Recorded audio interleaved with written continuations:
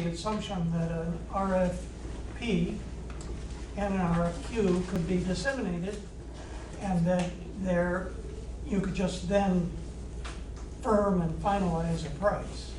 And then there could be a decision at some later time to either accept, I mean, you do accept that, but it's not quite as, let's say, I hate to use the word, but I will, frivolous, as what I initially thought. If you make an RFP, then you've made a commitment to some extent to the vendor, so that, is that me? I see you frowning, Steve. Am I incorrect?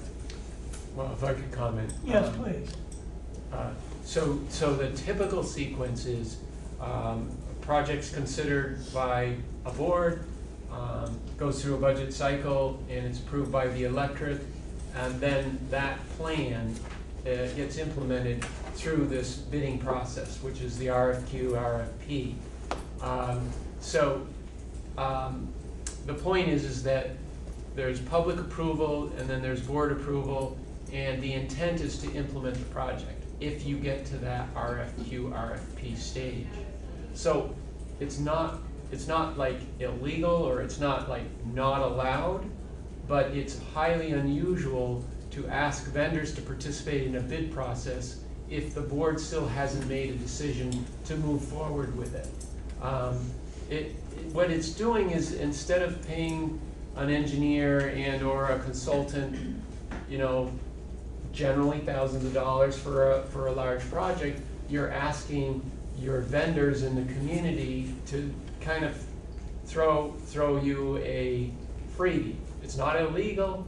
The consequence is that the next time you go out for a bid, if it's known, and we're not a big region, so if it's known that, well, you're not sure if this board is actually committed to the project, then you tend to get a higher pricing in the next round. Mm-hmm. But again, I'm just saying this is the normal practice. Yep. So if the committee and the board is not clear on consensus, which it seems, we've had a lot of different feedback from the public and from the board, then it would be more common to either say, we're not doing the project now as a board, or we have lots of different points of view on this, and we'd like the community to make the decision, and you warn another vote. But the point is once you get to the RFQ, RFP phase, you generally want to be serious about moving forward and following through with what you've asked the bidding community to consider, because it is a considerable amount of work, as it has been for Chris as well as Robert Clark. Well, I just wanted to clarify that, because I think I misspoke in that I thought that it'd be like hiring a contractor, which I was for years. I mean, I go out, spend all this time, and give somebody a price, and they go, no, I think we're not going to do that now. So it's different. It's probably a bigger, it's a bigger commitment in terms of the community having made up their mind which direction they want to go. Mm-hmm. So I appreciate that.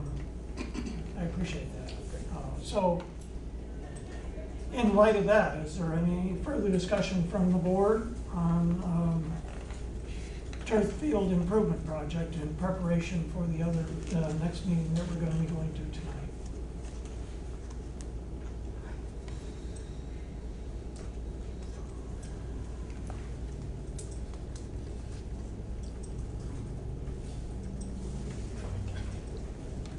Thank you, Chris Sawyer, for this. That's my one comment.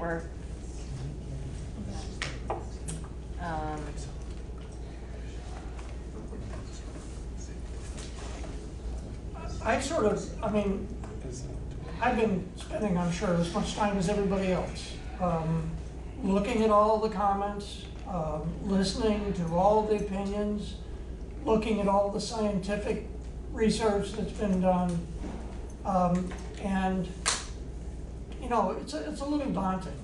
This is not really what I expected when I ran for the WSESD board. I thought we'd be more dealing with educational issues. And I think this field is an educational issue, but it's not straightforward, and it's difficult. So,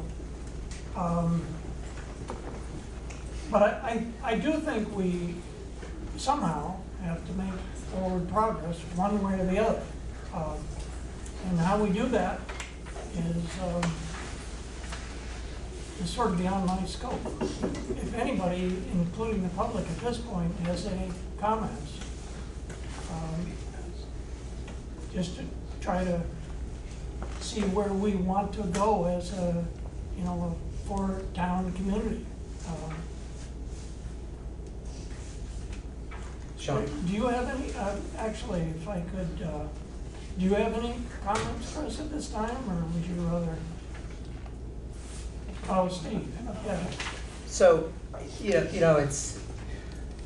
this has been a long and it's been a long process. We've heard a lot of testimony, we've heard a lot of passion, we've heard a lot of people present conflicting studies, and I can't tell you the number of times Chris Sawyer's come into my office and said, well, I have some new numbers, and I have some new numbers. And, and Chris has done, and Robert have done incredible work trying to get numbers that are based on other projects that are done, based on conversations. So I think at this point, I think we've heard a lot of comments about organic versus not organic. I think at this point, I would recommend that we invest the money into getting an engineering study done that would get us a real estimate. That we say, okay, if we're serious about this field improvement, let's get the engineering study done. Let's put that money into that and see what we get. Based on that conversation, then maybe we go forward with an RFP, RFQ. The other alternative, which, I am in favor of a turf field, but the other alternative would be to, at this point, for the board to say we're not going to pursue the turf project at all. And I guess at this time, I kind of feel like that's the point we're at. Are we going to go ahead with an engineering study? Or are we just going to say we're not going to do this? What we would do at that point at the high school is we would probably engage and ask for an independent look at our field use space, and we look at all of our on-campus fields, and we look at, we look at Tenney Field, we look at the new practice field, we look at Drummer, we look at the on-campus fields that we directly control. We wouldn't look at Familari or Babeck fields. We would just look at our field space that we control and we own, and then we would, look. And I don't know what this looks like yet, but we'd look at a longer-term feasibility study. We would, at this point, probably have to not expand to any more sports. So no ultimate frisbee, probably. Well, again, I don't want to pit sports and programs against programs, but I think what Chris and I would have to do is sit down and look at our current practice field schedule and say, what can we really accommodate safely and competitively? And I think that's a conversation that Chris and I would have to have in conjunction with Robert. But my sense is that at this point, we either need to go ahead and get a study that gets us some real current numbers and quit asking Chris to go call somebody that he knows in Massachusetts or in Virginia. We need to get some real numbers, or we just need to say we're not going to do this right now. Yeah. And I think, in a sense, not doing it right now doesn't address the main problem, which is accessibility of all athletes and some physical education classes. So Right. That's the problem in a nutshell. And it's a long-standing problem as a, well, I won't say it again, but you all know that I'm about ready to say it. on the BOHS board, this came up again and again and again, and so that's how we became aware of the issue. Yes, Christine. Do we have a guesstimate on what time and cost of an engineering study and who would do that? Again, I hate giving estimates, especially on camera. Plus or minus $100,000. $70,000. Plus or minus $100,000. That's what I'm giving you. I'm giving you that. That's I'm giving you that range of accuracy. You know, it would have to be. It would look at that one field. It would look at the what's underneath it. We haven't even talked about crafting that study. But that's my best guess. And this would be beyond the scope of your already, and Chris's already, and Robert's already, pretty broad knowledge of the fields Right. and the field space. Yes. But what we'd come out with out of that, the goal for me would be to come to the board with, here's the cost Yeah. of a synthetic surface. We have to know, it's still a budgetary estimate, because you don't know the actual cost until you do a bid. But yeah, it's as good as it gets. So that for a bid. there are two ways to pin that down. One would be an RFQ, RFP, because then we'd be getting a proposal from a firm that says, okay, it's 1.175 million, and that we know, or the engineering study, which would cost us $70,000, might come back with the same numbers and the same conclusion. True. So that would be, yeah. The difference is, as Frank pointed out, that the RFP process, if we're going to do it the traditional way, we would have already gotten board approval and a vote. Yeah. And move ahead. Yeah, So.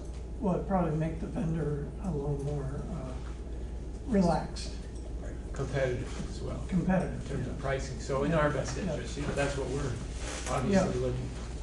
Yeah. Yes, Christine. So how would this be, there was a study done by Stevens, is that correct, at some point? I think like in the early 2000s, I mean, we would need to do a fresh You'd study. need to do a fresh study? Yes. Okay, so that study is not, It was in 2013, but it was pretty low level, not a lot of money spent, but it looked at soil conditions in other fields, but not to the extent that this would be. and that was Stevens, right? I believe so. I mean, we already have quite a good deal of information. I know Robert's expressed a knowledge of what actually took place under part of Natowich when the track was done. So the drainage, the lighting, there is institutional knowledge that does have some parts. Yeah. Yes. Could I suggest another alternative, that we try to get as much information we can and then let the voters vote on it? That would be a possibility. It'd be another warning, it'd be another special vote, which, costs a certain amount of money. I think there'd probably be a lot more interest in that vote than many other votes you could choose. So it might, but the nice thing, as far as I see, if it was a public vote, it wouldn't be made by a board that we're having difficulty making up in our minds because of the divergent views. If the public said no, then the public says no. If the public says yes, then we go ahead with the project. So it would be, probably the most democratic. I'm not necessarily advocating for it because there are a lot of steps that have to be achieved before you can do that, but, as I've said before, there is a time that's gonna make up our mind if we don't make up our mind. Next fall, do we have any idea that we would have a synthetic field ready to go and it's a possibility at this moment, but if we can't, as a board, come up with a decision, that's probably gone, so then maybe letting the public all the voters, the 14,000 voters in the 4 towns could have a say. Yes, I think a timeline is, if the board made a decision to do what Christina just said, maybe we consider, another public vote, you'd probably have at least a 45-day time period, given that it has been quite a a debated issue, and so there's a good public awareness. If you wanted to just follow through the timeline, 45 days to warn it, to schedule the meeting, and then, Chris, if you think about 45 days from now, and then add that, we said at least 60-day timeline to the state required bid process, then you're probably, I don't know, that would probably be April, and I don't know if that's realistic time to engage a vendor to get something done in July. Contracts for summer construction would need to be signed in March. They need to be signed in March, so.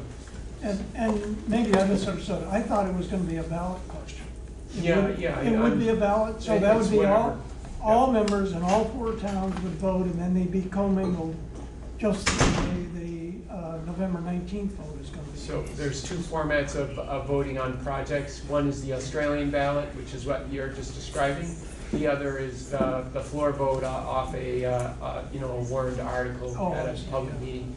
And the board would need to decide that as well, Yes, relatively quickly. Yeah. So those are our 2 possibilities. Yeah. Yeah. Yes, Emily? So the 3 things that the finance committee would be reporting out to the board, aside from the meeting minutes, is the $70,000 estimate for $70,000 estimate for the engineering study. Yeah. The field access survey is an option, if we didn't wanna go forward with anything on Natowich. And then if we wanted to move forward with artificial, which we already have the cost estimates for solely, we would do that through a special vote, potentially, that's one option, or we could just move forward with it.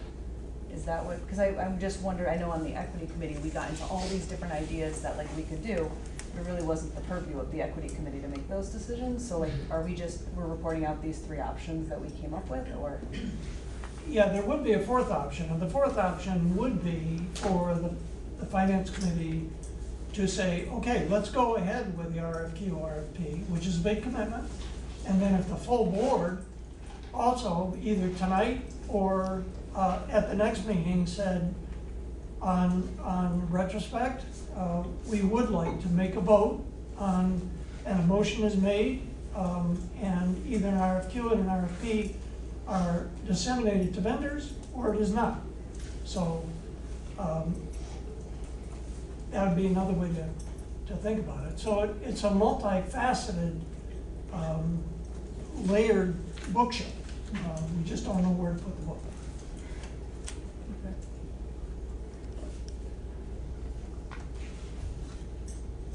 Mr. Chairman, Yes, can the public weigh in at all at this point? yes, and if it's brief and succinct, be appreciated. It is multifaceted, like a bookcase, as you said. When I came into this process, and I kind of was told I came into it late, but I went through all the minutes that were provided to us, and then I went from the finance committee, and I went through all the minutes of the regular board, and I went through all the agendas of the board, and there was very, very little on the high school level. Most of it was on the financial committee. And even then, when I went through some of these things, that the agenda didn't even say what was talked about, which I want to caution boards to do, to really be clear. But I came in here neutral a long time ago when I first got wind of this. I came in absolutely neutral until I started looking around, reading everything, talking to people, talking to the school people, knowing that there is a field problem, fully understand that. I have grandchildren who are athletes. I know there's a field problem, especially for women. But there are so many issues to this, and on the top of my list is the students. And the students have a good play field, the students are safe and healthy. And then there's the environmental issue, then there's the cost issue, and I know the board has sent this all out to committees to talk about all of these issues. And I do think that the board and the public needs to really look at all the issues before making a decision and not jumping into a synthetic field. Because I've come around to the idea that it isn't safe, it isn't healthy, it isn't environmentally conscious, and it's very expensive. Okay, thank you. Yes, Kate? This will be really quick. I would make a suggestion that if you're gonna do it, spend $70,000 on an engineering study, that you just don't do a study on synthetic fuel. We should do alternatives, because we're gonna end up back exactly where we are now. Because I think part of the problem is people don't feel like they have all the information to compare. And that's, you know, I think if you're gonna have a public vote or any kind of board vote, if people felt like all the information's there, I think it'll go smoother. Thank you, Kate. Yes, sir. Yes, I would like to discuss a little more about this. Could you identify yourself, please? Mark Younger, Brattleboro, Vermont. I'm a taxpayer. I'm here to discuss about the asphalt, the artificial turf. I thought I was supposed to be here at 6 o'clock, but you're discussing it now, Well, which this is the finance committee. I understand that, Yeah. but you're talking about monies that you wanna, spend just for research on that field? Is that what you're talking about right now? Well, you'd have to, I'm going to, I appreciate your comments, but It's not a comment, I'm asking a question. it's, what's your question again? I'm sorry. My question is, are you discussing, amount of money to look into the field? Is that what you're discussing No. right now? No. What are you discussing No. at this moment? No, we are not looking at a dollar amount at this moment. What are you discussing though about that part of it? I can phrase it, if you want. All right, go ahead. So each subcommittee was tasked with figuring out certain aspects, questions that came up from the public last time. I So didn't that- get a chance to be here last time, So, but yeah. yeah, well, the nice thing is actually at the board meeting, we'll be sharing, like, for example, the equity committee, what the equity committee did. Not making decisions, but at least getting some numbers together so that we have a few answers or more questions. So right now, all we're doing is trying to figure out some options that would exist financially, but the board could say, actually, we don't like any of these options. But we just have to get some numbers, otherwise, And the board meets at 6 o'clock, or is this the board that you're talking about? Which board is the it? board will be at 6. This is a subcommittee. Okay, so you guys just discuss, and then the board that meets at 6 o'clock is the actual one who gets So- down to the actual money part of it? Essentially, all the numbers will be represented at 6 or after 6, the stuff that we've talked about here, because this was just what was tasked to us by the board, to like get together some numbers or some ideas around numbers. And do we have numbers together yet? Limited, but What's that? we have some that we'll share. I think he'll be sharing mostly. You are going to share those numbers with me now? Not now, but at the board meeting. At the board meeting. Okay. All right. Thank you. I just wanted to make sure that I had a chance to talk about this before Yeah. something further went in, that's all. We only have a little bit, just a minute, please. Are there any more board comments at this time? All right, we'll take another 4 minutes of comments. Just a quick comment, if I may. Yes. I like what Steve Perrin was recommending. I think the public was looking for additional information on both alternatives. And if what Steve was recommending was a study that was going to undertake what is better, whether it's a turf field, whether it's an organic field, like an existing grass field, and what the cost would be, what the benefits would be on both, taking into consideration all the playing times that are necessary. I think that's what the public was looking for, was more information based, because it seems like it's been on a track for a turf field, and we haven't heard, as a member of the public, we haven't heard anything concerning grass, other than the fact that it's not practical. If I may comment, I think you're right, Paul. I think it is it has been a track to look at a synthetic turf field.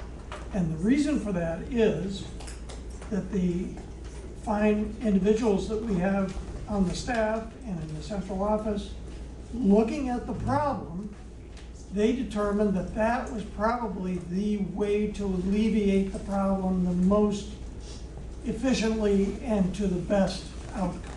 So yes, I would say that you are correct. And that is the reluctance, as was just expressed by the principal, and to some degree, if we don't do a synthetic field, it's probably going to be status quo for next year. So, Yeah, but I think if you're talking about spending that kind of money, you want to make the right status quo decision. just means we'll If it means putting it we'll go off, along, we'll get along just the way we are No. now and in the future. if it means putting it off for a year because you've done your homework, it makes sense. Well, the board will decide. Chris, do you have any comments? Thank you for all your hard work.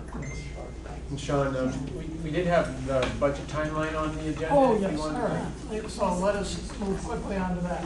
And, you know, I know we're gonna discuss it at the board meeting as well, it's on the agenda, so it's not, Yep. not critical. I just wanted to mention that it, you know, that you have a document, it's similar in terms of its outline as previous board budget deliberations, so All right. we can talk about it at the full Yeah. board meeting. And I think that I would entertain a motion to adjourn the subcommittee of the WSESD. All those in favor?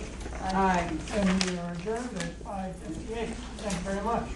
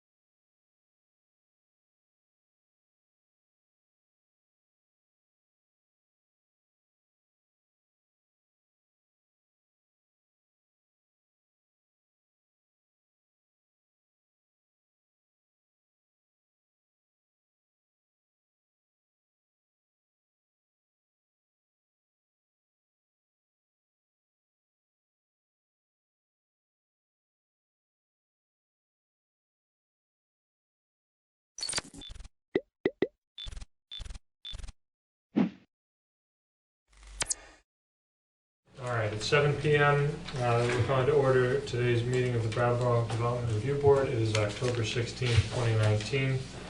We only have one application tonight, and what we're going to try to do is be a little bit prompt here for the sake of you folks, and because our meetings are usually pretty long, so we want to take advantage of this opportunity. Sorry to have to get you all out for this, but. Oh, that's all right. That's all right. Some people are going to get an earlier supper than usual. I know that your application has been before us before. Yes. I do the same opening remarks at every meeting, whether there's members of the public or not. And so, pardon me, because you've probably heard this before, but I'm going to give you the same. I could hear them again, thank you. Well, then you may as well hear them again. So, at the DRB, we hear applications for land development in the town of Brattleboro and appeals of zoning administrator decisions. Procedurally, the Development Review Board operates on the record. What that means is that we take a clear record of testimony from the applicant and any interested parties and then issue a written decision with our findings. Applicants and members of the public should be aware that because we are on the record, this is your only opportunity to comment on and provide evidence related to an application. In the event our decision is appealed to the environmental court, the court will not take or consider new evidence or testimony at its hearing. Instead, it will look at the evidence from this hearing at the DRB, the regulations or applicable law, and it'll determine if the evidence supports the findings and decision of this board. Only interested people that participate in this proceeding tonight may appeal a decision made by the board, so I strongly encourage you to speak up at this hearing. Because we're on the record, I'm going to ask that you swear or affirm that the testimony you're going to give is truthful. So if you think there's even a small chance you're going to speak, I'm going to swear you in now. And one of you had better get sworn in, because somebody needs to.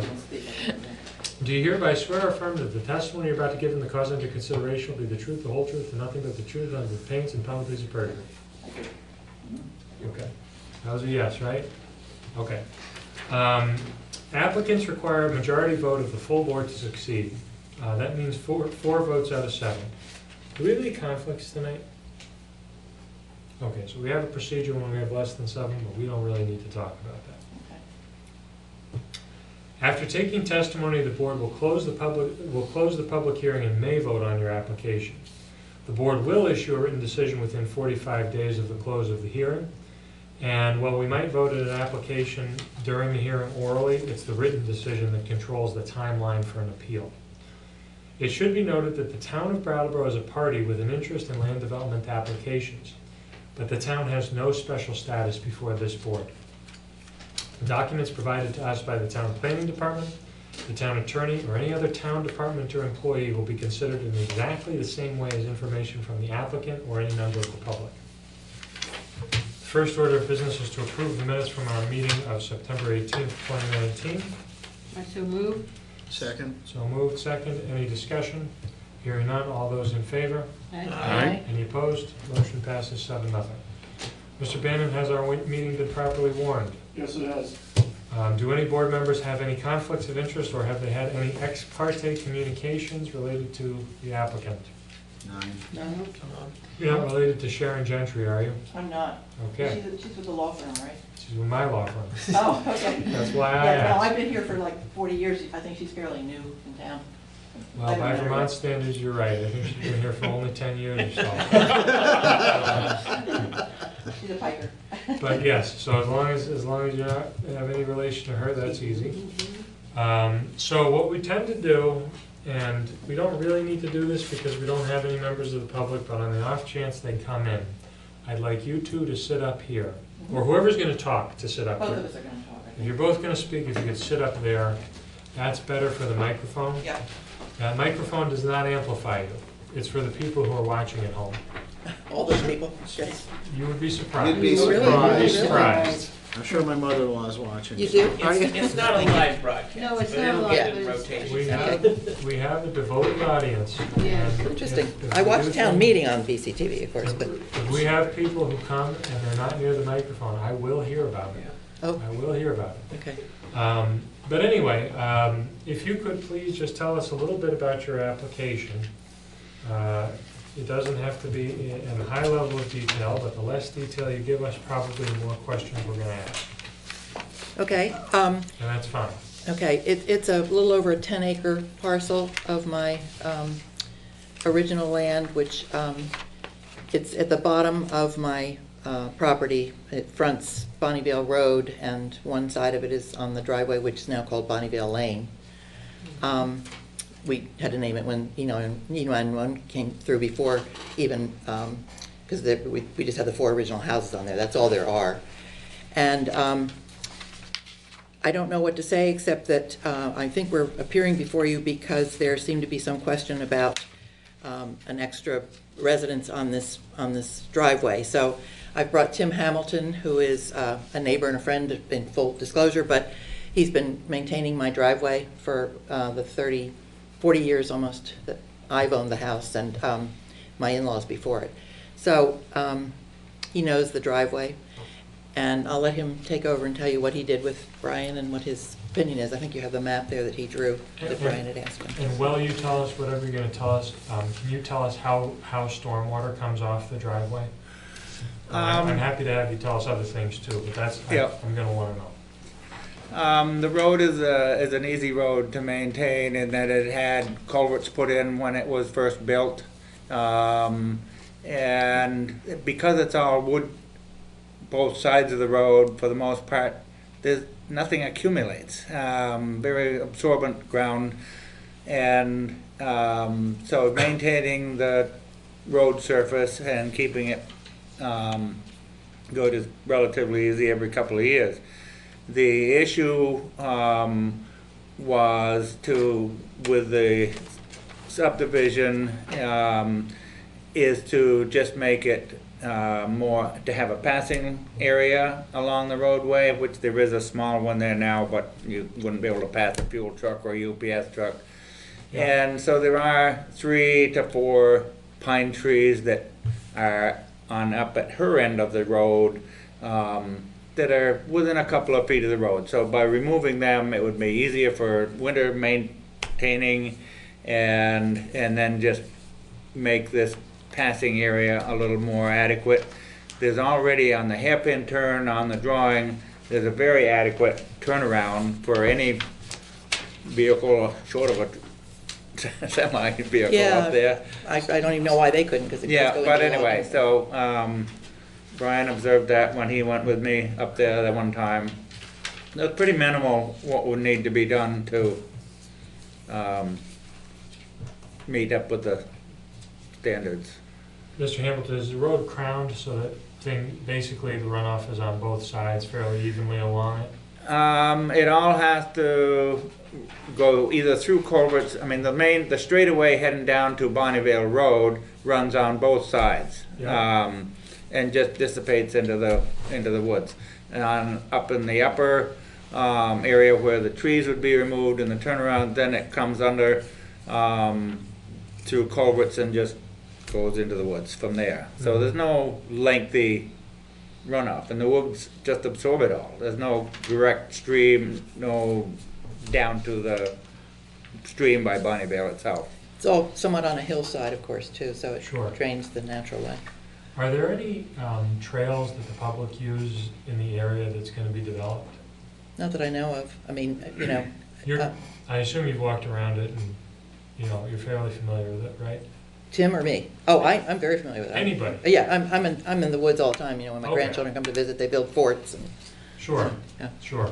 So you would know if there was a heavily trafficked trail back there, probably. Well, it's really a private road. I mean, the Bonneville Lane has the private sign on it. I was very worried about naming our driveway because I thought it might invite every Tom, Dick, and Harry up there, but I Right. lost the fight about it. So, it's posted, so there's no hunting, of course, and there's a private sign at the bottom. So I get UPS truck up occasionally and things like that, but my vendors and stuff. But basically, it's I don't have any trespassers, if that's what you're sort of inferring. Well, I was thinking more like, is there a hiking trail that people No. go along? There's like an old logging road Uh-huh. that the people who bought the top piece of the property, which is why I appeared here before, about 4 or 5 years ago, I forget exactly, they bought it for the extension of their own property, which fronts Bonneville, to protect it. So they walk up there once in a while. They take a walk down Bonneville and then up Bonneville Lane to their property and then walk back across and ford the stream somehow. I don't know how they do that, but that's the only people really I ever see even walking on my driveway, except the one who lives down from me who walks his dog. It's not like Round Mountain Trail. Yeah, no. Yeah. no. Yeah. Is that the Chapman? Well, Chapman. Anderson's, isn't it? Well, the Andersons bought the house that lived way up on Bonneville. Yeah. I mean, owned the house that bought the property that's contiguous with theirs of mine to protect theirs. They just wanted it to stay, undeveloped. Chapman is an old name. You're looking at I'm looking at the survey. Okay, because- right. Chapman was the one that lived at the bottom. She has since died, Alice Chapman. She was a 6th grade teacher in town for years and years. That's actually owned by the children of the same people that live in the middle house. The Mayhews. Eeyore. Iowa and Olga. Yeah, but I'm trying to think how they pronounce it. Markey, Markiw. They've been neighbors for 30 years anyway. And then the house at the close to the Bend has just been sold recently. That was owned by Judge Gressing for a lot of years. But when he died, it got sold to some people whose name I can't even remember now. They lived there for about 2 years, and now the people who are there is a father and his daughter. We have little hill parties occasionally. It's a very congenial little group, but those houses have been there for all the years just about that we've owned the house, the original house at the top. Are the utilities to your property buried, power lines and such? No, they're above ground. They're poled, Yeah, they're on poles. and that's what the new property would be served by to an extension of Uh-huh. that? Yeah, it comes right by their property, between their property and the driveway, which, I mean, they would have obviously rights and responsibilities of the driveway too, Sure. I'm assuming, whoever buys it. Is there a right-of-way already, or is your plan after the subdivision to put that? I don't know where they would want to put it, you know, I mean, where they bend off of what is the existing Bonnievale Lane, which is the driveway originally, would depend on where they're probably gonna exactly site any dwelling. I have very specific things about what the dwelling would have to be, just to protect my neighbors and me. You know, it has to be a house, and can't be a 2x4 or something. I mean, a lean-to. But, I think it would depend how far up on the hillside they would want. It's to clear the trees and build, and they probably want the driveway to be, I mean, they can go off anywhere because there's no impediment. It's just the slight culvert that they'd have to figure out a way across. But And I think you said the tree removal is not that extensive, 3 or 4 trees? yeah, that's what, Say that again? The tree removal for the passing area, or the pull-off, whatever you want to call it, it's not that extensive, 3 or 4 trees? No, they're all fallable trees. They don't have to have a tree company, and it's stuff that I do anyway. And it'll remain fairly heavily forested. It's not going to look that different to the No. untrained. oh, no, not at all. It'll just make it a little safer for passage. And those are the trees that Brian cited, I believe, if I'm correct, with Tim when you were on the visit. So that's why those were decided. I wanted to get my orientation here. We're working from this map. I don't know if you've seen this one. This one? Yes. Oh, No, okay, no. the survey. The survey. Yeah. So am I presuming, I can come look at it with you since I don't Sure. have a copy. I didn't bring that. you don't mind? No, not at all. But I'm picturing myself driving up Bonnievale Road, Mhm. and it sort of, if I remember, the road sort of zips around a Yeah, little bit. there's a fair. Yeah, curve. and then, so you're, what we're talking about is right there off to the left. And then Mather Road's the one that connects over Yes, to Green Lake? exactly. Okay, that Yeah. gives me Yeah. an Yeah, orientation. okay. And so your house is presumably here. Let me get oriented again now. Is this your house? Yes, up there? that's my house. Yeah, that's my house. This is the one that's been sold. Yeah, to and the that's the Andersons. property they bought to sort of, This is just all the rest of my Oh, property. I get it. It's been subdivided so that if I wanted to, but it's Yeah. not as accessible, and the road that shows here is really like a logging road that would have to be, it's not the driveway actually bends around a hairpin here and then comes into my yeah, would, house there. and then just for the lay of the land is if you're Bonnievale Road here, you're sort of up, it goes up a hill Yes, there, it doesn't it? So it all goes up up. to my back wall up here, Yeah. bucks Dr. Dompier's house, and Okay. his house is actually on Thayer Ridge Road, which is the road Thayer over South Ridge. Street. Okay. Yeah, so mine goes just about to the crest of that hill, and then it starts. Oh, okay, okay. So some of the properties that come off of Bonnievale end up going up against the They properties do, that come off they do, South because Street. Bonnievale bends around this way. Yeah. Yeah. Okay, thank you. I sort of know this area a little bit. Sure. I know it very well, having lived there all these years. Other questions for the applicant? How many people use East Bonnievale Lane? Well, I'm the original house, and then the 3 that are shown on the left side of the driveway as you go up. All those houses have been there for at least 30, well, they've all been there since before I moved in. These would be the ones that would appear here? Yes. Okay, do you follow?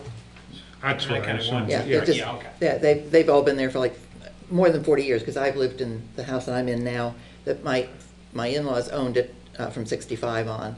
And I think they were built, well, as a matter of fact, I know one of them was built right after that house was built in 55, because they built it on spec. That was the Chapmans, actually. And she Okay. built the first one, then she sold that and ended up living in one at the bottom. But she's, as I said, she's passed now, so she's not. And it looks as though the road and what would be considered the right-of-way is being retained by your property. Yes, they pay a sixth of the plowing bill, each one of them down at that end. And when Tim has to come maintain it, which is every few years, grade it or whatever, just because it's, as he said, it's pretty easy to maintain, thank goodness, because that costs me a fair buck. And this new lot will be using that same access? Well, it used the bottom part, because I assume they're gonna take their own driveway off like right across from one of those houses there, depending on where they site their house. I would think they'd want it to be as efficient as possible getting into the garage or whatever they're gonna have with their. And you will have something in the deed that you sell to them, that they're responsible for the maintenance and Right, plowing and everything else? The 1/6 of the driveway, that's the way. It'll be the 1/6? That's because they're on the bottom half, they're less than the bottom half, so they're, it's just, that's the way it's been worked out. I mean, I'm okay with it, so, and the other three are doing that now, so that's the way I've talked about with my realtor, that we would write the. No, it's always good to make sure that that's in the deed, that everybody knows. Right, they need to understand it, yeah. Everybody knows that they're responsible Right. for paying for the maintenance, and Right. everything's written up in the deed. I mean, I don't know if they would have a choice, maybe Brian would know, of putting their own driveway in off of Bonneville and not have to deal with any of that, but they'd have to get across the stream there, so that, I think it might be cheaper or more efficient for them to just go off the current driveway, Yeah, they would have to get additional approvals to do Right. that, and. Right, they probably that would. would only be if they didn't have other options. Right, Yeah. right. I mean, it's fairly easy. I mean, the driveway is very adequate at that end for sure, where the three are already using it, so, yeah. I think it probably makes sense to add a condition requiring that there be an easement for this property owners. Pardon me? I think it probably makes sense to add a condition Yeah. requiring that there be an easement Yeah. for lot 3 from Bonneville Lane. East Make- Bonneville. East Bonneville Lane, make it Yeah, figure out right. where it goes. Other questions? Yeah, I know that you came over and talked to Ian about the map, which is I'm looking at, because, forget the other one. Can we give her a copy of the map so she Yeah, can she can follow take No, it? my I've got it right here. Oh, Oh, you want me to No, come I over? want her to be able to all follow right, you. then, yeah, follow it on there, Thank you. because Sure. apparently on the other side of Bonneville Road, there is the Meadow Corporation. If you look on the map, and that part of it, Yeah, you have a highlighted area that has absolutely no dark line to show the connection. let's see, I'm not sure, are you talking about across Bonneville Road?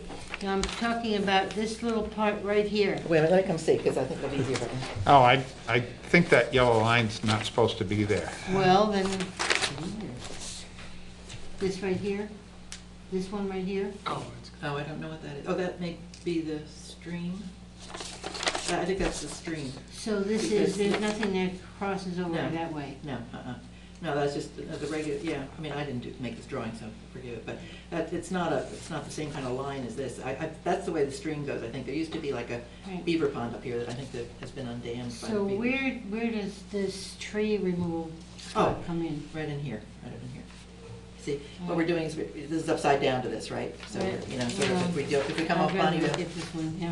Oh, Okay. now we're the opposite, the other way. All right. Okay, so now we're oriented the same way. See, this is Bonneville Lane. East Right. Bonneville Lane, rather. Right. Okay, here's East Bonneville Lane. Right. And when it comes up, it goes by the three houses that are here. Boop, boop, boop. Yeah. And then it goes around the bend and the trees that, Right in this area? yes, that are in this area. Right. So if somebody uses this property, how would they exit? Their only exit would be to Bonneville Come- Lane? That's Come it? off the Bonneville Lane. Okay, Yeah. that's and the where other their driveways would have yeah, to well, the go? other driveways go off there too. Okay. So All right. that's the way, yeah. All I mean, right. there's plenty of room for it. So the sort of layout of East Bonneville Lane has that big long sort of, or the first part is a very straight section It is. that has the three houses shared. And so right. the idea is the new parcel Which is would, have a driveway across from theirs. Yeah. Right, right. I have a question for Brian. What is the allotted amount of space, if somebody were to build a house on that spot, how many, are we limited to the amount of acres? You could have, I believe it's in the rural residential district. Yeah, so it's 1.5 acres per unit. So they could reasonably put in 9 houses there? They could subdivide it again in the future, but that would be a different approval. Okay. I'm hoping they don't, obviously, because we don't want that kind of density there. That's why I'm trying to sell it as a 10-acre parcel. Okay, Yeah, and we're only approving it for one house. Okay, Anything more than all that, right. they'd have to come back. checking. I mean, the idea is it's so lovely and private where we are on that hill, and yet we're 5 and 10 minutes to town. So it's, you know, it's appealing for a lot of people, and I think people like the idea of privacy if they move to a place like that, so. Sure. Other questions? Is the road shore pack? Is the road shore pack? Yeah, it's stone dust, it's, yeah, sure back, same, yeah, Glad you're here, I wouldn't have known. yeah. All right, so my thought is that it's probably appropriate to have a motion to approve application 2019-137 with conditions requiring that there be an easement for the benefit of the new lot from East Bonneville Lane, that the stormwater improvements be satisfactory to keep the stormwater off the road, that the new home be oriented for solar power if possible, to the extent possible. Location of the future home site reviewed by the board for compatibility, forest cover to be maintained, and that road and stormwater elements not impact the wetlands. I guess I so move. Second? Second. Any further discussion? Hearing none, all those in favor? Aye. Any opposed? Passes 7-0. Thank you very much. Thank you. Appreciate your coming before us tonight. Well, I appreciate your coming to hear it. No problem. Theirs, that's his, isn't it? Good luck. Thank you. I think it's appropriate to hear a motion to adjourn. I move we adjourn. Second? Any further discussion? Hearing none, all those in favor? Aye. Any opposed? Passes 7-0. Well, thank you very much for. And that's what every meeting is like. Every meeting's like that, yeah. What was that record one we had? When did it go?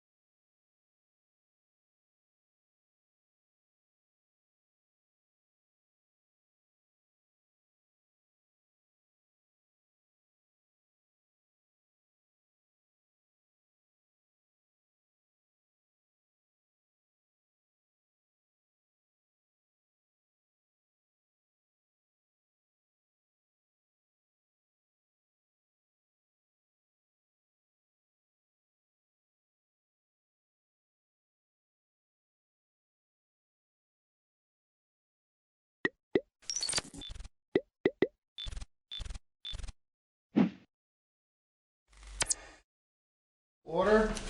Can I get a motion for the minutes of October 23rd and 30th? We were all here for those. Yeah, I move that we approve minutes from October 23rd and the 30th. I'll second that. Discussion on those? All those in favor? Aye. We gotta add rec number 3 to the bills. So if I can get a motion for 10P, reappraisal number 3, and rec number 3. I'll make a motion to approve bills for payment warrants 10P, reappraisal number 3, and rec board number 3. I'll second it. Discussion? All those in favor? Aye. Aye. Okay. Visitors? No one's here. I do have a public comment. Okay.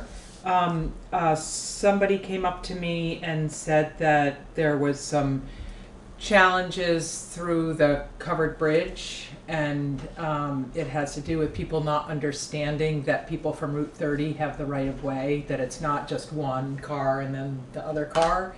So I'm sure it's been suggested before, and I know you love signs, Lee, but it was suggested to put a sign on this side of the covered bridge that says yield to oncoming traffic from Route 30, so that people are aware of that, and that if you get into a argument with somebody, you have something to point to. Well, we have a stop sign there. So I know. That should be, I mean, it shouldn't be, you don't need a yield sign. Because There's a stop sign at the other end too. I mean, No, everybody there isn't. stops. Well, but No, there's no stop sign at the other end. but you can't just go from Route 30 into the bridge. You stop. If there's somebody in the bridge. Right. Right, if there's somebody in the bridge, you stop, but, I mean, the people on the east side would stop because there's a stop sign there, I would think.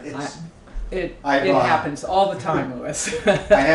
We have discussed this, probably it comes up every, 2 years? Couple of years, Yeah, and it's the same way, some people want it, some people don't. Yeah. There's so many signs there now that Yeah. you can't read them all before you actually go into the bridge. I guess the biggest problem is when people come at the same time, and and then if that Route 30 side has to wait, and 2 other cars come, and somebody's butt is out into the road, it's problematic. But because it's not just one and one, it's all the cars from Route 30 side can come through before anybody from East-West Road can come through. And with these stop signs there, actually on this side of the river, then really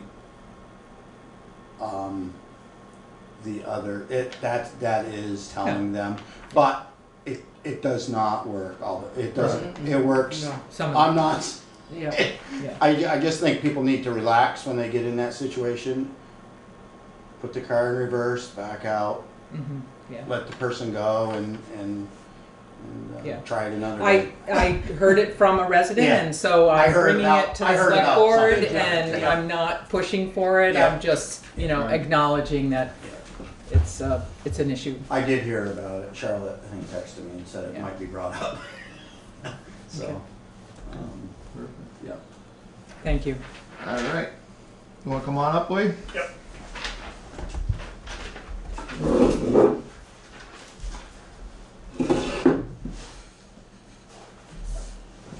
Okay, so the Better Roads Grant Program. We are planning on applying for a grant. I'm not 100% sure of what. It's either going to be stone line, grass line, ditching, or I'm checking on Dutton Farm Road as far as where the gravel meets the pavement.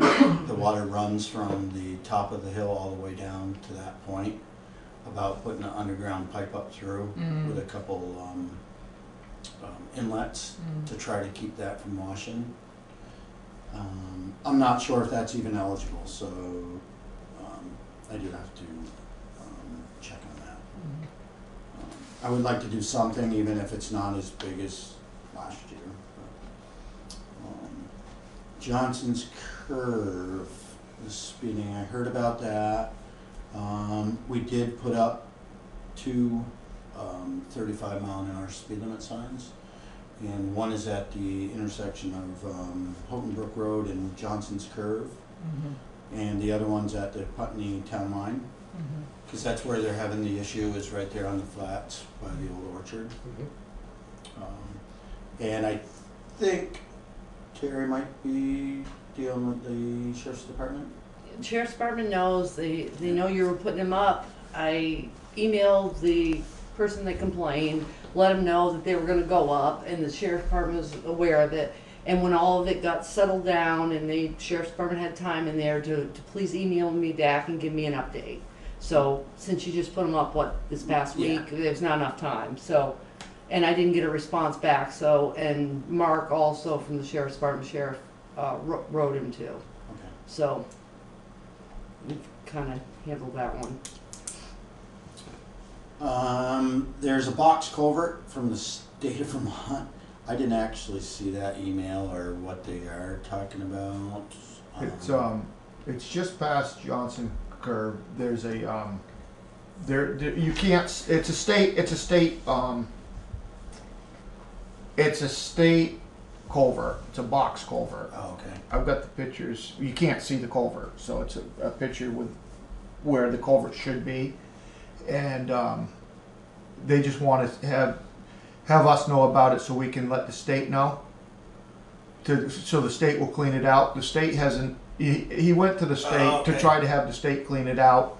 Really got no response from them. They said they'd look at it, and that was a year ago, and it's still. And when it backs up, it fills up. It's not draining like it should be draining. And this is on Route 5 then? Right. It's the one that, alright, they have an excavator sitting there now, the state does, so maybe they're addressing it. Yeah. So fill me in on what a box culvert is. It would be just concrete on all four sides. I see. So Okay. it's, that's where they get the box from. I see. As opposed to a metal Right, round. where we did this year was a three-sided bridge, so the bottom doesn't have concrete. I see. It's just concrete on the three sides. I see. Thank you. Yeah. I did also have to talk to the state today because there's some trees down at the Old Ferry Road boat landing that are coming down in the access road. But they were thinking that that was Fish and Wildlife took care of them, but they know about them. So. Do you want to do the paint bids now, or? Sure.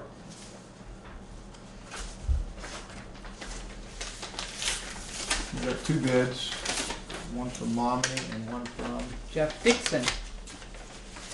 This is for the painting the town office.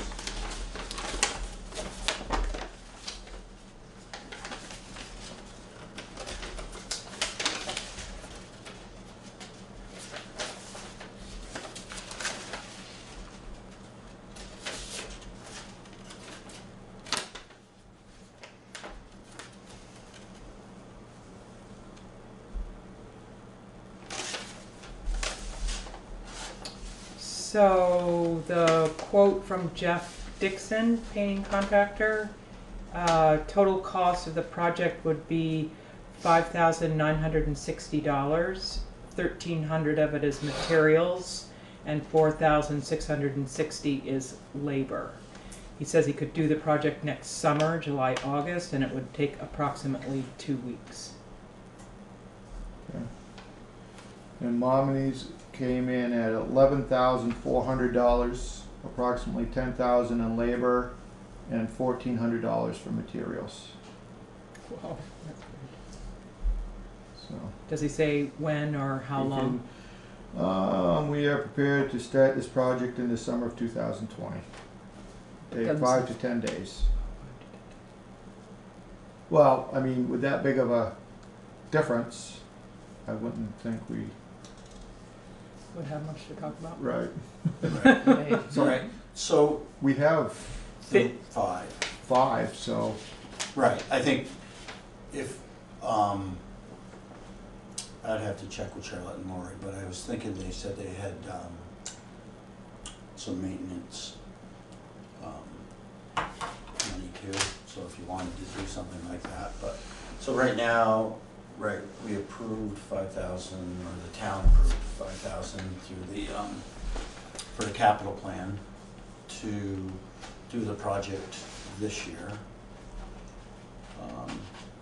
And we put it out to bid early because we needed to know if Right. you that needed was more gonna be money. enough or more money. Right, so you'd and- need another 1,000. Right.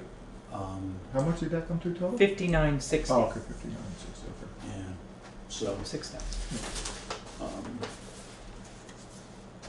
And there is a certificate of completion of the HUD-approved essential maintenance practice training. There's a certificate of liability insurance and Probably lead. EPA, yeah, right. He is the one also who did the historical Oh, really? building. Oh, okay. Well, that's good to know. And did they like his work? As far as I know, I haven't Uh-huh. heard anything. Let's see. So would somebody like to make a motion on, I'll move that we accept the bid from Jeff Dixon? Jeff Dixon. I'll second that. discussion? All right. We'll let Jeff know. You want to take the vote? Yeah, after we vote, I'll let Jeff Dixon know. All those in favor? Aye. Opposed? Okay. Jeff Dixon has it.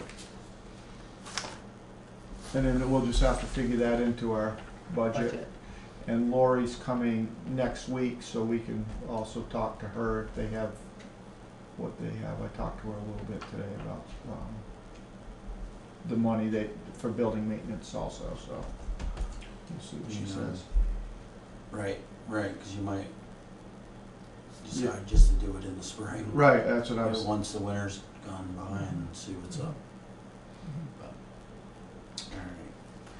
So we have a curb cut on Park Lawton Road. This is just past the Hubbards in the field there. So that's for. On the left, as you're going up? Yes, it's just past Rollins. So could I get a motion for the curb cut for Park Lawton Road? I'll make a motion to approve the curb cut request for Park Lawton Road. I'll second it. Discussion? Are they gonna utilize the existing, They just have to add on to it. add on to it?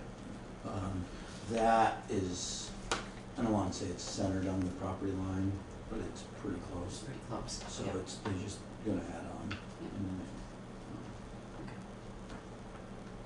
Okay, any other discussion? All those in favor? Aye. Okay, so, Basin Brothers, they're doing our crushing, and they started, yesterday, setting up, and today they actually, I'm not 100% sure how much they got done today, but Up at they the were, down at the, Dummerston, Putney gravel pit. Oh, right, okay. Putney gravel pit. Yeah. Expected time frame, I would say 10 days, and then they should have it complete depending on. How many people are working? Two. Two? They have two, yes. Mhm.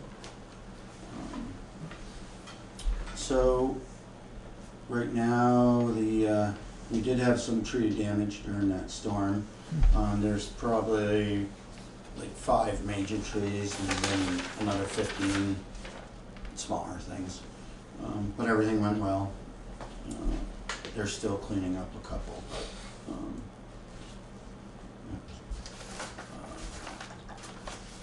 We're also doing leaves. Hopefully we'll get those done before it snows. And also we did end up renting that brush mower for a week. It went well. It was the first time we ever used one. Originally, like 10 years ago, that's what I was thinking about buying for a mower. That's what I presented. And I'm kind of glad we didn't. It's a little bit bigger tractor on these kind of roads. I think our style mower works okay, and then we might end up having to get this, run it for a week every 4 years or something like that, to get things back. But it went well. We do have to do a lot of trimming because After it the does, fact. yeah, because it does make Makes a mess in spots. Some spots came out better than others. But it was nice. Every time you did a real steep bank, you just think of walking up on that bank, cutting brush, and it's like, you know, it's done. So I think it was worth it. I didn't see it, but there were numerous people on my road that did see it, who were a little perturbed at the, you know, violence of it. And there was a special chestnut tree that people have been watching, and it's gone now. If it's on the right side of the road, yeah, or going south on the right side, I got it. And if it was on the left side, then Tyler got it coming back. Whatever, it's gone now. But I didn't see. I don't know any markings or anything on it. There can be some kind of warning, and if somebody has a special tree that they've been watching, they can put an orange tag on it or something. But it was kind of a last minute. We didn't have it scheduled as far as time, and it it's had not it a for big this week. But yeah, well, the chestnuts, there's not a lot of them No, around, I know. so it's, but I didn't Kinda see sad. it. But it was a little bit of a monster. yeah, and we do get that a little bit with leaves too. Mhm. You know, it's a little bit more basic of things, but other than that, I think that's all I had. All right. Well, thank you. Thanks, Lee. Have a good night. Yeah. Can we just finish up? It shouldn't take too much longer, and we'll get right with you. Correspondence for information? I signed up for that Shelters Fundamental course for the 18th. Oh, great. Thanks, Jerry. Anything else under there? Great. Correspondence for discussion and or action. We had a library board resignation. Deborah Ayers. We just appointed her too, didn't we? Not too long ago. So she resigned, so we're gonna have to find 2 more positions for the library because that's a second resignation in about a month and a half.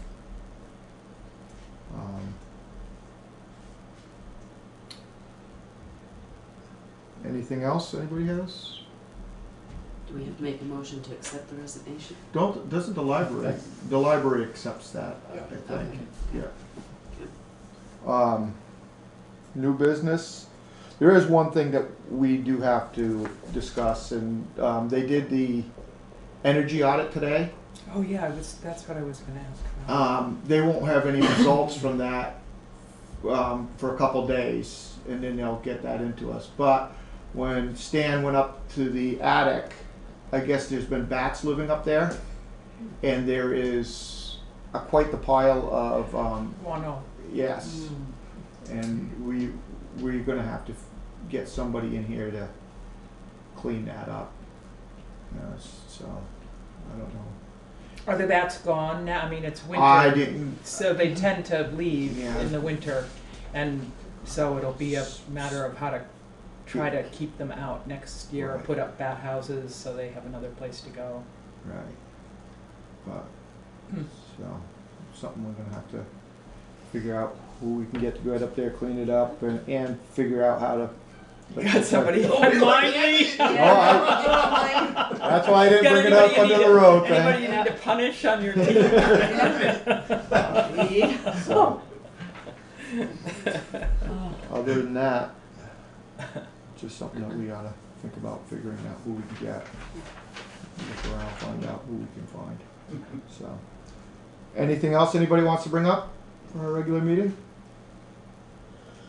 Okay. Motion to adjourn. I'll make a motion, we adjourn. I'll second that. All right. All those in favor? Aye. Aye.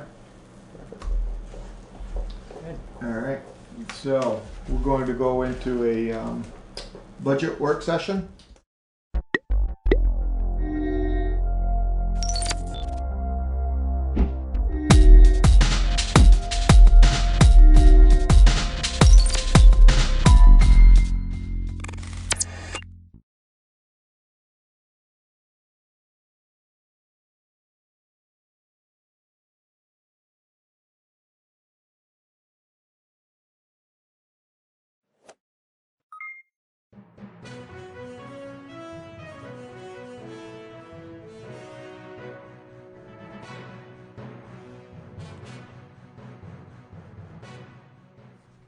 Well, first of all, I wanted to give a quick update on the weather. With severe winds and rain, we're seeing outages across the state. Approximately 10,000 customers are without power, particularly in southern Vermont. Green Mountain Power, Vermont Electric Co-op, and Washington Electric Co-op are the primary utilities impacted at this time. Additional crews have been requested by Green Mountain Power from Canada, and our Department of Emergency Management is supporting that request. We expect the winds to continue to gust to 30 to 45 miles per hour much of the day today, and then die down tonight, so more outages could come. The temperatures will be in the 40s and 50s. That's somewhat good news in some respects. Rain will continue in the Champlain Valley throughout the day, and a flood watch is still in effect for most of Vermont except for the Northeast Kingdom until tomorrow morning. Small streams have been impacted as the water moves to the larger rivers. So the Winooski, Otter Creek, and Mad Rivers are all expected to rise, but we don't expect any widespread flooding as a result. So I want to thank the utility crews for all the work they're doing and going to be doing, as well as the local municipalities for their work. And we're here to help, and we'll continue to update as we move through the next couple of days. So now to the task at hand. Good morning, and thanks for being here today. It seems that most are starting to recognize that Vermont has a workforce challenge. We still have around 14,000 fewer people working today than we did at our peak 10 years ago. I've made reversing this trend a top priority of my administration because we need more people here to fill the good jobs that we have available, to buy houses, put kids in our schools. This will help lessen and spread the tax burden across a much larger population. We desperately need more workers across all sectors, but a critical need is in the trades, because we won't have homes to buy or roads to drive or bridges to cross or parks to visit if we don't have anyone to build them. And that's why I was pleased to sign a proclamation designated October as Careers in Construction Month in Vermont. This proclamation was requested by a contractor in Winooski, VHV Company, who is here today, because they and many others wanted to highlight the importance of the construction trades and the critical role they have in building all we have around us. Another goal was to increase awareness and interest, particularly among students, in pursuing these worthwhile careers. These are goals I share as someone who grew up in the trades and the construction business. We've seen a trend for decades where kids are pushed towards a traditional four-year degree. And these programs are important and valuable, but the unintended consequence is fewer kids seeking vocational careers, which are just as important because we need these professions to keep our state running and country running as well. We must strengthen our pipeline in these fields because 25% of construction workers in Vermont are over the age of 55, and 6% are over the age of 65. Think about that the next time you need a carpenter, a plumber, electrician. This is not a field where you want a shortage, because when you call them, you typically really need them. And beyond the need, they're also good careers, and ones we should appreciate and take pride in, because reducing the stigma around the trades and blue-collar jobs is our collective responsibility.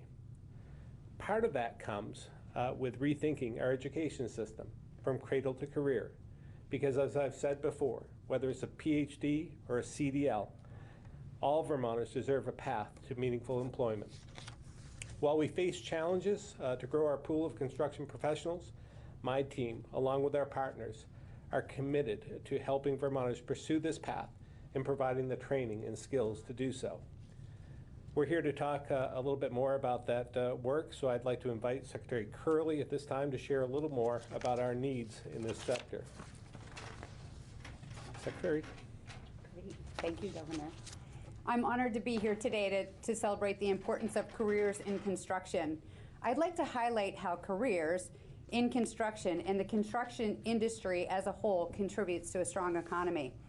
The construction industry and the jobs that the industry provides represents an investment to our state's future, whether it's public works constructions like roads and bridges, things that serve the transportation needs for decades to come, healthcare facilities and schools for us to provide needed services to our residents, residential construction that contributes and provides our housing stock, or commercial and industrial construction that supports all other sectors in the economy.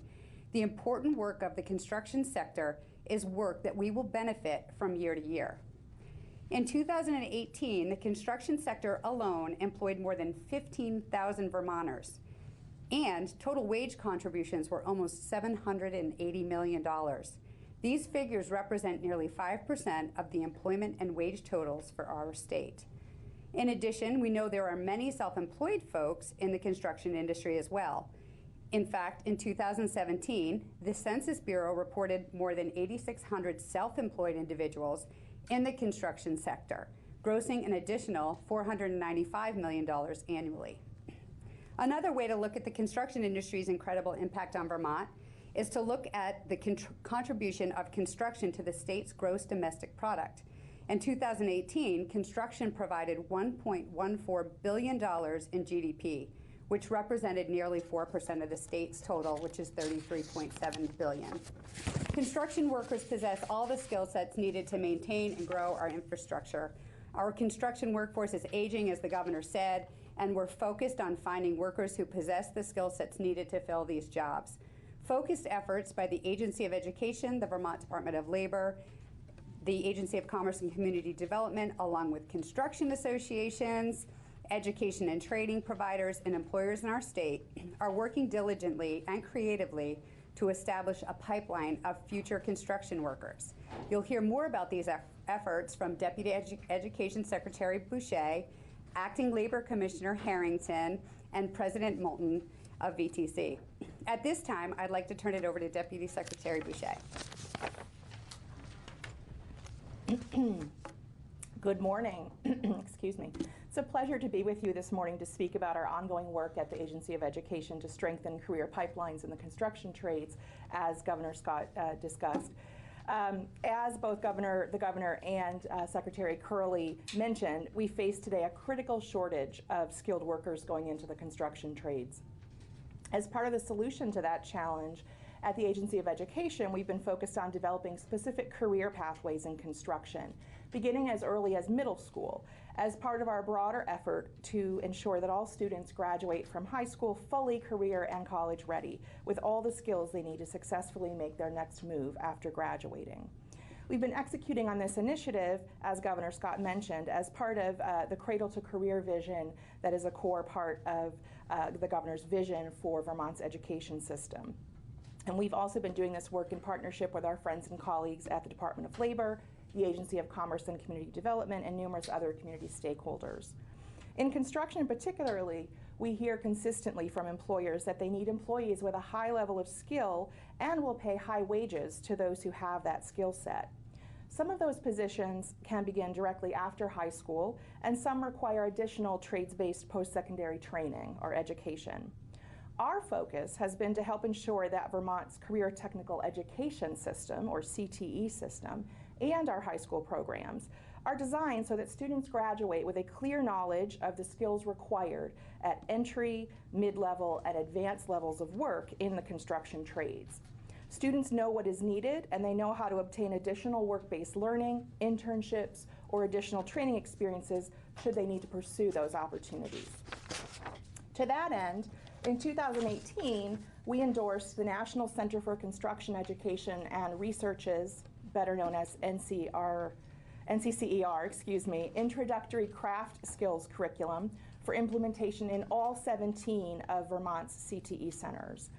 The NCCER curriculum is a program used nationwide that culminates in stackable credentials. If you don't know what stackable credentials means, these are an accumulation of training sequences over time that, taken together, ideally prepare an individual for their specific occupation, including the capacity to shift either horizontally or laterally to positions that are sort of similar but need a unique skill set, and eventually to shift vertically up in their career. Building stackable credentials typically occurs in a nimble, more flexible, just-in-time fashion than do traditional certification or licensure programs. We need all of these, but I think we really need to invest in some of these stackable credential offerings. This curriculum endorsement and adoption ensures that all of our employers in the construction trades can anticipate and bank on the same skill set for all of our graduating CTE students statewide. And it's also important to note that both employers and CTE faculty were critical participants and drivers of this work. And we were careful about crafting this initiative that way because we wanted to make sure that we had buy-in and sustainability for the approach. We also partnered with the Vermont Talent Pipeline to carry this work, part of the Vermont Business Roundtable. Currently, we're working with each of the CTE centers across Vermont to implement this shared curriculum. The initial implementation went live last year in fall of 2018 for the entire school year. And I can't say, I'm not sure this would actually be meaningful for folks, but the fact that all of our CTE centers are doing the same thing in a particular program of study is actually brand new to our state. Usually it's very individualized at each particular local CTE center. So we're actually moving now towards evaluating that implementation and ensuring that all of our instructors out in the field have the requisite skills to fully implement and to feel very comfortable about the next step in terms of ensuring that our students get this particular educational curriculum. We're also working with CTE centers, our friends at Labor, Vermont Technical College, and Community College of Vermont to develop additional career pathways in the construction trades, expanding the roles of apprenticeships in trade programs, including plumbing, electrical, and heating, ventilation, and air conditioning, all critical needs in our state, broadly thinking of trades as the governor mentioned, and making sure that the initial part of our construction trades pipeline provided at the secondary level, so before students actually graduate from high school, really making sure that aligns seamlessly with the latter aspects of the pipeline that are occurring in the form of registered apprenticeships and post-secondary certificate and degree programs across the state. In closing, I would just echo what the governor and Secretary Curley said in terms of not being able to say enough about the importance of this work for our economy statewide. It's a critical occupational field for Vermont, and we all have more to do. Construction fields offer hands-on, high-paying jobs, in many cases to students just graduating from our CTE and apprentice programs, but also to those who are seeking additional training and certifications. And I believe our collaborative, complex work, relying on the active involvement of multiple state agencies, as you can see, as well as employers and educators, is really paving the way for the future of education in Vermont. It's offering clear opportunity and success for our students while simultaneously benefiting our construction employers and businesses. It's truly a win-win for all. Thank you very much. I'd like to now introduce Acting Commissioner Mike Harrington, who will share some perspectives from the Vermont Department of Labor.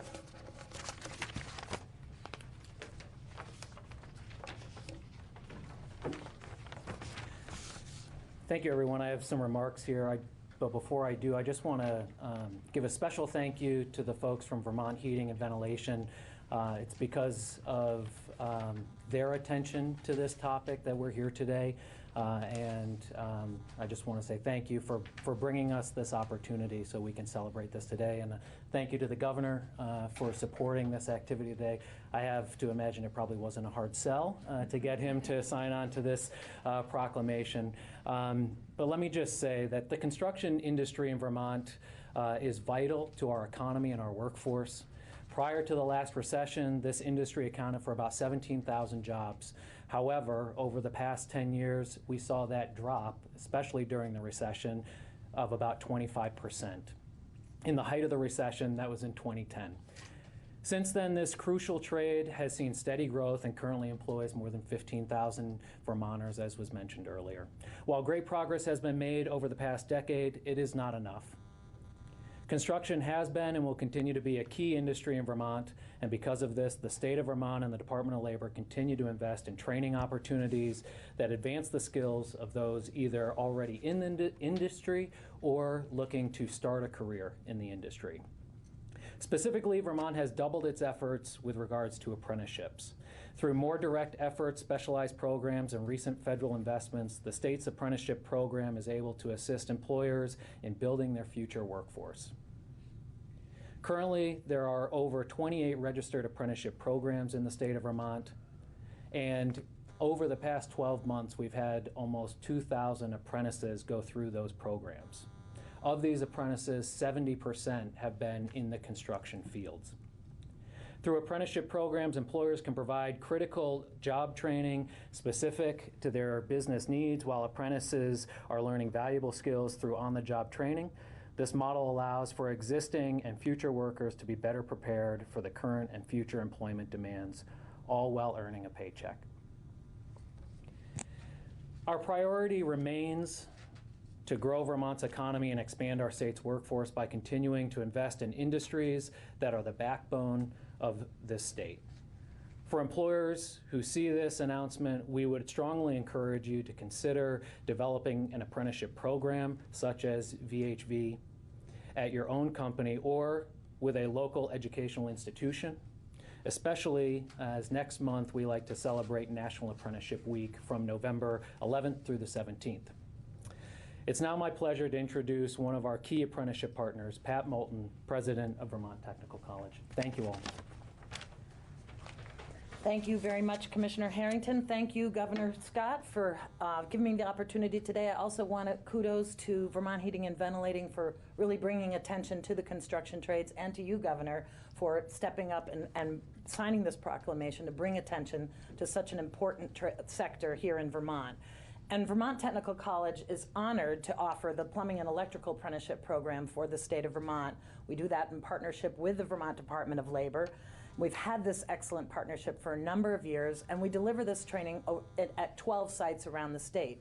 Sarah Ballou from our Continuing Education and Workforce Development Division is here, and that's the division that heads up the apprentice. She's very much engaged with the apprentices, and I'm always impressed at the employers who support these students and the students themselves. As Sarah and I were chatting, they're going to work all day, they're coming to class in the evening, they're coming to class on Saturday, they're juggling family and everything that goes with it. But they know that that's going to end up in a really lucrative career that enables them to afford the quality of life that's so important to them. And the construction industry and the related trades provide that opportunity for Vermonters, in many cases, as the governor points out, without a degree, but we also have opportunities for degrees in the construction trades. Our construction project management program gives students the education they need to lead large commercial, industrial, and other building projects around the state. As Deputy Secretary Boucher mentioned, the Career and Technical Education Centers are an excellent place for students to launch that career and that career pathway, and we're working with CTE centers to build direct pathways to our degree programs. And we're looking at other opportunities beyond construction project management where we can offer additional certificate and/or degree programs. We offer an auto technology and diesel technology program, which is also critical to the construction trade. Somebody's got to keep the machinery working. Our architectural engineering technology program is teaching students how to design and build energy efficient buildings of the future, technologies we probably can't even envision right now. Our civil engineering associate's degree prepares graduates for careers in road, bridge, and other infrastructure construction fields, which is so critical. And we work very closely with the Vermont Agency of Transportation to prepare students for careers at VTrans and in the construction trades.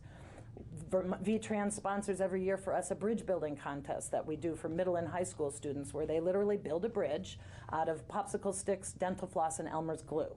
And if you ever want to have a good time, come down to the bridge building contest, because especially the middle schoolers, they have uniforms, they decorate their bridges, and we have a machine that actually smashes the bridges and will register the amount of weight and support. And we've had a middle school class come up with a bridge that sustained over 2,000 pounds of pressure out of popsicle sticks and glue and dental floss. Those are the future engineers of tomorrow. And we do that to try to introduce students to these lucrative careers. In fact, just today, Governor, we have over 700 young ladies on our campus in Randolph Center for the Women Can Do conference. This is an opportunity where we introduce young ladies to non-traditional careers in construction, engineering, law enforcement, firefighting, you name it. It's always a gorgeous day for when these girls come to campus for Women Can Do, but they just bully on through because that's what women do. And we're very pleased to do that in construction, in conjunction with Vermont Works for Women, the McClure Foundation, the Vermont Women's Fund, and the Agency of Education. And VTrans is there this morning with trucks and machinery and introducing students to the opportunities. Our continuing education and workforce development division is also engaged in green building trainings that we can certify folks to do building inspections and other green building techniques. The division also is working again with NCCR, you'll notice a theme here, offering a credentials project supervision course in the construction trades to become site certified leaders. We offer a number of summer camp opportunities to young people to experience and experiment with various careers. Our Rosie's Girls STEM Leadership Camp at our Randolph Center campus engages young ladies in leadership development around science, technology, math, and engineering, the STEM fields. We will be offering again this year the National Summer Transportation Institute, working with VTrans, and it will be at our Randolph and Williston campuses. We have some information on the table.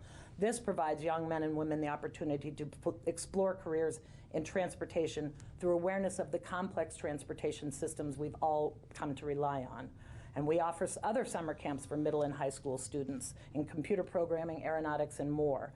There are excellent opportunities in the construction sector in Vermont, and Vermont Tech is proud to prepare students to launch those careers through certificates as well as degree programs. And we're pleased to continue to partner with the state of Vermont in expanding our apprenticeship programs and expanding opportunities for young people in this trade. It is lucrative, and there are many opportunities, and thank you very much for the opportunity.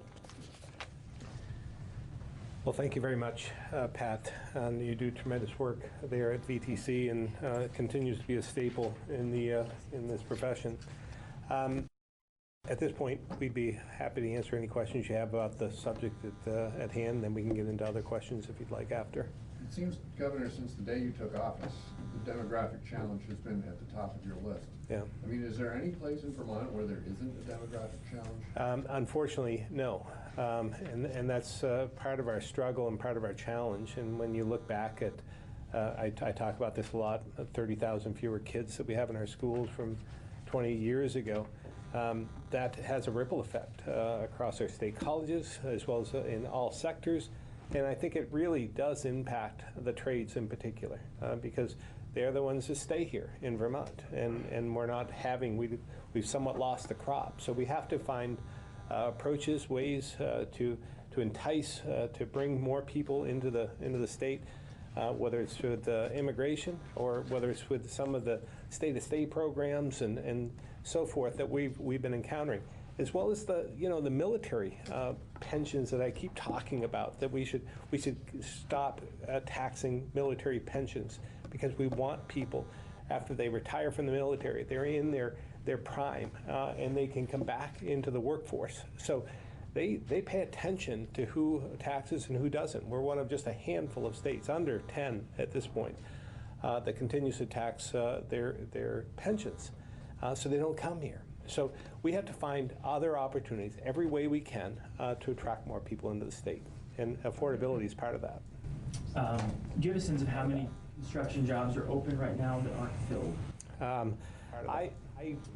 Mike might be able to answer this, but I would, every sector is impacted, and I would say that there is not a construction company in Vermont that isn't looking for help. But I don't know if you have any statistics. The only thing I would say is we did go back into the numbers and look at this, but it's such seasonal work and it fluctuates so much that it's hard at any one given time to be able to track how many positions are open.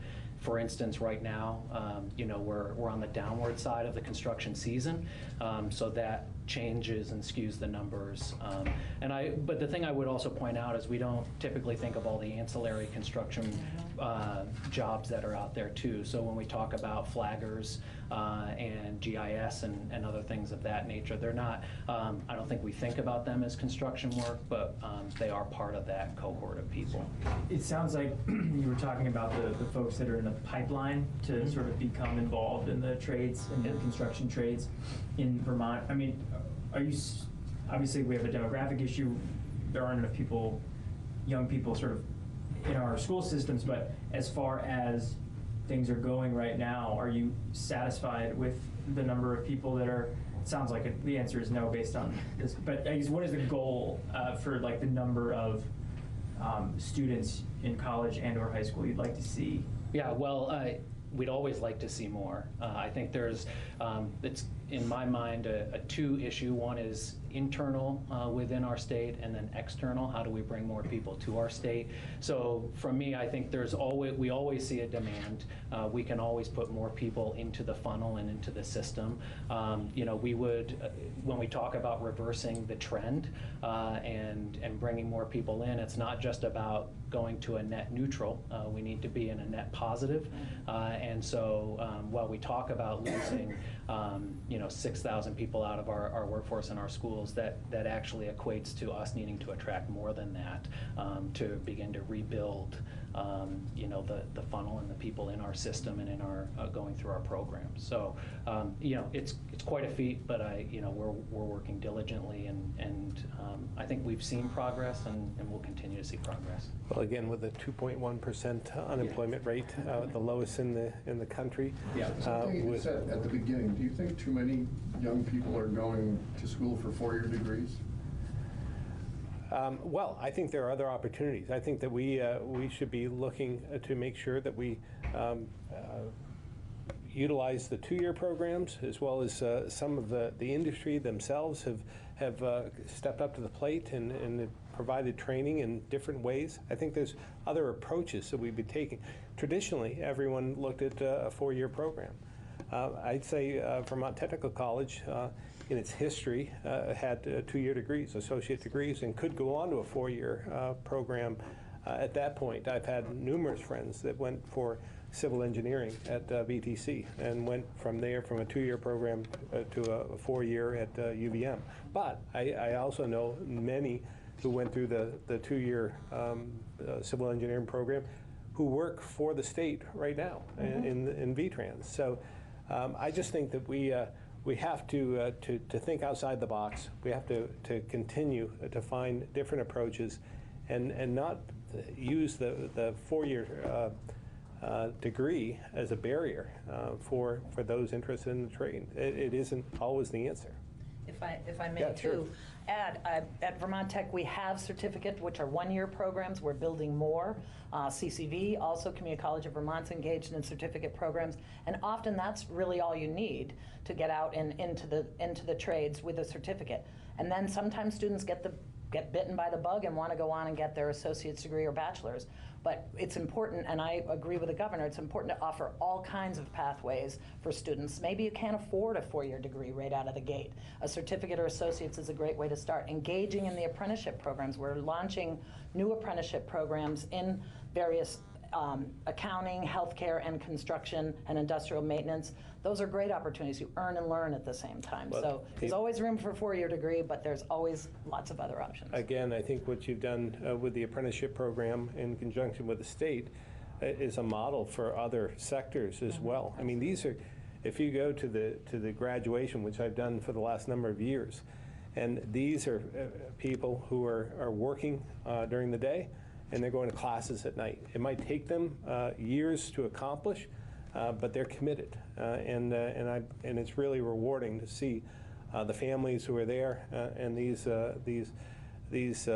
employees coming up through the ranks and wanting to better themselves. So this has been, whether it's in electrical or plumbing, there's other opportunities as well for apprenticeships. I guess, does any of what needs to happen involve changing or expanding our vocational offerings, or is this more about getting people here? It's a bit of both. Trying to blend, I believe. I was in when I went to Spalding. I was in the vocational program in the afternoons. Because I love to build and craft and create things. So, and I really liked to do that. So I went in, entered the program in the afternoons for 2 years. I was in the machine trades program. And then I did my college prep in the mornings. But there's a certain stigma that is attached to that. I didn't feel a part of either. I felt as though those in the college prep in the mornings wondered why the vocational kid was here with them in the mornings. And in the afternoons, they looked at me differently because I was in the other wing in the morning. So there's a stigma that does exist. I think it's up to us to try and blend that, to combine, that it's not just for those who can't make it in one area or the other. It's a great opportunity and very rewarding. And these are highly paid jobs at this point because of supply and demand. And as they can attest to, I mean, they're living this. Vermont Heating and Ventilating, I'm sure you're looking for help today, correct? Yeah. How many could you take today? Probably 6 or 7. Yeah. So every company is looking for help right now. Can I actually add to that too? Sure. Come on in, Heather. I think one of the real key pieces is we're starting introducing students to these CTE programs early on. So in 7th grade, they're starting to learn about these particular options. The other thing, I talked about the shared curriculum. I think part of the strategy with that is then we have usually CTE regional centers have very tight connections at the local level, and they're able to work closely. But we want a system where students who graduate from any of those tech centers can actually go around the state and could actually be employed to fill some of those gaps that are where you folks are, even though they've been trained in the South, for instance. So I think that's part of what we're doing around that systemic change too. Thank you, Heather. Any other questions about the topic? So you're welcome to stay, but I'd be happy to take any other questions or try to answer any other questions you might have. What's been the reaction within the Republican Party, both statewide and nationally, to your thoughts on the impeachment issue? To be honest, I haven't heard back from any officials within the party. Or for that matter, any other governors who happen to be Republicans. We certainly have a number of people on both sides of the aisle calling in to the governor's office, either thanking or voicing their displeasure for any action I might take. But officially, I have heard nothing from anyone else. I mean, I've seen some not so nice things in some of the national media, the national conservative media. You don't pay attention to those? I try not to, right? I'm just trying to do what I think is right. I've explained it. I feel as though I'm like an umpire or a judge. You just call them the way you see them, and try and be honest about that and forthright. I think we have an obligation as political leaders within our own states throughout the country. We see so much polarization, so much divisiveness, that we have an obligation to reinstill that faith and trust that's been lost. People want to have faith in their government. And we as leaders have a responsibility to just tell the truth and be as transparent as we can, regardless of the ramifications. Who knows what will happen in the next election for anyone. So. But while you're in office, you take an oath to uphold the Constitution, as well as to do your best for your constituents, and that's all I try to do. You might have seen Senator Ash recently sent a letter to the treasurer urging her to divest our pensions from fossil fuel companies' investments.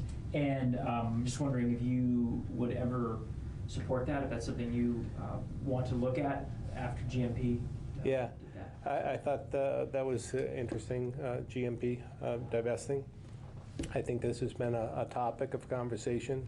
Obviously, this is under the purview of the treasurer, and I'm sure she'll take this seriously. Be happy to talk with her about that. But again, I think she has a responsibility as well to oversee that, and that's her. She'll make a decision on that.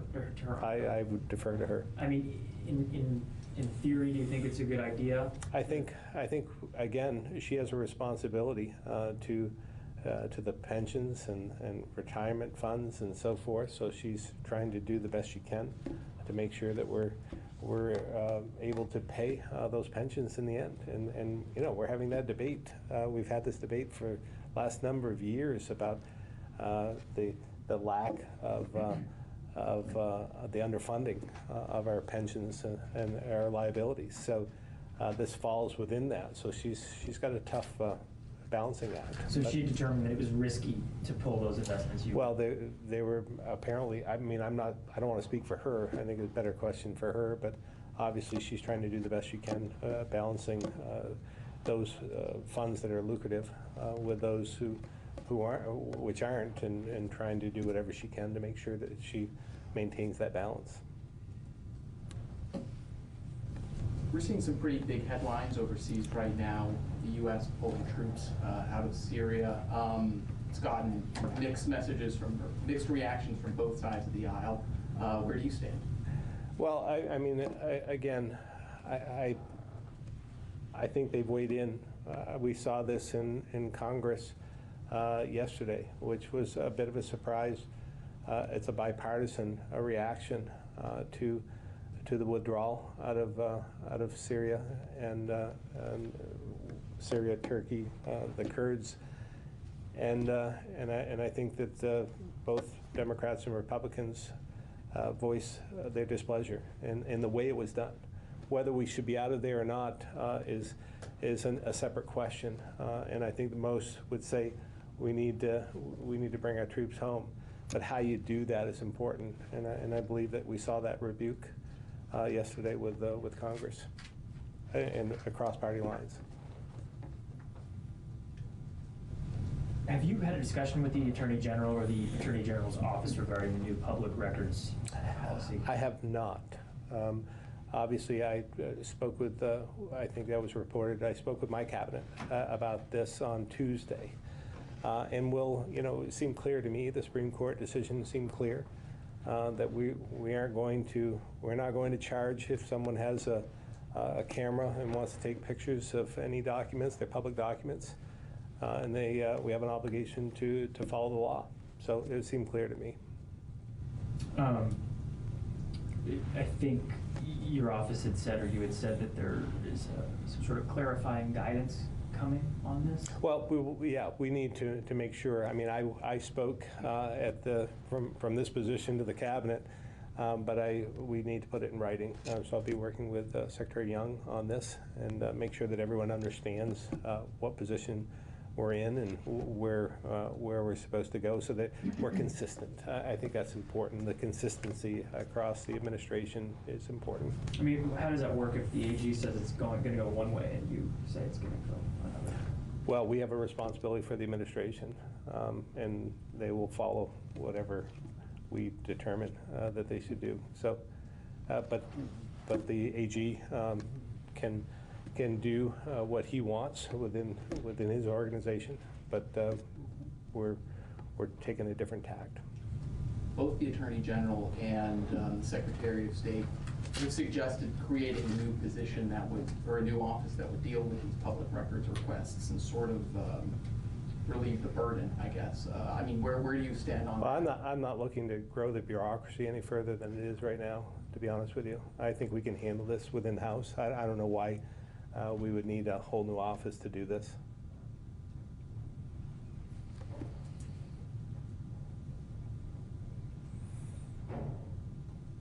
All right. Thank you very much.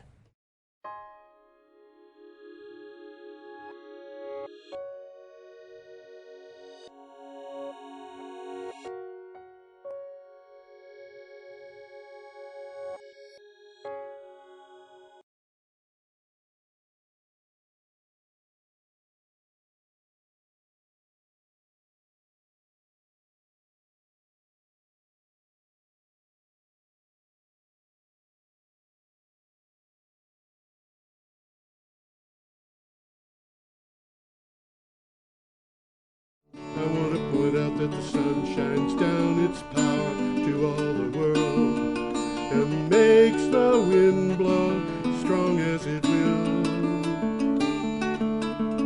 I wonder hope gentle rains can fall upon the land, so lovely earth can stay lovely still.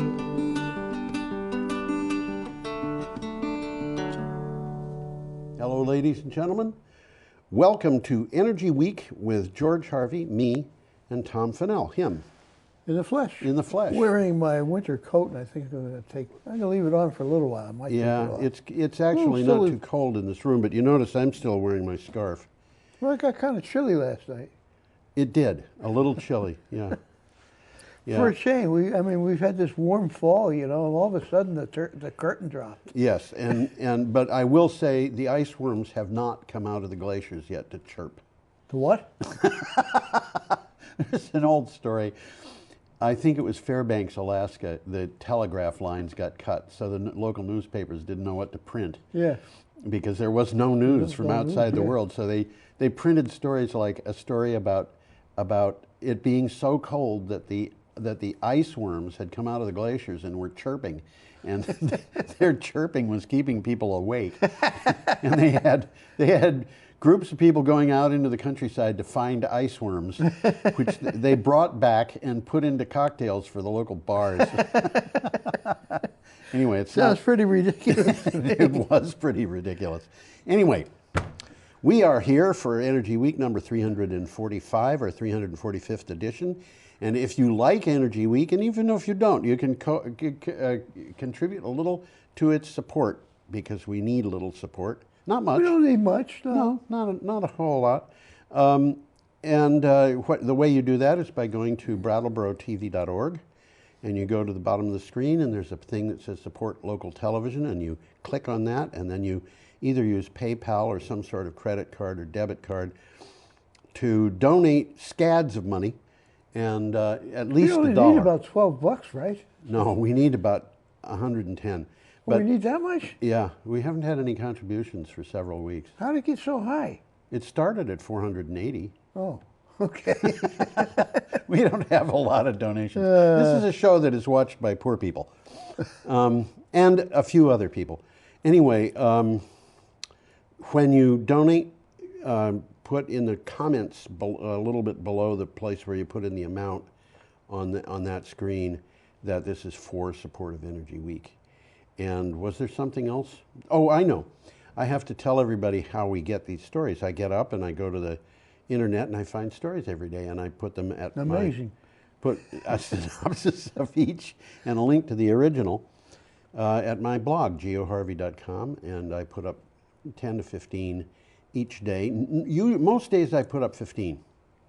Occasionally I'll put up 11 or 13, but it's almost always, not always, but it's almost always an odd number between 10 and 15. Okay. Almost never 10. Anyway, we are starting on November 7th, and if you go to Which is a Thursday, by the way. Yes, absolutely, which was a week ago today being the 14th. And if you go to geoharvey.com, GeoHarvey, and click on the 7th on the calendar, you'd find the stories we have from that date. And you have something to say, I'll bet. Well, we pick, for this show, like the best of the blog. The best of the internet. So we usually get about three stories from each day. Yeah. And some of these things are well worth reading. And some of them are not. Some of them are not, obviously. And in order to do what I do, I have to read them. Yes. So if I catch some of them that are particularly interesting, I'll try and remember to mention it to you. I have. Something just I have happened to tell my you, computer here. Just Tom went does out. not always just remember. He keeps notes, which is a memory aid that I think everybody should use, and I don't. Well, we got one coming up. We got a picture coming up. We have a picture. In fact, the picture is right there. You can just click on it and bring it up. See if I can bring it up. There you go. Don't Amazing. double click. There you go. Look at that blade. That is a wind turbine blade, and if you look just to the right of the center of the picture down near the bottom, you'll see two men standing there. It's a big blade. That's a big blade. It's as long as a football field with the end zones and then some. I had the length of that. It's 107 meters. I think that's about 350 feet. Something like that. Something like that. Yeah, I thought I it's wrote it close down, enough. but it, Yeah. in any case, the title says, Massive Wind Turbine Blade Arrives at Massachusetts for Testing. I was surprised by this article because I didn't know that they were sending one to Massachusetts. I knew Well, that. we got, a little later, we're going to touch base on this Yeah. article, on this Same thing, yeah. same theme. And I was wondering, I thought this thing's operating. How come they got a They blade? have one operating in Rotterdam, and they Yeah. have one that they're going to test in the UK. That's exactly now what's they're happening. testing one Testing in another one in Massachusetts. Why? Because the testing facility is there. Yeah. Okay, you have read the title. This is from CNBC, and I will read my synopsis. A 107-meter long wind turbine blade was moved to the Massachusetts Clean Energy Center's Wind Technology Testing Center for testing. Remarkable that they're using that center for testing. The blade, designed to be used on one of GE Renewable Energy's Haliade X 12-megawatt offshore wind turbines, is to be subjected to a series of fatigue tests. And Well, GE's serious about this Haliade. oh, they sure are. There, I thought about this, and I thought about, there's a picture of a nacelle later on in this thing, and the nacelle went to the UK, and they're talking about the nacelle being the size of 6 double-decker buses. 6 of them. 6 of them. The biggest one I've seen was 4. Double-decker. Double-deck buses. Yeah, and I looked at these 2 articles, and I thought, it's not just that wind energy is better offshore that is causing these huge, huge turbines to be built for offshore wind farms. It's because you don't need to do any road transportation for them. No, These they're shipping things by would be sea. really hard to transport by road. Well, we saw a trailer that was specifically made Yes. to carry these blades. Yes. And the trailer was about 200 feet long Yes. with a gazillion wheels. It was actually a gazillion and 2. Was it? You counted them? They had 2 spares. Well, a little takeaway from here. As technology develops, the size of wind turbines is increasing. Yes, it We've is. observed that. At 850 feet, this one is currently the world's largest. Yes. Okay? The blade was transported to the testing facility via ship. By a ship. That's Yep. how you move things when they're this big. Absolutely. And a big crane. Okay. We got another one coming across, and this is interesting. Yes, it is. This is from CNN. Investors are dumping oil, so why would anyone buy Saudi Aramco? And that's a very good question to ask. Sure is. Demand growth for crude oil is slowing, which is an inconvenient truth for bankers pitching the Saudi Aramco IPO at a valuation of up to $2 trillion. Institutional investors are under growing pressure to ditch oil assets they already own, and the investment case for Aramco seems weak. Well, there's a 2-minute video worth watching on this article from Yep. CNN. And a little bit of the background on Aramco. When I was living in Saudi Arabia, Aramco was owned by 7 American oil companies, or 7 worldwide, because Shell was involved. Yes. Okay, and they sold out to the Kingdom of Saudi Arabia. And it's a joint venture now. It's partly owned by the royal family. It's partly owned by the government, which is the royal family.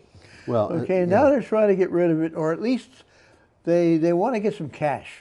Yes. What they need cash for, I don't know. But to build wind farms and solar farms. well, it would make sense. Yeah, it would well, make sense for them to do I that. shouldn't say that definitively because I Well, don't right know. now they're sitting on the world's largest supply of oil. Okay. The Saudi Arabian untouched oil is still the world's largest. Wow.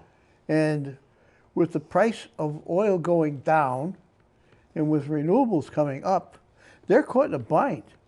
And they're going to be caught in a worse bind if the price of oil goes up, because then they're going to be competing against cheaper renewables. They're in a real big bind.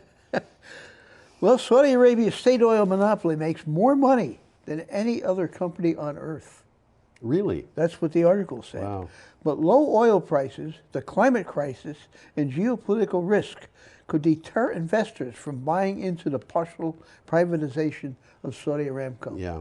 And it very well could. It could indeed. It And could as you squash the say whole- that, I whole think about thing. the fact that, you know, the Russians are being particularly problematical for Americans right now, and their income. They do that well, don't they? Yeah, they're very good at it. Their income is 65% from fossil fuels. Is it really? I'm talking about foreign government, trade here. yeah, government so, income.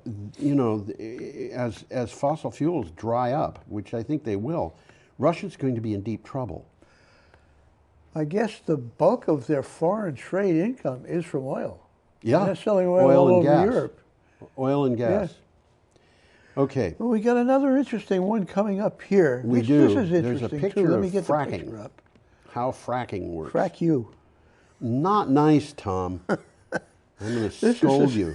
This is a schematic of fracking. We'll take a quick look at it. Yeah, the thing on top there is the top of a piece of ground, and then what you got below it is chunks of geology, layers of different kinds of rocks and stuff, and they drill through all that until they get to the point where they're in a layer that they can frack, which is hydraulic fracturing, and they drill sideways through that so they don't leave the layer, and periodically they put the whole thing under pressure so that the rocks will crack, and then they pump in sludge and sand and slippery things and all magic liquids. Magic liquids, things that they don't have to tell us. No, they're trade secrets. It's a trade secret. If we They found can out about put it, it they right wouldn't let under them our, do it. Yeah, they put it under our feet and a little ways under our wells, and they claim that none of this makes it to the surface, despite any evidence to the contrary. Well, first of all, one thing I was surprised is how deep the fracking is. Oh. They go way down to about 1,000 feet. Okay. Fracking, I thought it occurred much closer to the surface. And what do you got for a title? This is from Clean Natural Technica. gas fracking boom turns bust for a big fracker. Okay, this is from Clean Technica, and the big fracker here is Chesapeake Energy. And just before the show, I went online to find out a little bit about Chesapeake Energy. It was listed as the 309th company in the world, in the S&P 500. Okay. So this is a big company. Chesapeake Energy was one of the first to take advantage of the natural gas fracking free-for-all that sparked last year when the Trump administration opened up more public lands for drilling. Now, Chesapeake is blaming the supply glut for its current predicament, which is pretty bad. Well, quick takeaway, by 2012, gas prices were going through the floor. Yeah. And drilling activity was becoming unsustainable. Yeah. It's economics, guys. It was, yes. And what these people are doing is they're losing a lot of money. And it's interesting to me, Chesapeake Energy was sold, I think it was last February, for $4 billion worth of cash and stock. Now, that means that somebody put a lot of money into this organization less than a year ago. And they're going to get burnt. They're going to get burnt. And it also means that somebody made a bunch of money by selling this, and they had a good reason to get out of that industry. They had a good Ouija board. They had a good Ouija board, that's right. Okay, we are up to Friday, November 8th. This is an interesting, very interesting article. It comes from Lawrence Berkeley National Laboratory. Go with the flow. Scientists design better batteries for a renewable energy grid. Berkeley lab researchers developed a versatile yet affordable polymer flow battery membrane that can be used to make possible long-lasting and low-cost grid batteries based solely on readily available materials such as zinc, iron, and water. This is big news, actually. Actually, it is. The flow batteries we've talked about many, many times. Oh, yeah. And they can be big. They can be big, and they can hold... big. Big, big. They can hold huge amounts of energy, but the part of the problem with them was that they were expensive, even compared to lithium-ion batteries. And this is reducing the cost of those batteries enormously. And what that means, in turn, is that Well, the reason they cost a lot of money was partly because they were using metals like vanadium. And they were very specialized parts of the device. Now you'll notice that zinc, iron, and water are things that people know about. Vanadium, they're kind of cheap. People might not know about vanadium. I remember vanadium from when I was a child. My mother had a set of steak knives that were made of vanadium, and they had vanadium engraved on the side, and I couldn't figure out what it was, so I looked it up. Later on, when I was working in chemical factories, I handled vanadium, but not as much as I handled gadolinium. Figure that out. Well, the backstory here, of course, is that renewables can't always be counted on to generate electricity when you need it. Right. But renewables and storage make a lot of sense. Mm-hmm. When the sun's shining, you make energy and you put it in a big battery and use it at night. Of some kinds. Of some sort. Which and this is a very large battery. Yeah, and a big battery include things like and we're talking about rail cars two going little up lakes mountains. here or something like that. Yes. Yeah, we saw rail cars, right. Okay, our next item, which is from Renew Economy, has a graph that I will apologize for because it's low resolution. I did look for a better graph. But there wasn't a better one. There wasn't one that I could find. This is from Lazard. The original is a PDF file. This graph was taken by somebody at the place Renew Economy, and unfortunately, it's a little hard to read because it's low resolution. Why don't you tell us a little bit about it? Well, we have conventional electric resources in the 4 bottom darker blue. The 4 top lighter blue has renewable energy. So this is the cost of energy. This is the wholesale cost of energy, including whatever subsidies are involved, except for, in the case of nuclear, it does not include the potential cost of Price-Anderson or the cost of dealing with waste. That's neat. Well, they get special consideration because they shine in the dark. So anyway, we're seeing those bars represent a right. range. That's right. And there are a few things that have to be mentioned here. If you look at that, that is $66 to $152 in the coal bar, which is the second from the bottom. And the bottom one is 44 to 68, which is combined cycle natural gas, which means that in general, you can expect that the price of a baseload natural gas plant, the electricity will almost always be lower than the cost of electricity from a coal burning plant, which is why natural gas has been beating out coal. Absolutely. Absolutely. Now, here's the thing. But you take a look up there in the top. Yes. Solar PV. Solar PV. Holy cow. By golly, it looks like... And it's getting cheaper. Yes. Solar PV is almost always cheaper than combined cycle natural gas. And wind power is potentially very cheaper, usually cheaper than combined cycle natural gas. And when you throw on that battery, they don't necessarily get more expensive than natural gas. They do, but it's not by much. Yeah. Really not by much. Natural gas is dependent on a resource that's limited, so the price is going to go up.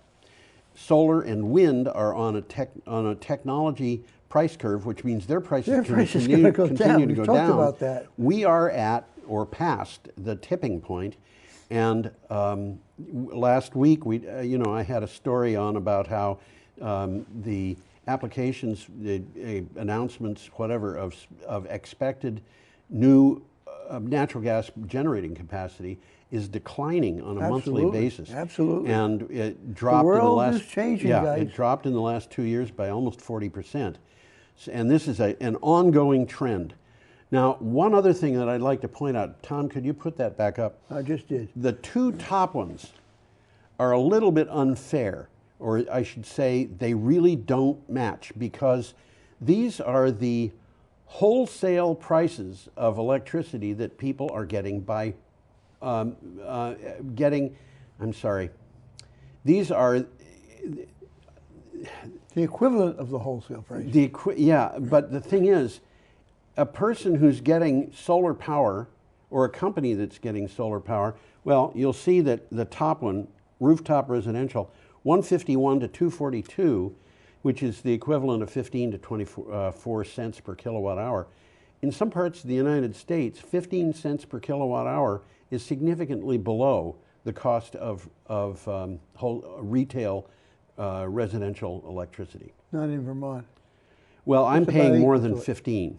Yeah, you're getting special Well, cow power, I right? am, but Yeah. you know, it's going up, and the cost of renewable energy in those two instances is high, but it is. But these people are using it themselves. That's right. So it's a That's bonus. right. So it really is not a fair representation. No, it's kind of they're- apples and oranges. There's other things going on. I mean, they're not Yeah. paying anything for their power. Yes, that's right. How much would you pay for free power? Okay. Yeah, what Should happened we to move my on, Tom? computer here? What happened to your computer? Well, it came back. I guess it just fell asleep. Actually, that computer is designed to fall asleep, and I reinstalled the operating system about 2 weeks ago, and I should go in and tell it. Just not a to- matter of clicking and it tell- comes back on. Yeah, tell it not to But do we're that. going to get back to Heliod. Yes, we are, and this is from Renews. Heliod X starts spinning. Now, we just saw one of their blades. We How did can it indeed. start spinning with their blade in Massachusetts? But we're talking about more blades. They're Yes, making we are. more blades, and it looks like GE's planning on selling a lot of these things. They want to sell as many as they can sell. Duh. Duh. GE Renewable Energy's 12 megawatt Haliade X offshore wind turbine has started turning to generate first power. The turbine installed in Rotterdam will basically at the edge of the water has started turning to generate. Will now progress to the testing phase, said the manufacturer. During testing, it will Different types of measurements. We Wow. left those words out. different types of measurements. Will be carried. Okay. I'll read it. All right, go Will ahead. be carried out to obtain a type certificate for the Heliod X in 2020. Right. So they're trying.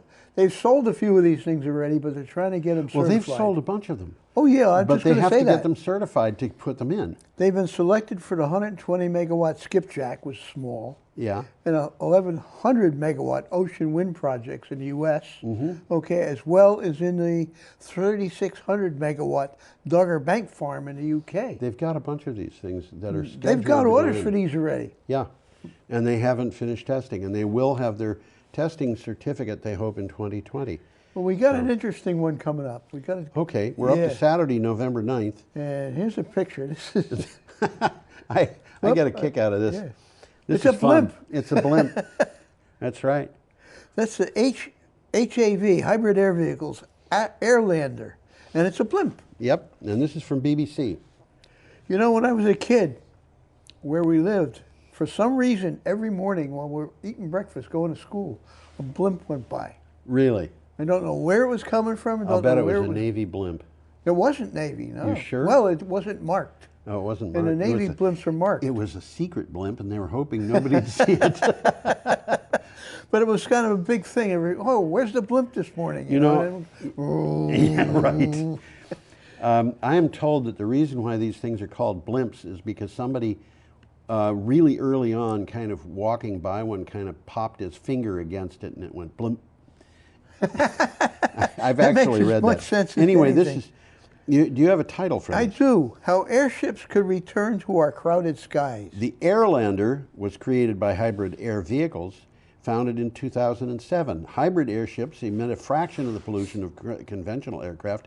Now, HAV has been given over £1 million, which is $1.3 million, by the UK government and industry to develop all-electric propulsion producing zero pollution. That's a natural for these guys. Oh yeah, and you Natural. know these lighter than airships, the blimps and the zeppelins and so forth, were kind of renowned during the 1930s when they were using for passenger transportation as very comfortable ways to travel. Well, they had a different thing then. They had these things called dirigibles. Yes. A blimp is just a big gas bag. Yes. But the dirigibles had a framework, and they were big. And they were big. And unfortunately, one of them blew up in New Jersey, called the Hindenburg. Yes. And it scared the bejesus out of everybody because Oh, the industry stopped. and you know what they were using for Hydrogen. Yeah, but they were And it using burns, hydrogen guys. for the gas, and it burns. But what do you suppose they were using for the framework? I would have figured steel. Magnesium. Okay, that makes sense. Have That you makes ever sense 'cause it's seen light. magnesium burn? Yes, it can burn. Unbelievable. And it did. Yeah. And it's exactly what I was going to say. Airships lost out to conventional aircraft after a series of disastrous crashes in the 1930s. And the Hindenburg crash was famous. Yep. It was very spectacular. And if you want to see what these things look like a little bit, you get a flavor for them from the movie Indiana Jones and the Last Crusade. Oh, yeah? Yeah, there's a point where Indiana Jones and his father escape from Germany on a blimp. I'm sorry, on a dirigible.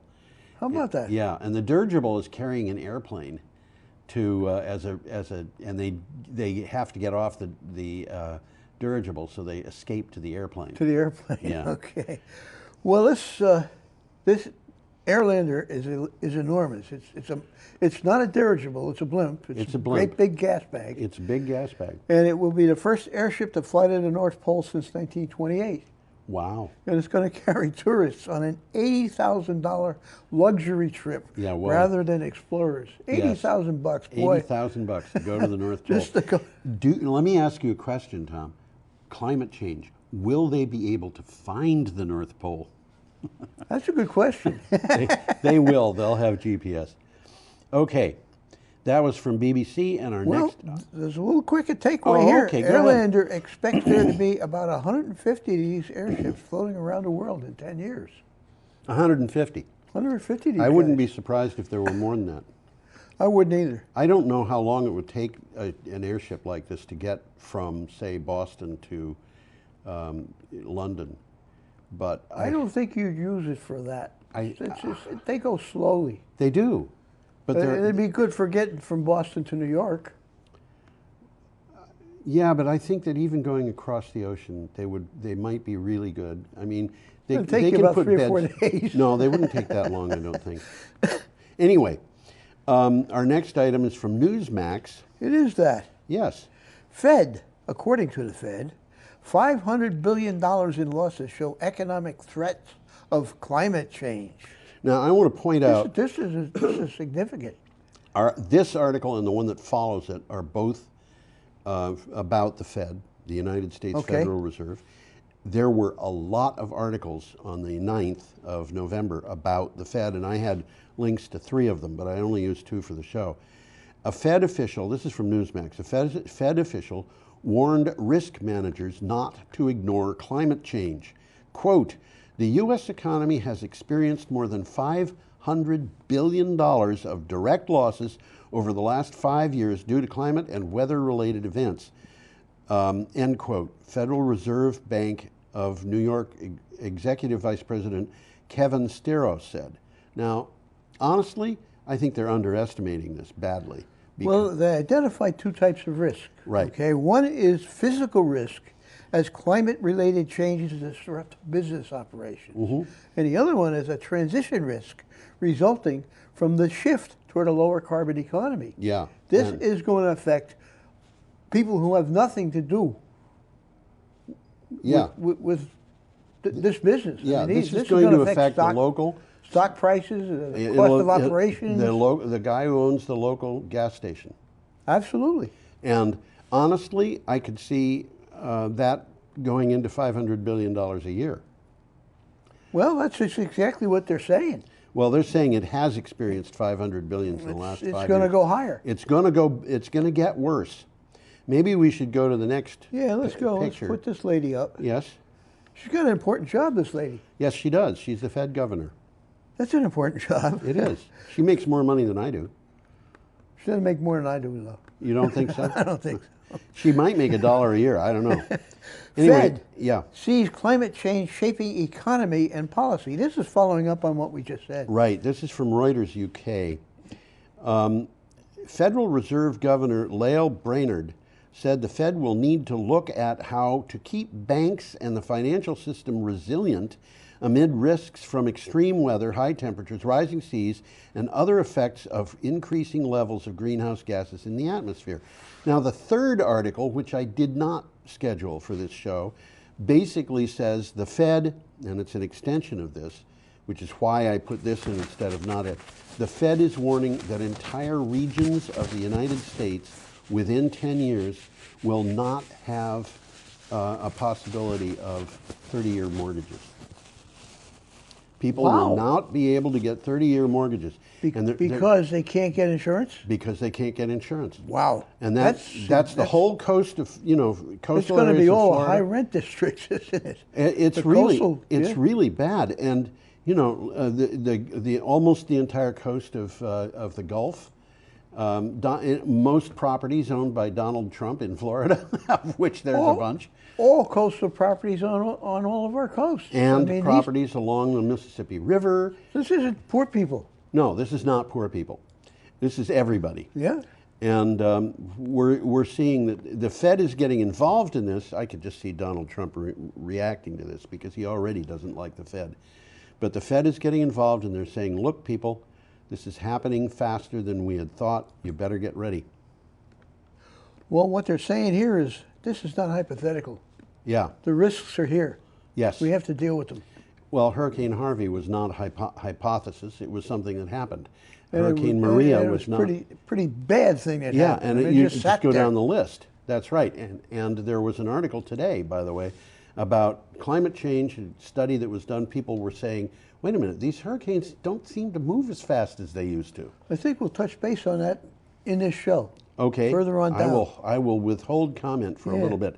We are up to Sunday, November 10th, and we have an item from RTE.ie, which is a website in Ireland. In Ireland, it is. Toll of climate change on Greenland's icebergs is unnerving. Oh, man. The tallest icebergs in the world were towering in front of me, pristine and glistening in the Arctic sunshine. Obviously, I'm using somebody else's words. It felt unnerving to be near them, however. The tallest icebergs in front of us were about 80 meters high. 80 meters is a lot. About 250 feet. Yeah, I think more than that, actually. A little bit more. And the icebergs of Disco Bay were once double that height. So the icebergs are getting shorter. Quite a bit shorter. Well, this Irish reporter was there 2006. Yes. He's just gone back there. And this is him speaking. That's right. Okay, and he's amazed at the difference in the 10 years, 12 years since he's been there. I'm amazed at the difference. This dramatic change has happened in living memory. Yes. That's what he says. And the entire Arctic region is warming faster than the rest of the world. Well, icebergs are shrinking and the sea ice is disappearing. And unfortunately, what we're seeing more and more is that climate change is happening far faster than it was expected to happen. That's just what it said. There are climate change in general, and Arctic regions is happening faster than that. There are things happening today that were not expected to happen until 2080. So in some respects, we're 60 years ahead of schedule, and that is disturbing. Okay. Well, we got another picture coming up. We do indeed. We are still on November 10th, and we have a picture of Elizabeth Ryan looking at an apple tree. And this is from CNBC. Whoop. I forgot to double click that thing. There she is. We're fighting for our lives. U.S. apple farmers endure major crop and profit losses as the climate changes. Fruit growers like Elizabeth Ryan are trying to find ways to cope with warmer winters and unprecedented heat, rain, and drought. But climate change has become an impossible financial burden for many farmers. And you know, part of this is also unexpected cold, because it's changing everything. Everything is changing. They're getting unexpected warmth in January, which is screwing things up completely. Opens up the flowers. And unexpected cold this time of year. Yeah. Which is freezing the apples. Yeah. It's crazy stuff. It's pretty crazy. Well, and yeah, go ahead. There's three parts there. Climate change is posing an existential threat to the precarious lives of farmers across the country. All Apple kinds. farmers are experimenting with different crops, growing tactics, and technology to cope. Yes. And between 2012 and 2017, more than 2,000 farms closed in New York State alone. 2,000 farms in New York State closed. Yeah. Wow. Now, I got a connection to apple farms Yeah? in the Hudson Valley. Yeah? There's a lot of them. Yes. Okay, between Kingston and Albany on the west side of the river, it's almost all you see. Really? And one of my buddies from college owned an apple farm. Uh-huh. I never visited it, but we used to call him Joe Mott's after Mott's apple juice. But there's a lot of apple farmers, and it was a good living. They made a good living down there. I'm sure they a still couple are. of counties in Illinois where it's practically apples. And Well, I'll touch base on that. Yeah, New go York ahead. is the second largest apple producer in the U.S. Okay. It might be Illinois as the first. I don't think know. it's Wisconsin. I wouldn't be The surprised. Hudson Valley has a long and robust history of apple growing, which is absolutely true. Elizabeth Ryan, who we just saw, she's farmed for 40 years. And in this picture, she's standing among her ruined golden supreme apple trees, recalling how they were snapped and toppled by Hurricane Sandy. Yeah. She took a bath, and she's debating, should she replace them with plums or grapes? She's not Wow. going out of farming, but she might be dropping apples. Yeah. So some farmers are turning to technology. This part is interesting, like giant wind machines that blow warm air onto the crops during cold spells. Wow. These are huge horizontal fans.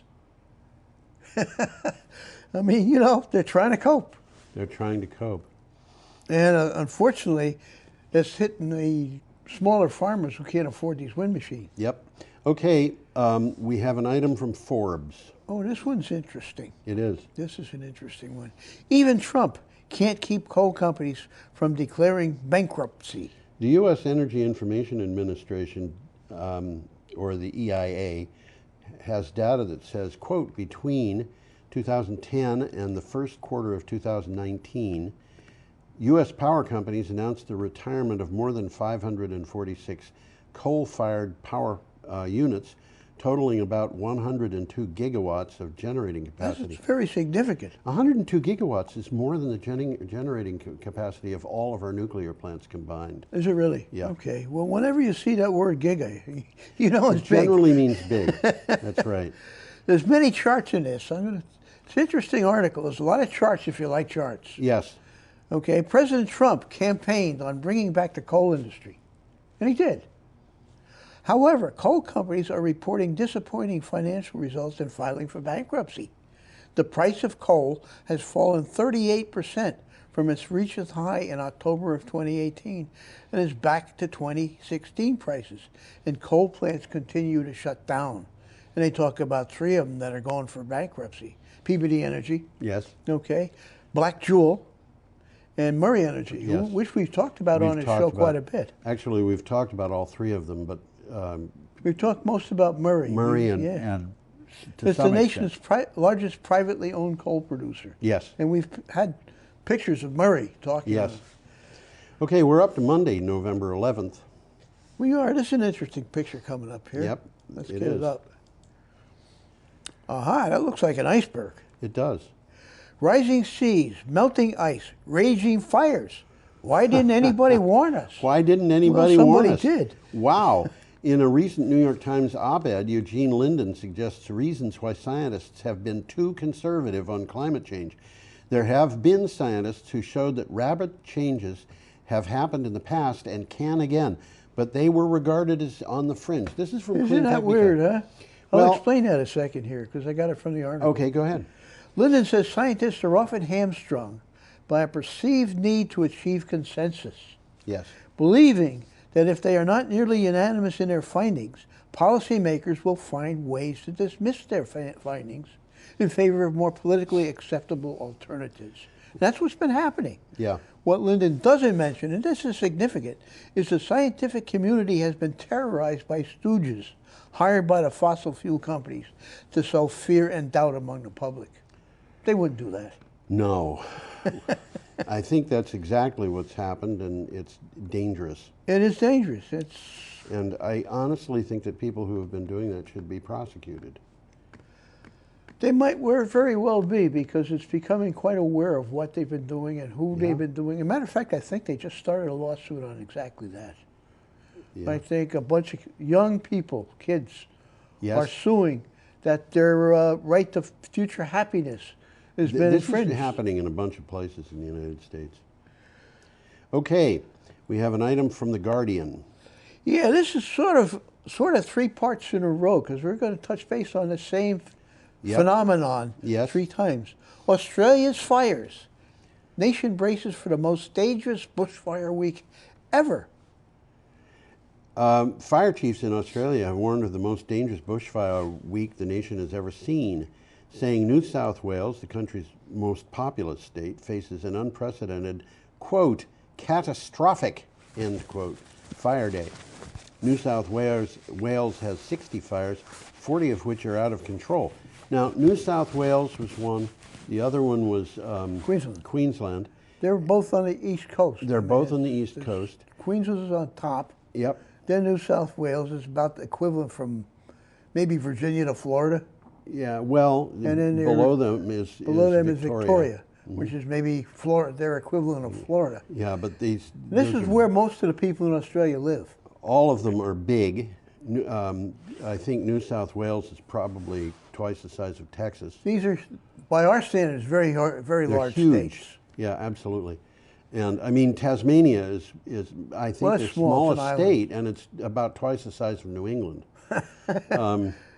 Anyway, you look at the map, it looks small, but it's big. This is something that's just been coming back and coming back and coming back in the news. They had at one time 50 out of control fires, and if you see pictures of these fires, they're scary. They're really scary. Well, they're not forest fires like we have, because they don't have that many trees, but they're bush fires. They're bush fires, but you know what, Tom? They're dangerous. They have got into the forests. And there was one guy, I remember this guy, and I forget who he was, but he was in a position of some authority, and he said he almost fell out of his chair when he saw that the fire had reached this one particular forest, because it's a tropical rainforest. Tropical rainforests They're don't... not supposed to burn. No, they are not. And of course, on top of everything else, a lot of the forest, what forest there is eucalyptus, which burns like matches, you know. Yeah. Well, he's talking about a catastrophic rating, which we'll touch on again below. Yep. There's a quote here, and this is what's going on. Yeah. We are so dry in this country. We haven't had rain for years in some places. All the dams and creeks and rivers are dry, and we need to look at what we're going to do about that in the future. To deny climate change is a very ill-informed and uneducated way of looking at things. And we have the worst of our fire season still ahead of us. We're not even in the summer yet. Bingo. Okay. You read this before. I did, actually, yes. Okay, we have a flood in Mississippi. Yeah, this is a little bit of a change of scene here. Yep. Where'd the flood picture go? It's down there. There it is. You can click on it. Go up. I'm not looking at a picture of a flood. No, oh, I'm sorry. There we go. I accidentally put it back. Whoop, I clicked it twice. There we go. There you go. From dryness, we go to a flood in Missouri. Yes. Inside Climate News. From the Inside Climate News. As climate change threatens Midwest cultural identity, cities test ways to adapt. And that's what they're talking about. No more ice fishing. Well, that's just what you're going to say, isn't it? Think of Minnesota with almost no ice fishing. Wow, what a thing. Missouri as hot and dry as Texas. And communities on rivers where catastrophic floods happen almost every year instead of every few generations. This, scientists warn, is the future if emissions continue as they are. Well, the way we live and the way we manage resources is going to need to change. Sure we have to listen to the scientists. That's a quote. Yep. This approach would not be affordable or politically viable in many places. And they're talking about Rochester in Minnesota now. Yep. Rochester, with a population of about 115,000, has a thriving healthcare industry led by the Mayo Clinic and a voter base that is predisposed to trust science. And that's what this article is about, what happens in this particular town. And yeah. it's important in Minnesota because their way of life, Their could way be of changing. life is Big time. seriously threatened. You know, you can't hunt moose in Minnesota, I've been told, either, because of the problems they've had because of climate change. You can't hunt? Can't hunt moose. Well, we can't hunt moose. Yeah, the Oh, wow. moose all over the United States. Moose are in trouble. Yeah. And that trouble is directly associated. Ticks, isn't it? Ticks that are bleeding the moose to death. Okay, we're up to Tuesday, November 12th, with an item from NBCnews.com. Yeah, most destructive hurricanes are hitting the U.S. more often. And I had trouble with this one. I couldn't copy it. Oh, really? I got the same article from Associated Press, so I got okay. it. But I could not. I could pick it up. I could read it, but I couldn't download it to make my own notes. Big destructive hurricanes are hitting the United States 3 times more frequently than they did a century ago, according to a study. That's interesting. It is. 247 hurricanes that hit the U.S. since 1900. Researchers found the top 10% of hurricanes were happening 3.3 times more frequently. So the hurricanes are getting bigger, and the big ones are happening more often. That's right. And they say here Harvey's destructive footprint was 30 times larger than the average. Yeah. Wow. Wow. Harvey, that was a pretty destructive hurricane. It just hung over Houston for and it was a week. Second 500-year flood in Houston in 2 years. 2 years. Yeah. Or maybe it was the first in 2 years. But there was they got, I forget how much rain in Houston. unbelievable. Unbelievable. I don't think anybody's ever gotten that much rain in the U.S. If you could find somebody who's outside of a 500-year flood zone who died in that, and I have no doubt that you could point at that person and say that person was killed by climate change. I think you could. I think you make a very good case. Yes. For that. Okay. Let's move along. We got an interesting picture. We're still coming on up here. November 12th. We've got a picture from the BBC. This is an interesting article. This is an interesting picture, an interesting article. That's a bunch of Formula One cars. Yep, in 2018. That's not Watkins Glen. I don't know where that is. No, it's not, because I used to go to Watkins Glen for the Formula One race every year. Really? The cars were different then. They were more like regular cars. Yes. There was one guy, he was a Dutchman. He was a count. And he drove it, he was in this race with an old Porsche with a license plate on. He never won anything, but he went every year. Wow. Count something, or I forget his name. What do you got for a title, Tom? Formula One launches a plan to become carbon neutral by 2030. How are they going to do that? Oh, they're going to tell us. Formula One has launched a plan to become carbon neutral by 2030. The intention is to wipe out the carbon footprint of activity at the racetracks, including road and air transport of staff and equipment to the events. F1 says it will offset any emissions that remain that cannot be cut. Well, they got pretty good plans. I got some interesting stuff about what they're going to do. All events will be sustainable. They're going to eliminate single-use plastics. These are like, coffee cups and stuff like that.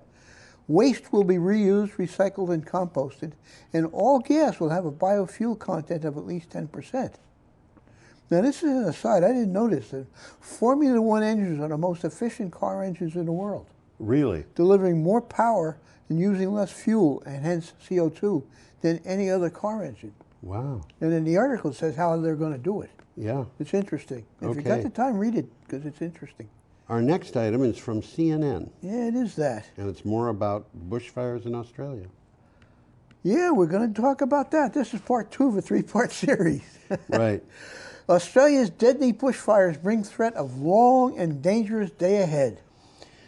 2 Australian states are bracing for a day of catastrophic risk as firefighters battle over 100 deadly active bushfires. Gotten from 60 to 100 already, hasn't Well, it actually went to 150. 150? 150. Wow.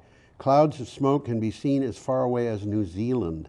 Queensland and New South Wales have declared states of emergency. I want to point out that if you're in New Zealand and you're seeing smoke from Australia, that's pretty far away. That's like sitting here in Brattleboro and seeing smoke from a fire in Kansas City.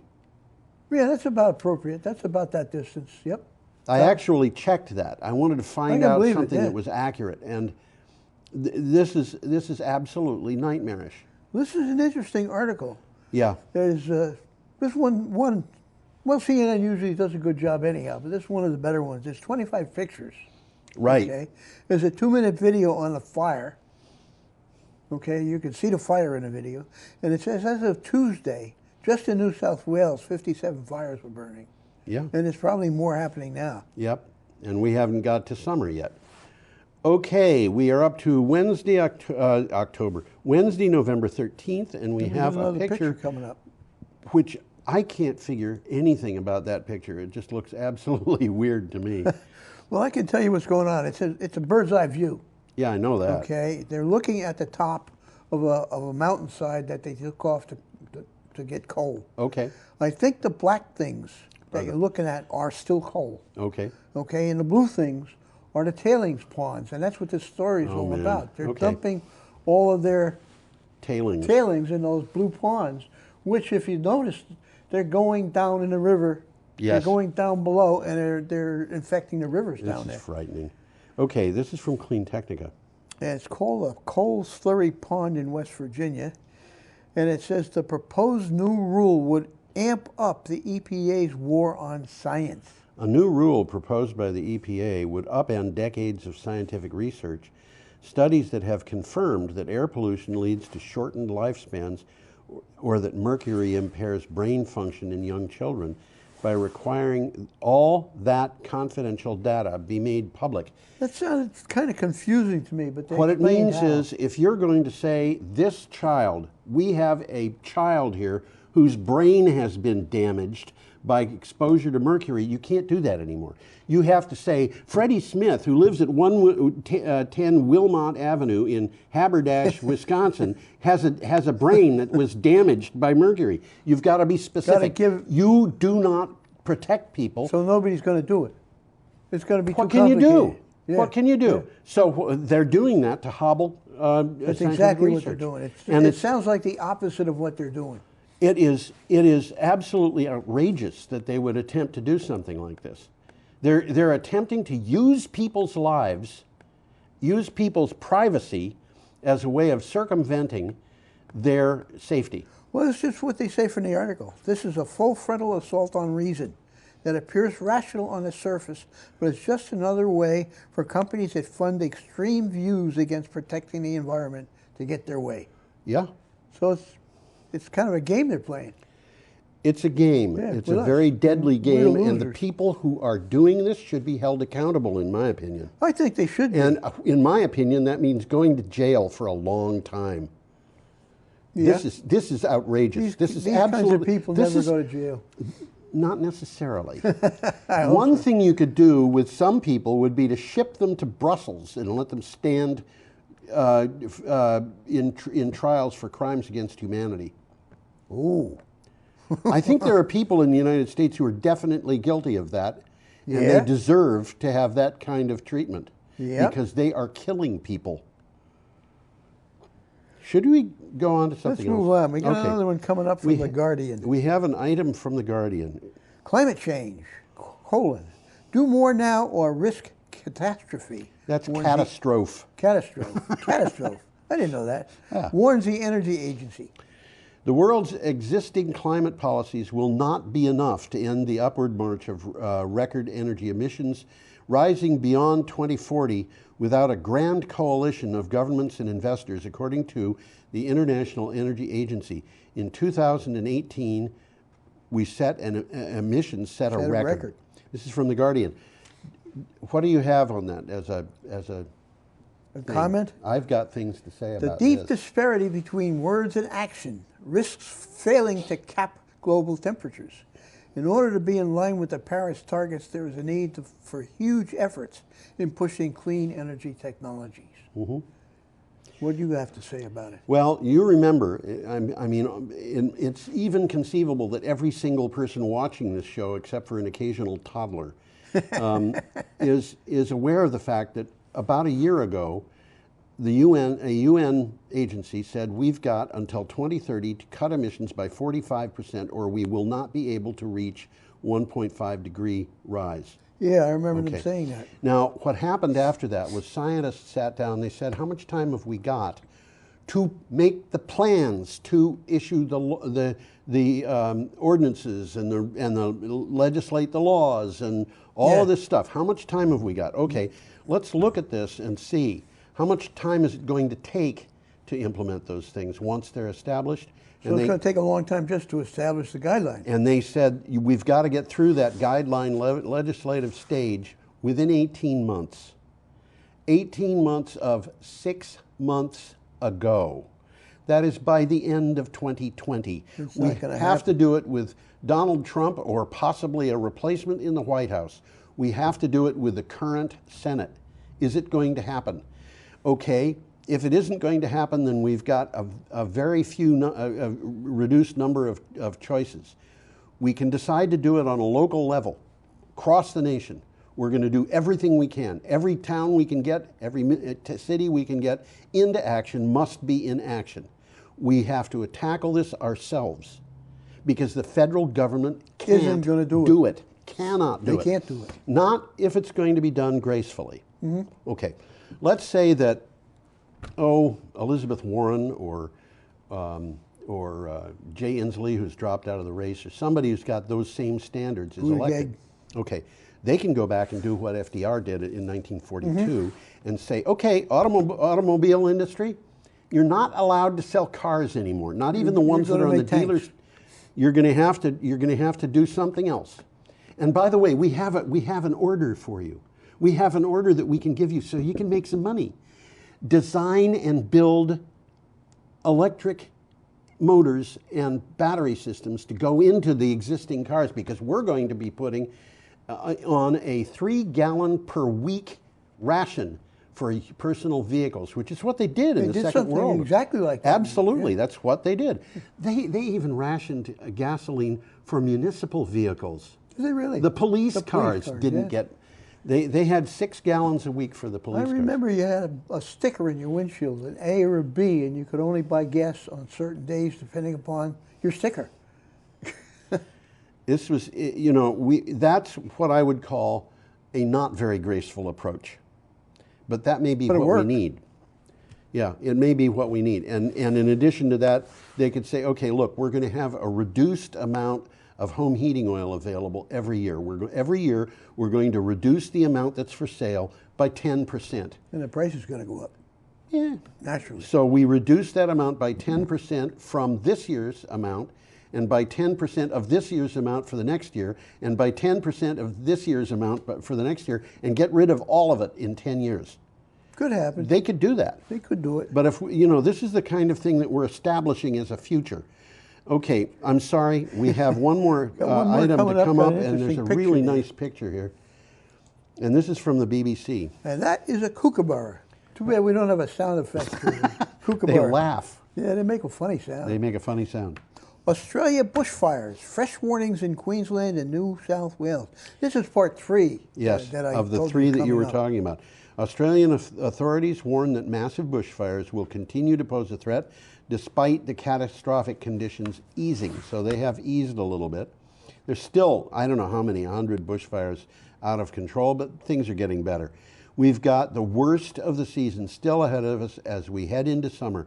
The New South Wales Rural Fire Services Commissioner said. Well, as you already said, 150 fires are still burning in New South Wales and Queensland. No significant rain is expected. Which means that the easing conditions eased because the wind got lighter. Australia's fire season has grown longer and more intense due to climate change. In 2018 and 2017 were Australia's 3rd and 4th hottest years on record. Ever. Yeah. And they explain what a catastrophic fire is, because they refer to a catastrophic. The highest point in Australia's 6-point fire danger scale results from high temperatures, strong winds, and dry ground, which is exactly what they have. Fires starting under these conditions will threaten lives. Homes cannot be defended from catastrophic fires. Even homes that are built to withstand fires can't stand a catastrophic fire. They have a term, spotting, which is the distance at which a fire in one place will put up an ember that can come down in another place and start a new fire. And they said, I forget what it was something like 10, 12 kilometers, which means like 6 or 8 miles. These things they can Jump, they can spread fast. They can spread, they can jump fire breaks that are 6 or 8 miles across. Okay, we're at the end of the show. We are that. And we have to say, have a perfectly lovely week. You'll come back and see it now, you hear?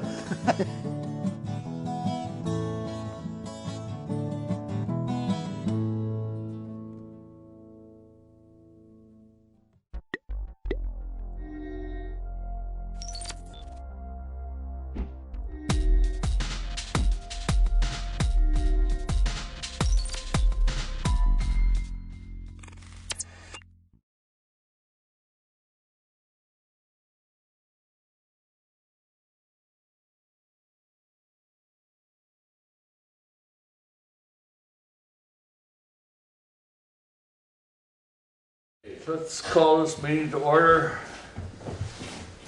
Monday, November 4th, 2019, the Newfane Board of Select Board, Board of Select Board, Board of Select Men, Board of Select Persons. Excuse me. It appears to be no reason. Well, let me start off with, I would like to take a moment personally anyway and say thank you to the road crew in particular, and to some of the power crews and phone crews and their contractors for the work done on the outage recently. Could have been a lot worse, and we really appreciate what they did, time they put into it. No reason for an executive session, so we'll go to the approval of the minutes of October 21st of the regular meeting. I think you've all had a chance to look at it. May I have a motion? I make a motion to accept the October 21st meeting minutes. Thank you. Is there a second? Second. Thank you. Is there further discussion on it? Hearing none, all in favor of approving the minutes of October 21st, please say aye. Aye. Opposed? Any abstentions? One. Thank you, sir. Okay, the budget meeting for October 28th, we have minutes of that as well. That's in addition to the agenda, the old agenda that you may have gotten. The updated shows that. So may I have a motion on the minutes for the October 28th budget meeting? I'll make a motion to accept the October 28th budget meeting minutes. Thank you. Is there a second? Second. Thank you. Is there discussion on the motion? Hearing none, all in favor of approval, please say aye. Aye. Opposed? Any abstentions? One. Thank you.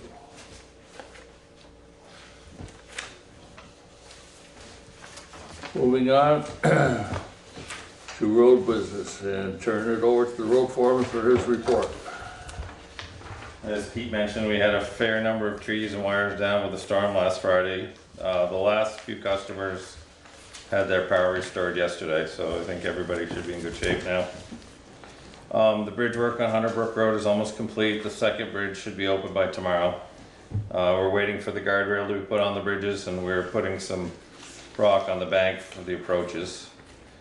We had someone hit a new section of guardrail on Depot Road several weeks ago.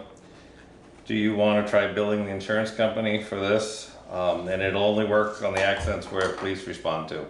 A lot of times they get hit and we never know who does it, but I don't know if that's something you want to try to pursue or not. Yes, I'd say so. Do you know if the police were called for this one? Yeah. They were? Yeah. Oh, smash the rig all out. Mail me. Yeah. I think it's a sense of the board that if you could contact or that we should contact the insurance company. Okay. And we'll take appropriate steps to get that done.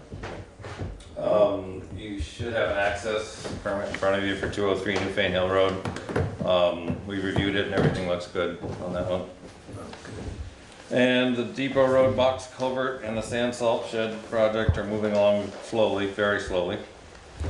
And one thing I forgot to add to the report is I did get one price for the stonework on Cemetery Hill and for the walkway out front here from Nathaniel Noyes. So it was $1,000 for the walkway and $2,500 for the stonework up on Cemetery Hill. And it'd be spring before you could do it anyways, but. Is there a motion to accept Mr. Noyes' bid on the stonework as listed? I'll make a motion. I'll second it. Is there discussion? We've been looking for someone for this for quite a long time, and it's nice to have at least one. Well, if he's not going to be able to do it until the springtime, should we wait? I think you need to get somebody booked or they'll be booked for the whole summer. That seems to be the way they work. I'd like to get at the top of his list, Book months in or advance. close to it. Yeah.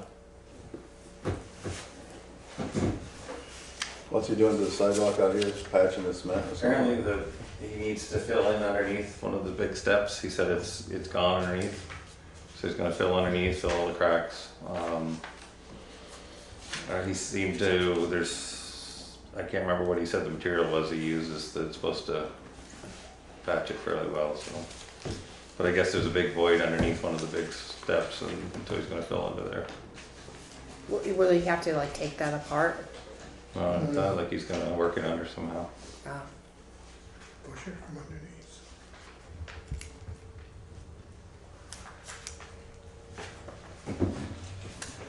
Okay, so we have a motion. I'm sorry, did we get a second? Yes. Thank you. Any further discussion?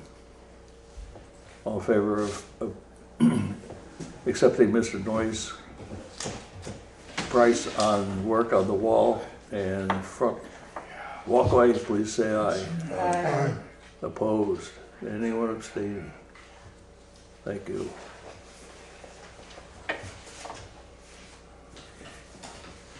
And you should have that access permit there somewhere in here. Yeah, we have an access permit, complete with a check to cover it. It's steep, 203 Newfane Hill Road, Bruce Santangelo.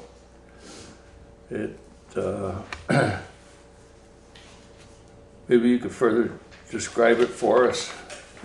It's right on the flat across from Ryan Drooks on the Newfane. It slopes away from the road, good visibility. There was nothing that we saw that was bad about it. He's creating an access road to his property? Is that what it is? Right. Wasn't there a barway there originally anyway? Yeah.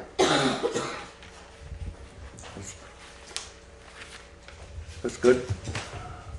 Good to have a historian on the board. Been around a little while. Yeah. Okay, is there a motion to approve the access permit for Bruce Santangelo? I'll approve it. Make a motion. I'll second. Thank you. Discussion on the motion as moved and seconded. Hearing none. All in favor of approving the access permit for Bruce Santangelo, please say aye. Aye. Any negatives? Any holding back? Okay, thank you.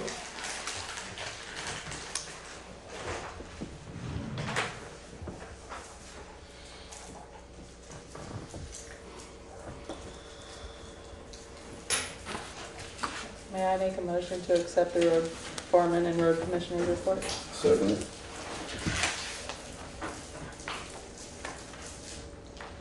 Discussion on the motion before us?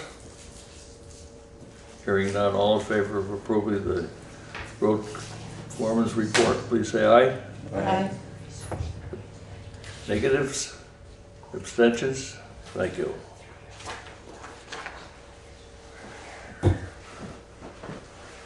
Administrative Assistance Report. I think you got a copy of that in your packet. Is there anything you'd like to add to? No. If you've had a chance to. Do you want me to read it? He usually reads it though. Go ahead. Budget season started last week. My time has been devoted to researching this process to make sure that a timeline is kept for the report to be completed. As I continue to receive the special appropriation requests in the mail, the folder is becoming quite full.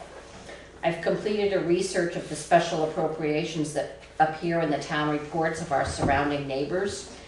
I will have at our next budget meeting a full report for your review.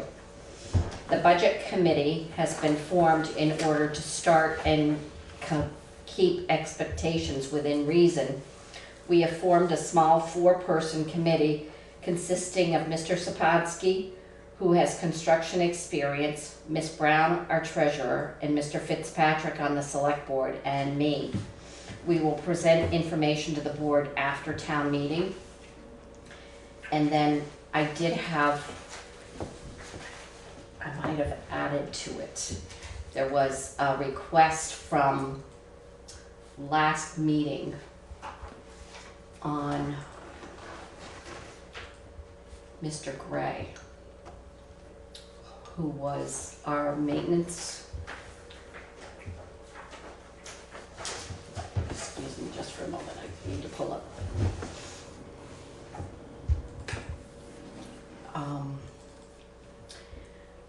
Okay, I was asked a few weeks ago to research the property maintenance contract we have with Mr. Gray. He has been working with the town for an excess of 4 years, has established a reliable, responsible, and professional business. He does have an excellent job. There has been no concerns or complaints. Mr. Gray and his family are respected citizens, property owners, and taxpayers in this community. His rates are reasonable and well within range of other property maintenance business, what other property maintenance business charges. So that's what I found out. Thank you. Is that contract a yearly contract, or do we need to look at it again? No, it's just a subcontractor. It's, unless there's reason or an excuse to look at it again. And his rates have stayed the same? His rates have been the same for the last 4 years.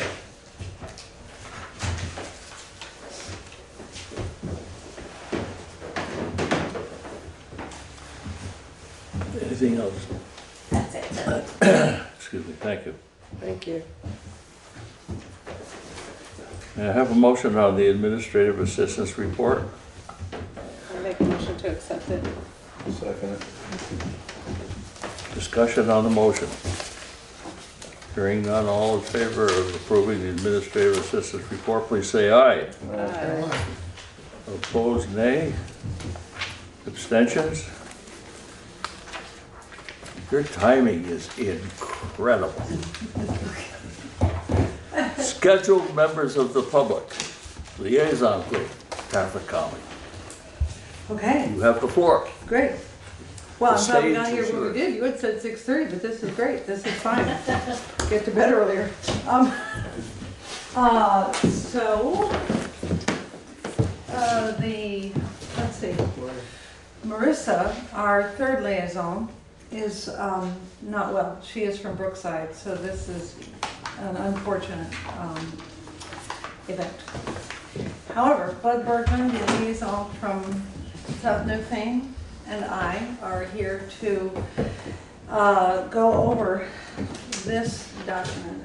Is it in your packets? It is. Yes, it is, okay. It's Does most of anybody our need package. one? Because I have some extra copies. I think one of the did make copies There's also. some on Would anybody like a copy? Thank you. All right.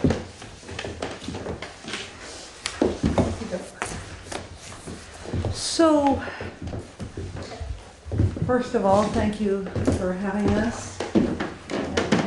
for your attentiveness and being supportive. And I just want to say a big thank you to Jay. In all my 24 years in the village, this is a wonderful experience to be able to work with someone like Jay. So let me just leave it like that. So to review what's been done since the October 2018 meeting, just digital signs. Good. This is, some folks I know from the village are just coming, and they were thinking 6:30, so there might be a trickle-in effect. So actually, Breeze, when you, if you could share, when you see people come in, would you mind giving them one of these? Thank you. I'd also want to acknowledge Breeze, Bratt, my partner, who actually kind of got this ball rolling in May of 2018. Got it rolling again after our having done many, many studies as villages since 1995. So just to review what has been done thus far since the October 14th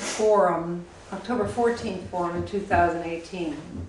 I won't review that, but if anybody has any questions about that, you can see me or you can see it online thanks to BCTV. That forum was held at Williamsville Hall, and from that many suggestions were culled, and we worked some with Shelley. We've spoken with other people who are now on the board, Angela. Marion's been supportive, etc. So Carol. So since then, the digital signs, there are 2 now, and those you guys were going to do anyway because of the reporting of the dangerous roads. Painting speed limits on the roads, that's in the works. Thank you, Jay. Horizontal signage has proven to be very, very effective, albeit not so much so when it's covered with snow and mud. Larger signage is ordered, not yet posted. This comes from the reports from all the studies which address signage and the size and placement and wording of signs. Also, the yield to bridge traffic changed to a stop at the corner of Dover Road and the Arch Bridge per Project Newfane BF recommendation happened, but it's for those of us who try to get out of the village by the Stone Arch Bridge, it's problematic. And has yielded a lot of obscene gestures. So traffic studies have been done in November 29th by the RSAR in the RSAR mode. May, there should be a paren after in the formal. There was one, Marcus Miller from Free Transit who did a drive-through at Breeze's urging and querying. And then, of course, there was the cable speed tracking in July, late June, July. Also done has been the Williamsville signage. Originally, we had somebody primed to design and take on that project. Those 2 people have backed out, so I reinitiated in early October, and I sent the select board a recommendation for signage. And it can happen very easily and very quickly if you accept what I proposed. Points. And Bud, please chime in whenever, okay? Please chime in whenever. Oh, you're doing fine. Oh, yeah. I hate this stuff. So, it's okay. It's what you get for being an actress. But I'm not acting. But so point 1, studies confirm we do have a speeding problem in our villages. We don't need any committee or any more documentation of that. Point 2, the use of the 85th percentile. Let me add to that. The speeding problem, I mean, this is a study. And I think that you say if you can get into the statistics, but without question, virtually no one drives the speed limit through these 3 hamlets. I mean, that's what it shows. It also shows a huge amount of people drive at extremely faster speeds. So the study seems to confirm that. And we can look at the data in a little bit on the reverse side of your sheet, okay, in terms of the actual numbers that we're looking at per day. And if you break those up into morning drive, evening drive, that's advertising talk, but you can see that there's a high concentration of dangerous speeding in those day parts. So the use of the 85th percentile, I'm referring to page 1 of the summer report, is moot, we believe, for villages. And if you don't know what I'm talking about, actually it's right there on that document. So if anybody needs to know what I'm talking about, if this is the study, so basically saying that the speed limit is set by what the 85th percentile is doing, unless there is a circumstance such as a high population of kids, or you're in a village, yada yada. So that does not apply to us, we believe. Point 2, the rubber speed humps on Guilford Street by Living Memorial Park are deemed effective by the professionals down there. They cost $4,500. Bud has seen them as low as almost $400. Those are custom made. They are reported as effective. They are removed in the winter. The several stop signs on Cedar Street in Brattleboro are effective. I'm just saying this because everybody says more stop signs. I want you to note that the state totally discourages use of extra stop signs. Okay? State records in recent years identified 4 town roads having the highest number of vehicular accidents that also included bodily harm. Those are Dover, Grimes Hill, Depot, South Wardsboro. Recently, River has been added. Okay. As a result, the town purchased portable battery-operated speed signs, and it's an effort toward traffic calming. And thank you, Carol, for sharing that information. Liaisons have heard increasing concerns from Williamsville, where folks are afraid to walk their dogs, all the way down to Brookside, where folks with young children have moved in. 5 accidents on Dover Road were reported to the state trooper in 2018. And I'd like, the October 1 to October 1, yes? I'd like clarification. People walking from Williamsville to Brookside? No. Liaisons have heard increasing concerns from Williamsville, where folks are afraid to walk their dogs to Brookside? Brookside. Okay, my punctuation's bad. Thank you. You got me. What I'm saying is that everywhere along the road we have trouble. All the way from Williamsville down to Brookside. Okay? I thought I was giving a lot of people a lot of credit for walking a lot. Amen to that. Let's just pray to God that they survive the excursion. Okay. So I'm sorry for that. I can clean up the punctuation. Shame on me. The placement of 25-mile-per-hour signs that would indicate concentrated areas of dwellings needs to be evaluated with an openness to repositioning signs. This is also in the state's reports, okay? Because there's some crying wolf kind of signage going on that really needs to be addressed. There are 25-mile-per-hour signs where there are no dwellings and higher speeds where there are dwellings, such as in Brookside. State reports confirm this. Just so we all remind ourselves, Dover Road is a Class 2 highway and we have to work within those parameters. It's considered a major route between Brattleboro and West Dover. That's a November 18 study, and most direct route to Mount Snow. Ugh. But that's what it is. Hey, how are you? That's my neighbor. A question here, Breeze had a document for you. A question is, what has happened as a result of the November 8th study regarding encouraging increased enforcement in our villages by state police? That was one of the outcomes of November 18th. Okay. Those are points made. Okay? The purpose of where we're going now is to look at, first we'll take a quick look at what the recent traffic study tells us, then we'll look at short range and long range. I don't want to just sound like white noise at some point, so can you stop me with questions, comments, whatever? Jean? I understand. Yeah, I think you need to tell your name. Oh, Jean Howard and Williamsville. We can't use speed bumps in the village for the very same reason you said, right? No, you just hold tight. Okay. hold tight. That's number one recommendation. Okay.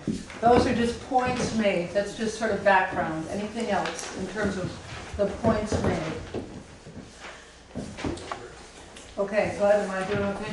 You're doing great. Okay, please go to the back of this, of what the recent traffic study shows us, okay? We're not going to go over every village, all right? Note please that the Williamsville listings are just, are both directions. When you get to South Newfane and Brookside, you have east-west breakdown. I suppose if you look in any one of these lines, for instance, Williamsville from the Gristmill Lane, on a weekday average of 2,085 drivers, 313 a day are driving between 36 and 50, where the posted speed is 25. 21 are driving over 50. If we can assume, and our bedroom's right on Dover Road, that there's not many of those cars are going overnight, and during the day it does back up a little bit, you're looking at morning time and evening time as having an incredibly high concentration of people speeding. May I remind you too that we have bus stops all along that way, and both elementary kids catching a bus and middle high school kids catching a bus in these time periods. The LNG bus would drop kids off, I guess, around 3, and then there's a late bus. So even when the evening traffic for folks speeding through is at its greatest, you will also have kids getting off buses. Yeah. Janine Rose, Williamsville. I'd like to note that every day I see the school buses come by without kids, and they're speeding too. That's an amazing thing. Well, there's a little wrist slapping that needs to go on there, right? I don't have the authority, but somebody should say something. May I just suggest that if someone definitely sees a bus or a vehicle and they think it's going too fast, call the owner of the bus company or the town school district, whatever you see in big black letters. It was going too fast for me to catch it today. I mean, that's incredible. Well, I know where the bus company is, and so just make a call directly to the dispatcher? Okay. I wouldn't hesitate. Okay. Okay. I make friends. Okay. That's good to know. And this is all, of course, being recorded thanks to our amazing DCTV. Good. You can look down at these numbers, guys. I don't have to read them all to you. But where we have our 25 mile an hour speed limits, for instance, South Newfane, westbound, west of South Newfane Church, 26 going over 50 miles an hour through that little village. Whew. Got rid of them. Pardon me? I said, we got rid of them. Rid of who? They're gone. They went through fast. Oh. So I will let you read this on your own for a little light bedtime reading, but in the meantime, in the interest of time, before I go on to action steps, are there any questions or comments regarding what that summer study showed? Let me add one thing before you say something. Every one of these cable readings, 2009, 2014, and this one, they have all been done in our warm summer months. We need to have this study done at the height of ski season. Right. Because that's just as bad, if not worse. So that's one recommendation. So are there any other things about this stage of our presentation? Yes. So what I saw from the study when I originally looked at it was that it seemed as though it's all weekday. I would assume that most of them are local people traveling and they're speeding. I don't think we can make assumptions like that, Shelley. There's nothing, I want to be very careful about saying, oh, it's the neighbors in Dover. Well, the Yes. school bus is driving fast, but I mean, it's weekday. It's people that are traveling during the day and they are speeding. I see, I know that Jen Stanchfield, our former rep from Brookside, said that what they get is from the Dover line, and Dover has cops, going down that hill, they are tearing through, Going rapidly. and not slowing down. So yeah, those are locals. But I don't think any of us here has data to say it's mainly our neighbors or it's mainly out of towners. I do know that, I mean, personal experience, when I do this to someone from Vermont, there's sort of an embarrassment and they do slow down. When I do this to someone from another state, more often than not, I'll get a gesture that I can't use right now.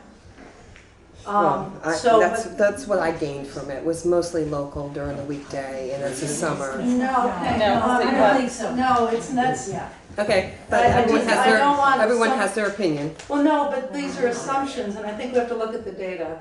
We can go back to the report. It does break down weekend, weekday. We didn't want to data you out ad nauseum. Bub and Nancy. No, I looked at it all. I know what you're talking about. Do you mind if I call these people, or do you need to call them? I wish you would. Okay, but. I would say just Bud Bergman, South Newfane, lived here since 1995. Been involved in some of these issues since, say, 97 anyway. I think we can say one thing, nothing really has changed in all that time, despite the studies, and my personal hope is maybe this will be the time. And I personally see it as a speeding problem, but also as an opportunity to help these villages have more of an identity and feel more like villages, because that's their hope. And so there's two parts to this. As you know, I did some drawing back in the 90s, and again with some suggestions, most of which are on Annie's list. And my great hope is that actually something will occur.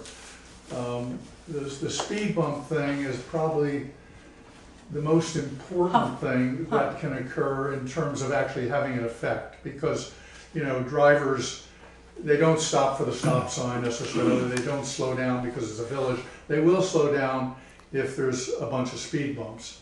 And the trick is how we do them so it's acceptable, you know, to the road crew and all that. Could I And that's the interrupt first thing in action steps, so we're going to get in there very soon, yes. for a moment? I would hope that the liaison group would get together and say, these are the things, these are the 3 or 4 or 5 or whatever, Yep, things right that we are really, really interested in. That's right here. Well, I think we've done that, Pete. And, Okay, right okay, here. I thought that maybe there was a possibility for boiling down some of this, because there are some things here that are, okay.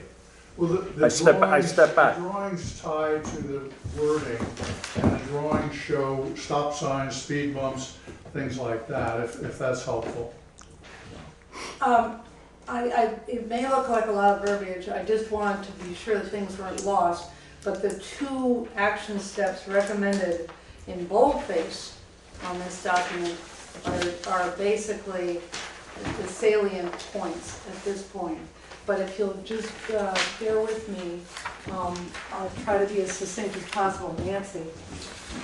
Nancy Riga, Williamsville. So I want to make sure that 2 points that you're talking about is the first page, installing speed pumps. Is that what We're you're talking getting about? right there. The first page. In just a minute, yeah. Okay, so that's the, it's not the action steps long range. That's long range, which is We're trying to bigger. do short range Yes, and long yes. range Okay, because so of fiscal I considerations. just wanted to clarify that. Absolutely. So yes, I've been involved in this since I've been here, 1992. I hear they're speeding in the middle of the night. It's amazing how fast cars go in the middle of the night. It's scary to me. It's not just during the day, and it's weekend. I know that we can call UPS. We can call all those trucks and stuff, the companies that go fast too. That's something that we can do. I encourage the speed humps as they have them in by Memorial Park. Is that what it's called? Yep, Guilford Street. Yeah, they're brilliant, and you can take them out if you need to, if the town wants to take them out for the plowing, but they're not gonna kill the car, but they slow people down. And I really, really think, we've been trying to get them for years, so Yep, I'm really hoping that happens. That's numero uno from everything that we've culled, so thank you. Was there anybody else who wanted to touch on the data section before we go on to recommendations? I want to say one more thing. Wish more people were here. The covered bridge, between the covered bridge and the cement bridge coming to the post office, it's like a dragway. I've been told by neighbors there that if they feel like they're on Indy 900, 500, whatever it is, and they like ram it up to go around the curve over the bridge, which is beyond me. And then there's the post office where people are walking. There's also a Timpson Hill. Kids walk on the street from Timpson Hill. You sent us pictures of that, which I've actually shared with you guys. So, just pictures of a group of maybe 7 or 8 preschoolers with 2 teachers walking on Dover Road. Any other points on the data before we move on? Okay, so given what's already in the works, posting the larger speed limit and speed limit warning signs, painting speed limits on roads, you know what I'm talking about. And I've had a conversation with Jay about this. We have actually, and you know, it's not a 3-foot number that needs to be there. It's a 6-foot number, so that's what is forthcoming. Circulating the existing digital signs. Beyond that, we recommend first and foremost installing speed humps in our villages as soon as fiscally possible and feasible. And it's recommended that a task force be appointed to research and recommend placement of same, of course, given all of our restrictions and parameters. Okay, I know that on that table that came out after the November 18th study, you know, speed humps were not there at the top of the list of being like, ooh, ah, great solutions. Okay, the things that are the number 5 out of 5 great solutions are median islands, roundabouts, road narrowing, and road jig-jagging. It ain't gonna happen on Dover Road, so we're going for what has come up again and again and again. Change the surface of the pavement. You get the speed, and Bree's got pictures. We were over in New York State and saw them on a side road, and you have pictures. I mean, we can all go around in our region and take photographs of these things that work. That is number 1 recommendation among us. When I say task force, I know that I've said that committees give me hives personally after 24 years in teaching. But a task force is a different thing, as you all know. A task force says, okay, we're gonna do speed humps. Where are they gonna be? And of course, you guys have to think, how are they gonna be paid for? How are they gonna be paid for? And what's our timeline? And of course, the speed humps in Bratt are removed for winter plowing. I get that. But if we could ameliorate the problem for 3/4 of the year, wouldn't that be better than not at all? I mean, and it's like a circus up here in October these days. I'm great. It's great for the economy, but boy, of course, I think November can be prettier. But anyway, beyond this short range, most of the recommendations in the 2018-19 study reports involve signage. So it's further recommended, and I didn't have a chance to really go over this with my fellow liaisons. We just each got a copy of the 2018 study, and I read it and culled it. I was thrown off by the power outage, so I just got to that this morning. But it seems to me there's so much involving signage in terms of where signs should be, what size they should be, that it's in terms of to further improve our situation here. If and maybe Jay, you don't want this, but I'm just thinking if a group of just a very small group of people got together, looked at all these reports and said, okay, these are the signs that we need to be paying attention to. This is what we can do short term in terms of signage. Because for us to go over all that signage stuff now would take forever. Let me just say that signage comes up in each of these reports. And it's a biggie. The size of the sign, the placement of the sign, the wording of the sign. So that may help, Pete, in terms of looking at the other the other bullet items here.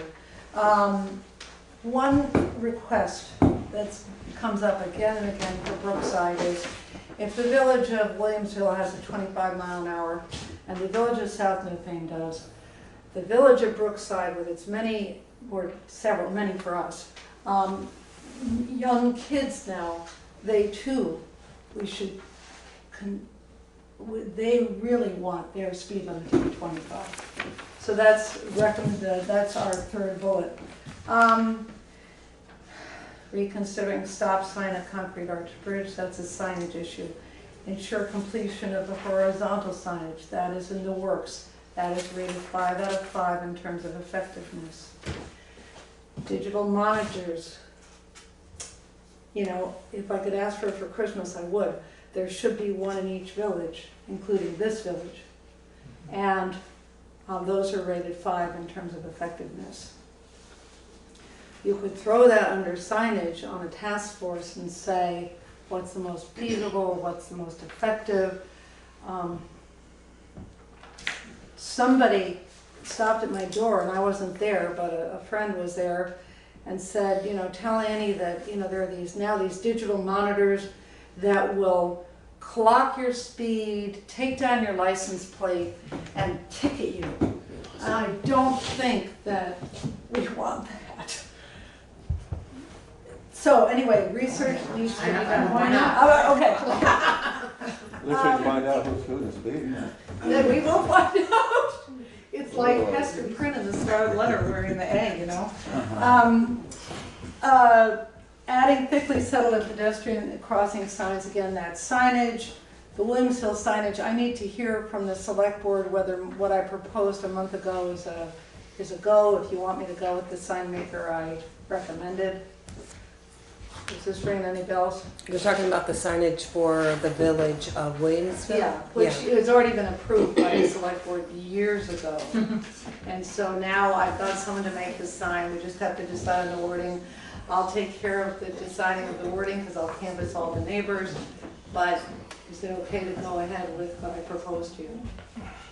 You've only got, I think there's only one bid on that, wasn't there? There was just one. There's not a bid. Or not a bid. It's a sign maker I know who's waiting for the go-ahead to give you a bid. Does it have to go through the whole? I guess you better refresh my memory because I can't remember what the hell it's. All right, I sent it. Winetta, do you remember getting that? I remember seeing it. What was the sign? Huh? What was the sign?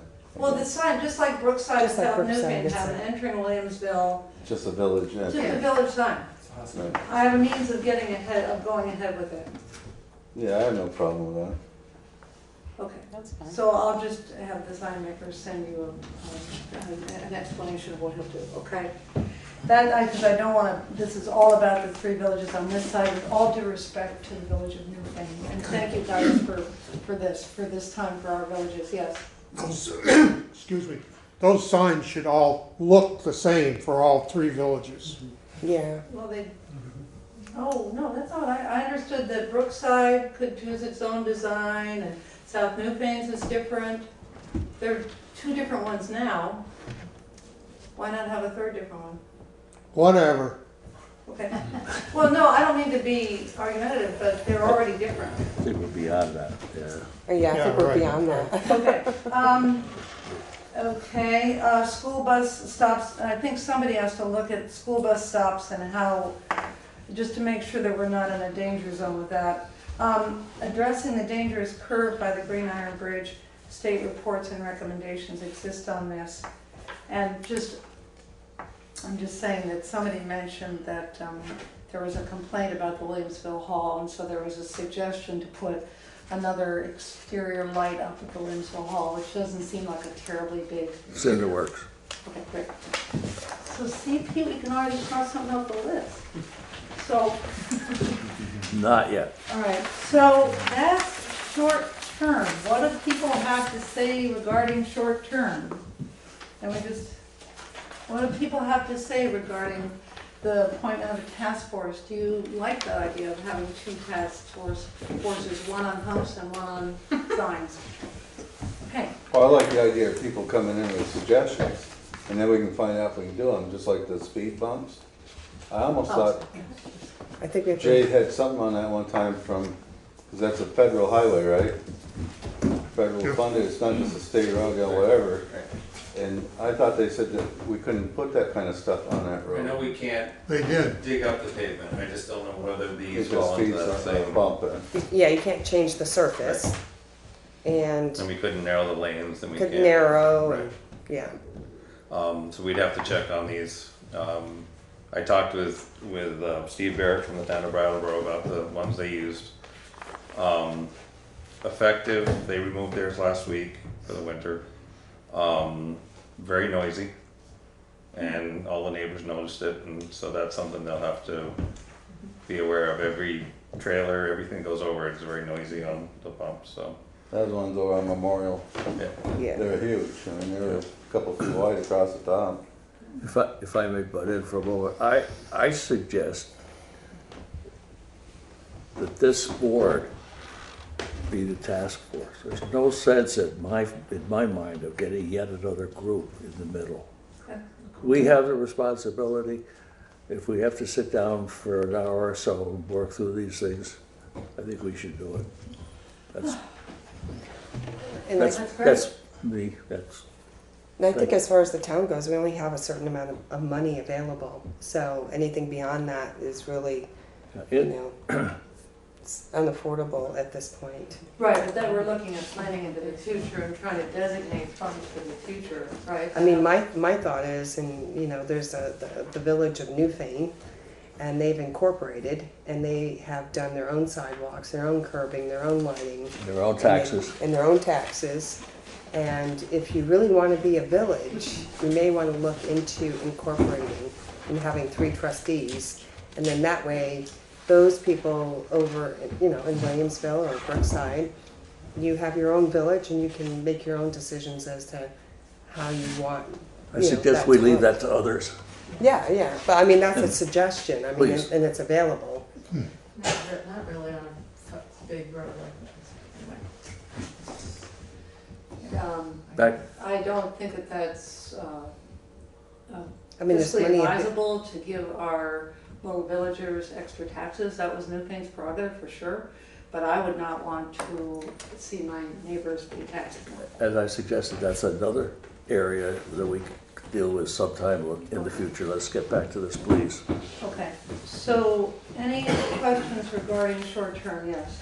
Is it at all proper to ask for, like, to raise money, a donation for these $4,500 items, or? I don't see why not, but that's just me talking. I mean, I would have one big sale. Yeah, I would think a lot of people might be enthusiastic about participating In in fact, it, they live there. So Gina said it, I didn't say it. I think also you need agree. to hear it, that we will help, at least in Williamsville. Yes. And I'm sure that South Newfane and Brookside would say the same thing. We'll help raise We money. will pitch in. Now, what are we talking about? Pitching in for what though? The humps. The humps. If it's legal to even put them on that Yep. road. Yeah, Yes. I thought they said they couldn't put them on that road. That's what I thought it was. No, the state said that, we couldn't do We it. couldn't dig the pavement up and do anything like that. We've talked about this for so many years. I don't think you can put speed bumps on it either, It's not on that Dover road. There are questions to be answered. The responsibility comes here. We have to get through these things, figure out exactly what it is that we are, yes, can or cannot do. And then, if there are areas where we can ask people to put a couple extra pennies on their tax check, fine. So what I'm hearing is the select board is willing to aggressively, I'm just gonna say this, not like in 2 years, see what the law is, the rules are about putting humps on that Dover Road. We've been trying to do this for many, many years. Well, I know we've been working on quite a lot of this the last year or so, pretty good. And it comes up, it's one of the things that comes up on our meetings all the time. So has anybody ever talked to the state or? Jay's been in touch Oh, with yeah. them a lot. Yeah, so they say we can't or we can or we. They looked at the proposal that was drawn up before the rubber Yeah. bumps came out, and that was a no. But they haven't seen this one yet. Okay. So. And a lot, as far as the signs too, a lot of the bigger signs, that was all being done anyways, right? Right. Yeah. That's already in And the their, works. I mean, their placement is pretty limited. There's parameters you have to follow. So, you know, as far as placement of them, there isn't a lot of leeway for where we can put them. Right. Going up through, they'll be bigger signs to meet the new standards. And the one thing they did criticize is the fact that it's 25 miles an hour on the flat by Walters Field over towards the covered bridge. They think that makes people speed up, so then when the village comes, they don't slow down again. Whereas if you started the 25 when you got almost to the post office, that people are more apt to slow down. Well, that's. Same with South Newfane, they thought it started too quickly. That's what I was saying about the cry wolf signage, that all has to be reviewed. And then also, we do know that there are some signs, and it's acknowledged here, what's already in the works, larger speed limit and speed limit warning signs. Under signage, there is also, pedestrian crossing. I think we said it's settled, school bus stop. It's not just the speed limit signs. So that's why I was hoping that we could put it under one big signage hat. Breeze and then Nancy? Breeze Verdant. I've said this before, previous meetings, that I think a certain amount of creativity could be brought to this situation. I commute into Brattleboro daily, and I go on Cedar Street. The second I saw those two stop signs on Cedar Street, my mind just went BS. There's no call for stop signs there. They're creatively sticking stop signs. They're visual speed bumps. There was on Friday at 7:45. No, they're there. Yeah. But no, I stopped at them. They put them there creatively to slow traffic down. There was no call. There's tiny side streets that nobody drives on. There was no call for a stop sign there. So they got creative to slow the traffic down. So I will say this, not to muddy the water, it's on the sheet here that if it comes down to, nope, yes, we can't put the speed pumps in here, then what's creative? So Jay's, I think this is actually Jay's idea, that if we don't have the means to put in sidewalks, we don't have the means to cut out a notch on one side due to one lawn has a septic field clearly coming right down to the road. However, if you went, I get really confused, I would call it the north side of the road, the side with the eatery on, and you just did do a gravel, continue the sidewalk around John Julian's place and create a room for people to walk, put a crosswalk over right by Gristmill Lane to complete to the post office, and did the same thing on the other side, painted a pedestrian crossing, and now put signs out as you're entering the village, slow, thickly settled pedestrians. I'm a jerk like anybody else. I mean, because I'm not going to be a hypocrite in this situation, I've really learned to slow down, and that means I'm like, whoa, I'm doing it all the time where it wasn't on my radar. But if I enter a village and it says thickly settled pedestrians, that registers in my head. I don't want to hit somebody. That puts it's consciousness. It's all habits.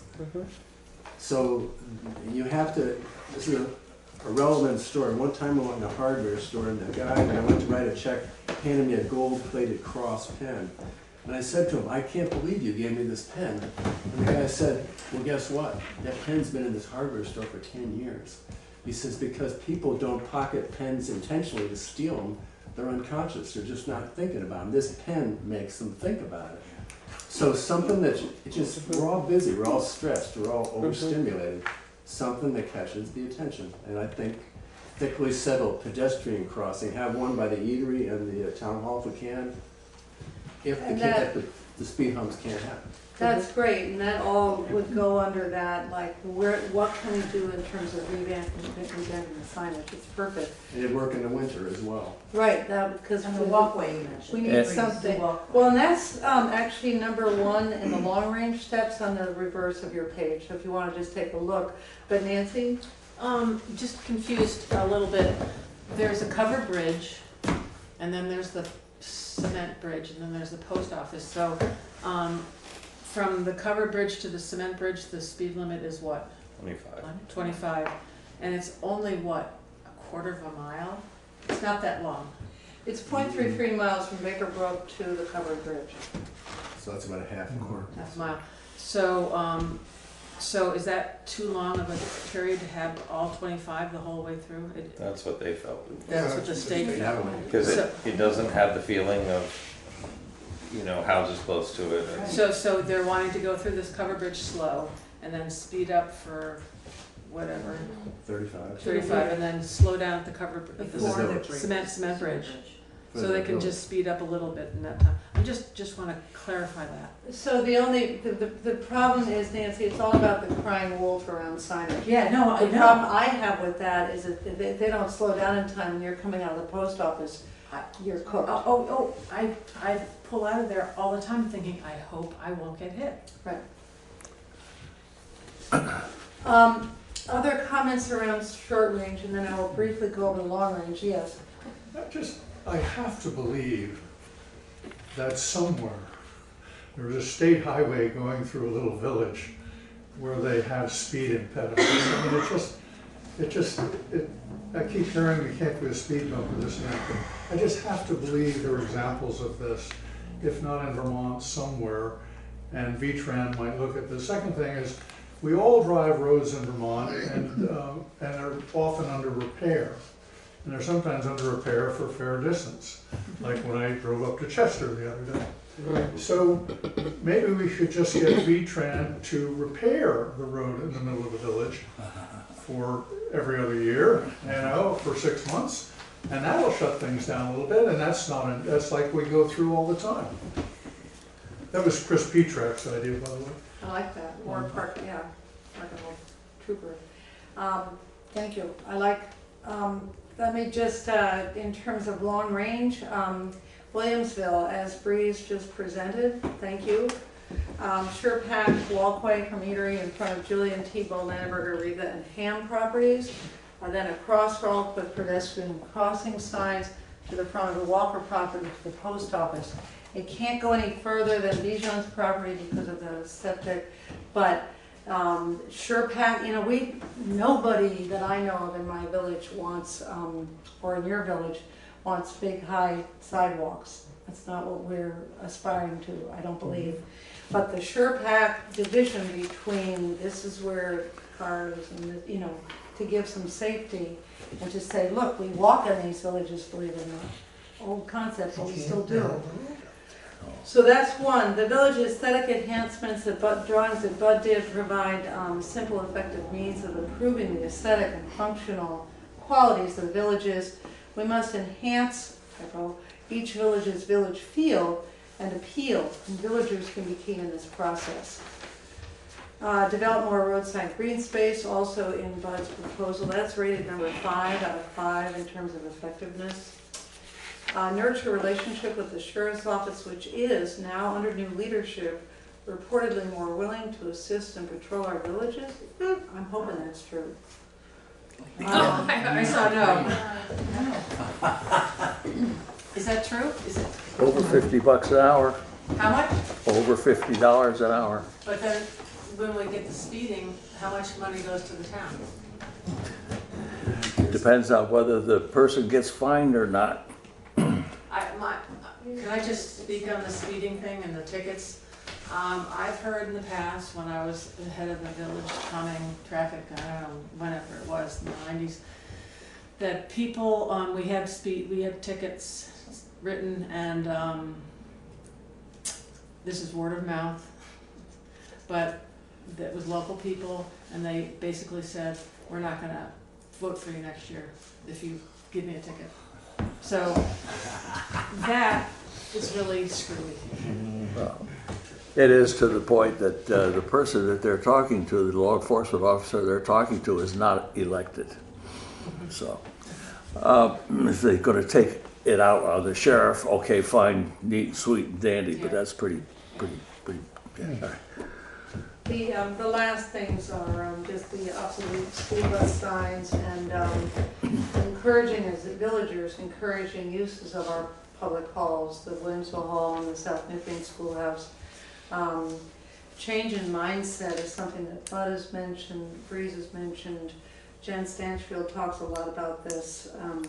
I mean, really, Bud breaks it down, an 8-second difference going, you know, going the speed limit versus going way over the speed limit. Editorial to Deerfield Valley News. I'm happy to write an editorial just to raise awareness among those guys, not in any kind of confrontational way, but just like, hey, we don't have cops, you do, you know, not like that. But raising awareness among our Dover neighbors, and then finally, as a long shot, you know, somehow working with Mount Snow to say, could you kind of discourage this residential area as a highway? That is what we have put together. And now, you know, I would hope that the select board would give you guys a chance to speak more and ask questions, share your thoughts. I think, with all due respect, I think, you know, we've culled so much here. And I'm a little bit crestfallen and a little heartbroken to hear that the speed hump thing really might not be feasible. But as Bree said, it's okay, we're gonna pick up our cookies and make it work. But other comments or questions around this? Yeah. Well, we talked about stop signs before. We've talked about putting a stop sign, 3-way stop sign, Baker Brook. Oh, that's on here, I'm sorry. Yeah, no, but we talked, this was years ago. We talked about doing a 3-way stop sign, and people were complaining that, you know, you're gonna hear the engines rev up after they stop, but that's a reality that could happen. 3-way stop at Baker Brook, and If the state weren't so against stop signs. Also, we need to have the state do a reading during the winter. That's the other recommendation. yeah. It can be revisited, I'm sure, the 3-way stop sign. I mean, it's not something I want. I'm not wanting any of this stuff. I'd love to have people just drive slower. I mean, Norbert and Janine are right there, and it would be in front of their house that that stop sign would be. Yep. You know, But I can't even leave the driveway to go to the post office when I have 2 dogs. I mean, I've got this, that, and the other, and they're all speeding through. It's really very challenging, I have to say. So I don't care.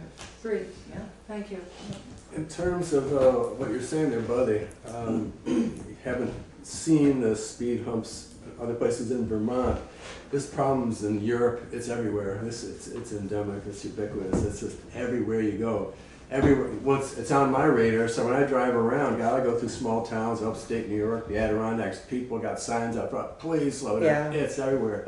Where were we? We were up taking a walk up around Saxton's River. Somebody has signs that slow the F down in their front yard. That's going, yeah, tell it like it is. So what it seems to me is it's coming. The state of Vermont is going to have to do something realistically, because this is a problem that's not going to go away. It gets worse and worse.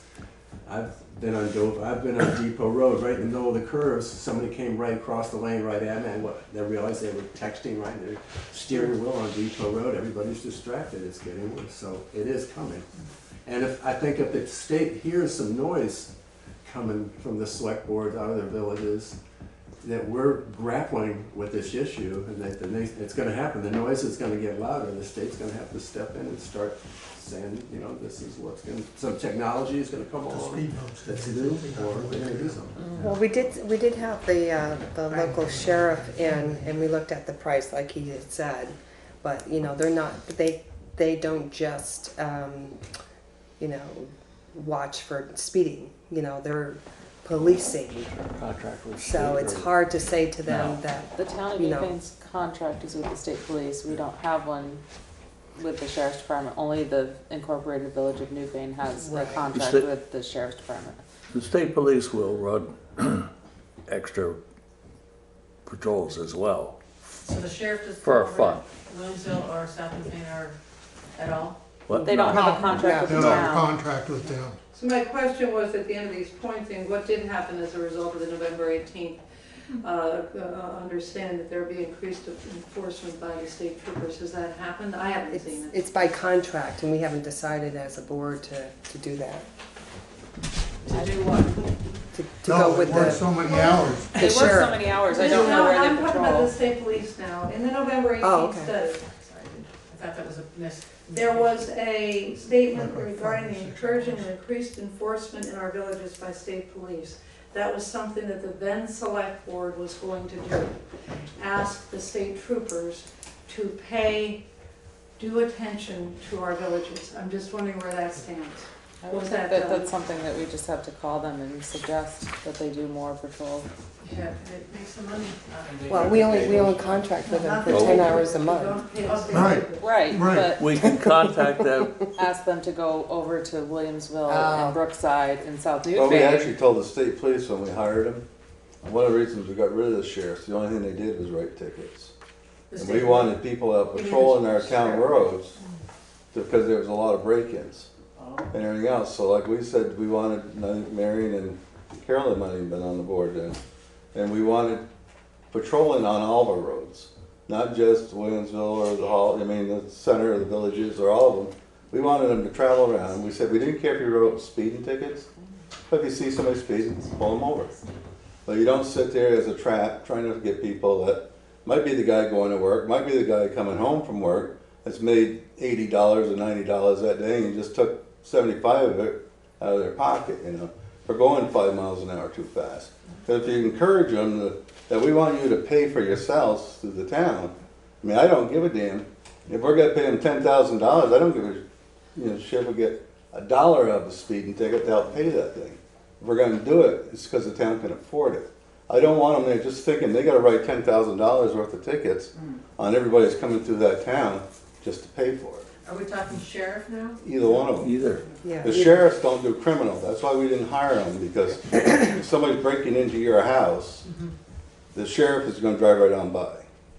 Because there was one, I think it was one of the guys up on Wiswall Hill at the time, had somebody bothering him up there. And they called the sheriff and they pretty much said, if he comes in your house, shoot him. You know, because we're not gonna be able to make it. So it's up to the state cops when it comes to criminal. So that's what we said. That's why we went with the state police at the time. Figured our money was better spent having them travel up around Grout Pond, any one of our roads. And you do see them a lot on the back roads now. And but what you say is only true for the village of Newfane. If there's a break-in Williamsville, they wouldn't come. the sheriff? The sheriff wouldn't come. The sheriff wouldn't come. the sheriff doesn't They're come. Contract with them. We don't have not a gonna come contract if with it's in them. the village of Newfane. He told us. Wait, if they come to Please, Newfane up and one person at a time, please. I'd like to ask Angela, because Angela is the treasurer with the trustees for the village of Newfane, because the village of Newfane pays out of our dues, our taxes Our every year. taxes. We were with one group and then we changed to the other. Do you want to say something about that? Since I've been the treasurer, we only have used the sheriff's department and we pay a one lump sum per month for a certain amount of time for them to patrol the village of Newfane. So, and they do traffic enforcement, speeding. And then the rest is with the state. Right. But the sheriff also had said that they would be more apt to be able to come to an emergency quicker than the troopers, because they're patrolling such a larger area, and we only have 10 hours a week contracted with the state troopers.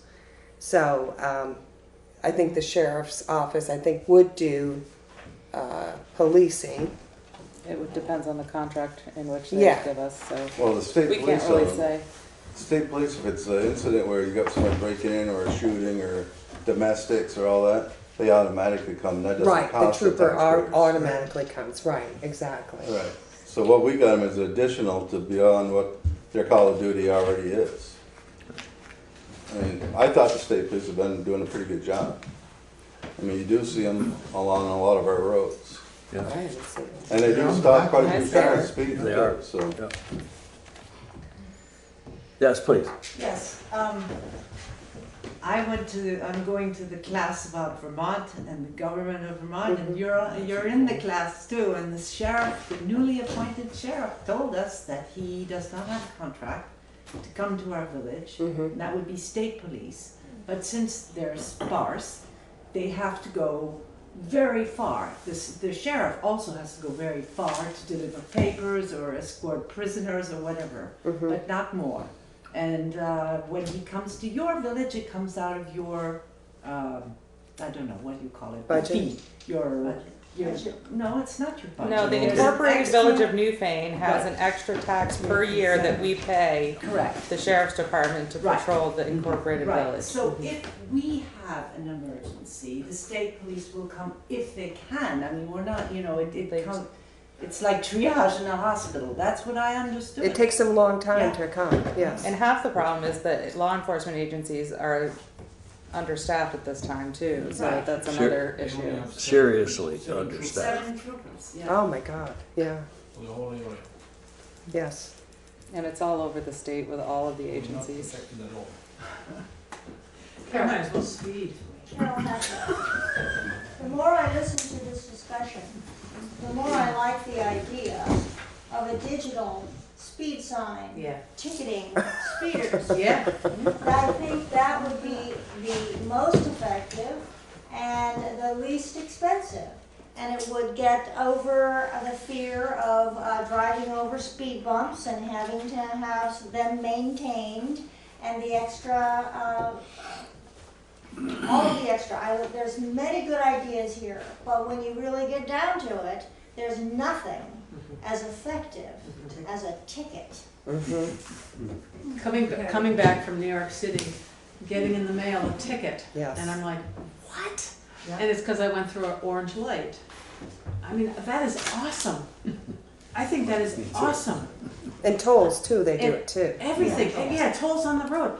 I mean, I don't think it would Talk about say Big Brother. to the people going through that we're a bad town. I think it would be saying to the town, the people that we care about the village. So, well, the select board is the task force, free. Just another creative thought. I'm good at those. The state of Montana, is my understanding, just said, okay, let's get realistic here, folks. It's a huge state wide open highways. They said, realistically, we know everybody's going to speed. Okay, so we're setting the speed limit, I think, of something like 85 miles an hour. It had been pretty high already because people are just hauling ass through, the Yeah. city. Maybe it's 75. I don't know the number. I know I'm not just taking this out of a joke book someplace. That they said we're going to set the speed up here realistically, but we're telling you if you hit that or go 1 mile an hour over that, we're going to nail you. We're allowing you realistically to do what's happening here already, but if you go over that, we're going to nail you. So that is just something I could see. Like we're all saying, going 25 miles an hour is pretty tough. I have a hard time doing it, right? It's my motor hurt or whatever. But if you said, okay, let's get real here. Nobody's really going to go 25. I don't mind people going 35 through the village. It's when, oh God, like Nancy says here, you're laying in bed at night and you hear somebody flying through, then they're going 60 miles an hour through there. It's just upsetting. But if you just say, okay, we have these devices. If you go such and such a speed, you are going to get a ticket. That actually is kind of a realistic thing. Just a thought. I'm gonna be mean. I'm gonna call it. We have a sign-in sheet that I wish everyone would sign before you leave. The board will take all of this under consideration. We will probably have a public meeting so that people could respond to things, and maybe we'll have some of the ideas, more information on them, and or boiled down a little bit. And in the meantime, please keep your ideas and thoughts coming. There's nothing better than ideas and thoughts that you can work on. I don't want to say a whole lot about what I think about all of this, except that a trailer hitch on the back of a Ford F-150 halfway out in the road is one of the best speed control measures that the village of Williamsville has.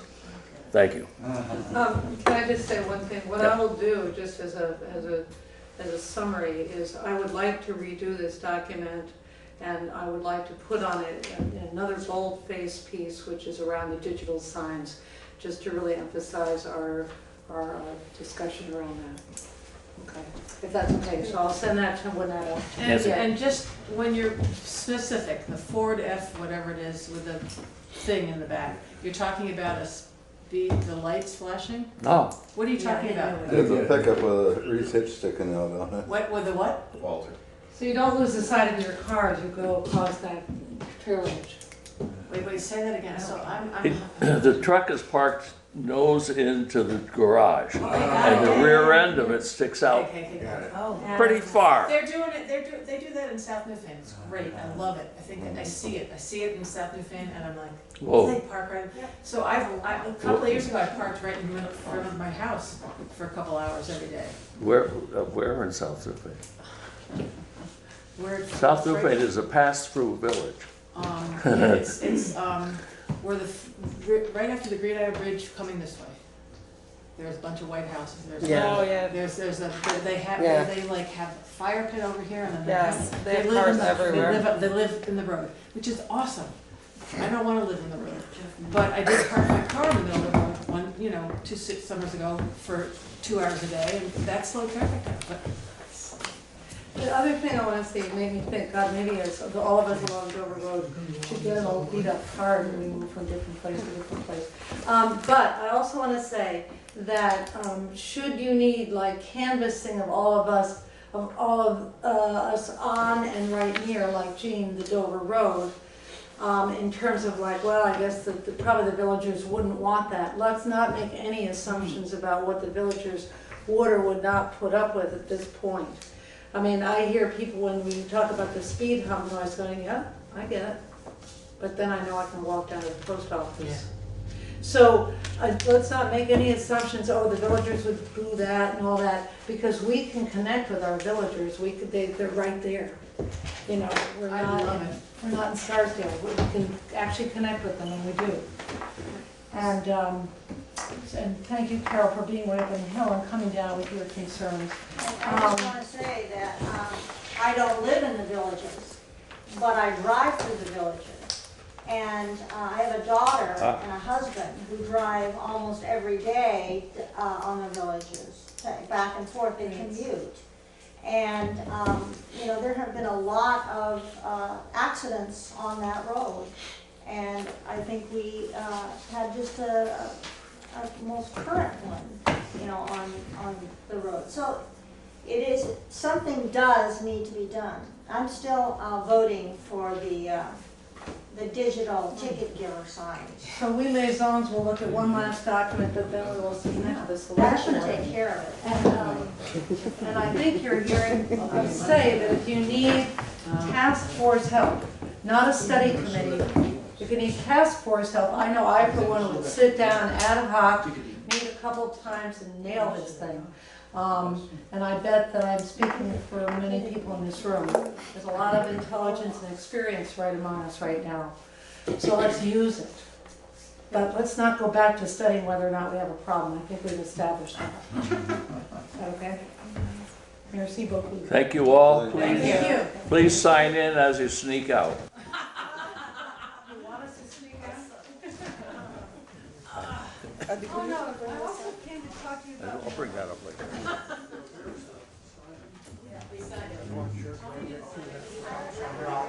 If you go see that stop sign, you know, you slow down. Yeah, put it in there.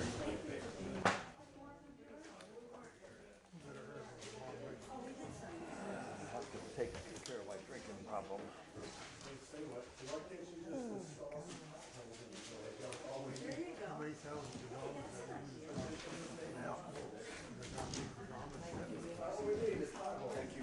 Thank you. Thank you. It is. Bags there. Thank you. Am I leaving the bag? And installing potholes to the west. Yeah. That would prove perfect. Thank you. Thank you. Revert to dirt road. Say we'll go back to a dirt road. Yes. Go back to what, the dirt road? A dirt road. Yeah. 1956, paved in the village. Is that right? Whoa. Over there? Winslow, 56. 56. Okay, we picking up here. Unscheduled members of the public. Right, have you something for us? No, I'm so sorry. Thank you for being here. Thank you for Thank you. And thanks to Jay for all the work he's done on this. Yeah, we're relying Helps on a- Jay. Oh, a great deal. Thank you, Jay. Old business. We have a questionnaire that we talked about recently about the opiate suit that is pending, brought by the town of Bennington. And the question is, do we, for the town of Newfane, wish to stay in the suit, which we would by not taking any action, or get out of it so we don't have to worry about keeping in contact with attorneys and seeing where it's going. My understanding is that we have an opiate problem, but it's not as bad as some, or as bad as it might be. I would like to have some suggestion as to the direction for us to go on this. Stay in or get out? If we stay in now, when it comes time for the attorney fees, do we have to chip into all that too? Well, the attorney's fees would be deducted and then they would split up, I believe. No cost to us, just if we Not won. individually, no. The class is represented by attorneys already. And they get their, If they win.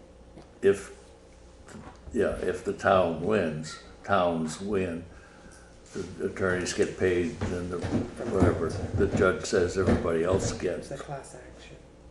And I suspect, So they don't. there is no indication here of how that would be determined. Would it be determined by the number of cases and so forth? And one of the things that I forgot to mention tonight, but did last time, is that this is primarily aimed at towns that have their own fire and rescue squads, and they're putting out a lot of money and a lot of effort as a town or a county. And that's not our situation. The volunteer fire departments and rescue, we can't help them. But would this lawsuit help them? No, I Even don't- if the town filed it? Towns for them, towns yeah. and counties. Right, but we do But we donate to would appropriate, we could appropriate. we put money into the fire department. Right. The question, no, sorry, go ahead. No, if it's not costing us anything and we are just named in the suit, and if they do win, I mean, we're supporting the action. If they do win, then we would maybe see something and then we could appropriate it to the rescue services. Does the fire department stuff get involved in all that stuff, Jim? Yeah. Just, it goes in stages. There's you won't see any for a few months, and all of a sudden you'll see a bunch of them. So, did you guys get the letter from the Attorney General urging the towns to participate? I got that in email today. To do what? To participate in this. Oh, to participate. I think we should. I haven't seen that, no, Especially support. if the Attorney General saying that. They've looked at it. I think we need to lend our support, for it. That's my feeling. Well, if that's all it is just the support for it, I mean, I can't see where it hurt. It could come back to bite your ass later on if you didn't. If all something did come up about it, so. So what is it, we want to stay in or out then, right, you said? Yeah, if you want to get out, you have to take action. If you want to stay in, you sit back. I think you have to do it I'll by- make a motion, we sit back. Especially like what Jay was just recommending and how they said it too, so I haven't seen that, but. That we support it? Yeah, we Yeah. stay with it, whatever we're supposed to be doing. Because it's probably about the time you got out, it'd be something that really would come up it could have been handy at one time or something, I don't know. Okay, we have a motion to take no action, which means that we stay in the suit. Is there a second to that motion? Second. Hearing a second, is there discussion on the motion as seconded? When you say no action, is that what we have to do, is take no action because we're already named in it or Right. something? Every town is in unless Oh, they okay. sign this form Okay, and send it Gotcha. back. Further discussion? Hearing none. No, but thank you for discussion. Hearing none, all in favor of staying in the opiate suit, please say aye. Aye. Opposed? Abstentions? Thank you. It's getting to be a real problem. Yep. Any other old business to come before us? I have a couple of questions. Did we ever finalize the local emergency operations plan? I believe so. It had to be done by like May 1st or something. It was a long Okay. time ago. Okay, I just, because what I saw was that, I guess Shannon was still around then at the time, huh? Because Shannon's name is on the Well, point of contact. It's done, so we don't have to worry about it. Okay. Thanks. Sorry. Thanks for bringing it up, though. That's good. Any other old business? New business. There is, I think you have them in your packet. Colorful gizmos that say that the state has just changed its mind and says that you can put a banner over the highway if it is not up for more than 21 days and it is 16 feet and 6 inches above the highway. I would recommend that we refer this to the Planning Commission for inclusion in the zoning bylaws, which do include a section dealing with signs. And I think that's the easiest way and the best place to deal May I with. ask a question? Mike, remember last year, I think it was, we talked about wouldn't it be possible to have a banner for the Heritage Festival? And if I remember correctly, it had to do with the Vermont, that it was a state highway here on Route Right. 30, and that it wasn't allowed. Is that correct? Now they're allowed. That's what this is all about. But This they're is- allowing it? Yes. So I'd even recommend something like this going to like the Heritage Festival people who design church. that. Right. Yeah, the church, so they know it, so next year they can put their sign up instead Right. of off to the side like they've had it this Yeah. year. But I'm I think your recommendation is correct in Right. getting it to the planning commission as part of the bylaws. okay. I don't think we need a motion on that unless someone disagrees with me. We're just ask him when it gets there. I will get in touch with the chair of the planning commission and Do you want me to scan it and send it to him? no, I'll chatter with them. Okay. I'll go to one of their meetings. Okay. Yep.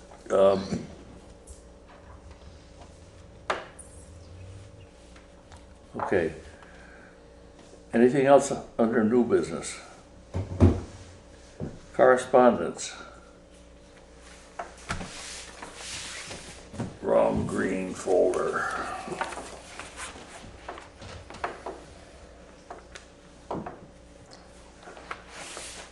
There's a note from a gentleman named Scott Smith, lives on Adams Hill Road, complaining about people using the bottom entrance to Adams Hill Road as dumping ground, mattresses being rained on, other things.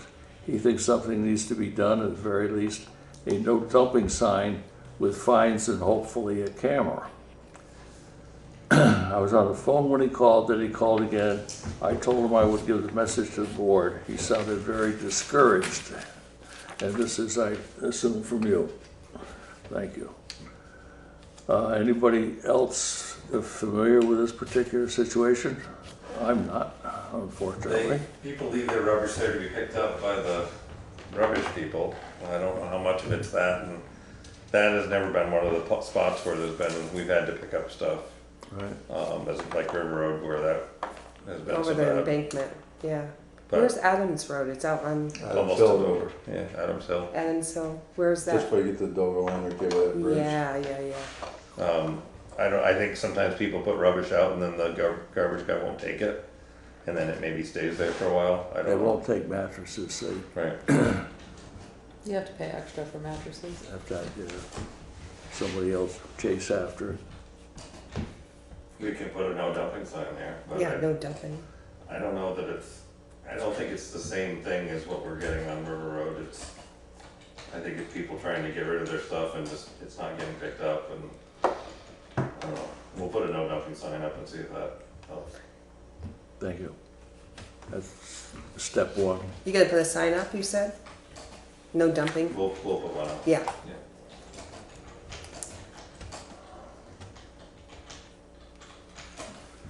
Continuing with correspondence, excuse me. This is a message that was forwarded by the town clerk. It comes from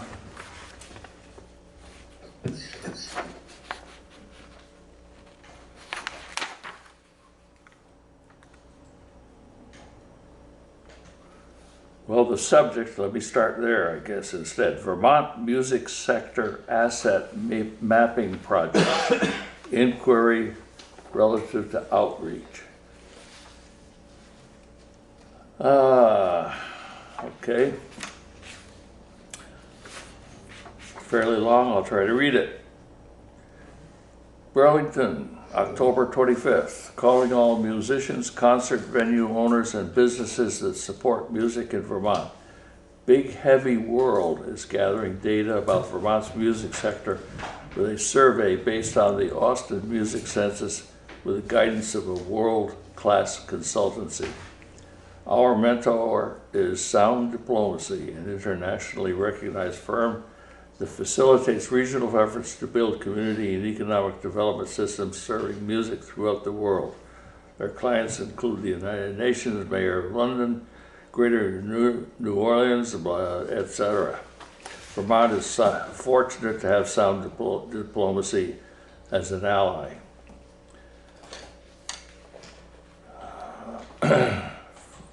Sound Diplomacy founder Shane Shapiro said, "We're thrilled to support this initiative by Big Heavy World to dig deep into Vermont's music sector to better understand its strengths." I wish I had read this before the meeting, I'm sorry.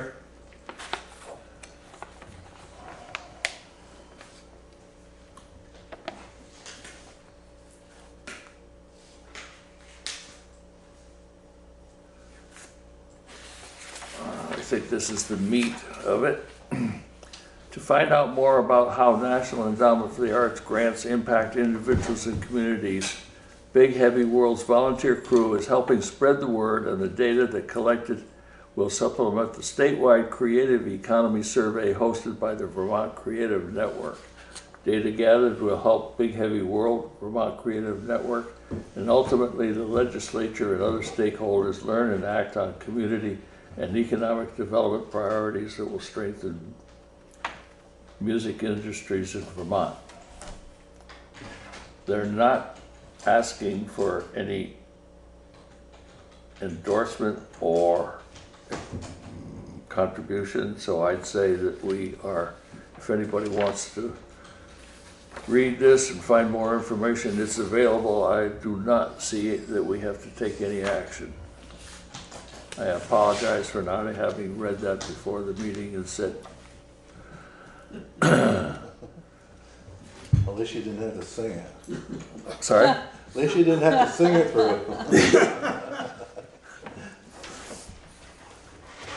Okay, this is from the Secretary of State to Select Board. As you may have seen, starting next week, I will be traveling the state on my biennial transparency tour. Tour is a great opportunity for municipal employees, local officials, volunteer boards, commission members, and engaged residents to get a training on Vermont's transparency laws, open meeting laws, and Public Records Act, to better understand the requirements of local and state government to operate openly and transparently. For the first time, I will be providing a short presentation where I outline the work we're doing in our office and with you across the state.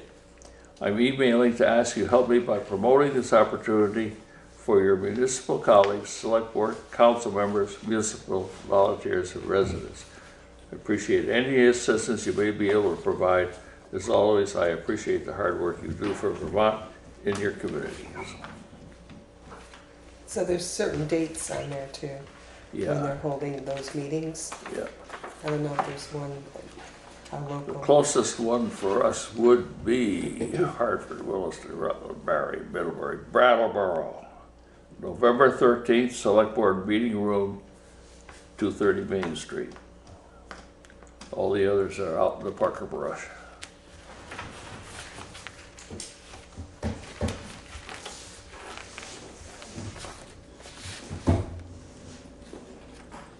Okay, we have a letter here from Fisher and Fisher. That was the letter that was sent to The new union. the Yeah. union. Yeah. That's just To- for our file records. To Joe Winrich, the chair of West River MUSD, MUUSD. And he outlines, I could read it. I represent the town of Newfane.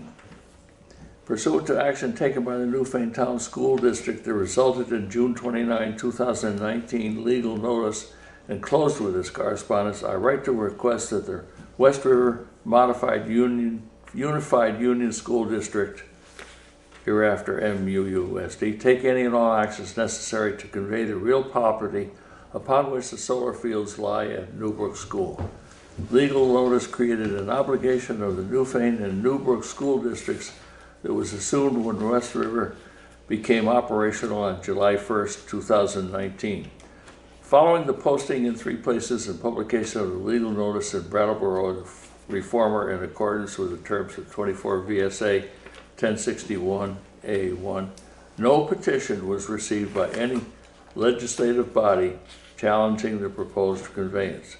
As clearly articulated by the last sentence of 24 VSA 1061AA, unless a petition is filed in accordance with subdivision 2 of this subsection, the legislative body may authorize the conveyance. It's the town of Newfane's understanding that the parcel of land was conveyed to the Newfane Town School District by warranty deed of the Valley Lions Club dated August 7, 2017 and recorded August 14, 2017 in Book 139, page 40 of Newfane Land Records. Is further the town of Newfane's understanding a portion of the real property conveyed to the aforementioned Valley Lions Club deed may contain the ball fields used by the students at Newbrook. Town of Newfane has no intention of restricting access or preventing use of the ball fields. Should the West River MUUSD express interest in keeping the ball fields with the Newbrook school property, the town of Newfane does not object to that goal. Clearly, in such instance, additional work would need to be done in order to subdivide the ball fields from the solar fields to remain in West River ownership. The town is glad to assist West River in securing a survey of the relevant lands with a subdivision application for the real property. I would like to lay out the next steps in order we can file necessary deeds for the near future. First, unless the West River MUUSD has a survey of the solar fields, a survey will need to be commissioned. The town is willing to pay for this service if the survey does not already exist. The survey should indicate a subdivision line between the fields and the solar array such that the survey sets forth accurately the subdivided parcel that will be conveyed to the town. Again, we want to make sure the playing fields, which are beneficial to the students of the school, are owned and maintained by West River MUUSD. Second, once the survey is completed, West River MUUSD will file an application for subdivision with Newfane zoning personnel and file any state subdivision application. If the West River MUUSD would prefer, the town can act as applicant, but the forms will still need to be signed by West River as co-applicant owner. Third, upon the issuance of the relevant permits, the West River MUUSD will sign the appropriate deed. Last, West River MUUSD will confirm these transactions with the solar company such that the lease payments will be paid to Newbrook PTO as voted by the Newbrook School District in late June. Please let me know who will be the contact with whom I should be working on this matter. I look forward to working with you in accomplishing the work. Robert Fisher. That's where we are until we hear from them. But we should be ready to take the actions that he outlines we might be taking. I would prefer certainly that the current owner, MUUSD, do the zoning permit. However, if we can help, it's fine. That's it for correspondence, unless someone has something else they want to bring up under that heading. Okay. Has anyone any announcements they would like to make? I have one suggestion I'm going to just throw out and leave for your consideration, and we'll talk about it later, particularly if we decide to go do specifically. I would like to meet with the zoning, with the planning commission, the zoning administrator, probably all at the same time, conservation commission, and so forth. I think it'd be useful to have a regular meeting. Maybe you have done that. If you have, I apologize that I didn't know it. But I think it would be useful to keep them knowing that we're thinking about them. So. Yeah, because we don't get a report or anything. No, well, there are things that happen, things that are our responsibility. We appoint the zoning administrator with the recommendation of the planning commission. There are a lot of things that come together or don't, and I think it'd be useful to try to set something up that would make it obvious that we know, we think, we worry, we whatever. That's between the zoning and the planning. Well, zoning, planning, it could be the Conservation Commission. Right. I think anybody that's out there somewhere. Yeah. Pete, I got talking about zoning administrator. Down in Williamsville Station, they took a house down, I'm gonna say 4 years ago. Don't quote me on that. It was either 3 or 4 years ago. It doesn't mean any setbacks now. All of a sudden now they're building another house there. How the hell do they get a permit for that?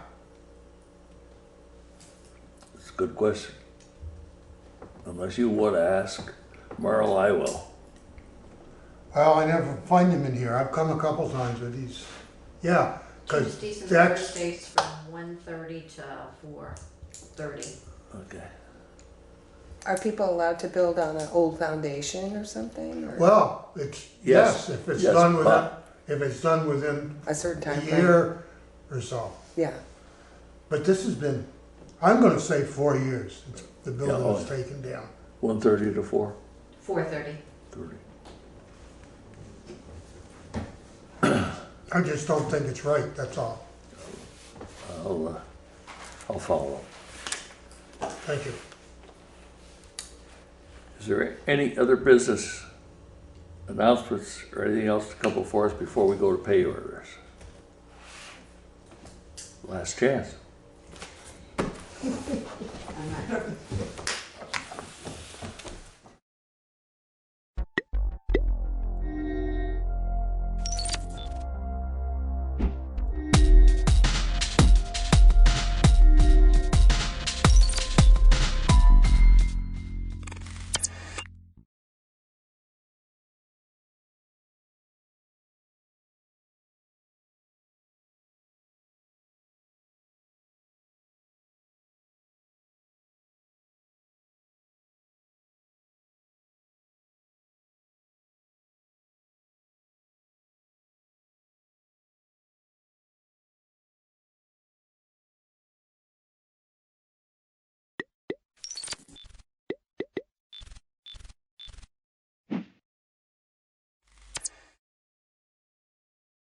So we'll call the meeting to order here at 6:05. We're early tonight because we wanted to interview the applicants for the Jamaica board position. We have our single remaining applicant. The other two interested parties have decided that they're no longer interested. I guess we're scary guys. They watched us on TV or something. What did you see? The last woman standing. Yep, so anyway, the last woman standing, or sitting, as the case may be, is Jennifer Dortes UK. Jennifer submitted her letter of interest, which you've all seen, and you also should have in your packet for tonight the answers to the questions that we agreed to submit. Does anybody have any questions for Jen beyond what we've already had answered and what we get from her letter? I mean, I don't want to grill you. Don't look scared. We're fine. Okay, so do you have any questions for us? So how long do the meetings normally go? We normally start at 7 and we're normally done by 9. I'm just teasing. No, I look forward to working with the board if I am chosen. So. I don't have a question for you, but I just wanted to say I appreciated the very thorough way in which you responded to the questions. That was great. So thank you. It helped a lot. All right. Clearly very qualified. Right. Anybody else? So we just need a motion then to appoint Jennifer until the March Jamaica meeting. So moved. Ken made the motion. Ken made the motion. Drew, would you like to second? Sure. All right. Is there any further discussion now that we have a motion and a second? All right, you ready to vote? All in favor of appointing Jennifer as the Jamaica board representative until the next town meeting, please say aye. Aye. Opposed? Abstentions? The ayes have it. Welcome aboard. She has to be sworn in. You have to be sworn in, like I was talking to you before, you have to be sworn in before you can vote, but please feel free to stay and participate. You can have a seat at the big kids table if you want, or you can stay down there with, I'll be an observer. you can stay a member of the public. Okay, well, thank you very much for your interest, and, I look forward to working with you again, as I know we have in the past. Okay, well, that was the 6 to 7 hour pretty much. So, Very efficient, yeah, right? very efficient. This is how our meetings go, Jen. Do we have any additions or corrections to tonight's agenda? I have one. Anybody else? Well, actually two now. I guess the extended leave request that's item B under new business, we will not be taking any action. I'm told. That is correct. In reviewing our contract for this particular leave, it is just a request of the superintendent.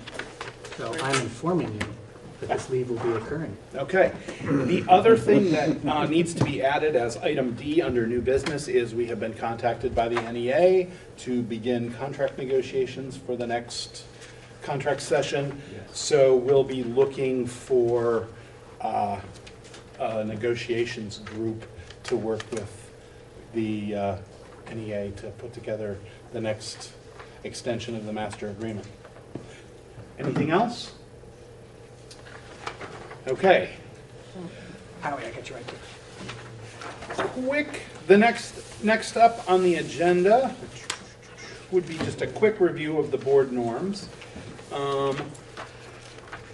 We can have volunteers to do this again. They're on the back of your name tag in small print, but we have agreed, remember, to maintain our focus, to communicate respectfully, to be present, to keep the board productive and effective, and to respect the agenda.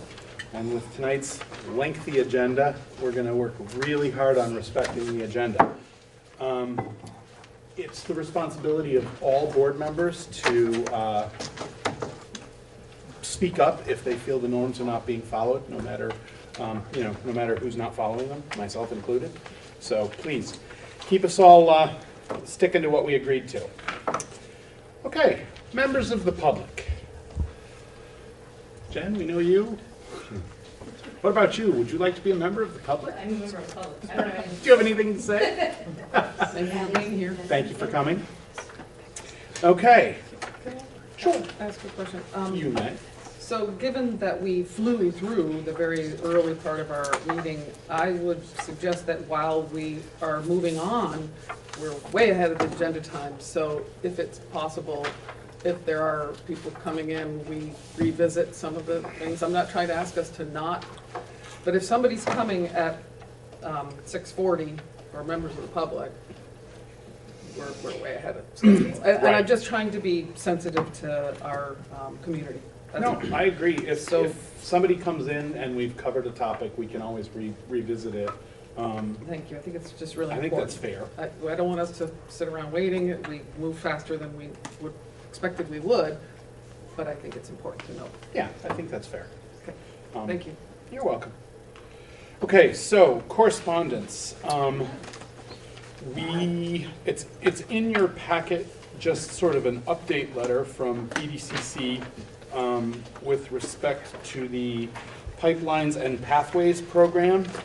I suspect you all got it, but if you didn't get it personally mailed to you, it's in the packet. They're not asking for anything, they're just sort of reporting on how it's going, and I know that we use that program at the high school quite a bit. I mean, we're getting a lot out of that, right? This is Christy Beatty's work. Oh, yes. Yes. Absolutely. Yeah. So, if anybody has questions about that, we might be able to get them answered or find out, if you're interested in more, I'm sure we could ask Bob questions during his report. Yes, ma'am. I just wanted to say that I had some feedback from the other side of it, saying how appreciative they were of Leland and Gray and the collaboration that has been happening. So I just wanted to note and I wanted to share my appreciation as well, because this is really important, and this is an amazing report coming out of here. And this is, to me, first steps of what we can achieve. And I just wanted to thank you, because I have heard that Leland Gray has been really responsive, a lot of back and forth and a lot of collaboration between this program and the staff. Yeah, just last week we sent our entire 9th grade, they funded it, EDCC funded 12 buses to set up some tours of local businesses. And so we sent our entire 9th grade to Bratt to tour 4 different businesses as part of this program as well. So it was very cool. Fantastic. Yeah. So thank you. Terry Davison Burger is really the one that's doing the And so share that, please, from us. What were the businesses? I don't think I heard that. Oh. It was a screen printing place and a yogurt place, but those are the only two I remember. True North, Panola. Omega. And Omega. So, and they were BDCC set up the four Did, companies. did all the ninth graders go to all 4 businesses? No, each group went to 2. Okay. They had like half and half. Yeah. Okay. That way the groups were small. Okay. Thank you. Yeah, that's a great program. The other piece of correspondence is just, it's just to me, but I'll tell you about it. I've been invited to the BDCC annual meeting, which is in November, on November 7th in the evening.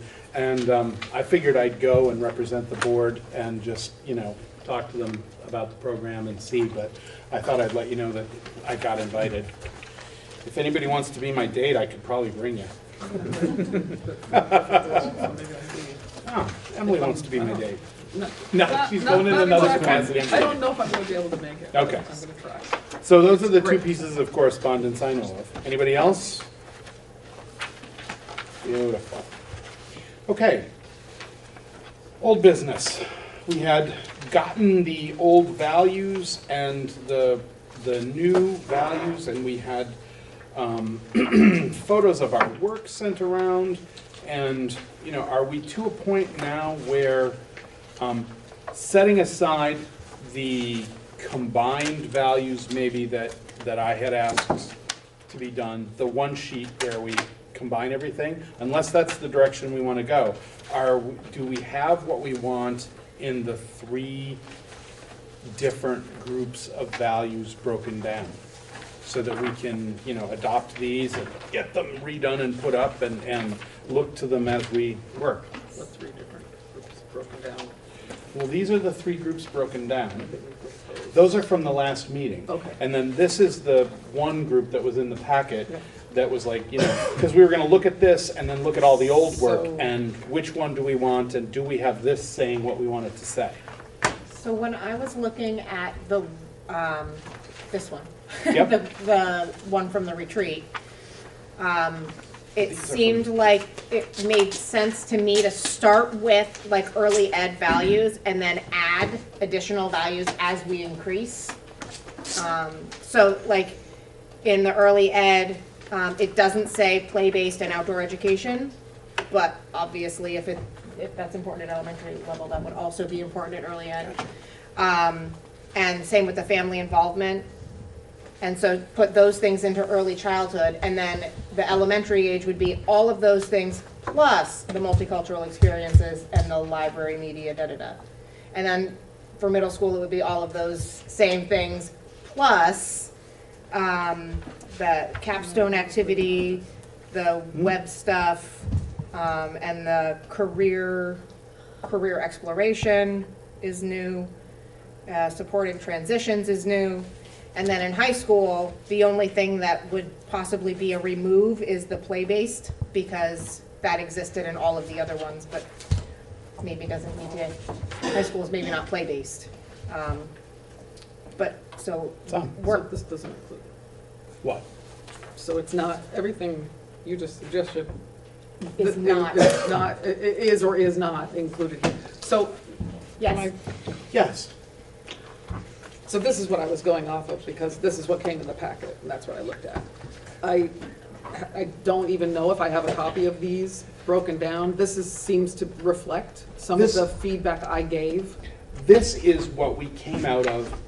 These 3 pieces of paper that I have was given to us at the meeting prior to this one.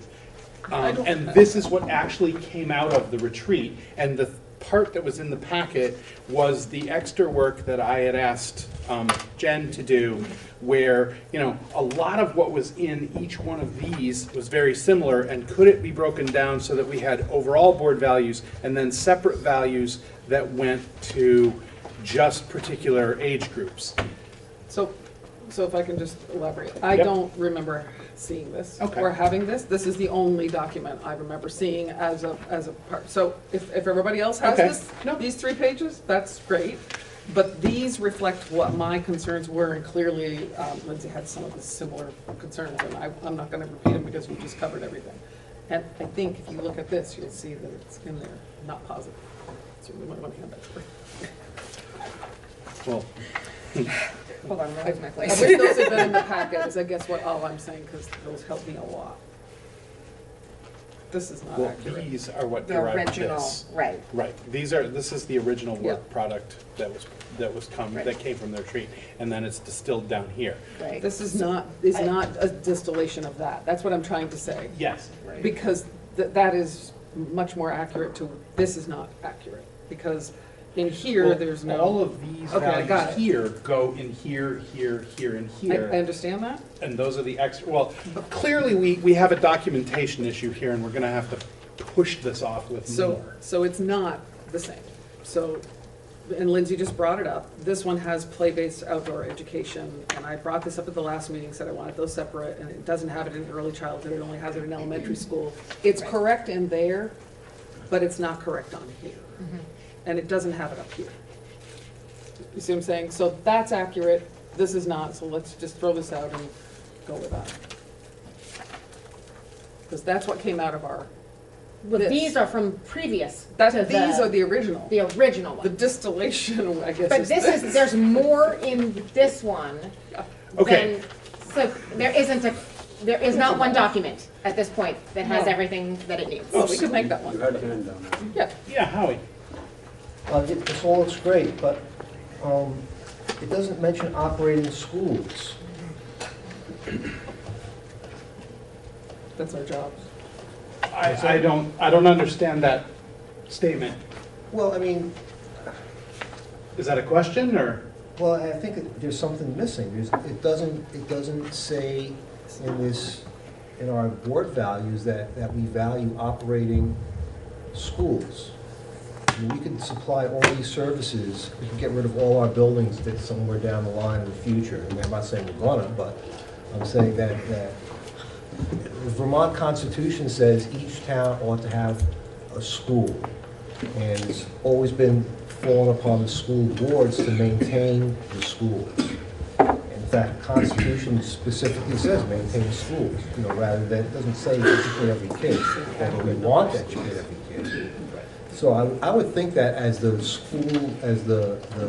board that's tasked with operating all these schools, we would have something in our board values that references that we're gonna, operate our schools and, take care of our physical plant and, have schools in our town, in our towns.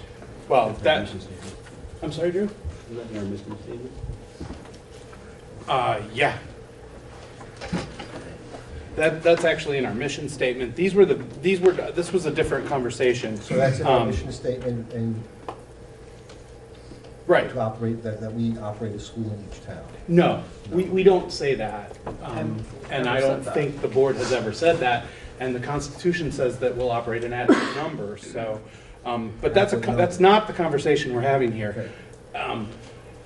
Based on the feedback from Emily, based on the feedback for these values, I think we're gonna have to kick it to one more agenda and give you all the documents that, both sets of documents again so that we can work from it, and then we'll get one final version that we can work on.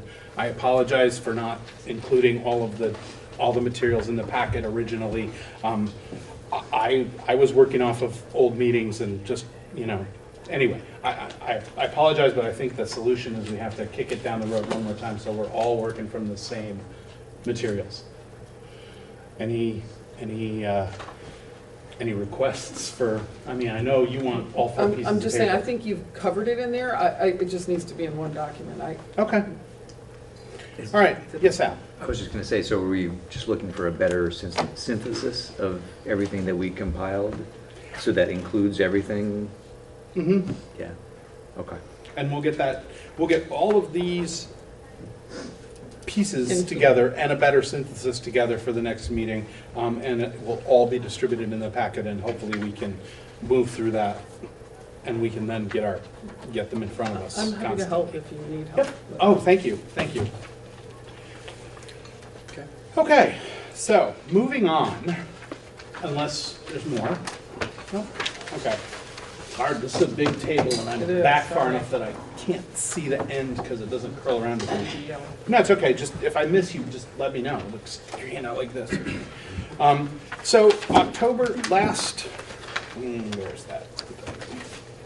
So we had a special meeting, October,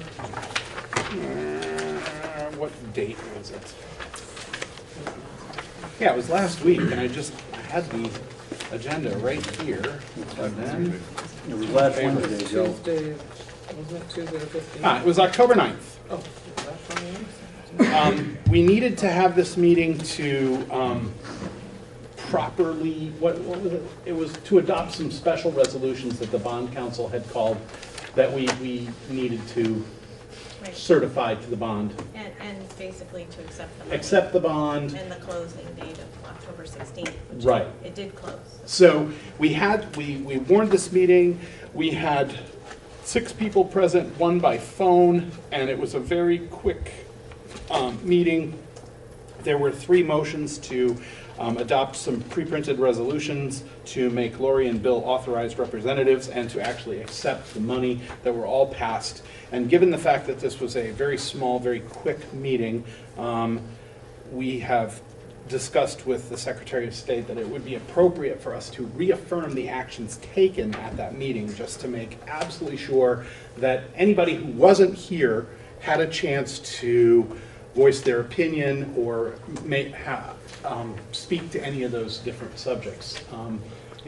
We've done everything properly, the meeting was held properly, warned properly, and all of that, and the motions and the votes still stand as they were. However, since it was quickly done, we can reaffirm that. I'll make that motion. Okay. Is there a second? Second. Thank you. Any further discussion on that? All right, hearing none. All in favor of reaffirming the actions taken by the board at the special meeting held on October 9th, please say aye. Aye. Opposed? Abstentions? I'm abstaining. Okay, the ayes still have it. Motion passes. Thank you. Okay. Man, we're flying. We could take a break. No. I'm kidding. Lori, it's you for the quarterly financial report. And I'm hoping no one shows up at 7 o'clock going, I was here for the quarterly financial report, so you'll have to do it again. You can give them my email and. Give them your address. So if we could look at this long document here first, that would be great. So it's a little early in the process to really get great numbers of where we're headed for the end of the year, but with the new encumbrance system, it actually is working quite well.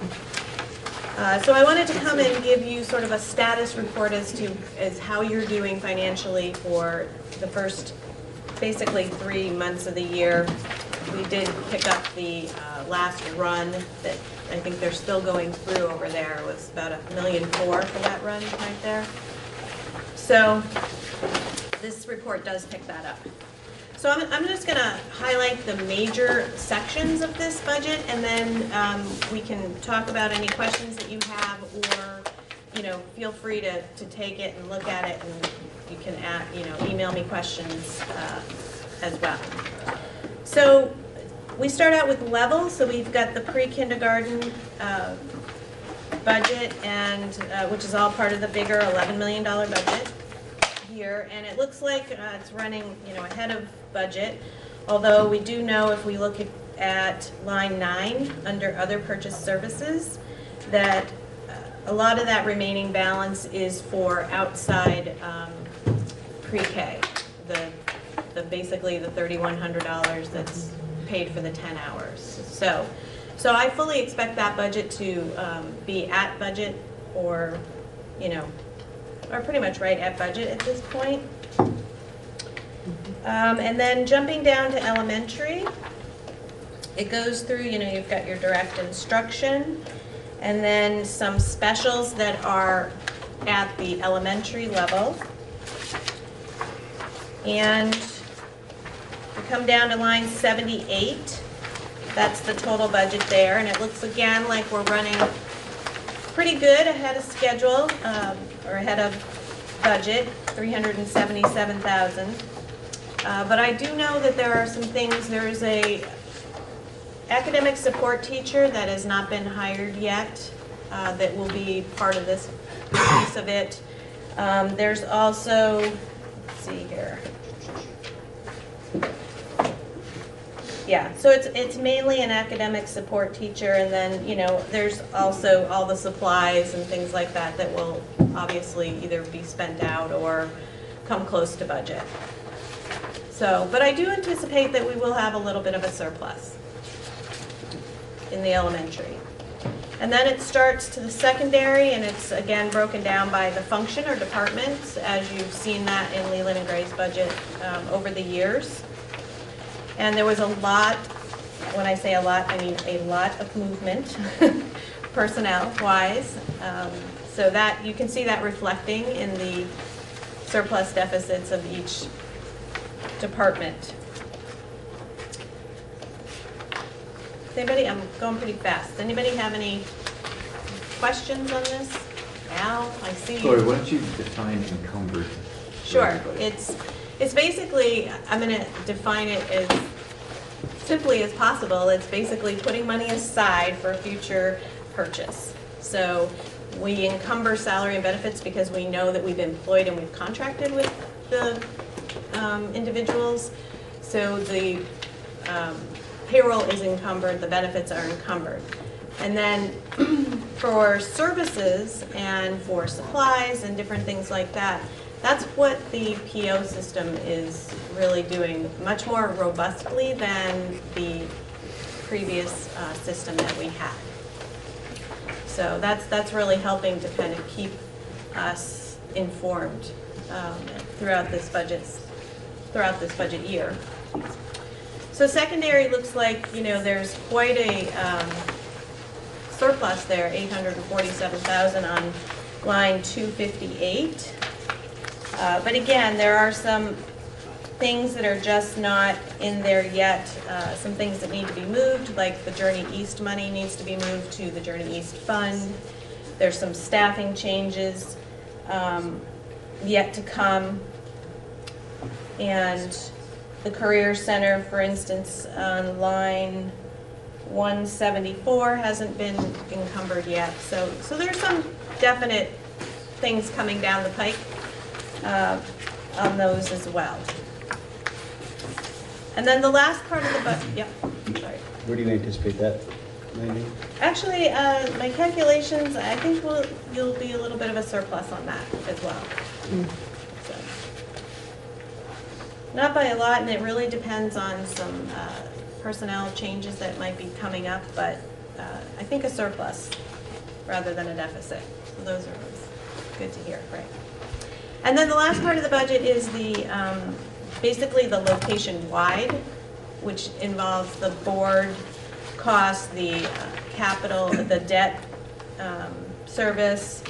There is some building operations in here. Now, this was the money you set aside for some building improvements and also some consulting fees. That's on line 295. So again, we know that that will get spent out or at least down. So when you're looking at the total and you see, oh, there's $1.9 million left, it's really, you know, a lot of that will be spent. But from my standpoint, looking at this and you know, looking at what is left to spend, I do feel you are tracking very well. So that is good news. Any other questions on this budget? No? I want to look at this other sheet that, this is sort of a first look. We haven't really been able to get to this point yet, but these are basically, they're the fiscal year 19 ending fund balance projections, and they are unaudited. So we are through our audit, they're just finishing up a lot of things, so there could be some changes to these numbers, but we think that we're getting pretty solid. So the first grid that I want you to look at is the general fund outlook.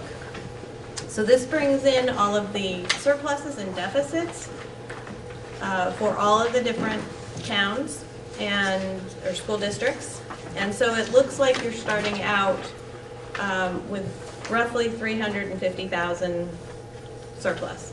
So that is good news for West River, to not be starting out in a deficit situation. So, and I did, put in the different school districts and how they shook out at the end of the year, just so that we, you all represent the boards, too, so you can see that as well. And then the next grid down is the capital fund outlet. So there was some capital money that came from different school districts that are being combined. And the special revenue outlook, mainly the special revenue was mostly at Leland and Gray, and so I detailed below, and this will be important to be looking at as we start to budget. For instance, Journey East, that was a topic last year for budgeting purposes, and so this says that they are starting out fiscal year 20 with $121,000 for a fund balance. So that will help to offset the trip that'll happen this year. So I expect that to go down as they go on that trip. And then the last one is the student activity fund, and I didn't detail all of those out, but they can be detailed out.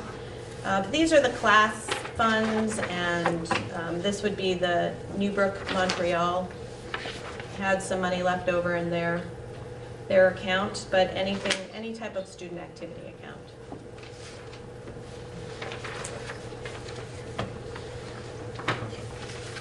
So that our $350,000 surplus is on a total budget of what? 11.7. 11.7, yeah.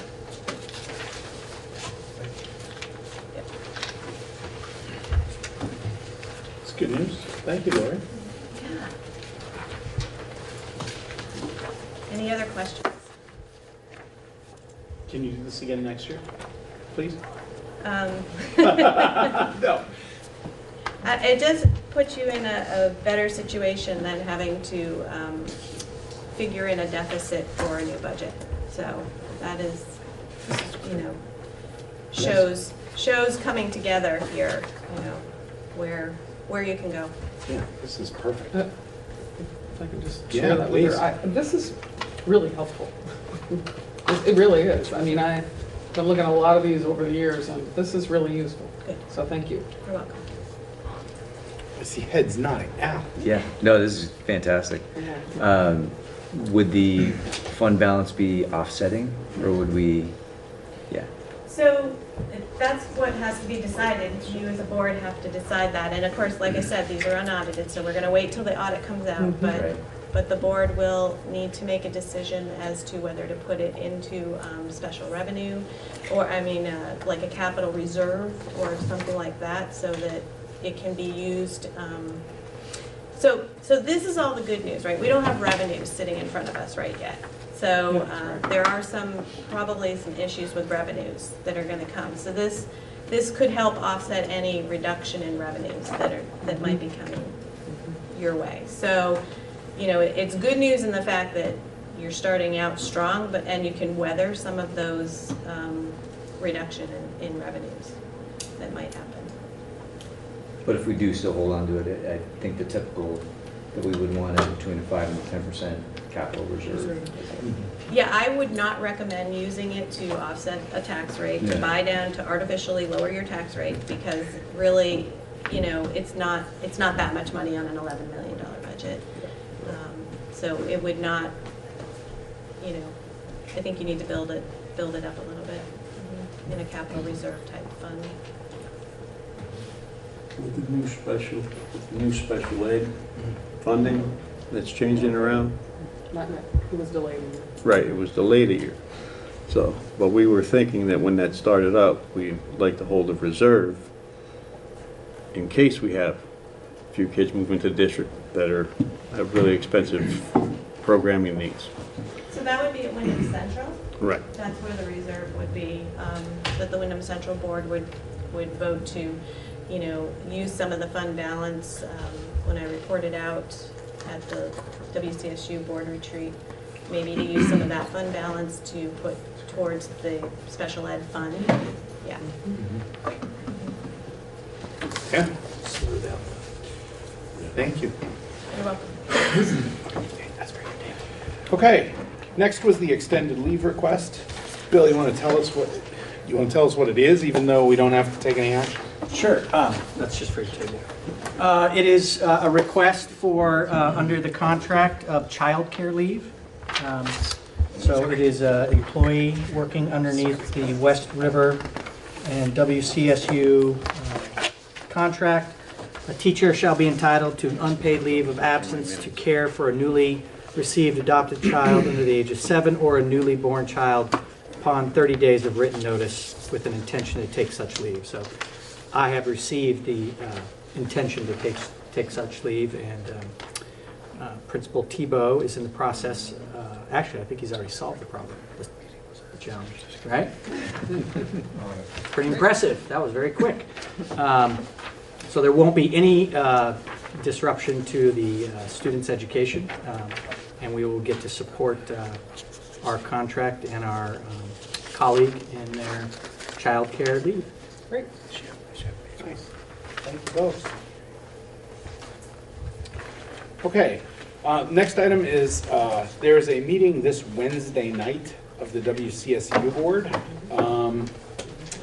and I won't be there. It's warned as an executive committee and a full board, and so we have 6 voting members, but I won't be able to be there. For the executive committee, it's generally the chair that's the rep, so I would just suggest, that we, Al's going to be at the meeting. He's there as a voting member anyway, so I would suggest we make him the executive committee rep. And then, if there's somebody who's interested, if it's a full board, then we're allowed to have six people there. So if there's someone who's interested in showing up, speak now, or we could voluntold you. Trish, you want to go? Why not? All right. Thank you. Thank you. Anybody else to make this really an interesting election? No? Go where? You're already going to the WCSU meeting this Wednesday. Oh, I'm going. Yeah.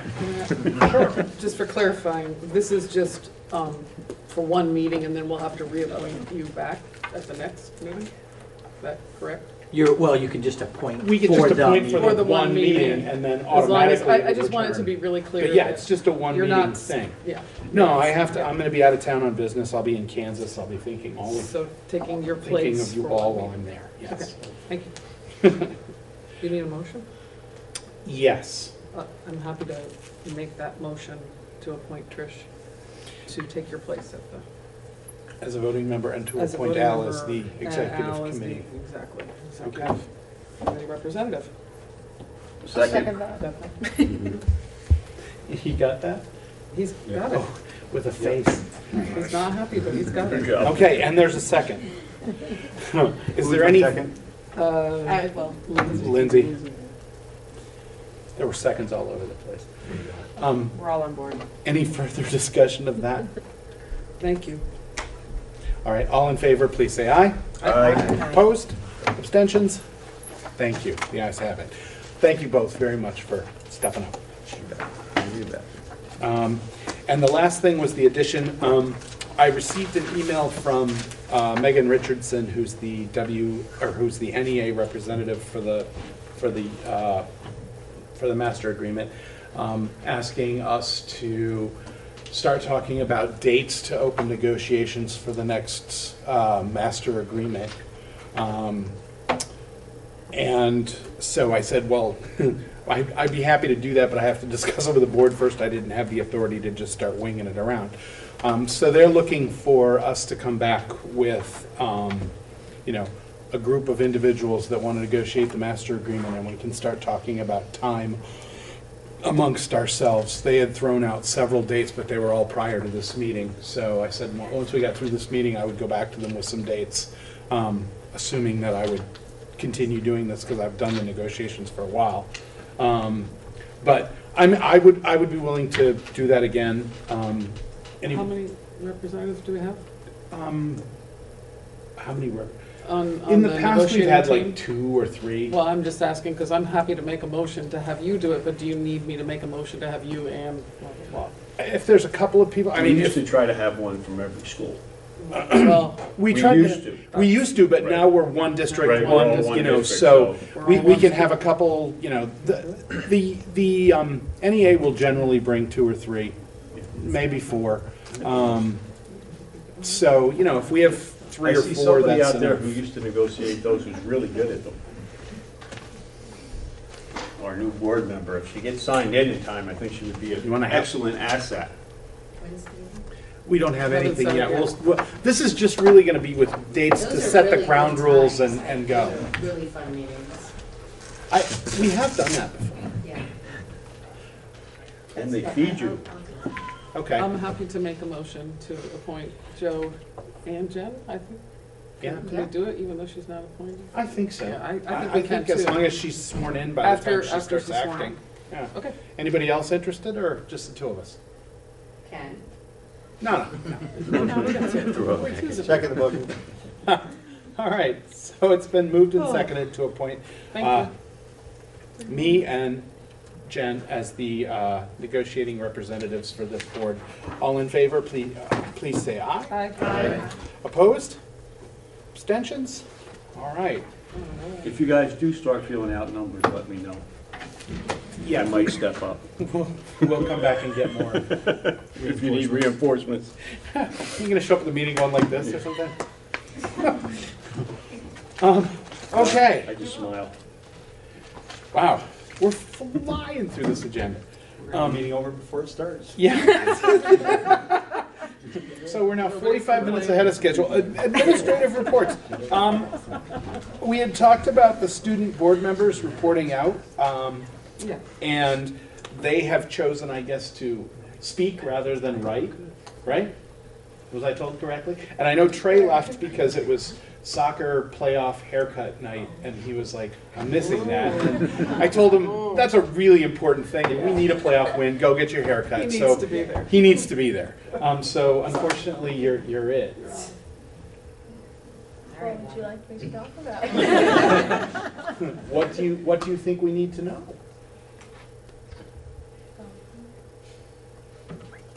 I don't know. What's the biggest issue at school for you now? Lots of homework. Unfortunately, we're in favor of that, so. I don't know, just kidding. Is it part of our values? We never sell. I don't remember that being part Values of our was, values. homework was not our value. So is there anything going on that you're aware of that we need to know about? Does anybody have any questions for Abby? I have one for you. Did you ever figure out what that check next to your name was? Oh, I did not. No? Do I have a typo underneath? Abby, is there No, anything no, it was- with the building or, you know, social aspects at school or sports, anything that you want more of? Less of? Besides homework? There's a camera? I think she's on record for less homework. I was told I was supposed to talk. By What someone. about the new food program? Any thoughts on that so far? Well, I didn't get school lunch last year because I didn't like it. But now I get lunch every day because it's free for one thing, which is great. And it also tastes really good. I get the sandwich bar a lot, which is really good. And I've heard the elementary schools want that as well because they only get a hot option and not the sandwich bar. There's the line for the sandwich bar is like across the entire lunchroom in like 5 minutes. It gets like really crazy in there because like everyone eats lunch now, which is super good. And I'm guessing they're gonna need another panini press because everyone wants grilled cheese. It's getting packed up. Ah, see, now that affects us at budget time. Thank you, thank you. Good to know. Is that part of the building committee? A new panini press. That's gonna be a line item. Yeah. Yep, it will be. That's really great. Thank you. That's helpful. Sorry to put you on the spot. It'll be Trey's turn next meeting. Unless anybody have more questions now? Thank Okay. you. Thank you very much, again. Okay, we've got principals' reports from all of the principals. Thank you all very much.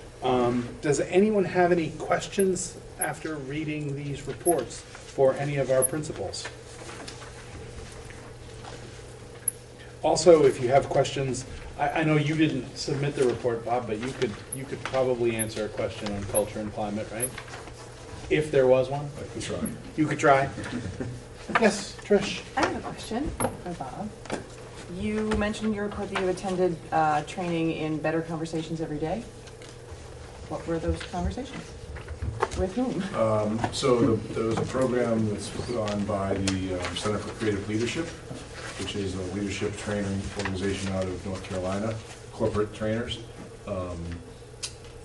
It's a whole backstory to this, but they've, through a very generous donation from a woman who passed away from Vermont, set up a foundation for Vermont educators to be trained in leadership. I went through the training in the first cohort 3 years ago now. And it was a pretty powerful training that they did, including all expenses paid in North Carolina, do the training, come back, 2 sessions up here. It was like a year-long program, incredibly reflective leadership program. Part of the funding that they had expanded into some additional trainings, and this one was about how to have better conversations. So the gist of it was that there's a spectrum of leadership styles, from giving advice to asking questions and everything in between, and trying to get us as leaders to be better at asking the tough questions, and really getting people to solve problems themselves rather than trying to solve problems for them. So it was a very good, it was just a one-day training, but Bill and I have talked about potentially bringing it to the leaders here. I think you're going to. Yeah, so after Bob went and we met, he debriefed me, I'm now going December 3rd. And then Bob and I are going to get back together and see if it would be beneficial for the entire leadership team to go through the training. The Center for Creative Leadership is really high level. It's very kind of rare for us at the level we're at in the world of high caliber executive training to get access to this level. It's normally corporate CEOs, VPs, EVPs. So it's really intense. And I think they told us when I was doing the full cohort that it was at least a $20,000 or $25,000 investment per person. That was all fully paid for by this state, this Dr. Waddington. So basically training to ask better questions, to support teachers and do coaching and so on and so forth. So. Great, thank you. You read it. That's phenomenal. I'm proud of you. So kind of just a general question about culture and climate for everybody. I'm a firm believer in management by walking around. And so obviously to assess culture and climate, what changes are being made, obviously we see it in the numbers in terms of behavior issues going down.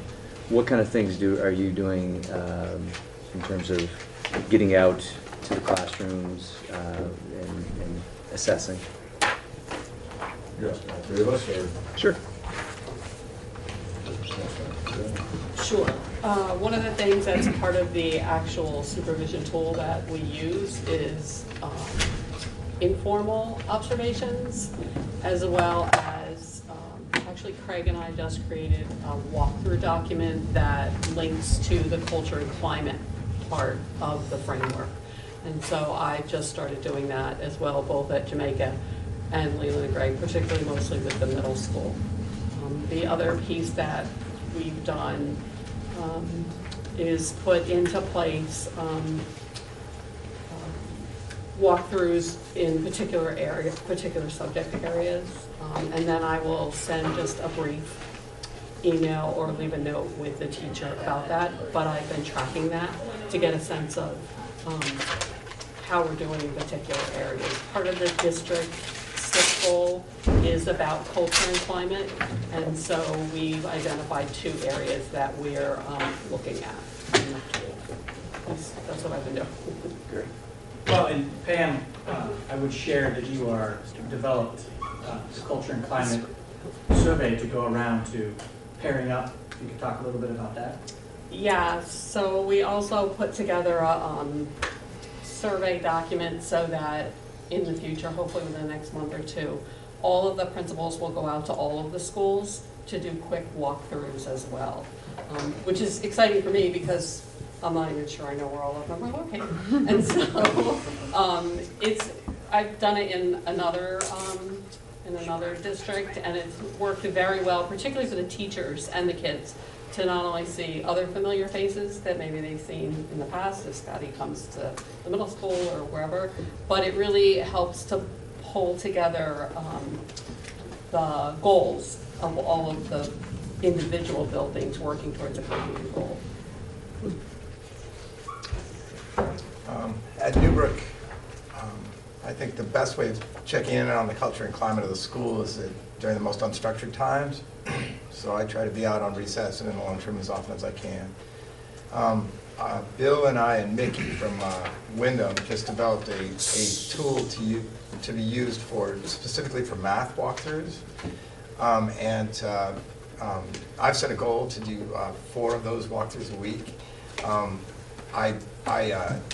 I like to spend time in the classrooms, and I think giving very objective feedback to teachers is the best thing we can do, and doing it as often as possible. We're a PBIS school, so what that means is positive behavior, intervention, and supports. And what that means is that at the beginning of the year, we teach specifically our expectations, behavioral expectations in every venue. So we teach it in the hallway, in the classroom, in the bathroom, in the cafeteria, on the playground, and on the bus. We've rolled out all of that teaching, and we are, the next step, I go into the 3rd through 5th grade classrooms and teach harassment and bullying law. I'm actually doing that tomorrow morning in grades 3, 4, and 5.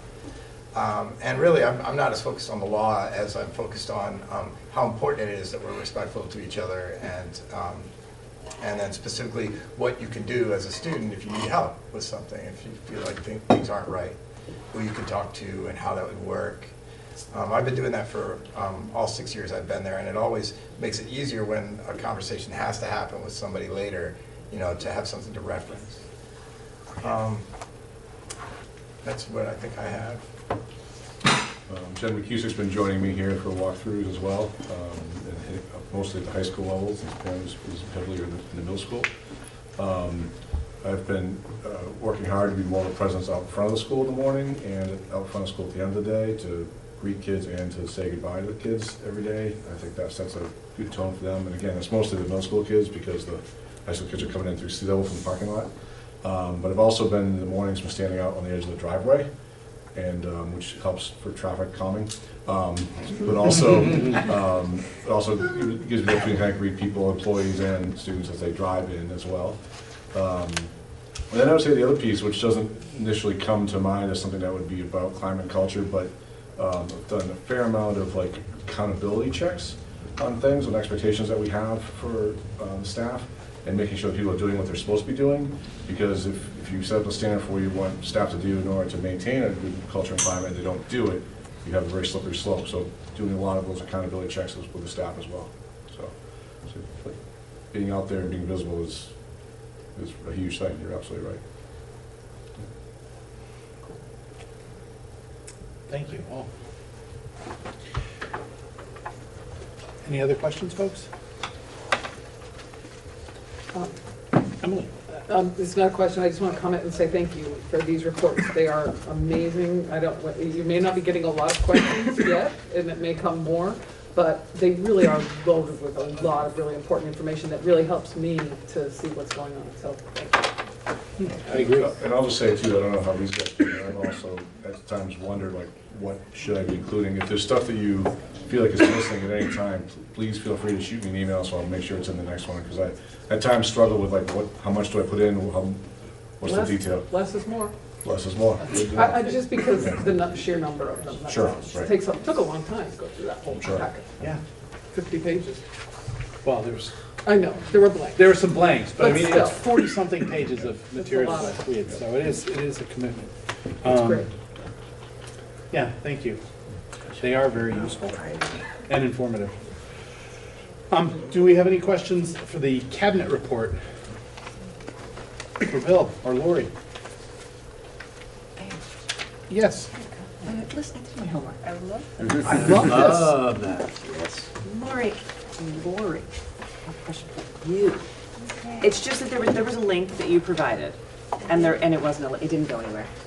And I would like to see it. It didn't go anywhere? No, I couldn't. Execution Budget development and execution document. I couldn't. It didn't do anything.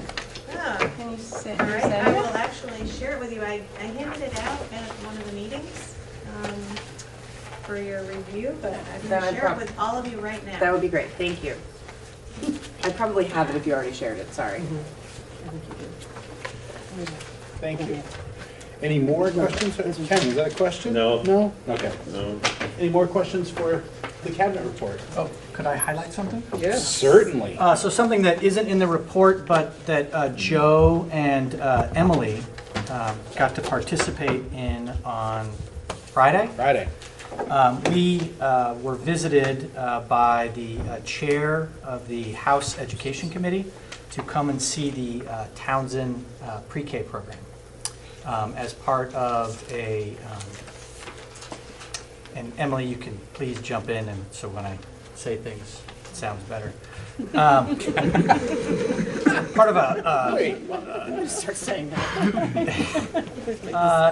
an education of the chair of the House Committee to understand different aspects of how Act 166 is playing itself out. And they were in particular interested in coming to visit us because we ran a 3- and 4-year-old pre-K program that housed any student from any of our towns in our district, and that offered a extended day aftercare program at parent expense, but in the same location. Yeah, I would just say that from Representative Webb's perspective, this is a statewide tour she is taking, which includes members of the House Education Committee, and I think it's really commendable that they're going around, and it's in anticipation of potential, legislation that may be coming this year, or maybe not, but it will help inform any legislation that comes out, and I think it's great they're doing it. Quite a number of I know no other House Ed Committee members, we don't have any in Windham County. Sure. But Kathleen James, Representative James from Manchester attended several, and Kelly can't come, but she's not on the House Ed Committee. Yeah. Kelly Payala attended from the Representative Payala from Londonderry attended as well, and I just think it's a great mission. Yeah. On behalf of the committee. Miss Hazelton, since we put Abby on the with the bright light, you happen to be one of our colleagues in the pre-K program. Did you have anything that you'd like to share about the visit, or? No. Okay. I didn't really meet with them. I saw you guys for. You were busy doing it. I really met with you guys, but yeah. Cool. She was busy throwing frogs. I was. No, I was getting hit with frogs, I believe, when you walked in, right? Yeah. Sounds like a really good education. It's good. It's for. If I could just say one more thing, as we were leaving, the last thing Representative Webb said to me was, "Wow, you have a great program and great staff." And she was saying it. She's an educator, has worked in. She's a speech language pathologist, retired, and has worked in pre-K programs. And she was quite impressed, is what she told me. So, just wanted you to know that. Thank you. Yeah, I don't have the education background, but it was an amazing experience to go through there and watch those little kids. And it looks like chaos a little bit, but there's a lot going on. It's really, and there's a lot going on. And They that's were what she really said. tuned in, just, and they were also a lot of fun to just interact with. Anytime you get to visit. Oh, yeah.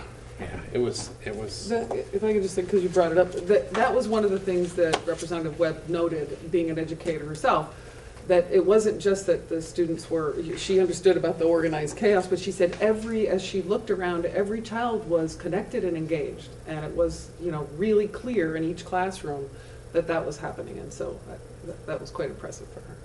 Because there's a lot of kids. There's a lot of Yeah, there are. So thank you. Okay. Can we go back, Joe, before we go forward?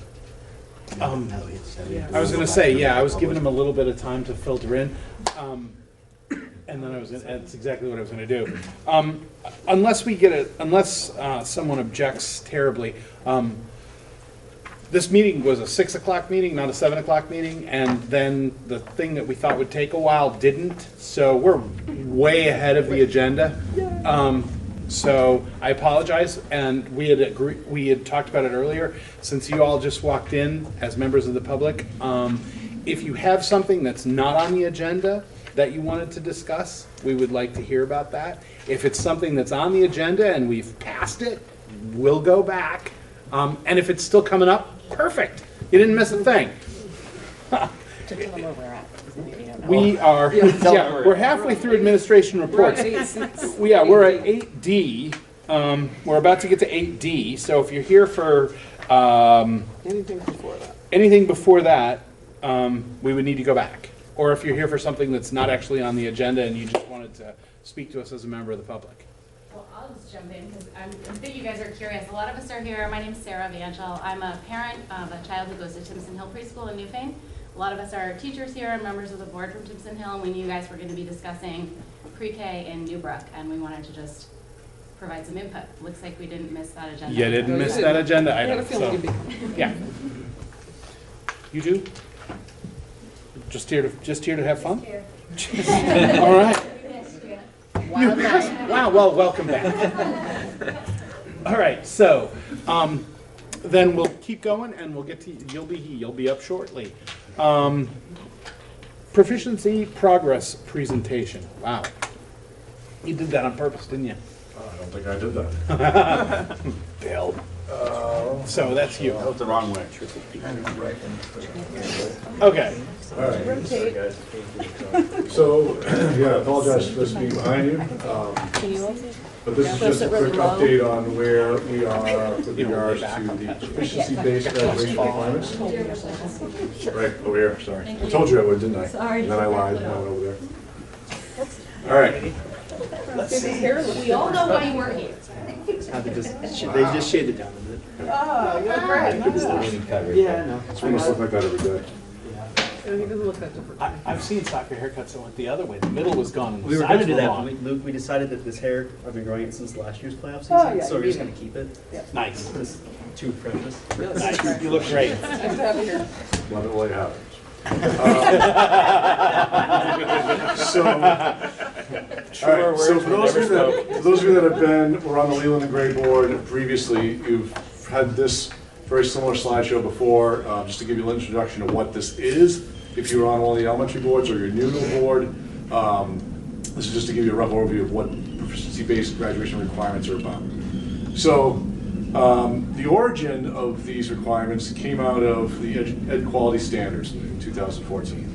And section 2120.7 basically states that student meets the requirements for graduation when the student demonstrates evidence of proficiency in the curriculum, and any other requirements specified by the board. Just a quick side note on that, one of the requirements, and we didn't put this, I didn't have this in the draft for you, Ken, but I don't think I did anyways, but the community service requirement that has been pre-existing, we do need to put that in that draft of that policy, which I don't think I did. No, I don't think so. We'll have to include that because you have to list whatever other requirements are available. So that's something just to keep in our heads. And then, so this was supposed to begin with the incoming 7th grade class in 2014 with an anticipated graduation date of June 2020. Well, lo and behold, June 2020 is upon us. So that's the class that this is supposed to be in effect for. Just a quick side note on that, as a member of the VPA's Executive Council, I've had the opportunity to meet with Dan French on numerous occasions. We've pushed him on the deadline on this, and his response was basically along the lines of, no one's coming to arrest you if you aren't ready in time. We emphasize quality over quickness and make sure that you do it well rather than do it on time. So I've taken that to mean that we're okay, because we're not ready. We always do a quick side note here because a lot of students will, if you're identifying proficiency is defined as expertise. So how does this impact special education students and 504 students? And it does specify in the quality standards that the students shall meet the same requirements as their non-disabled peers, but then gives you a little bit of an out in an accommodated and or modified manner. So that gives us the ability to have the same standard, but to have those kids reach it in a slightly different way, and that those modifications are documented in the PLP, the Personalized Learning Plan, which we'll talk more about in a second.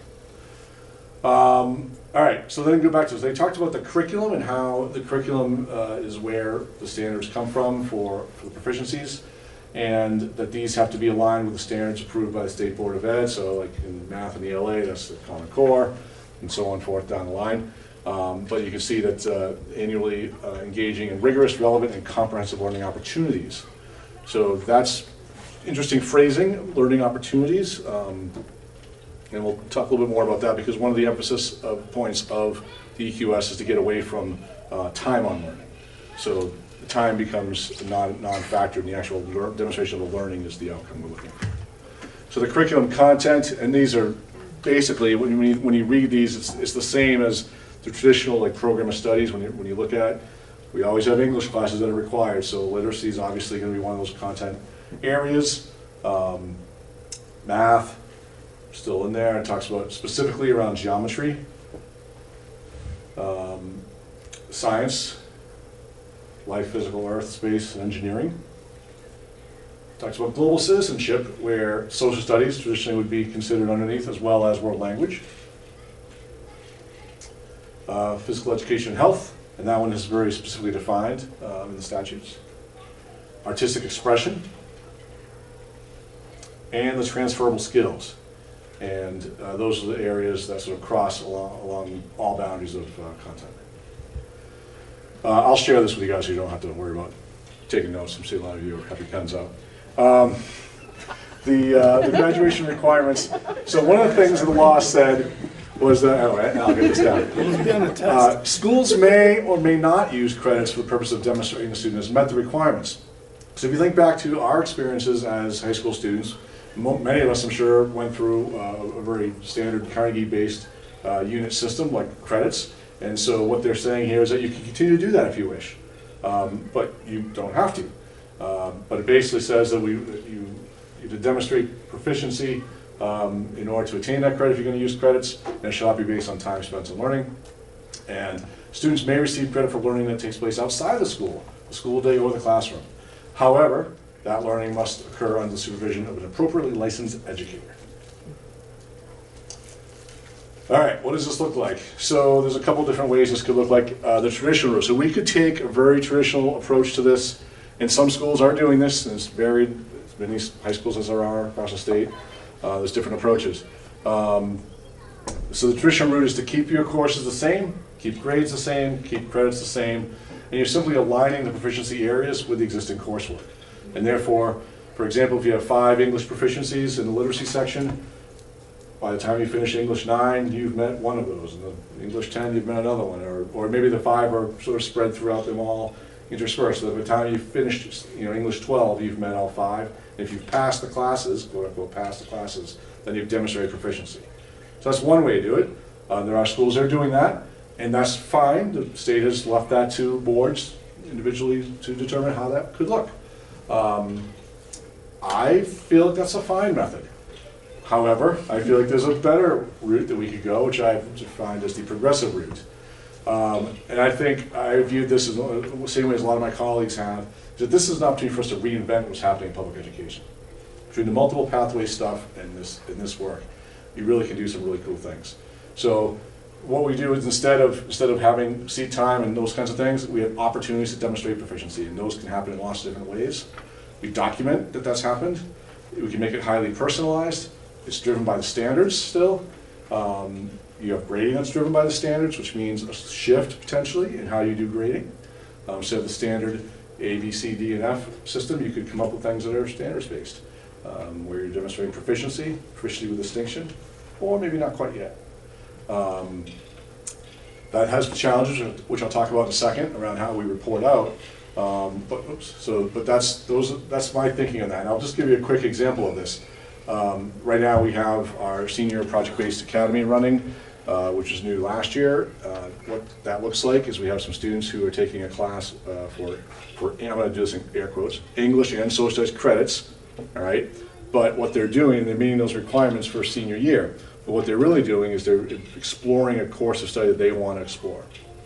The standards are really based on skills, not content, in English and social studies. So what they can really do is they can explore whatever they want. I have a student who's doing a study on poverty and what the impact of poverty is to students and how schools can change what they do to better assist students in poverty.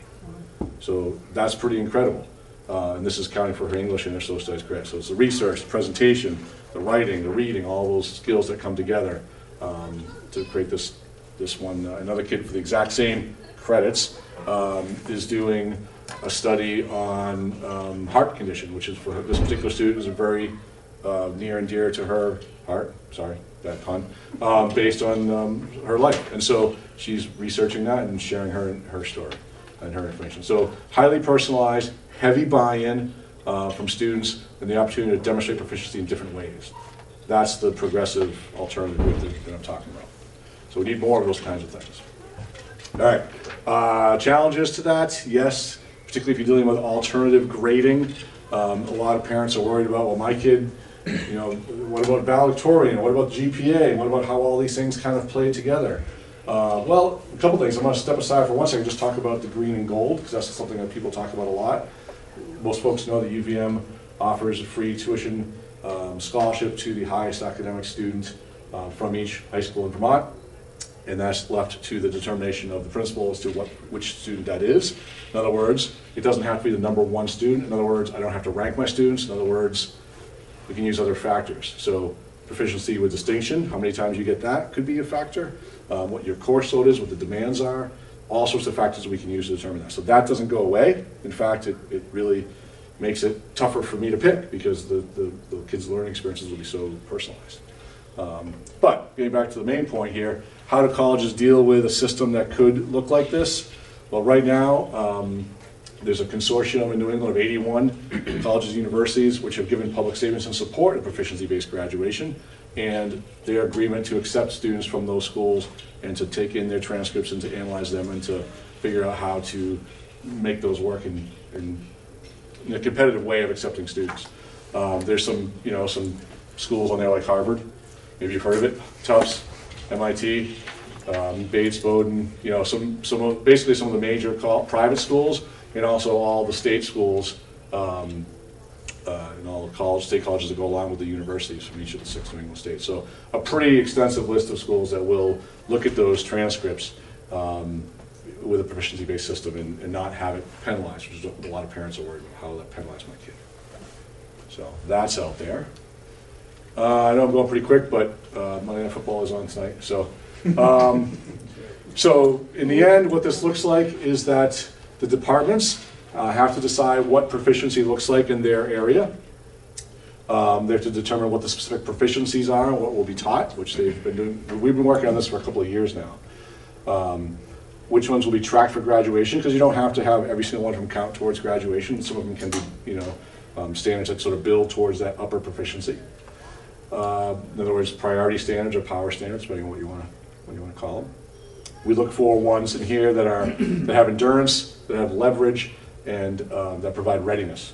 So those are the kinds of things that we're looking for in those standards, which will obviously help the kids in all the other things that they do. So that's the thinking that the teachers are doing.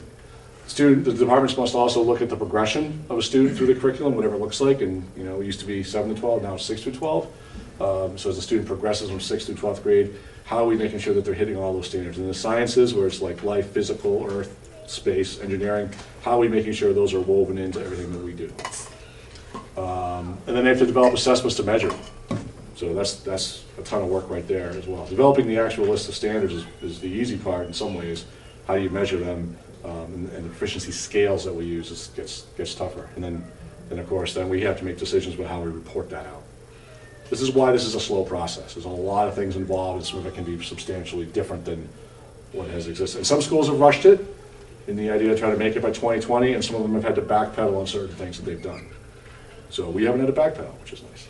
We're learning from some of their mistakes. And then the last thing on here is the PLPs, the personalized learning plans have to be living documents.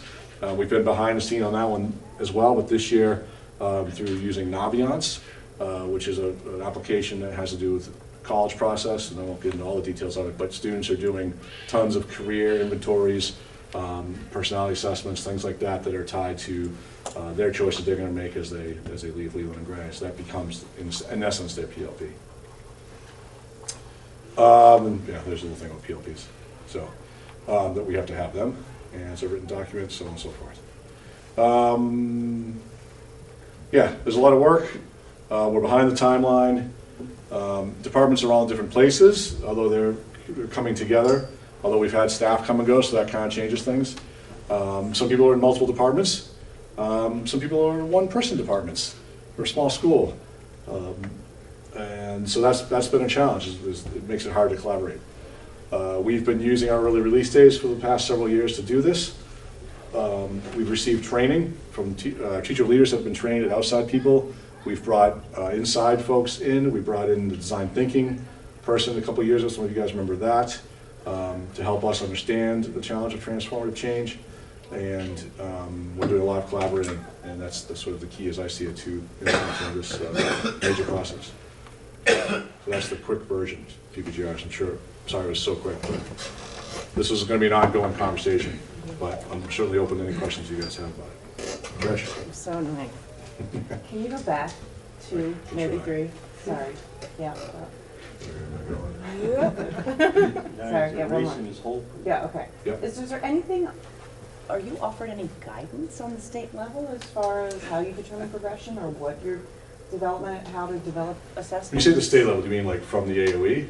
Yeah, I guess. Not really. So is it everything is just school to school or not school? Well, so here's the thing. So schools have sort of gotten together, and there's been people who have sort of risen out of the ranks of becoming experts in this. There's an organization in Maine called the Great Schools Partnership, which has also been leading a lot of that work.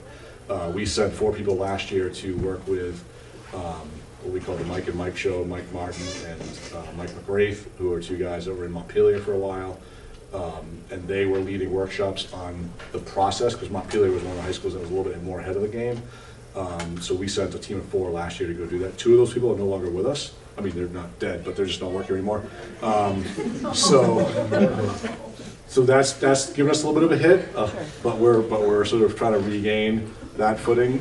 But we do have a teacher leadership team here at Leland and Gray of folk, 1 person from each department that kind of helps me do this work and lead that work with their colleagues.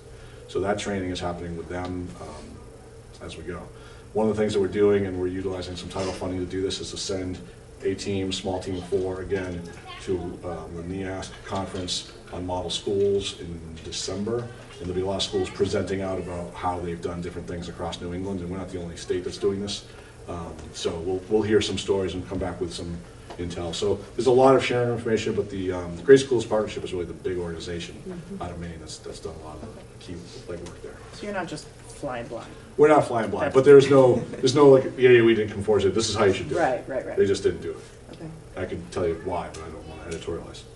Maybe I'm like, well, No, I'm not going to, but Tricia asked my first question, because I have certainly been following this across the state and for many years, in fact, and have been quite concerned about the lack of supports that allow our schools to move forward as a whole cohort, right? So everybody's sort of doing their own thing, and if they happen to be lucky enough to have good leadership in a building or in a district or an SU, they seem to be moving forward well, and others who don't have that support. So it's very inconsistent.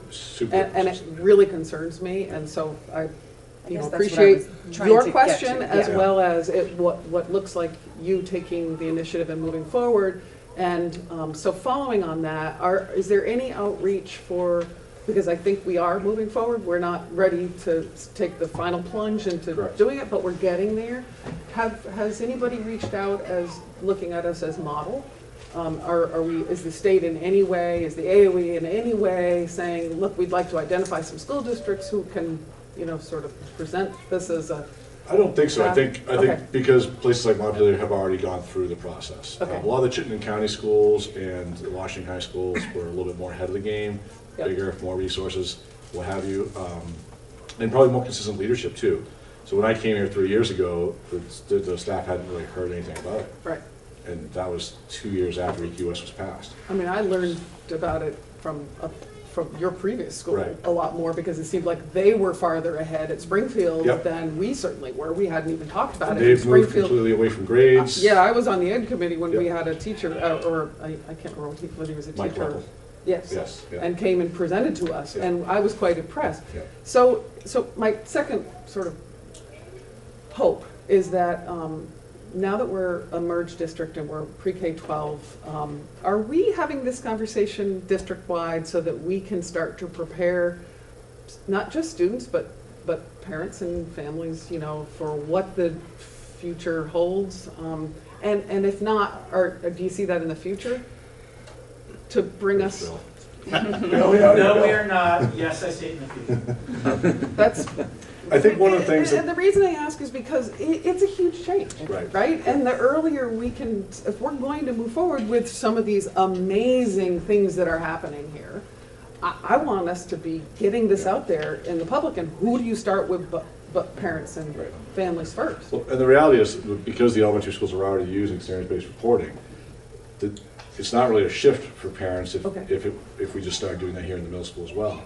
The problem is we retrain them with traditional grades in the middle school, and then at the high school level, they're now expecting it. Plus their own experiences as kids as well. But I mean, if we shifted that in the middle school, then we'd have a solid transition of that, and they would never know the difference after a few years. So, but it's one of those things that I think the schools that have struggled with it have had very strong parent advocates of the students who really do well in school, arguing against the idea of losing that student-to-student competitiveness around ranking and things like that. And that's not just here. Well, that's everywhere they've done this, and it's not just in New England. This is happening in the Midwest as well. In fact, one of my I did a tour of a school outside of Milwaukee that was entirely proficiency based 4 or 5 years ago. So this, you know, we'll get there. But what I said to the staff is, when I heard Dan say that, you know, there's no one coming to arrest you, my response was, excellent. Then we're going to take our time. And if they ask in 2020 why we're not ready, we're just going to say, because we're not. What are you going to do about it? Which seems a little flippant, but the reality is, like, I'd rather do it well than rush into it and have us deal with pushback later on. Yeah. Particularly because it will come to you. And if they wanted us to be on time, they give us resources and support. There's that. So, I'm disappointed. Okay. So, I'm sorry, was somebody else? I got a question out there, I got another question, I got you, I got questions all over the place. I think Christina was first, and then you, and then we'll go to Jen. Christina Wright from Townsend. I'm just wondering, what would the report cards look like? Are we looking back at the 1 through 4, like they had in elementary school, where you can't get above a 3 halfway through the year, and you can't, that was really... So it depends, is the answer. And when we get to the policy element of this, what I gave to Ken was a purposefully vague document, which said may instead of shall around the use of credits or not using credits, because I feel like there's a lot of questions that we haven't answered as a staff. So I can't answer that question. However, what I can say is what we're trying to do this year, and has some stumbling blocks around Power School and how to report it, is breaking apart academic gains and what students are learning in their content area with habits of work. So that you're not getting a grade that's a combined percentage of how on time you are for class, whether or not your homework's done, whether or not you forgot a pencil, all those things that can drive down the grade for a kid who actually learns their content and gets it. And so we're trying to separate those things. That's step one. Because once you can separate those things, then you can assess them separately, report them separately. We just don't have the mechanism in the Power School to do that yet. It's possible we could end up in that system. It's possible that we stay with traditional grades. Could be a hybrid.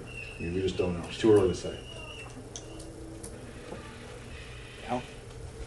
So I was just going to say, intuitively, personal learning plan throughout makes perfect sense. And I love it. I think it's a great idea. Just wanted to see if, based on some of those Chittenden County schools, what are they seeing for results? I mean, it's great that they're doing that, but are they getting greater college acceptance? What are the reasons to push to this? I have no data on that one. I have no idea. other states that have? The only state is Maine. Maine, Yeah. and they're And they're backpedaling. backpedaling, so I don't know if there's any longitudinal data on that. And I think it's too early for some of the schools that implemented earlier to really be able to have some meaningful assessment yet. But that's another thing that I think we as a board and you as administrators should be giving the AOE feedback on. Where's the data? Where's the data? Because, and that's what I need to be doing too, because we need to know that. And Question. Sounds great. Yeah. Right, and at some point too, I think down the road, more after the staff have really had some conversations about grading, I would love to do a grading presentation for you guys. To talk a little bit about what, because we have this traditional mindset around grades and what they mean, but I would challenge a lot of the thinking that people have about it. Not to say that the 1-4 system is better, but just to say that system's not that great either. Anyways, so I can do that at some point for you as well. Sorry. No, mine was a lot about what I was saying was where, what has happened with these other schools, college acceptance being, at the top of the list of, have the results been an improvement, and that would really help, I think, educate the parents and the public to where this is And I can going. reach out and get some of those answers. I guess one of the things that I have learned through the process was that the essence to the kids' competitiveness with the college, I mean, the transcript is really important, obviously, but there's a thing called the school profile, which is sort of the backside of the transcript, which explains what the transcript is. Now, traditionally, they're very simple, like, 90 through 100 today. They look similar to one another, so it's... Right, so it's like they're all, but you gotta keep in mind that colleges, particularly competitive colleges, are getting things from private schools, international schools, home schools, public schools, online stuff. I mean, they're used to taking... But it just would be interesting to hear what kind of feedback the college admissions are looking at them. Because to me, that's very interesting to me as a parent, but I understand what people's concerns are. Absolutely, yeah. Are we eliminating, or taking away the opportunities from kids because we've, shifted this way? Right. But my other thought was, maybe educating the public by example. You have somebody doing a great study on poverty and the impacts. Let's publicize it. If that student is willing to share their study or their thesis, that's a way to really get people going, you know what, that's amazing that a high school student was able to really break those things down. Yes, it is really interesting. So to get some PR behind it. Right. And I've done a few, the last couple of years, I've done a few like parent nights around this. And I've had, I think you were at one, Katie, there was 3 people. Oh, no, you weren't? Okay. They've been very small. Unfortunately, our parent grouping is small, but yet we have a lot of opinions in the greater community. Right. So I think, getting, the outreach that way would be helpful. Yeah. There was, for a brief time, a video of me talking about this on our website, but I think you were at one of those meetings, I remember. I was not, but I have watched it. You've seen my video? There was a meeting or something going on at the same time. Yeah. I have seen your video. It was awful. It's not You're sitting at professionally your done. desk? Yeah, it was bad. But it was an attempt to try to get information out. I think Trish has a question. I do. So with the implementation of a proficiency-based system like this, what happens to standardized testing? Like the state-based stuff? Yeah. That doesn't go away. And in fact, what they'll make the argument is that those things are assessing the standards that are now our proficiencies anyways. Right. So it shouldn't really change that. No, but I mean, I guess if you're looking at a personalized learning plan and maybe that student hasn't gotten to something yet that is on the standardized test. Right. How is... Well, and then for us, 7th, 8th, and 9th, well, 6th, 7th, 8th, and 9th now, those are the testing years, and then after that, there isn't any. Right. So that presents some challenges around that, what that looks like at the high school level. Although now they're going to be requiring us to do college and career readiness indicators as well, so those are not necessarily academic in nature. But anyway, so yeah, there's a lot of questions, I agree, what that could look like. But yeah, it's I think that's why they identified geometry by the end of 10th grade on this very specific thing. As I think they want to make sure that you're getting through the content in a timely manner that would actually help you on those assessments. So. How does this proficiency-based system deal with the kids that don't achieve proficiency? What happens to kids that, I mean, I can see where it's great for a kid who's motivated to write a paper and combine social studies and English, What about the kid that doesn't get the paper written? So I'm going to answer that off the top of my head without having any research to back it up. Is that okay? Sure. Okay. What I think will happen is, so let's say Abby's in a class that has 5 proficiencies she has to make in order to pass the class. And let's say she doesn't make it, let's say she gets 4 out of the 5. In the old system, that she'd fail the class, she'd have to retake the entire class, it would slow her up, drive down self-esteem, possible creation of a dropout, depending on how many, whatever, all that sort of that spiral. Now, this scenario is she's missing 1 proficiency. And maybe she could hit that in a variety of different ways. Maybe she's got a co-op the next year on a job site where she could list the proficiency, I need to make this one, align her co-op with that and meet it outside the classroom. Maybe she's doing a remediation over the summer to hit that one area. I think it gives kids more of an ability to sort of make up credits, if you will, rather than having them be further behind. Now, for the kid that misses all 5, they probably have to retake the class. The key for me is if if you're using choice and voice on the types of content that you're doing, and the kids are more engaged in what you're doing and using more engaging instructional strategies, they're going to buy into it more and they're going to be successful because it's their interest. And I think that's the prevailing theory. But we'll see. I mean, we'll see.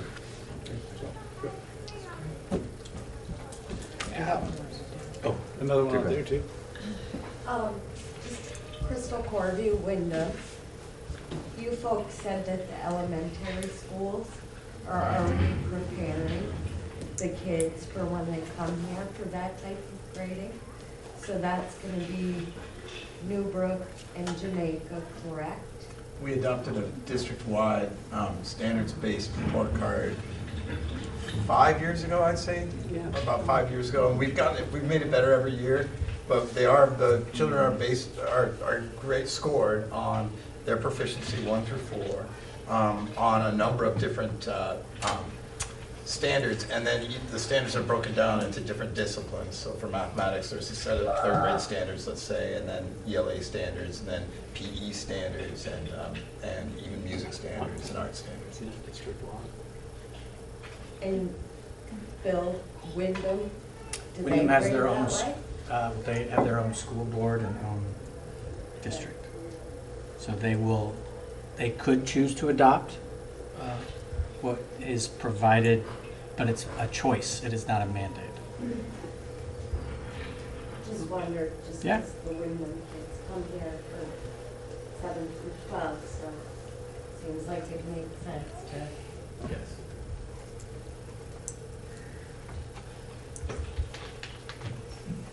You had a question, right? I was like, Sorry, Bob, I know.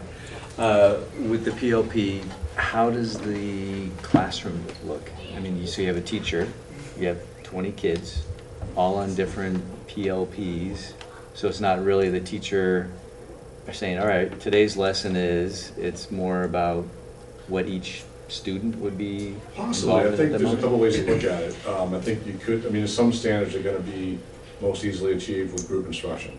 And sometimes you're going to be doing more individualized stuff. When you think about reinventing public education, though, it shifts the thinking from, I went to school major in history, so I could come and like dump knowledge into empty vessels of students who didn't know any history, right? But the reality is like the history is all here. So the skills that the kids need, they don't need teachers to dump knowledge on them anymore. They need teachers to help them understand which knowledge there is right and accurate, and discern sources and those critical thinking skills behind it. So that shift, I think, has forced a shift in how we should be educating kids. And so my role, if I was a socialized teacher still, I think would be more, and they use these little lingo, like the guide on the side rather than the sage on stage. Like, I'm really the coach. I'm helping you with your learning. I'm helping you with learning strategies. I'm helping you with approaches. Like, here's my list of proficiencies, and now, Al, you need to hit this one. Are you doing it? All right, well, show me how you, okay, that sounds good. This one, I don't think you're hitting it. Let's try this instead. That would be more my role in this new reinvented world. And I'm not saying that we're going to be there right away, but that's my dream about what it could look like. There'll be no more stand-in lecture of that. I mean, it might be mini lectures in a class in a whole group setting, but it's not going to be the same way as it was when I was teaching and when we were students next week. Okay, go ahead. So I know that you're not ready for this, and so We're ready for the challenge, Lindsay. that being said, what is the timeline? What is the Fair big picture? Where are you at with it? Where are you going with it? So phase one for us was to select the proficiencies, and we're virtually done with that, including the transferable skills. We've developed the transferable skills rubric that we could use, and we were supposed to have teachers using that in different assignments throughout the year to measure, and each discipline selected a transferable skill they were going to measure, so that all were being measured across the board. The habits of work rubric being pulled out of the grade was another step in that, so we're making progress through that, considering 3 years ago they didn't even know what I was talking about. But the next step is like developing the proficiency scales for each of the proficiencies. That's a ton of work. So, I mean, to finish that across the board and develop a reporting system and be able to like share that information with parents, another 3 years, I don't know, it's really hard to say. Again, staff turnover has an impact on that. When I send 4 people to a team and 2 of them are here the next year, that's hard, you know? So, yeah, that's a factor. But I would say 3 years, but it's kind of a guess, really, to be honest with you. Yeah. In the meantime, things like the proficiency-based academy, or the project-based academy that's operating this year in the senior class, for the thing I explained about the poverty study, we're doing that. This is year 2 of doing that. So there's things that we're creeping into that world. So. Cool.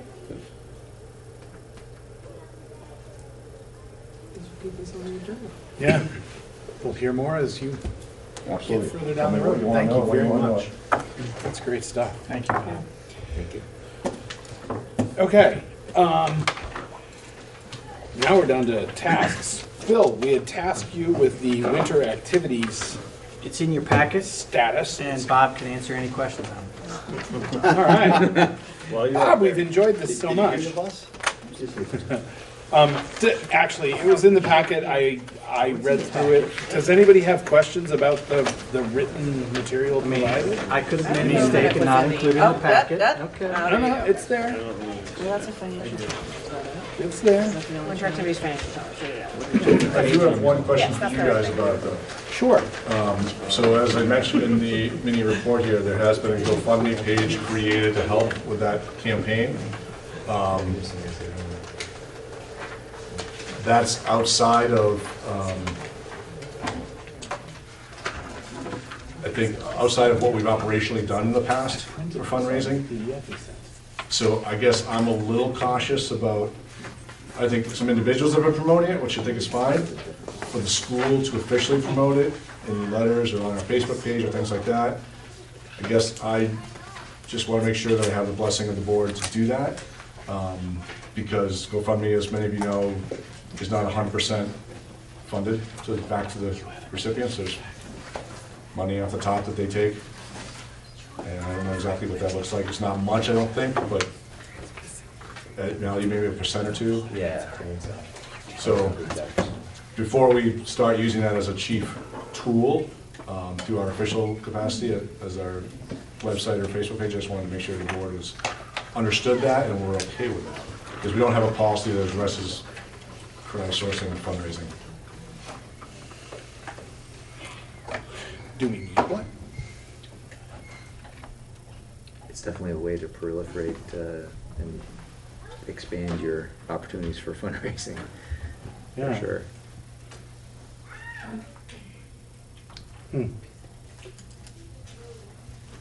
Drew? Do we value this program? The students do. This. No, I'm just curious if the board does. Then why don't we fund it? I do. Yeah. Like, why are we trying to crowdsource something that we value? This is foolish. Either we value this program or we don't value this program. If we value this program, pay for it. If not, cut it.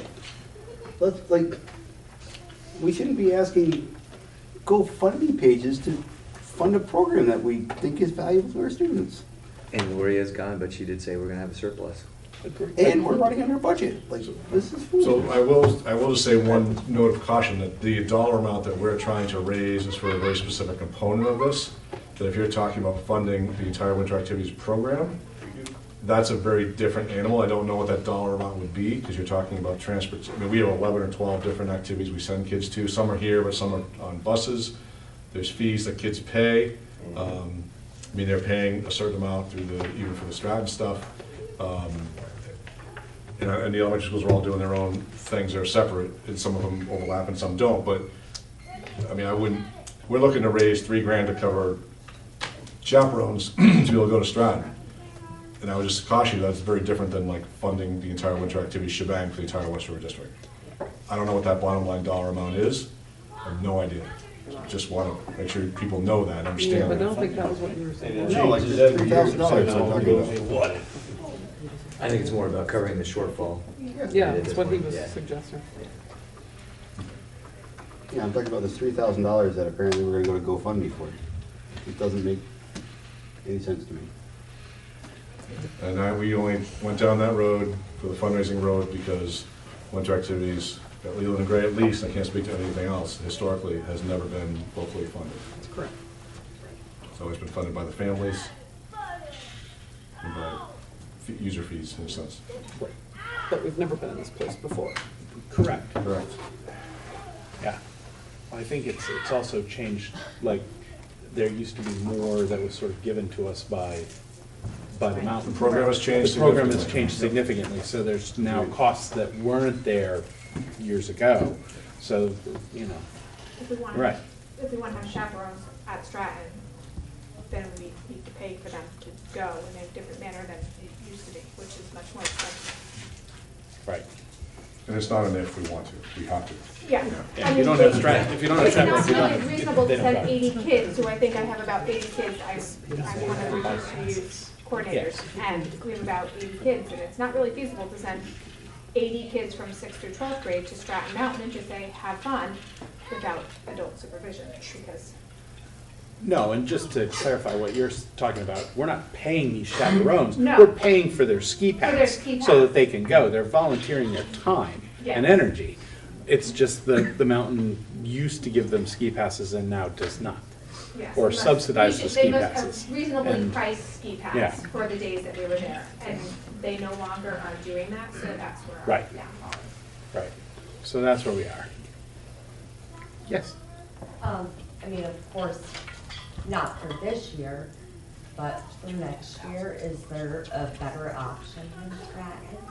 So we, in the report I talked about, we did look at Mount Snow and Magic Mountain. Those were the two ones that were suggested. And Magic Mountain isn't open, well, so because we have other programming that we send kids to, they're only open Thursdays and Fridays. And some of the other programs we want to send kids to would not accept us on Thursdays or Fridays because of other commitments they have. So that limited Magic Mountain from a cost benefit. It wasn't that awful, but the availability wasn't there. And Mount Snow was actually more expensive. Yes, Mike. I think, I'd like to make the motion that we do as Drew suggested and we fund the $3,000 for the chaperones passes. I'll second the motion. Okay. So it's been moved and seconded. Is there any, we'll continue discussion, I guess, on this. We have a handout there. I know you can, Luella from Newfane, I know you can purchase ski passes for the days you want in advance, like $30 a ticket. Maybe that's a more affordable route if you're just trying to buy every Wednesday for the season for however many chaperones.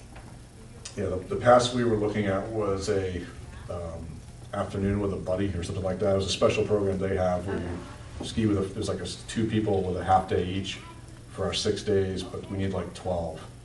So that basically is that cost. Trish?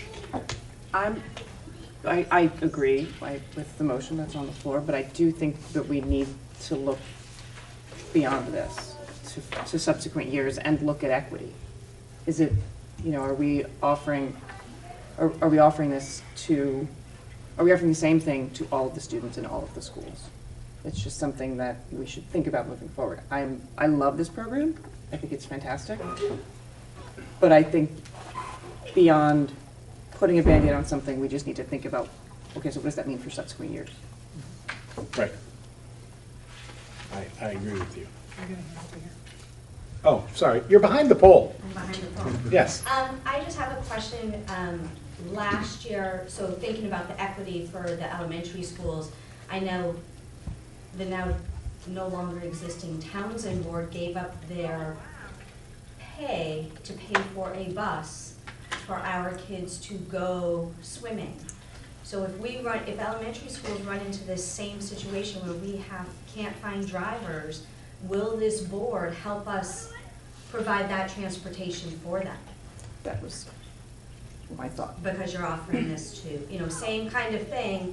I don't know where the numbers lie yet, should know that. I know Newbrook and Townsend are working together to do that, so it could impact that.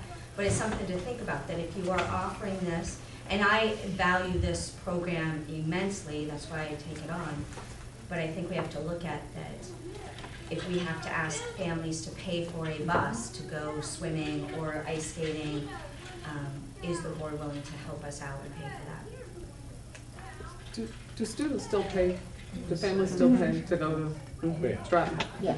So, I mean, it's really complicated if we start to talk like this. I mean, this is sort of an exception. It's not about transportation. It's sort of an exception to this. Students still do. The kids are Families. paying a flat rate. Each kid who has to ride a bus somewhere has to pay a flat rate to go to that, whether it's Brattleboro to swimming or skating or whatever, or if it's to Stratton. There's a flat fee they pay on top of what they have to pay for their pass. Right. And of course, we have events that happen here that are free for families that can't afford anything. There's several that happen here that are free. Yeah. I think the real answer to that question is, if the problem arises, we'll take it up at that point. I wouldn't, speaking for myself, I wouldn't want to make any promises about, dealing with a problem before it actually existed and I knew what the scope of the problem was and what the proposed solution was. But, certainly we do value these winter activities for our students. Lindsay? I just would say that this particular, the downhill skiing program is a different beast than all of the others. It is a bigger beast. It requires a lot more funding to go into it. It's not the inexpensive option ever, and Never was. right. And so I just think that certainly for this year, that covering that fee makes a lot of sense. I do value that program in particular. As we're heading into a budget season, does it make sense to task the administration with what are the costs across the board and how are we building them into next year's budget? Is it something we can build in? Do we want to build it? Do we value it enough, et cetera, et cetera? Well, it wouldn't be for this one, it would be for the next one. Yeah, that's what I mean. Right. As we're building. Budget building process. Yeah, as we're in the budget building process, Yeah. it's something we can look at, And I sure. think because we are newly joined, there are going to be accommodations that we have to make in the form of, we didn't anticipate spending money on this, so we will spend it this budget season and anticipate for it next budget season. Okay, it's on the administration assignment task list.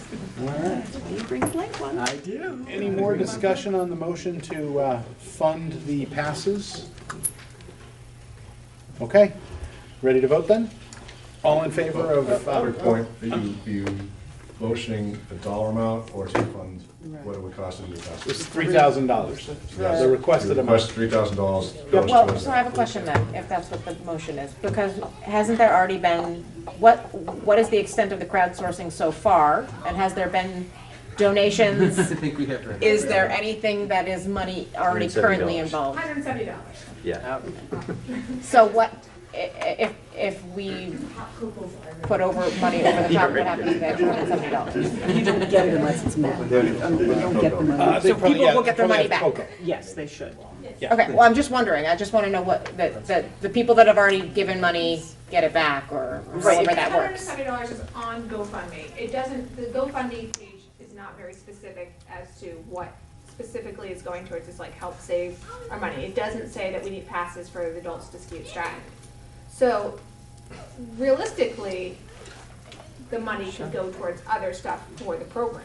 It could help with But if your transportation. minimum dollar amount is not met, you don't, the funds aren't doled out, isn't that correct? And then everybody gets their money back. If you say we need to raise $5,000 and you Well, don't they have raise $5,000. $10,000 is the amount of money we need to raise, is what's written on this GoFundMe page that I was looking at. And I don't think we really needed 10, I think that was just a, The idea was to make it more sustainable Sustainable, in the yeah. future. so. Okay, so, but the motion is to address the current need of 3,000. Yeah, we don't have any say in the GoFundMe. Yeah, and the GoFundMe money, whatever happens to it, I guess, because it's not ours to deal with. And this is why at some point, We should come up with a policy about that, those yes. kinds of things, because it's not mine either. Yeah, right, no. It was created by a school employee, but anyways, just one of those things just that No, you yeah, guys should probably talk about. You're absolutely right. I did make a note of that. I'm So- sorry. I feel, it seems, I don't know what the word is, odd, the GoFundMe, if we're just going, it's not ours. Can we address it at a later date, what that money is for and how it's the responsibility, or am I opening a can of worms that? Well, we don't have a policy about it. We didn't start the GoFundMe. That GoFundMe money is not ours in any way, shape, or form, nor does it belong to the school. Or the taxpayers or Okay, anything. great. I love that. It's just out there, and if the person who started the GoFundMe page got the money, they were going to give it to the school, is what they said, but, you know. We were hoping that they would be donating That would be an money. affirmative. Oh, did you start? Happen to know the person. Yeah, okay. Okay. Okay, but no, it's totally out of the board's control. We couldn't force anything to happen with that money, even if we wanted to. I just wanted, Right. if somebody were to come to me and say, hey, board member, there's this GoFundMe that has Lily Gray's name on it, what do you know about it? I just want to know what we're saying about it and just want to. Right, which is why that there's going to be a policy discussion about fundraisers with the school's name on them for stuff like that, I think, in the future. So, back to the $3,000 motion. Been moved and seconded and discussed. Well, I got something now that I know that money's already been added into it. Until we know for sure exactly what happens to that money, does it go back to the people? Does it lose percentage? Does the GoFundMe people take their 1% or 2% of their money? And, you know, these are things that we need to know before we make this decision. Okay, you don't have to know all the answers to make the decision, okay, that's fine. I disagree because the GoFundMe money is not ours. If they raise $10,000 that they have said that they will put into this program, there is no way for us to, they could change their mind. I mean, I'm not saying that they will, I'm saying that the possibility exists. It's not our money. We don't have control over this money. That's really taking GoFundMe to another level. That's not the implication. That's not what I'm trying to say at all on this. It's certainly. But the thing is that this isn't. You know, it's not like, oh, we might have some money from another source that's ours to deal with, because we don't know. We either pay for the deficit in the passes, and then the GoFundMe people cancel their campaign, still put it into sustainability and give it to us, at which case next year when we have this discussion, oh, we have this generous donation to do this from the GoFundMe campaign.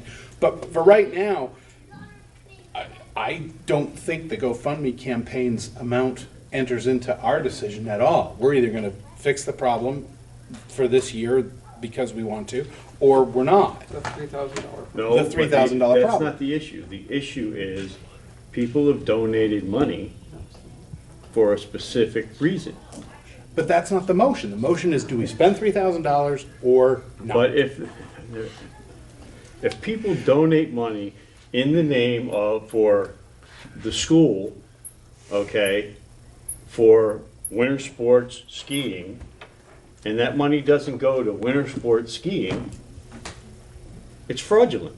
They didn't give us any money. They didn't give us No, but I'm sure she's not going to hold on to it once she gets whatever money's You raised. raise an excellent point, which is why we can need make to a have a donation. policy discussion will about donate it. fundraisers in the future done in the name of the no doubt school about for a coming to program the that we school. may or may not fund. But for the purposes of this one, it's, do we fix the problem or not? you're pointing out the reason why we have to have the larger discussion, because this is money that we don't control and can't have, We don't have any say in. we don't have any say in. And we should have a policy on that. Therefore, before we make the decision to spend the money, we need to find out everything about the GoFundMe. Go ahead. I call the question. That requires a 2/3 vote. I'm not sure that a non-voting member could make that request. I'm not sure either. I'm not sure either. Actually, The rules, I like that. Joe, I'm not Yes. gonna help. There is, on the GoFundMe site, if you choose to cancel your GoFundMe campaign, you can opt to refund all donors the money, and it will happen. Okay. So if that is an avenue that I can talk to this person, anonymous person about, the money's been raised, I can say to them, when's the chance to send it back? Okay. I'm guessing that this anonymous person will probably be happy to just walk away from that. Okay. Just a guess. All right. So, thank you. Possibly run away from it. Probably. So, okay, we've got that settled. Now the GoFundMe campaign might go away. Are we ready to vote? Yes. Do it. Okay, all in favor of spending the $3,000 to fix the chaperone problem, please say aye. Aye. Opposed? Abstentions? Thank you. Thank you. Wow. This is an entertaining meeting so far. I do my best. Let's keep going. Okay, so we have another one, a child care update. It's So another as you can see, the administrative task has been completed for this meeting, and I'm Thank working you. with Terry Davidson Burker. And National Society also is interested. Awesome. So Thank you. we will Thank you. continue to try to provide this so that people can have childcare. If it gets really bad, we could also ask for board volunteers, you know. We have an awesome ratio right now. It's like 4 young adults. My son is so excited. All right. Great, thank you very much for that. You bet. Okay. The next one was the discussion about amending the Articles of Agreement, which we have it should be in the packet unless you have a defective packet. What's in the packet? Okay, so this was the timeline and the discussion, and there's actually an administrative recommendation. Bill, you want to talk about this, or? Yeah, so I laid out a couple options of paths for the board to consider. One is option 1, which I'm not going to read, but basically details if you want to make the change prior to everybody voting in March, those 6 bullets have to happen. The first one being, you guys are coming back here in a week. I would have I'll just read it, right? You guys make a decision to do this. I'll hire an attorney to draft up the warning to amend the articles. You'll come back here in a week and you'll vote at a special school meeting to amend the articles. Then you will hold a vote. The earliest with amount of time would be December 3rd. You'd wait 30 days for reconsideration on January 2nd, and then you could hold your vote on March 25th, 2020. And what that means is that the entire district of West River would vote on one budget, pre-K through 12, rather than what we do now, which is required by the Articles of Agreement, which is split into a pre-K through 6 budget and a grade 7 through 12 budget. So that is option 1. Option 2 is wait. Hold the vote just like you did last year. Do not ask your electorate to come out and do a vote in December. Include in your annual report, which we have enough time to create this year, an explanation of how you are having that budget, why it is being voted on, and the way it's being voted on. And then use the November 2020 presidential election, which has the highest turnout, to reconsider the amendment of the Articles of Agreement at a time when people are naturally going to vote. So that is my recommendation, but it is for the board to decide. Thank you very much. Any discussion on that? I mean, personally, I agree with the recommendation. Yes. I do Um, too. Yep. I move to accept the recommendation. Second. The administrative The recommendation. administrative recommendation with regard to amending the Articles of Agreement. Okay, any further discussion on that? I will just, after budget time, I will come back to you guys and re-show you the options and talk through that so that you guys can have a discussion about making, which is substantial. Making a change to the Articles of Agreement is a really big deal. I think it needs publication, it needs time, it needs explanation. So I would wait till after budget season is passed, and then I'd bring it right back up and we'd have a full conversation. Wonderful. I just want to make sure we're voting on, we're not voting on making this change, we're voting on not making this change. Right. My recommendation is don't do anything different than you did last year. So we're not Just agreeing to explain make it. it, to making a change at this point. Correct. That is, yeah. And I would, if I could just add that it's going to take time for people to understand what this is, and I appreciate the time and effort put into it between now and then. You got it. Thank you. Okay, so, any other discussion? All right, all in favor of going with the recommendation and not amending the articles now, please say aye. Aye. Opposed? Abstentions? Beautiful, motion passes. Okay, the next thing in our packet was the, There's copies on the table over there. there's copies on the tables over there if you want them. Was the pre-K program in the West River Education District. The top part of this document talks about the current status of the pre-K program and where, how many students are utilizing it, and what's going on, where they are, and what's going on in each building. The bottom section is questions that, as I understand it, were raised by the Principals Advisory Committee in Newbrook, right? That's correct. And that this document was basically created in response to those questions. So. Except for number 8, which I added. Except for number 8. After your last meeting and getting more questions so that I could put it all in one document. Okay. Okay. Thank you. That's good. Well, I haven't dived too deep. Okay. So everybody's had a chance to review the report. Questions? I have some, but I'll hold them. And Trish? Should I just go to you first? Very verbal this meeting. Yeah, that's good. So, Bill. Yes, ma'am. On question number 8 that you added, Yes. what would the cost be? Well, I don't know because I have not explored that. I just was posed that question and wanted to make sure that it made it into the document for you all. If there was a direction to find out more information about it, I wanted you to have a preliminary thought about it. I do know that we have some board members from Timpson Hill that are present here tonight, but I have not investigated the costs, what the arrangement would be. I know it's possible, but it's possible in multiple different levels, and so I have not investigated that at all. Okay. Do you have a question? Okay, well, I just had one question before, and then we'll go out. What? Go ahead. I'm waiting for you. You're gonna ask what I was. What? Go ahead. No, I don't know. So I looked at it, it's like there's 32 kids in pre-K right now? There are 32 students in the West River In the pre-K. West River District in pre-K, and the distribution is 31 Townsend, 1 Jamaica? That is correct. How does that work for the 1 Jamaica kid? It is as you see under current status, it's a pre-K K1 classroom with a total of 8 students. That's great. Educationally, is that?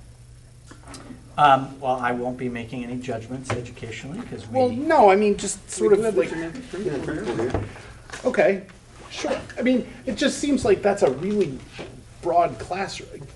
Given what I was watching, when I toured the program in Townsend Friday, I'm like, how does that work with, 1 pre-K, 1 K, 1 first grader, those are very different age levels and classrooms and things that go on in there. How does that work? Well, there's 8 children, and so there's a lot of individualized and a lot of independent and collaborative learning. I can't speak to the levels of those students. There is some co-teaching that happens in there as well with the special education teacher and other support personnel. Okay. I don't disagree that it is a large age range. It certainly educationally is not impossible to provide what those kids need. Otherwise, I'd be very concerned about what's happening in there. I also sort of stepped into changing the grade configuration, and it made the most sense in terms of the number of children to configure the grades in the way that they're currently configured at Jamaica. Okay. You had a question? Yeah, well, I'll just make a comment on that. I actually think that's kind of exciting to be able to have the variety of ages, and I think that any good teacher can handle that easily. And so that one doesn't worry me, and if the parent's happy, I think that's great. My question is around number 1 here, the 50,000 to build out and material costs. What does that mean? So I tasked our Director of Operations to go meet with Mr. Dabachnik in the building and the custodian there, and to study the possibilities of where it would be located.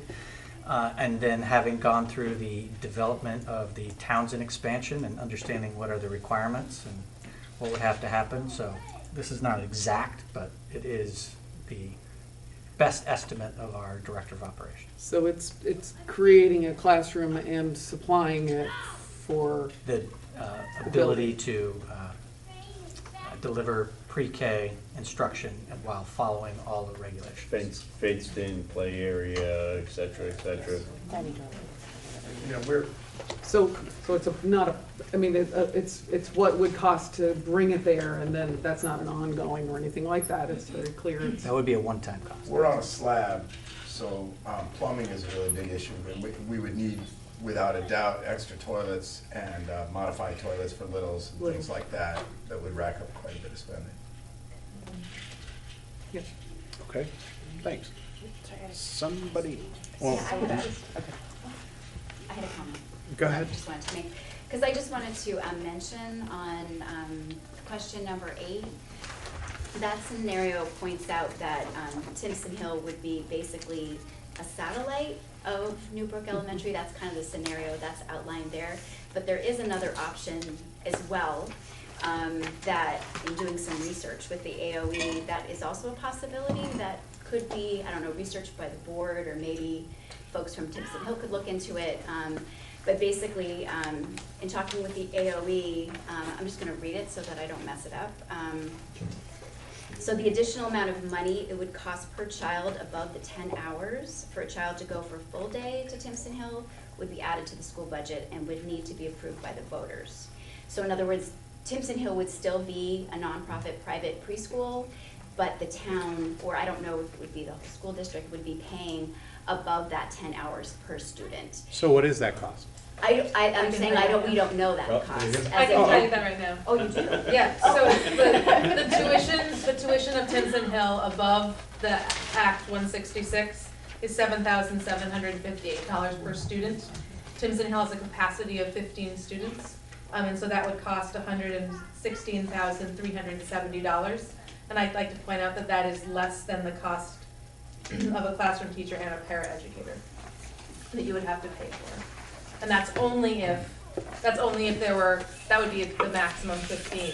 So if there was less than each, I don't know how many kids right now, I don't know, Scotty, if you can say how many kids. For next year? Or because in the system you have the 3s and 4s, right? Yeah. I don't know if you have the numbers, but I don't know how many kids there are from Brookline and Townsend, Brookline and Newfane at the moment, but if there were fewer, then you would be I paying don't know what less. it is right now, it's 30 something, because it changes every year, it goes up. Just another thing to. One second, we had a question here, and then we'll go back out there. The only thing I was going to say, just to go back to the one pre-K student in Jamaica, I'm not an educator, but it sounds almost like a Montessori-esque environment. There is some that- choice and hands-on things that happen there, which are awesome, yeah. That's all I wanted to say. Okay. I wouldn't want to package it in that Sure, way. sure, but sure, it's- absolutely. But there's a lot to be said for learning from different ages of students. Correct. Okay, thanks. Go ahead. Thank you.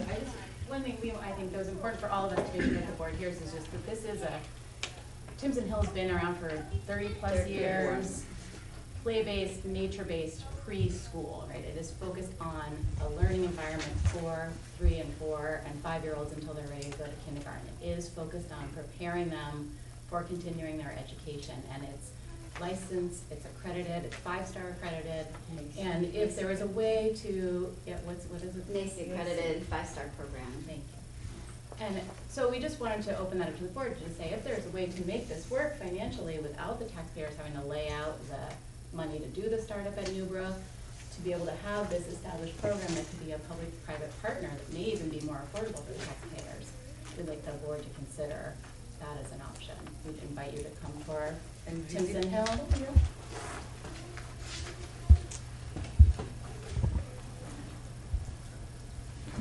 Yes, you have a question? I'm just going to throw, since there's clearly a lot of Timpson Hill folks here. The program is just 3 4s, is that correct?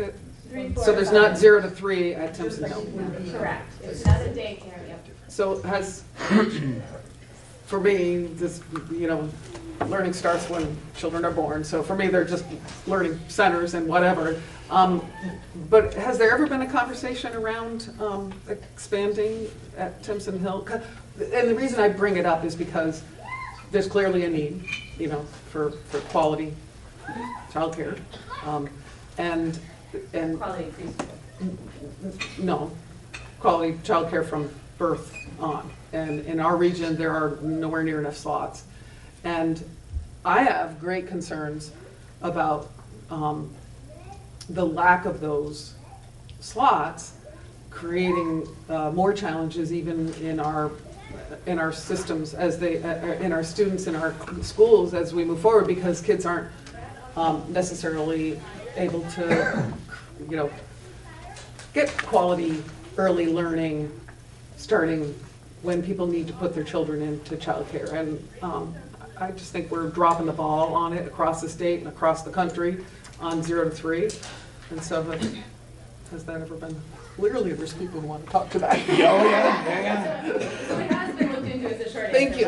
That's what I wanted to hear. Yes, and I think there's, our ratios, I think Sandy could probably speak to this a little more in a more educated way than I can, so I'm gonna let you. I don't know if I know the whole, but we did research that a bit, because as public pre-K programs have been opening across the district, we have been, concerned about Timpson Hill and, enrollment going down and having to close. And so we did explore the possibility of including 2-year-olds in our program. The issue that comes up is once you include 2-year-olds, there's a lot of changing in the licensing. Yeah. And the ratios are very different. Ultimately, have to And the be building. And less one students in the building to add children under 3. And the other issue that, which Emily, I'm sure you're pretty aware of with the whole issue with early childhood education, is that there are many, many programs, private programs, that they are literally only able to stay open because of Act 166. Because they get that pre-K money for their preschool students, it's very challenging to maintain an infant toddler program and be able to be financially stable and stay afloat. So it's a larger issue that's beyond this. It is, and if I can just follow up, part of the reason I bring this up is because we need to have more funding, and we added more funding this year for early CCFAP dollars, but we're nowhere near there, and we need to make sure that we speak to that ourselves as a board and all of you as advocates for children. We all need to keep asking for more support for that, because families and children need it. One second. Just Drew, and then we'll go off. What is a reimbursement for a preschool age child coming into our district? I know we don't get the same 10,000. We get 0.46, around $4,600. I'm sorry, say that again. It's 0.46 times the number that comes out, usually around $10,000, so it's about $4,600 Total is what we receive per child. Right. Even if we do full day. Right. Right. I just wanted to explain also that some, may not realize, so if you have a classroom with 3 and 4-year-olds in it, you need to have one teacher for every 10 students. If you have a 2-year-old then walk into the door, you then have to drop your ratio. Yeah. And you can't have a group, there's group size laws, and ratios change. So even if you have a whole elementary school and you have a 3-year-old walk into that classroom and is in that classroom, your ratio has to immediately drop to the lowest the lowest age. So, yeah, so the cafeteria, anything, the bus, so if you have, as soon as you put a 3-year-old on a school bus, you have to have one staff for every 10 kids on that bus watching. Even though most of those kids are not of the age, you still have to drop to the lowest ratio. And I think that that's what people are forgetting, is that you have to drop to the lowest age. Al? Is the 15-student cap, is that a function of that ratio, or is it physical capacity? Square footage by licensing. Yes. So the square footage minimum per child. That's So right. with the size of Timpson Hill, we can have up to 15 at one time. There is additional space in that building, so the school utilizes the downstairs, I don't know if you're all familiar with, it's in the old supervisory union building on Timpson Hill in Newfane, and there's upstairs that's set up as offices. That's currently not used by the school, we lease the entire space, and there was some exploration about could we do younger children up there, just doesn't work, the numbers and the everything. Stairways. Right, everything. But that's the other thing that could be part of the discussion is, is there office space that the district could use if we had some arrangement with the school? Great, so the reason I asked was because I wanted to point to Scotty next. How many do we think could possibly be coming in? I mean, I was thinking more than 15 potentially between Newfane and Brookline at some point, if not now, at some point. Over the years that I've been at Newbrook, we've had about 15 kids roughly every year coming in as one cohort. So I guess we could probably count on, if we were talking about 3 and 4-year-olds, we'd probably be talking about 30 kids. Now, right now, it looks like from Bill's research, it looks like we have 2 from Brookline and 6 from Newfane. That's just in the western department. Yep. So there's 29 students out there that some are at Timpson Hill, some are at Susie's, some are in Brattleboro. I think interestingly about Newfane particularly is that there are a lot of people that live in Newfane but may work in Brattleboro because of the proximity, and a lot of and that could work the other way up the valley too. I mean, we've had people that have worked at Leland and Gray that perhaps would have chosen a situation for their child that was closer to their work. But we do get bills from 4 or 5 different, for the $10,000 from 4 or 5 different providers. Go ahead. If in this, what would it cost to create a program at Newbrook? In that question, how many students are you assuming you can fit at Newbrook? Well, we looked at the classroom that is now being leased to the SU, and I didn't do that. I didn't prepare that. Bill, do you know the answer? What was he basing that figure on? We would place on one classroom, so it'd be the 20 students. So, are there different square footage requirements? We have larger. It's just well, Timpson Hill is No, those are large rooms, the ones that they had down there. So you think it's 20? 20 would be the max. Max. Yes. And Timpson Hill was 15 total in the program. I just want to Go ahead. We did a little research, and I'm not sure if it's all square footage, but there was talk about the septic system and getting that certified to go up to 18. That was a conversation the board had several times. So It's by square footage, we can go any above 15. Could they please state their names, because I have no idea who anybody is. Oh, sure. Sorry. When you speak, could you please tell everybody who you are on the camera? yeah, I'll Thank say you. it slower next time. You're speaking about the Timpson Hill Board had that conversation, Yes. right? Because I'm Yes. going, did we have that conversation? Don't do that. Yeah. Drew, you wanted to speak? Please. So, I'm trying to take notes here. number 4, says that we currently have enough space for all the students that wish to enroll in our programs. That is correct. So, are we having this conversation because we have people that wish to use our programs that don't have access? We're having this conversation because we created parent advisory committees, and part of the pathway of parent advisory committees is if they have questions for the board, they flow through the principal, and then they come to the board. And this was a question that was asked at a board meeting, and I was tasked with providing a response. So we have parents from Newfane that have asked us to provide that at the school? To explore having a pre-K program in the Newbrook Elementary School. So this is coming, this interest is not generated here, it's generated from parents that are in Newfane, Brooklyn. Newfane, Brooklyn. That is correct. Okay. Just want to follow. Yep. I was, Fiona from Newfane. I'm on the principal advisory committee as well. It's not just parents, but it's also staff members. And I have a couple comments that I'd like to make. One is that I wasn't at the meeting where the parents and Scotty talked about bringing this to the board, and I asked a clarifying question at the following meeting, and that was, were the people there interested in making sure that there was public pre-K, universal public pre-K access in the towns, or was it specific to the building? And there was interest in both. I offered that Timpson Hill may be interested, and the parents that were there seemed open to that idea. So I just wanted to put that out, that it wasn't necessarily specific to the building. Although Scotty really likes the idea of having it in the building, which makes sense, as coming from the principal. As an educator that also, I'm three, I live in town, so money-wise, I'm thinking like taxpayers. I'm also a parent, and I also work actually at Newbrook. So this year I've also noticed at Newbrook there's 30 fewer students in the school, and I feel like the climate in the school is much better this year. And so I think, while sometimes making sure that a school is at capacity is really nice, I think also we need to consider the quality of education within our buildings and what it would do to bring in a pre-K to the building.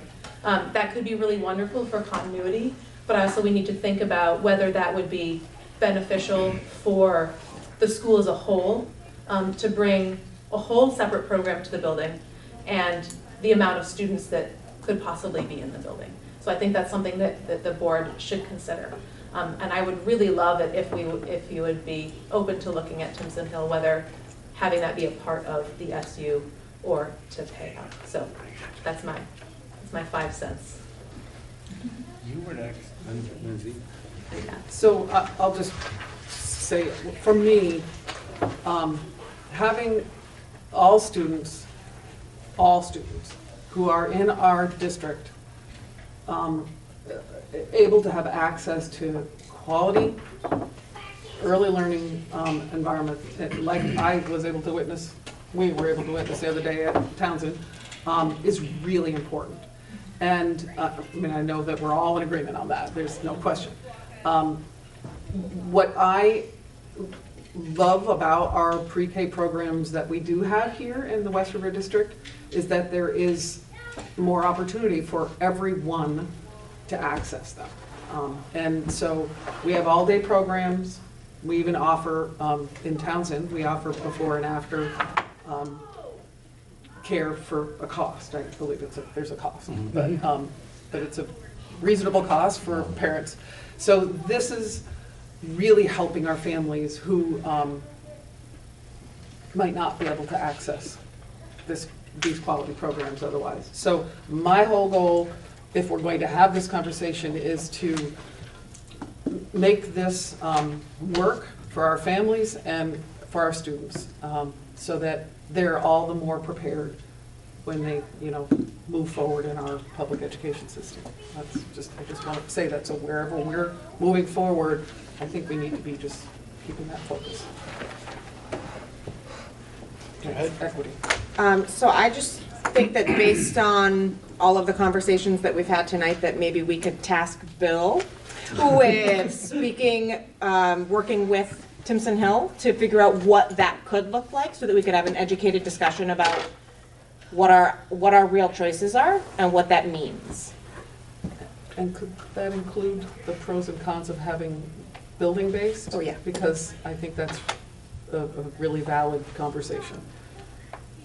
Yeah. Just sort of everything we all just talked about. If you could just work it all out for us, so it's like super straightforward. I can do Go ahead, Trish. And just to Catch an extra. tack on to that, Tack away. are there already pre-existing situations like this in other places that are working? Drew, go ahead. Hang on, Scott. Hang on. You betcha. So from a building committee perspective, we have lots of exciting failing infrastructure now.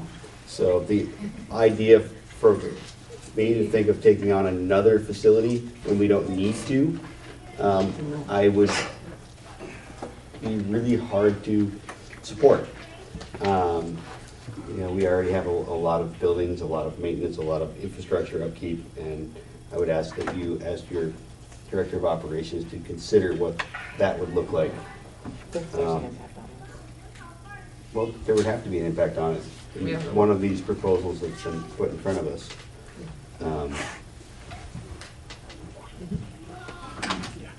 Scotty, hang on. I got out there, then I got you, then you. Thank you. Yep, you're in. After talking to some families, I think one of the things that's important, Bill, when we do this work would be to think about transportation as well. Because I think equity of transportation ends up being really key for families with littles. And if littles were going to be going, let's say from if they were on the very far, I guess, east side of Newfane, we would need to make sure that they had a possibility of getting to this facility. And so I just want to make sure, like, the bus could easily go past Newbrook and up the hill to the school. If that, like, they can't ride a bus. Well, never mind that. Never mind. They don't ride a bus. Not without chaperone. Okay. So if you put one kid on the bus, or it doesn't matter if you have all seniors and one kid, you have to go to the 10-to-1 ratio. So you have to have that many adults Okay. supervising. Well, I just want to consider transportation when we're thinking about it. That's a good point. Yes. Christina, then Leanne. I'd like to point out, Timpson Hill is not owned, so there's two different things at Timpson Hill. One is the Timpson Hill building, it's a historical preservation board, I believe it's called. So that is run by another company, so we don't actually own the building.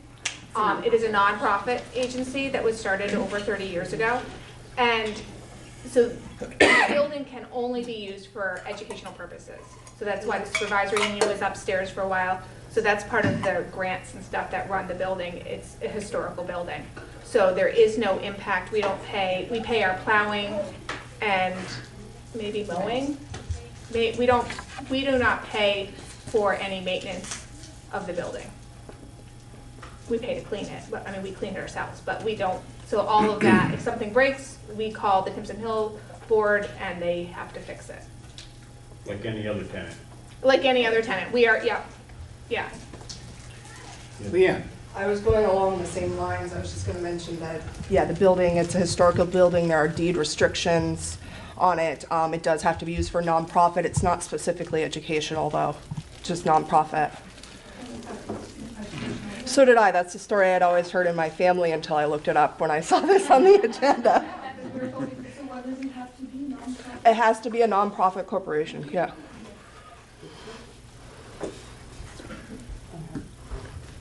Is it my turn? I think, yeah. Just really quick, Marlboro just went through this? Yes. Switching over a private to bringing it into their school and a public, so maybe some sharing on that as well could help us. The pros and cons. Sure. Thank you. Could I ask a couple clarifying questions on the task? Sure. As Sandy pointed out earlier, when I pre-answered this question, that was the assumption of taking over a building, and Sandy presented another option that would not be. You would like to see both of those fleshed out? Okay. And then is this Timpson Hill specific, or is this for any approved pre-K that offers 10 to offer to pay the additional tuition? What can it be? Can we do? Is it? It has to be nonprofits. It's not a business.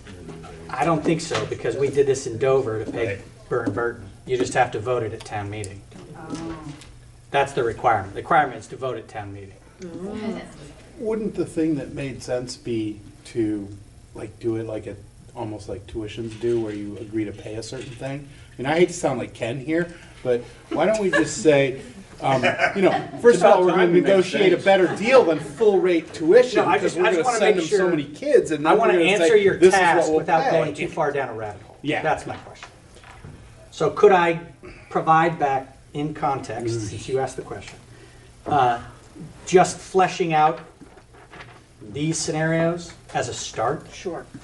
And then you guys can decide what more you want to go to? If you're gonna do that, include the revenue you're gonna lose from relocating the WCSU people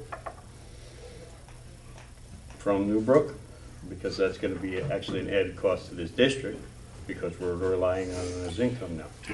For a scenario of... Correct. Okay. And also, I agree with you that if you're gonna offer it at one location, it's not equitable to the parents of Newfane and Brookline that have their kids in Brattleboro, because they're closer, not to have the option to have them in for more than 10 hours. We can't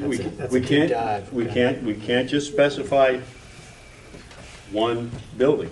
We're gonna go with one building and say, because you go to Timpson, as much as I love Timpson Hill, Bill, when you said you did the similar sort of thing, you did do it for just one school though?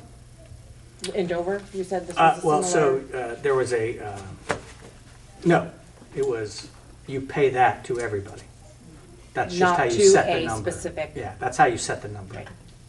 So if you owe $15,686, but it costs $18,200, then anybody who is an approved independent school in the world gets $18,200. Right. can't offer it to one kid in the town and not to all of them. We went through this with I can scenario this out Lane. without overwhelming you. We went through this with Sunny Lane, and that's the reason we turned it down. flush Was this because we couldn't just do it for one pre-K program, because then what would happen to the kids that went to Timpson? They should be able to go 20 hours instead of 10 hours. How many people are on the Timpson Hill board? There are 5 of us. Do you guys have 3 of you right now? Yes. All right, just so I don't have to go too far down the road. So the scenario that you are interested in having fleshed out for the board is the paying, the still operation of a nonprofit. We're actually flexible. You're flexible? Okay, so I can flesh out both. You can flesh it, yeah, Thank you. we're flexible. Okay. We're open to Awesome. different scenarios. Who would be the point of contact that I could work with at Timpson Hill to get whatever information I needed? Sandy? Right, thank you. Okay, I can do this. That was a big ask, thank you. Thanks, Bill. Can you just do one more thing? Yep. It's almost a different rabbit hole. We already Is it in pre-K? Yes. Okay. We already have more pre-K slots than we have kids in pre-K. We have open slots. So people haven't even been turned away yet, and we're exploring opening yet another program, and now taking on an additional building when, again, building committee hat, we're talking about shrinking our footprint. So can you just look at, what if we just kept the slots that we had now and let things play out even, or what if we put it all in one place? Is it, if we offer transportation for the kids who can get transported, Yeah. the 3-year-olds are parent drop-off no matter where, and it's also full day, absolutely cost-free. I'm like, it just seems like this is an expensive alternative to a problem we may not even have yet in terms of having kids who aren't getting full-day pre-K yet. So if I can follow that? Yes, please, and then Lindsay can. To clarify for Bill, Yeah. we have parents who asked about this, and if we have a program, say we have our program up in Jamaica. Yep.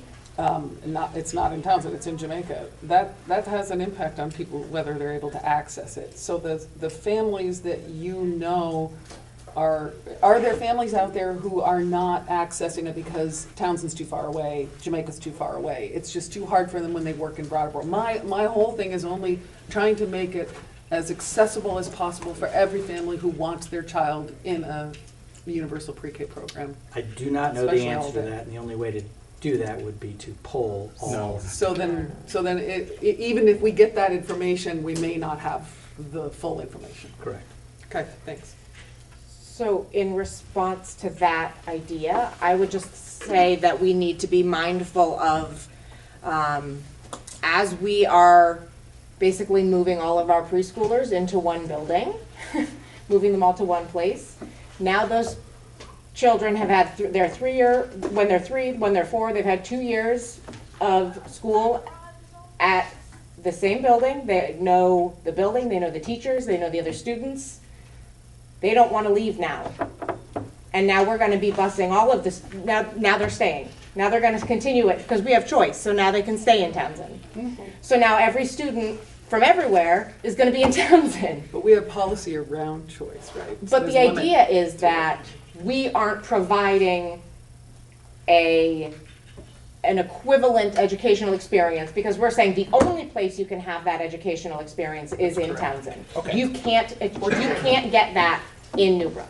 No, fair enough. That's true. So I'm not sure only- that then a partnership with Timpson Hill provides that either, because you now put them in a different building and you move them because they can't stay. Putting it in Newbrook does provide that. You're in this school and you stay with the continuity. Yeah, and we can talk about the So- pipeline of that, but No, you make a good point. it Thank is a you. very different entity. But I don't have to do anything on that. You, task. I mean, can you come up with No, something? and you really don't have to do or- anything on mine too, because I, with what Lindsay said, it makes sense to me. So it's like, why, I think maybe we do want to. I can answer this one question. Okay, thanks. Al, and then. I have another non-task related thing. Yeah, no more tasks. How are you doing? So Tell on me. number 4, I just want to understand, Of of the approximately 70 eligible pre-K students, does that mean that there are 70 pre-K students in this area and we only have 32 that are enrolled in pre-K? No. I'm We have our miscurious. best estimate of the number of 3 and 4-year-olds that are currently living in the West River District. As of this writing, we're estimating 70. 32 are enrolled in West River programs, 31 in Townsend, 1 in Jamaica, and 29 are enrolled in some other program that is eligible for the 10 hours.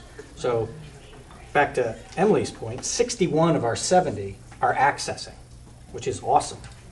Yeah. That is phenomenal. But only 32 out of the 70 are in a West River run program.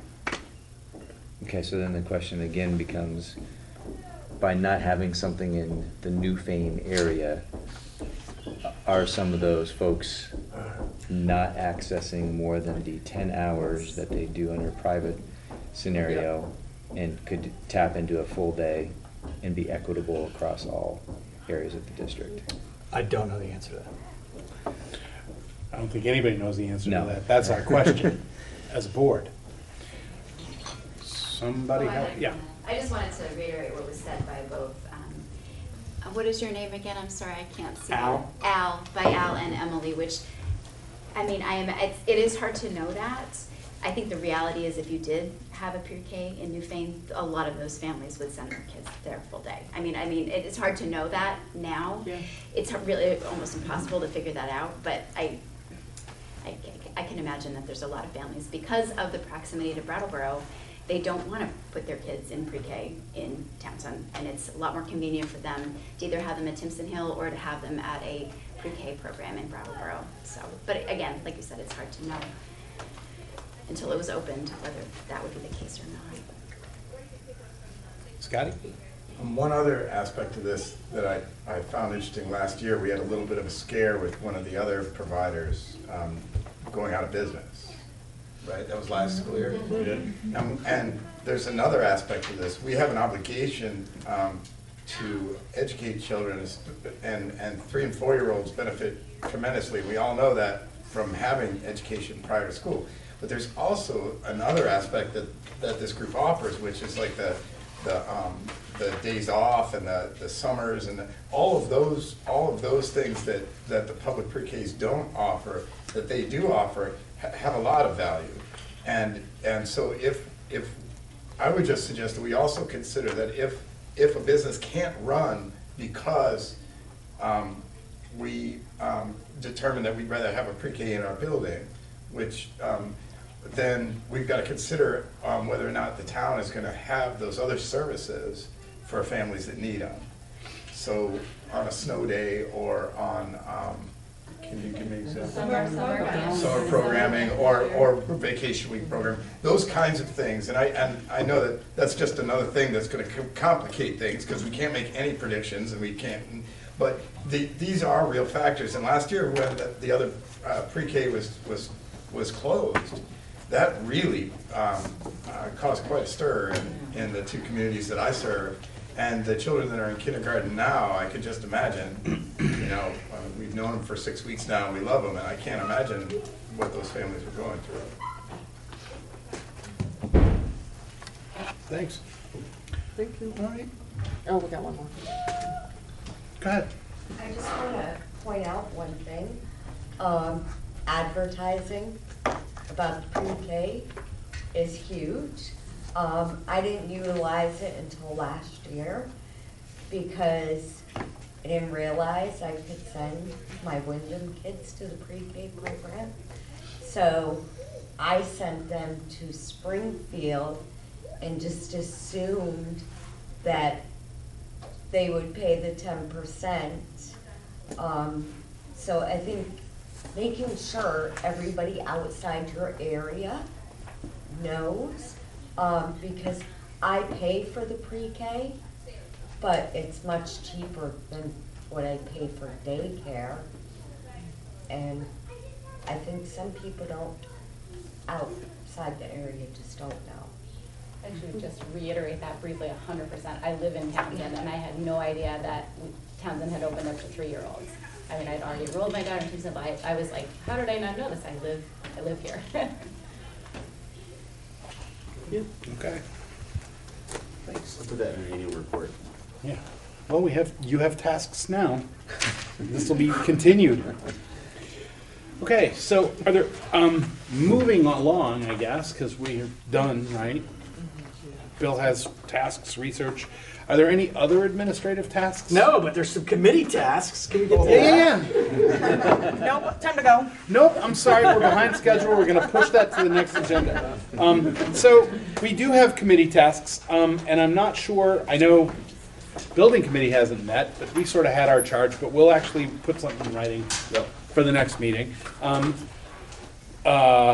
Budget met and has a chair, Al. Yep. You want to talk about your charge for the board to consider?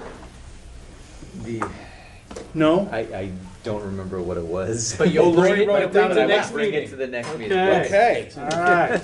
And then we've got policy. Again, policy has been going for a long time, and I think policy's charge is pretty well established, right? Did you write it down? Feel that we had the policy met and had questions? Yep. Yeah, you guys. It's not get written down either? Okay, so for the next meeting, everybody write down their charge and actually bring it. Although It's in policy, there, I saw you it. had yours from before. We were charged with 3 different, policy was charged with 3 different policies. PBR, what was decided to be put off because of the presentation. No, your written charge for like your general committee charge. what do we to do? Vet policies for the board or whatever your, the total committee charge is. The specific work, is there actually a policy committee report? No, you're bringing it next week. You're bringing it next meeting. month. Next meeting, okay. All right, page 2. of the agenda? It's Minutes, just the they're all consent in your- agenda. they're all in your Minutes are table. here if you need a copy. I'll make a motion to approve the consent agenda. Second. Okay, that's the bills and pay orders and the minutes from September 16th and September 23rd. All in favor, please say aye. Aye. Opposed? Abstentions? Beautiful. Do we need an executive session? You do not. We do not. Move to adjourn. Next meeting is November 18th. Remember to have your policies. We've got a motion to adjourn on the floor. All in favor, please say aye. Aye. All right, opposed? Thank you.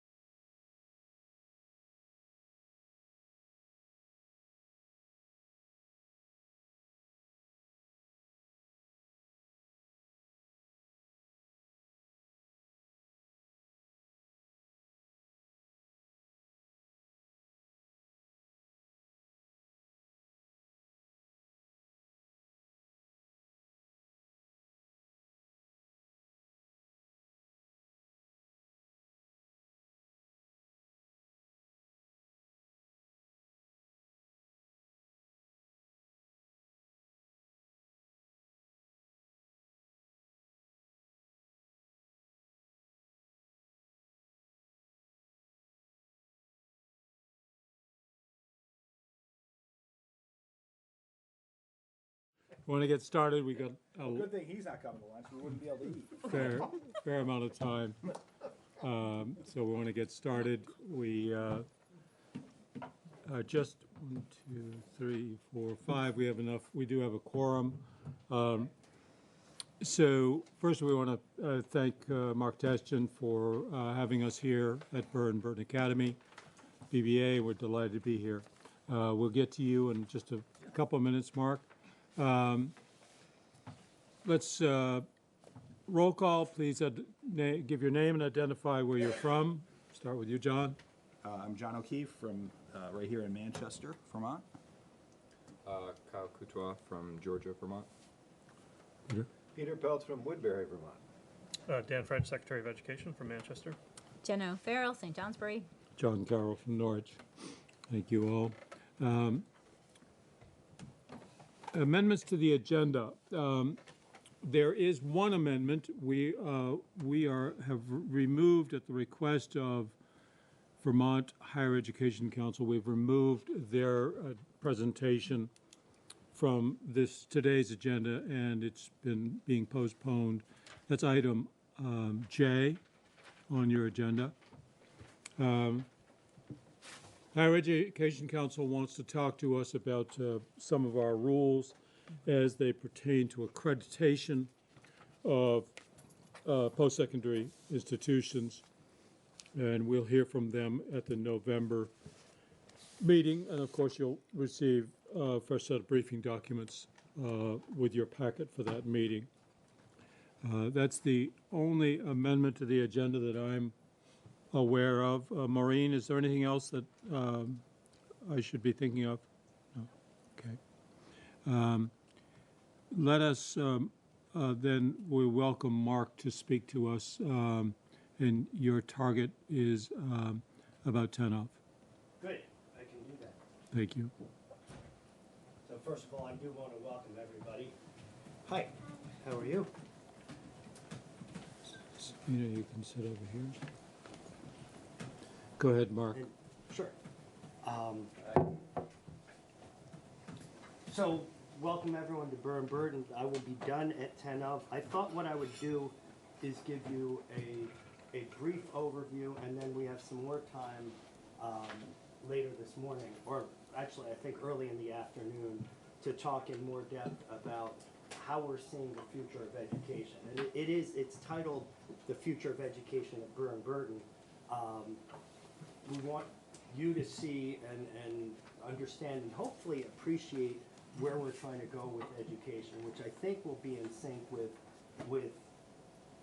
a lot of your thinking, and is very much we think is very much in sync with current thinking on brain-based education and approaches. So we'll get to that, but I wanted to make sure we had a good understanding of Burn Burden. I have a little some slides to accompany this, so I'll turn this so you can see it. Burn Burden was founded in 1829, which makes us older than St. Johnsbury, not that we're competitive, but I just wanted to mention that, Jenna. Thanks, Mark. Sure. And this is a photo from the 1860s, and what I love about this photo is it shows the longevity and emphasizes the longevity of this school and its role in our community.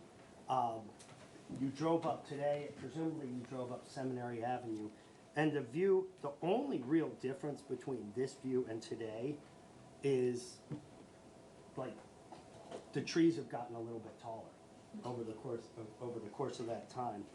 But we continue to play this role in our sending towns, and we are one of what they refer to as, what many people refer to as, the 4 historic town academies. We're absolutely and deeply committing to serving our communities and serving each and every student in our community. Are you wanting me to? Okay. And this is a listing of our sending towns right now: Manchester, Dorset, Londonderry, Peru, Winhall, Landgrove, Weston, Danby, Mount Tabor, Dover, Wardsboro, Sunderland, Stratton. For those of you who are not that familiar with this area, Wardsboro and Dover are close to an hour away. And Manchester, we're obviously sitting right in Manchester. Dorset is a contiguous town. Sunderland is a contiguous town. But we really cover a broad map of southern Vermont. If you live in a sending town, you do not have to send your kid to Burn Burden. But if you live in a sending town, we are deeply committed to the town in partnership, and we're deeply committed to the students in that town. So absent somebody who has a predilection for violent outbursts, you're going to be able to come to Burn Burden. We are covered, and I say that absent because we are, I haven't rejected a student. I think maybe over the course of my 12 years now, we've said to one, like, we really can't handle this student. There was a court order, there were sexual offenses involved, and we just felt like we're a very open and trusting community, and we're not set up to deal with kind of the certain extreme cases.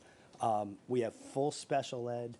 We're extremely proud of our special ed programming, and we're extremely proud of our commitment to our towns. We have a mission, and we embrace this mission very much. It's to educate students intellectually and morally for a life of responsibility, integrity, and service. Today is a day, you may have noticed that there are not a lot of students around. It's not that we don't have classes on Wednesdays. We have the 9th grade out in the field today. So the entire freshman class, 167 students, are out with their advisory groups on projects serving the community. So today is 9th grade service day. Today is 10th grade summit. So the 10th graders, we have a special program for each one of our grades. 10th graders they're engaged in a program called Speak Up. and they're going to engage in discussions around consent and the whole issue and the continuing issue, and we're hoping to address it early, but the continuing issue of sexual assault on college campuses and in our environment, including in high schools. So we're trying to educate kids and give them a vehicle for having discussions around what we consider to be a crucial issue in our society. Our juniors are taking PSATs today, and our seniors are working on college admissions and post-college planning. So we take this day as an opportunity to have a different kind of program. Dr. Mathis, how are you? Good morning. Good morning. Sorry to Go- be late. That's okay. I think your seat's over here. I just read the name tag. Just Well, you're ahead of me. how are you? Okay, yourself? Very nice to see you. I'm doing well. I want to zoom in on our core values because the first core value is going to be the focal point of this afternoon's talk. We developed these early in my tenure and came up with this term, engaging, vigorous educational experiences. And we came up with those words very intentionally with the notion that engaging makes a commitment that kids need to be, must be, should be a part of the educational process. So a teacher's job isn't just to teach. A teacher's job is to engage. And a student's responsibility is to be engaged in the process because that makes it better for everyone. So that engaging, that word means a lot to us. And then vigorous means a lot. We talked about all kinds of words, and you hear a lot about rigor. We need more rigor in this school. Nobody thinks of rigor and thinks it feels good, right? But the notion of vigor and a vigorous educational experience is one where you're deep into it and you're engaged, and at the end, and we've all been involved in activities where we worked really hard, we were deep into it, and at the end of it, we actually felt better than at the beginning, and we're surprised that the time was already up. It's a very high standard to have a vigorous educational experience, but that's what we're striving for, so that kids come out of their class more energized, not exhausted, like, wow, that was an exhausting and long class, but more like, I can't believe how fast that class went. We got so much done, can't wait for another one. That's the high standard. Some of the other core values I think are really important, especially for the kind of community we are, where we have, essentially open admissions. Respect for individual differences is essential to being a good community, and we use that and refer to that all the time. Whether we're combating racism or sexism, genderism, you pick your issue. If we can embrace diversity as a strength and teach kids to understand that diversity is an opportunity for learning, we're moving towards the kind of society that we'd like to be and probably aren't right now. The highest standards of performance and behavior, we're really just saying, we value achievement in all its forms. We value effort. And mindset of perseverance and reflection is getting to that notion that again and again you learn that talent is way overrated. It's perseverance and reflection and that cycle that leads you to growth. And then we strive to be a supportive and caring community, and you see that and can feel it every day as you walk around this school. I should point out that we have Dr. French, who is a now former parent. His daughter just graduated last year, and we have John O'Keefe here, who is a current parent of one student, and presumably your second daughter will be coming to Burr and Burton as well. He's wearing his Burr and Burton shirt, so that bodes well for us. A couple quick overview points with 2 minutes to go. One is we're growing, and we're growing in some significant ways. So in 2015, we were at 669. I want to say in 2013, we were at 630. But 669, 674, 688 in 2017, 710 in 2018, Last year, we ended the year at 767. We had a very large senior class, so this year we've pulled back. We're a little bit shy of 750, but that obviously is an important growth trend. And I put here some sense of how many students are coming from sending schools, sending towns, choice towns. So somewhere between, really you could say 600 to 630 in any given year are coming from sending towns. We get another around 30 coming from choice towns. Those are towns who have not committed to pay our full tuition, but are choice towns, and they provide the statewide average, and then the families are responsible for making up the difference in that tuition. We have about 30 students who come from non-sending towns, and therefore they're termed private pay, meaning they don't get anything from their sending town. Bill? Do you have a desired capacity or a limit?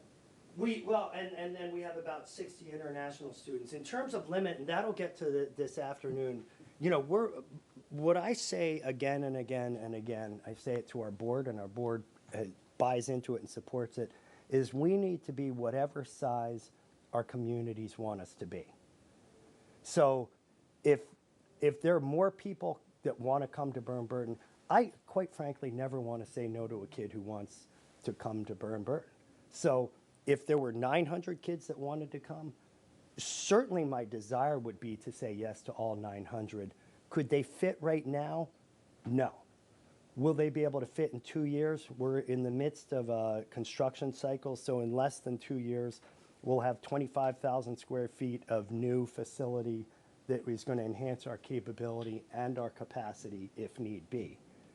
If we don't grow, if we stay at this size, we'll take that new building, and I want to talk to you about it because it connects our educational goals with an architectural structure that supports a new kind of education for us. So I think you'll find that to be an interesting connection between education and architecture.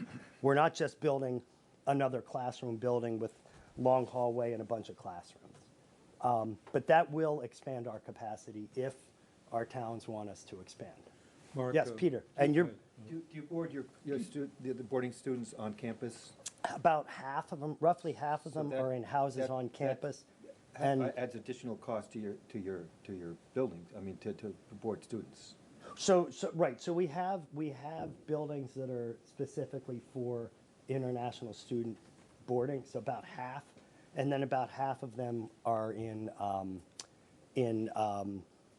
homestays. So in people's homes around the community, and that we found to be a very rich experience and cultural exchange. So we're diving, Sabina. Yeah. Hi. So the international students, are they here for all 4 years? Is it a semester, or how does that work? It depends. Some students come for a semester. Most come for at least a year. But I would say, the European students tend to come for a single year, kind of the junior year abroad concept. And the students from Asia tend to come for multiple years, graduate from Burn-Burton, and go on to college in the U.S. And so the game, and it's particularly China, but we get students from China, Japan, Korea, Indonesia, they tend to come with the game of getting really good at English, getting an American education, and then that has a tremendous value back in their home country. So, yes, Jenna. Are all your boarding students international? All our boarding students are international. Although if your big boy wants to come down and board here for the next game, we'd be welcome. He'd be welcome. I know that's not allowed. I'm not recruiting. I'm just saying the guy was unstoppable. Mark, the growth of about 10% over 5 years, has it come equally from all of those 4 sectors, or is it one place or another that the growth has happened? So here's the dynamic, and that was a setup question. Yeah. I figured you'd ask. This was the size, this is our current 9th grade. Our current 9th grade, we have 167 students. If you count up the number of students who went to 8th grade in our sending schools and came to Burn-Burton, that number's 123. That gap, 44 students, came from outside of our traditional sending schools, 44. And if you look across the school, we had 110, including internationals, but 110 new students. There were probably 30-something international. So that says 44 transfer students into 9th grade, and then another 30-something into 10th, 11th, and 12th grade. What's going on again and again and again is families move into our sending areas. So it's not that the towns are growing through population, through what we might call natural population growth, reproduction. It's that our towns are growing because people with kids come here and discover that the educational, Dan coined this term, the educational ecosystem here. And it's a very strong ecosystem. And, you know, we're kind of at the center of it, but we're supported by very strong elementary schools. So people see the opportunity to come here.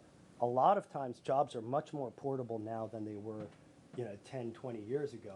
So oftentimes we have people who continue to work in New York City or elsewhere, but have a residence here, they live here, they buy their homes, their kids are growing up.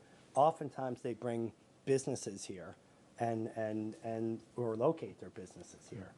And so this is part of the new economy that we're able to capitalize on. We have a lot of people move to town, you know, obviously they come to town hall and they'll want to change their Yep. water bill or something like that. We always say, especially somebody about my age, we say, well, what brought you to Manchester? And the answer, 9 times out of 10, is the educational system. Wow. Yeah. Yeah. We need to it's stop overwhelming. here. We're going to be, I think you're joining us for lunch, are you? I'll join you for lunch And and we'll also have time to carry on this discussion. good. I'm going to give you a closing slide just to give you a hint of what's ahead. Mr. Rogers, we'll leave it at that. I'll explain it when we sit down. Thank you very much. Okay? Thank you, Mark, folks, and you thank you guys for have a having good us. meeting. Thank you very much. Mark, where is lunch? Lunch is going to be Okay. right over there. We thought we'd set you up here, and then Okay. lunch you'll have the nice view of the My town. daughter might stop in. Okay, great, good. If she's all All right. right? Thank you. All right. Board, we're now at item C in the agenda, and the question is to take action on the consent agenda. Is there a motion to approve the consent agenda, which it's been moved? Let's just be clear that the consent agenda consists of, pardon me, 3 sets of minutes. That is the minutes for September 18th, the meeting in the morning, September 18th, the retreat in the afternoon, and September 19th, the retreat all day. It's been moved. Is there a second? Sure. It's been moved and seconded. So we're taking action in approving the consent agenda, in approving all of these minutes. Bill? Perhaps at some point in the meeting, I'd like to discuss the layout of the agenda in terms of using our time more efficiently. Uh-huh. And we could either do that down below, or we could do so now. If you're comfortable with it, I'd suggest that we include it on schedule item L, which is where we're talking about future meetings. Perfectly Is that fine. okay? Thank you. So I take it then that there are no proposed corrections to the minutes of these 3 sessions. Is that correct? Are you ready for the vote? Those in favor of the approval of the 3 sets of minutes, please indicate by saying aye. Aye. Nay? None. It's unanimously approved. Thank you for that. Board announcements. Are there any members who would like to announce something that they think is important and pertinent to the board's work? One little thing, last month we were talking about the report card, And there's a new Gallup poll that came out in the fall, as it always does, and said that only 23% of the people, mostly parents, looked at the report card, and something like 50% of the population didn't even know that they had one in the states where they had them. So, just FYI. Yep. Any other members, voting members, comments? Student members, do you have any reports or any comments you want to share with us from your world? At VFA, at the moment, we're having some issues when it comes to transcripts. Looking at that, there's been a lot of staff changes when it comes to administration at our school, so there's been a lot of issues with looking at proficiencies and putting them onto the transcripts, because it's just been hard for them to make some of the transitions into doing proficiency grading on like a transcript scale. So there's been a lot of meetings with administration talking. They've owned up to it, but they've said that in the past that they were unsupported by the board and like the local board, state board, and the agency.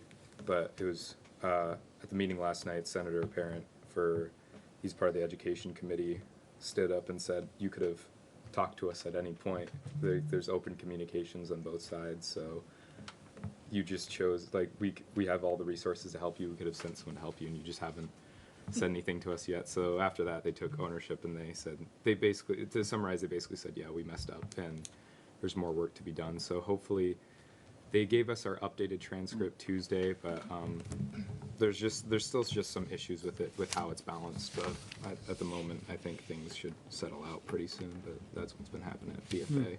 Oh, interesting. Can I comment on that? Yes. After 77 was passed, I spent, shortly after that, I was up in St. Albans and talking about, and there was a huge divide between the college-bounded kids and those that were taking kind of alternative courses, which were being offered. Yeah. And it was a dramatic divide, and it sounds like that really hasn't been attended to or resolved, but it was pretty dramatic. I mean, it was almost like those kids, they get a good break because they can do these things and they're not college tracked or whatever. It was dramatic. Yeah, like there's been some, like how they've done things is they've kind of messed up the scaling a little bit, where normally students who wouldn't pass, they've just kind of bumped them up so they will pass, but they've given no equal bump up to students that are in whether they're in like the middle, like a B area or higher. Yeah. So it's this strange divide of students who normally would be C, D students are now B students, and students who have worked hard to get that B are now lumped in the same area, and then the students who want to stand out have to work just that much harder to be in that top rank. Like I know a student who's trying to get into Stanford, and he's been having trouble because there's no real class ranked with proficiencies, and he needs one. So he was like, can I get a class rank? I need my like GPA to be like accurate to my grades, because he's like, I know I have the grades to get in, it's just not displaying it. So there's been issues like that. Thank you. Yeah, no problem. Sabina. Pick a harder school to get into. I mean, this is kind of going off the report card thing. Our school uses Jump Rope, which is an online platform for showing grades. And a lot of it is they just send out an email to the students and parents, one email that has the login information. And so a lot of it is like, my parents, I think it took them 2 weeks before they realized that email was in their inbox and they were able to get into my grades and to view them. And the other thing to address that proficiency-based thing is we do have professional development on Mondays. And so the teachers meet with other teachers in their department on Monday mornings for an hour instead of teaching, and students come in an hour later.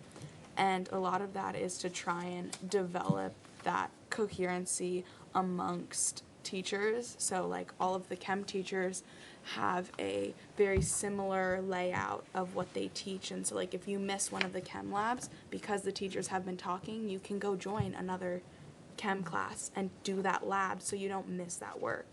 And so that kind of helps to address the individual student issues and the grading. And so there is more of a equal sort of grading amongst students. But I think the report card thing is kind of interesting that, you know, a lot of it has transitioned to online stuff and what happens to those families that don't have access or don't understand how to access that. Very good. Thank you both. I want to just update you, as you're still wet behind the ears chair, on some things that are going on sort of in the background. One of them is that you may recall that this board is the hearing panel for an appeal by an educator. I believe his name is Mr. Macias, is that how? Macias. And our colleague, John, is chair of a two-person hearing panel. And we've been notified that we'll be receiving pre-hearing documents soon, perhaps by the 18th, and that the hearing will be scheduled for sometime in December or January. So it's still happening. Second, I wanted to just update you on my efforts to make sure that folks who have a particular interest in special education and the new rules under 173 have some grasp of how they can be heard in this process. And of course, we're hearing today from the Special Education, or the Census-Based Funding Advisory Group, which was created by the legislature in Act 173 to comment and advise about the rulemaking. But there's another group called the Special Education Advisory Council, which has existed for, I think, many years as sort of an adjunct of the agency. It's a requirement of federal law. Yeah, that thank every you. state have one. Thank you. And I was intrigued at the August meeting. A member of the audience stood up and spoke about that advisory council and referred to it as dysfunctional. So I immediately contacted the contact person and got no answer. So I pressed again and eventually was put in touch with the new agency employee who is the new director of special ed. And spent some time on the telephone with this person, Jackie Kelleher, because she apparently is the agency's liaison with this entity. And I simply outlined to them the process for rulemaking and the windows of time that people will have to comment, and encourage them to, if they wish to comment on the special education rules, they better speak soon because the train is leaving the station before long. This is sort of old news, but we're no longer members of NASB, or at least as of the beginning of the year, we no longer be members. We withdrew our 2020 membership in NASB. That was accepted with regret by the executive director of NASB. That leaves $25,000 in our less than $100,000 budget. In other words, more than 25% of our budget remains now intact and uncommitted, and there may become circumstances where the board will decide it wishes to spend those funds, and possibly in connection with Act 173, but that's yet to be determined. So we'll just know that there's that $25K there, and it may be available to us in the event that we feel we need outside counsel or expertise in connection with our work on any topic. Yes, Peter? So this may be more directed to Dan. In so much as that is our budget. It's our but we don't have direct access to it as such. You control the disbursements of those funds. Is that correct? Only the mechanical aspects of it. I mean, you direct that to a certain extent, and John had reached out on some of the mechanics, so we have a process available to you, but we don't say yes or no per se, other than to make sure it conforms with your budget. Okay, so that's up to our discretion. Yep. Some of you have expressed interest in the integrated field reviews. Both Jenna and Bill have expressed some interest in that, and you've seen Maureen's, or I think it was Suzanne's email about that. And to all of you, if you want to know more about integrated field reviews, the AOE website has a very good section devoted to them, including some actual integrated field reviews that you can click on and study. And they make for interesting reading. The Sunset Advisory Council, I want to thank you for your input. The agency staff was kind enough to furnish me with the audio tape of the 19 September discussion that I was not able to be present at. And so I listened to your comments on this topic of the Sunset Advisory Commission, and then I composed probably an overly long response to the Advisory Commission's questions. I was, as those of you who know me know, that I was sort of running up some flags to see what response we might get on some of the other issues that we're talking about, our future and where we're headed. So I hope you've had a chance to see my overly long response to the Advisory Commission. Might I say thank you, because that was a strong affirmation of the need for this board. Thank you. Bill, you had a comment? Yes, same thing as Peter is saying. I really appreciated your doing that. It was thorough and complete. The IFR thing, I'd like to go back to that and ask a question if I could. Yes. There was only 1/3 approximately of the districts in there. And this has been in place for many long years, at least on the law, but we're just now getting to the implementation. I was just wondering why the other 2/3 weren't in there. Commissioners, Mr. Secretary. Yeah, I'm not sure. I mean, I did put your question back to our web team. You know, Yeah.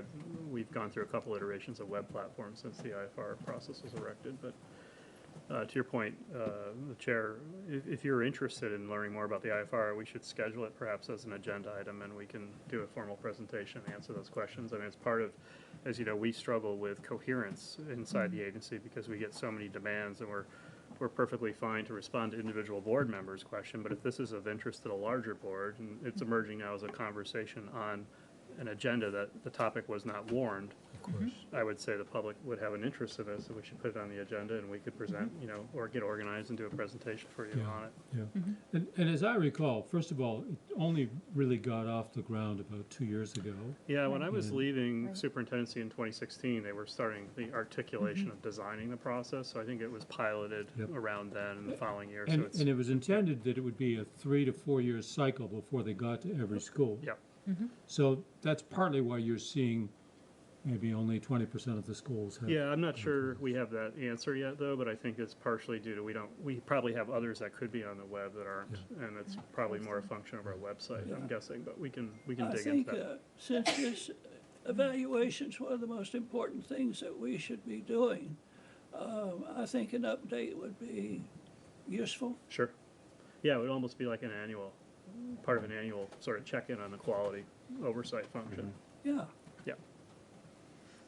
Okay, thank you.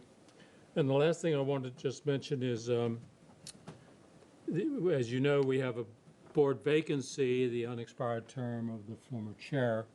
I've been in touch with the governor's office to say, so what is happening? It's over 2 months now since the chair submitted her resignation on the 8th of August.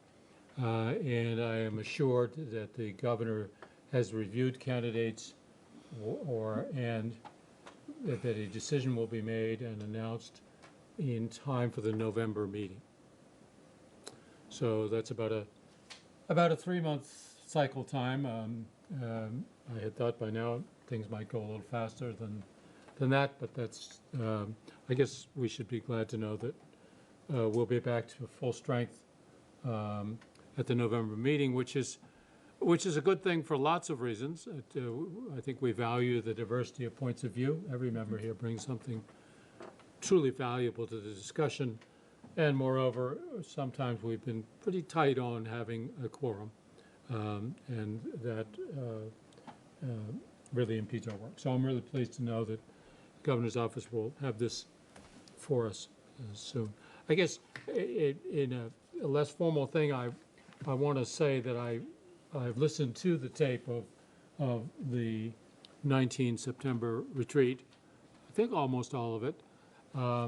And I must say, you seem to be a very learned and considerate body. As I listen, of course, I know that not to be true, but it's a very impressive discussion that I heard.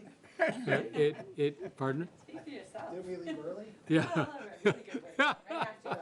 And it was there's a term I love, excurd, which is to go on excursions, and you did do some excurding. And so therefore, perhaps there wasn't the exactly on-point conclusion that we might have hoped for. But frankly, you did very hard and important work, and I've taken note of where there seems to be consensus. I've taken note of where there are particular concerns, and I hope we can build on the work you did. And some of that building, I believe, will happen this afternoon. At least 3 of the topics that you had on your agenda are back up to sort of see if we're at a conclusion, or if not, what further work we need to do. So I really thank you for that, and I thank Jenna particularly for holding it together and keeping it on track, and Dan, you too helped a lot with that. But each of you contributed. I had to strain to hear some of your voices, but it was worth it. Each of you had some very useful things to say. I also thank you for these evaluation forms. Maureen put this together, and your comments were encouraging and helpful. So thank you for that. It's now 9:15, which means it's time for the Secretary's report. Right. I'm a little late. Well, I think the Secretary's at 9:10, so I'm a little late, Dan. I apologize, but I know you can do I it. can compact my comments. Good morning. Basically 3 things I was going to mention. One, I think you're aware the agency has moved, or at least 2/3 of the agency has moved. So we moved 2/3 of the agency on the weekend of October 4th. That went well. The remaining third of the agency still is at Berry City Place, our prior location, and they'll move on the weekend of November 8th, and then we'll be complete. So at some point, perhaps we can give you a tour of our new space, but that's going well. Mr. Secretary, just a real quick question, the doctor's secretary, I'm sorry. Just Dan or secretary would be fine. Yeah. Is somebody else moving into that space? The Berry City Place? Yeah. Yeah, I mean, the whole move process, I mean, it's been a year of planning, involves 4 agencies, possibly 5. But it was really a consideration of a number of variables. One was how to make better use of Berry City Place, and the Agency of Transportation will fully occupy that building. I was just curious because you might remember there was Positive Pie downstairs, Yes. the pizza place. Yeah. That was totally turned back over to state. The state's leasing that, so AOT occupies that space. That space was reconditioned for that's too AOT's bad. It was usage. good pizza. Yep. They have other They're establishments. Berry's Yeah, it was. Yeah. But it's nice for Barry that there's still actually a larger state office presence in the downtown. That's what I was wondering. Yeah. Because it clearly is Yep. a downtown economic Yeah, development. so they, as an strategy. agency, more or less fit inside that building, where we only occupied 2 floors. And then, there was the fire at National Life was one of the variables. National Life, as a company, wanted more space on their campus, so there was a number of things going on. But the current 2/3 of the agency that moved, including my office, we moved onto the 5th floor of National Life State Office Building. And then the remaining third will occupy about half of the 4th floor. So we won't be on 1 floor, but pretty close. But we'd love to have you come over sometime and take you on a tour. Second item I'd mention, yesterday we did the public announcement of the 2020 Vermont Teacher of the Year. It's Elizabeth Kahn, who's a foreign language teacher, a French and Spanish teacher at the Main Street Middle School in Montpelier. Which one was she of the 3? Do you remember? I think the first one who She spoke. was the first speaker. one. Okay. The one who'd done a lot of international. Yes, she had done some work in Africa, I believe, and Yes. Middlebury graduate. Right, Very articulate teacher, and we had, still work. We kind of did it a little differently. This program of Vermont Teacher Year has changed several times in my career. We have a partnership with UVM on it now. We're still going to do that, but this year we decided to do the sort of the public unveiling, if you will, at the teacher's school. So we had a wonderful experience yesterday. All the students were there. The students did not know the purpose of the assembly, so it was a surprise announcement, and they really enjoyed seeing their teacher acknowledged in that manner. We also had nice participation for former Vermont Teachers of the Year. So we had about 5 of them there, and they came, which we've tried to involve them more in the process. So I think, well, we're going to debrief on how it went. It went fine. It went very well, actually. But I think there's more work we can do with that award to elevate the teaching profession in the state. But I think it went well. And just the third thing, I'm just going to comment on the conversation. To Kyle's observation, proficiency grading is different than proficiency-based learning, but a lot of schools have gotten tangled up on the grading piece, particularly around the transcripts. And there hasn't been, it was very uneven deployment of the initiative when it was passed, back when Peter was saying Act 77. So to me, it's not surprising to find places that, have transcripts still with traditional grades and GPAs and proficiencies, and schools are doing all kinds of things in that regard. But there's a key component, as much as the state senator was very accurate in saying, we could help you, but you also, the state board owns a part of this because your regulations are where some of the devil in the details are. So we've had a series of presentations starting in the spring around this issue. If you might remember, we had some agency staff briefing you on the quality standards where this issue resides.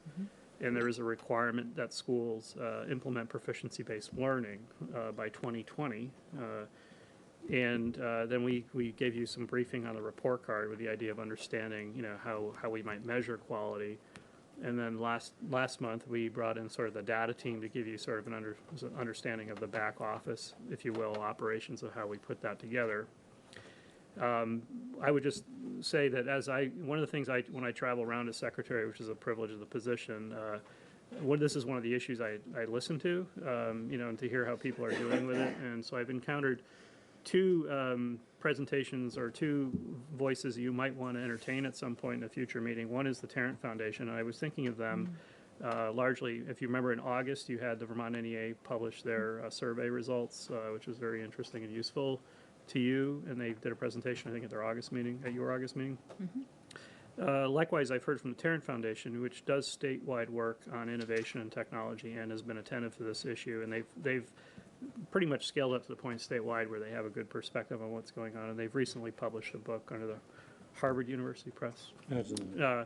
But they would be a good voice to hear, and I know they'd be interested in presenting to you on what they've seen statewide if you're interested in continuing that. The other one is I met with the guidance counselor statewide on the issue of the transcript, and it was interesting talking with them that one of the things they surfaced, which is not a perspective I've heard as much of, and it reminded me of my time as principal, a lot of where the transcript work happens more frequently is on the sort of the day-to-day as students move in and among our schools. And then one of the problems they find very challenging, probably more so than the college end of it, is how to do that translation as students move from high school to high school, since the proficiencies do not align. It's one thing to send it on to a higher ed institution, which also has the school's profile, the students' SATs, and so forth.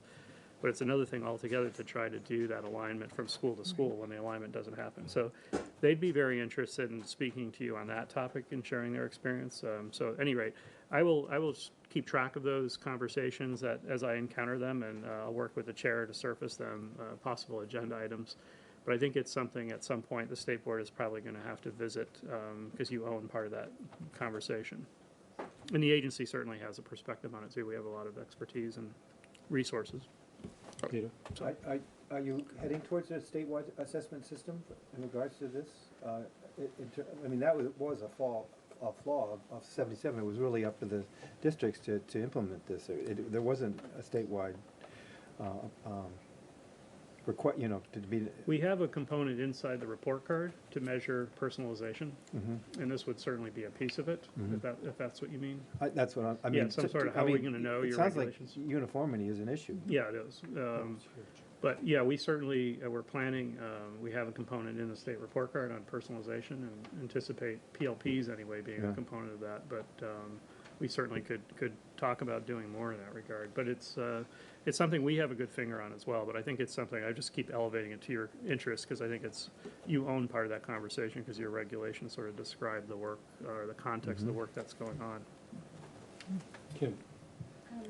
I guess I'm maybe not familiar as maybe I should be with the NEA's report on it, or the breadth of work that the Tarrant Foundation did with it, but I'm just wondering the context in which we would bring more information to that, I think, is helpful to understand too. Would it be for the purposes of saying we shouldn't do this, or there's best practice that exists and we want to scale that?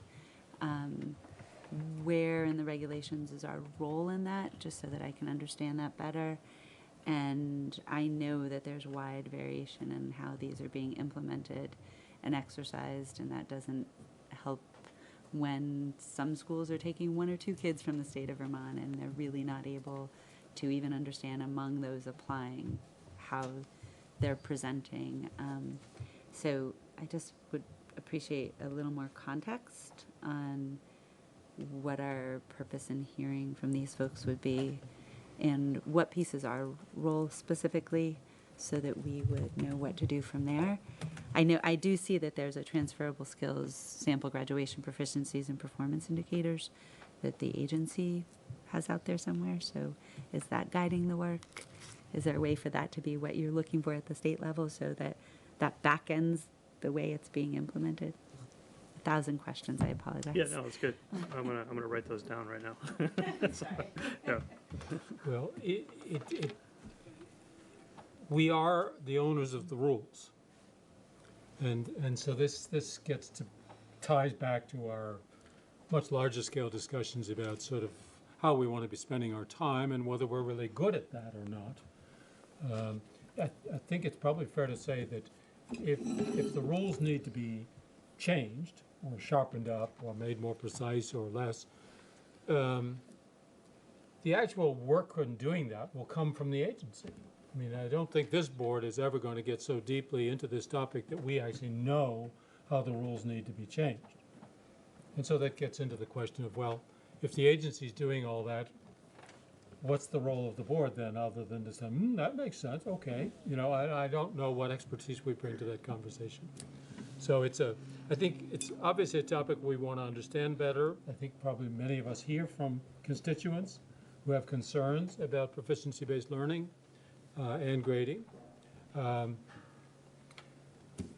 But quite beyond that, whether or not we as a meet once a month group of lay people bring very much expertise to actually reshaping rules or anything else about the way the program is designed.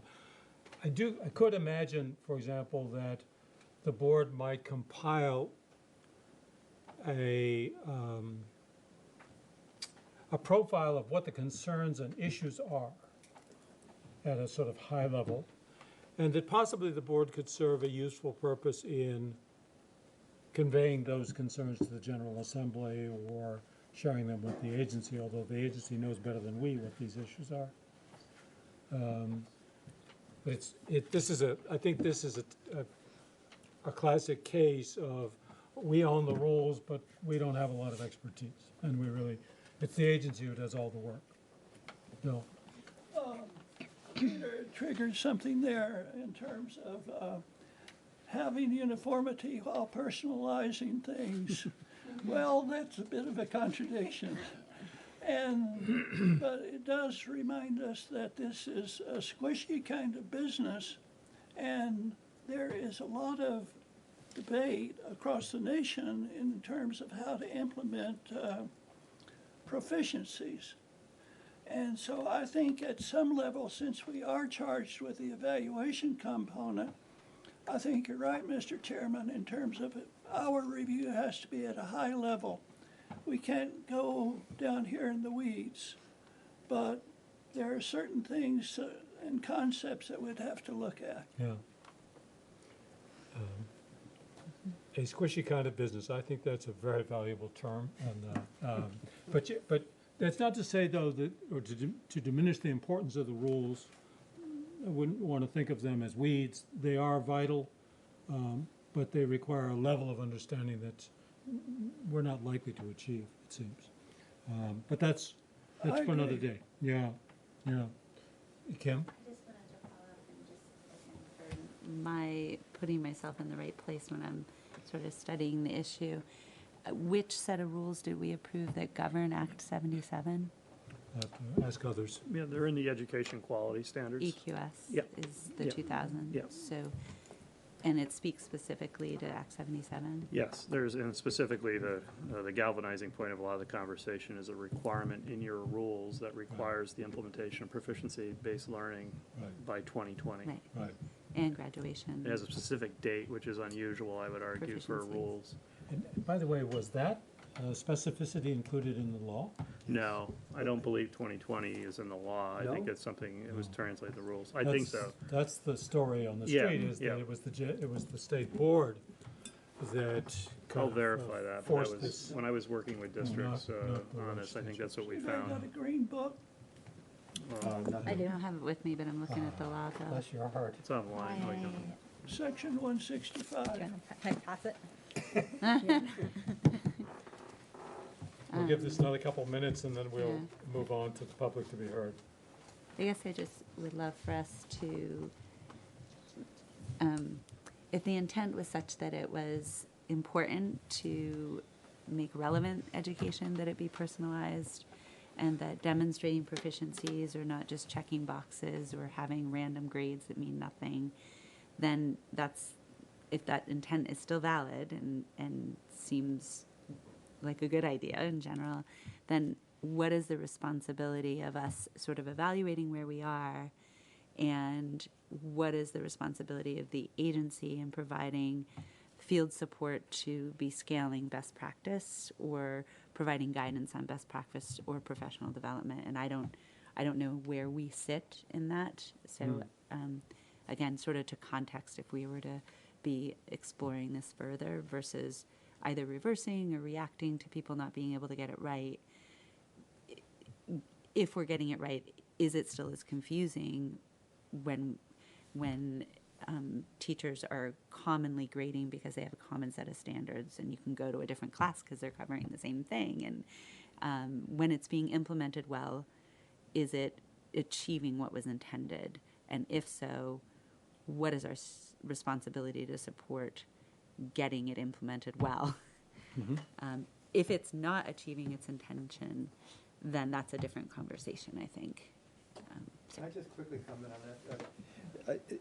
The educational system is really rigid, and the Carnegie units and all of that is really, and it's tough to open up the Pandora's box and try to do something different, but the whole was trying to really reach the whole person. What is it that a person needs to, survive today and as an adult and whatnot? And that's kind of the intent is are we failing Right. in terms of what students really need? But it certainly is a work in progress. That's And as I looked at the sort of suggested, I forget what they're called, the AOE's really transferable skills and graduation sample proficiencies and indicators, like we would want every student to graduate with these set of skills demonstrated through core content or otherwise. So again, I am wholeheartedly supportive of the intention, and whether or not the State Board of Ed put a date certain or the law put a date certain, it's good that somebody did, because it's date certain time, and we see that it's varying in its implementation, and the law's been around for a really long time with ample opportunity to have maybe more universally have been implementing without feeling like it's an under the gun, we got to get it done for this group of kids who are graduating this year. This isn't a new law. So I guess And I think we heard at our August meeting, if I recall correctly, a testimony from some of the groups that some districts that are well-resourced have been able to invest and target a lot of training and development for their staff, so the staff really are up to speed, and then other districts are either not well-resourced or frankly not very interested, and so that the rollout is very uneven. you know, as you're all talking, this is such a pregnant topic. It's such a, it just sort of feels to me like this board could easily and productively, I think, convene essentially some hearings on this topic, ideally in 2 or 3 different parts of the state, and so that all comers come tell us what you know and think about how we're doing with proficiency-based learning, and from which we might be able to compile some impressions, some concerns, some commendations, which would be perhaps of interest to the agency, though my guess is that none of it would come as a surprise to them, and might be of interest to the General Assembly. And I guess what you might sense a theme for me is that one of our roles can be the eyes and ears of the General Assembly on how what they have created is working out, and what, if any, fine-tuning or resourcing might be called for, and that this board, as an independent entity with really no axe to grind other than supporting quality education, can provide a perspective that the General Assembly simply doesn't have time to do on their own. So, I think you hit the nail on the head with the word uneven, right? Like, Yes. so there's uneven implementation and resources for every initiative Mm. in all parts of the state. well, that is true. So- They pointed that out to us as well. Yep. Right, and I think any group that comes before us, or we have these conversations, I think the unevenness is Mhm. pervasive. So I guess I think you can take this conversation from Kim's point, from in the classroom, what this looks like, all the way up to, that policy systems level Mhm. of who needs the most help and how do they get it, right? Yeah. Like, so if Kyle's school is clearly saying like, hey, we need the most help, Right. what is that system that kicks Right. in? And the NEA is presenting a report that says, we have some major problems here. What kicks in at that level to provide that support, and where Right. does that go? Right. And I don't know, and maybe Secretary gets that crisis moment for those schools, lands on your desk and your department, and is that a rules conversation, or is it an implementation, or is it a resource, right? So So it's, squishy piece is like, this is somewhere between that right now, Mhm. but the Yeah. 2020 That's right. data is certainly Right. in the rules, and that's Yeah, I don't see it in the law. causing some, but- that's the focus point of a lot. Well, this is a good conversation, and it's certainly not the end. I think it's just the beginning. But in fairness to others who are here, we're 5 minutes behind. We'll give 15 minutes nonetheless to the public to be heard. Is there anybody from the public who wishes to be heard?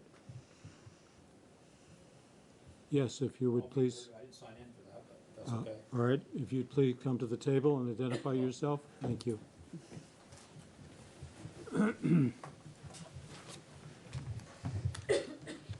Good morning, Jay Nichols, Vermont Principals Association, resident of Berkshire, Vermont. Just because you were talking about PBL, just a couple quick comments. One, just remember that tradition is peer pressure from dead people. Start with, okay? And Wait in a public minute, education, we bow to peer pressure all the time. 12 white guys, older guys, developed this curriculum for high schools in 1905 or 1895. Bill could give me the date. And that's driven, Carnegie Unit's driven how we do a lot of our work. So just want to keep that in mind. Jenna mentioned uneven implementation. Dan and I have talked about that before. John, you mentioned resources, both human resources, okay, level of expertise, skill set, those types of things, as well as financial resources are factors in this. So some places that have not implemented PBLs all that well may be resourced well, but might not have the human capital or the expertise to do it well. And then just want to mention 2 other things. First of all, entry points.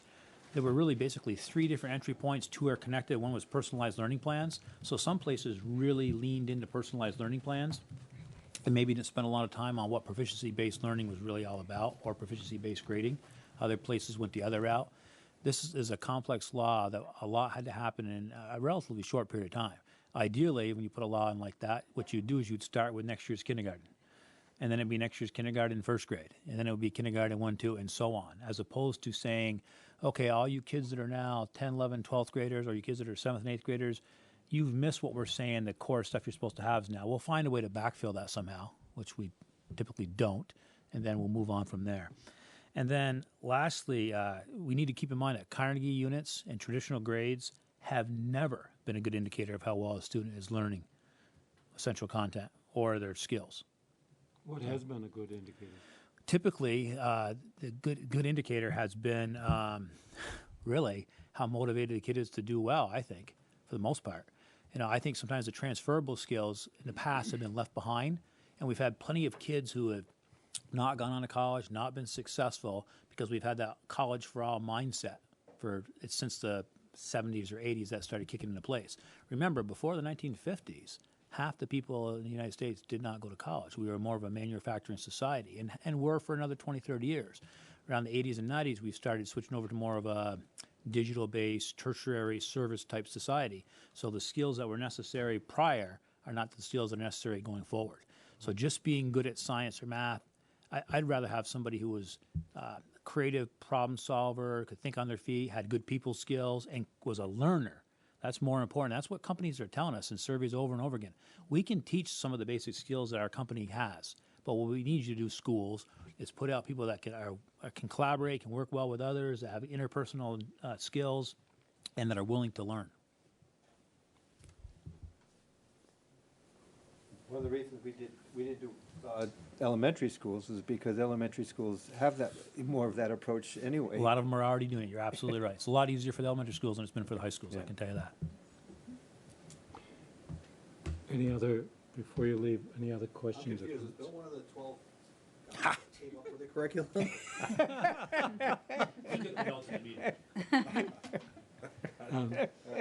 Jay, I guess I want to just double back on,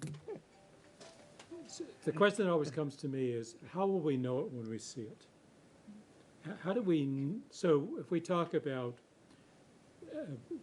somebody who's good at problem solving and good at all the other sort of qualitative descriptors that you use, if you have no way of assessing that it exists or doesn't exist in some sort of reasonably systematic way, then how do you know you're succeeding? And if you have no way of knowing you're succeeding, then that's a pretty troubling prospect to me. So I guess I wonder, what are your thoughts about how do we know it when we see it? I think that's partly where the transferable skills come into play. And the different systems is set up differently. When I left Franklin Northeast, the way we had set it up was that a kid had to show proficiency in a transferable skill in 3 different settings. So if I was at the Career Center and I was a forestry student and I was showing a transferable skill around accepting responsibility and accountability for myself, I also had to be able to show that in 2 other places. So it wasn't that I could just do that in forestry, but maybe I also could do that in English class, and maybe I could also do that as a member of the drama club or whatever it might be. And so having like 3 different people verify that this kid indeed had demonstrated in different settings that he or she could show that transferable skill would allow us to say, okay, this kid is proficient, has a proficient skill set in that transferable skill. At the same time, it doesn't mean we're not grading for academics. Just that the way that we're grading for them is different. We had a curriculum coordinator in our system whose daughter went to one of our high schools, I won't mention which one, and she had a B+ in algebra 2, I think it was. Pretty high level math. And her mom said to her, what are you learning math already? She goes, I have no idea. I don't know any of the material at all. She says, you have a B+ on your report card. How can that be? She said, I do my homework every night. And so the mother looked for her homework book. The teacher was checking off that the kid did the homework. It was all done wrong, but the kid was doing the homework. And the test scores were all 40s and 50s, and the kid was getting a B+ because she played the game of school. And that's no good anymore. We don't want kids that play the game of school. We want it to be about the learning as opposed to trying to get the letter grade of an A or a B. Thank you. Can I just answer your question quickly and crudely? Bob Helms was in the appropriation committee, and this subject, he said, just listen to what the kids are saying in the quarters. Yeah, that's a good point. It's true. I bet you have a thought on this, Bill. Yeah, I want to talk about the school level thing a little bit as contrasted with the student thing, because one's a subset of the other, is that the word squishy is a word that's being used to talk about the reauthorization of the ESSA, which is coming up in a couple of years. And this gets to this point of you cannot quantify everything that's important. We still need the test scores and the things that we can collect that are uniform. But those things that are not quantifiable we'd have to go to a judgment panel that you're talking of.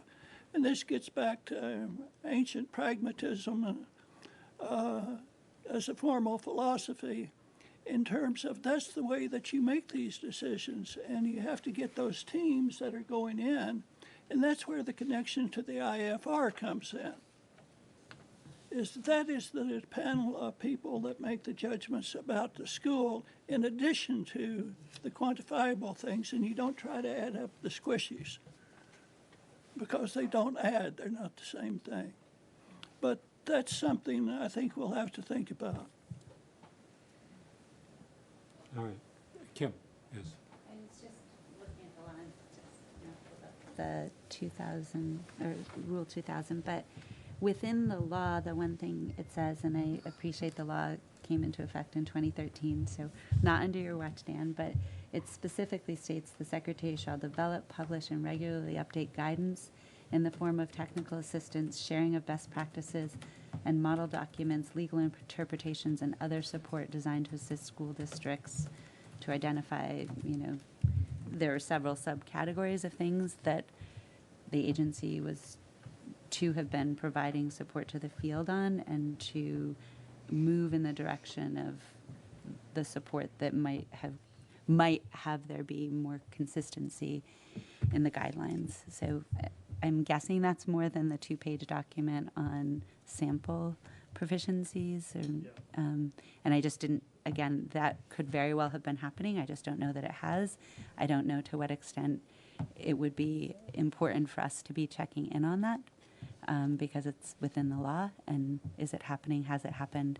And if so, why hasn't it been embraced by the field?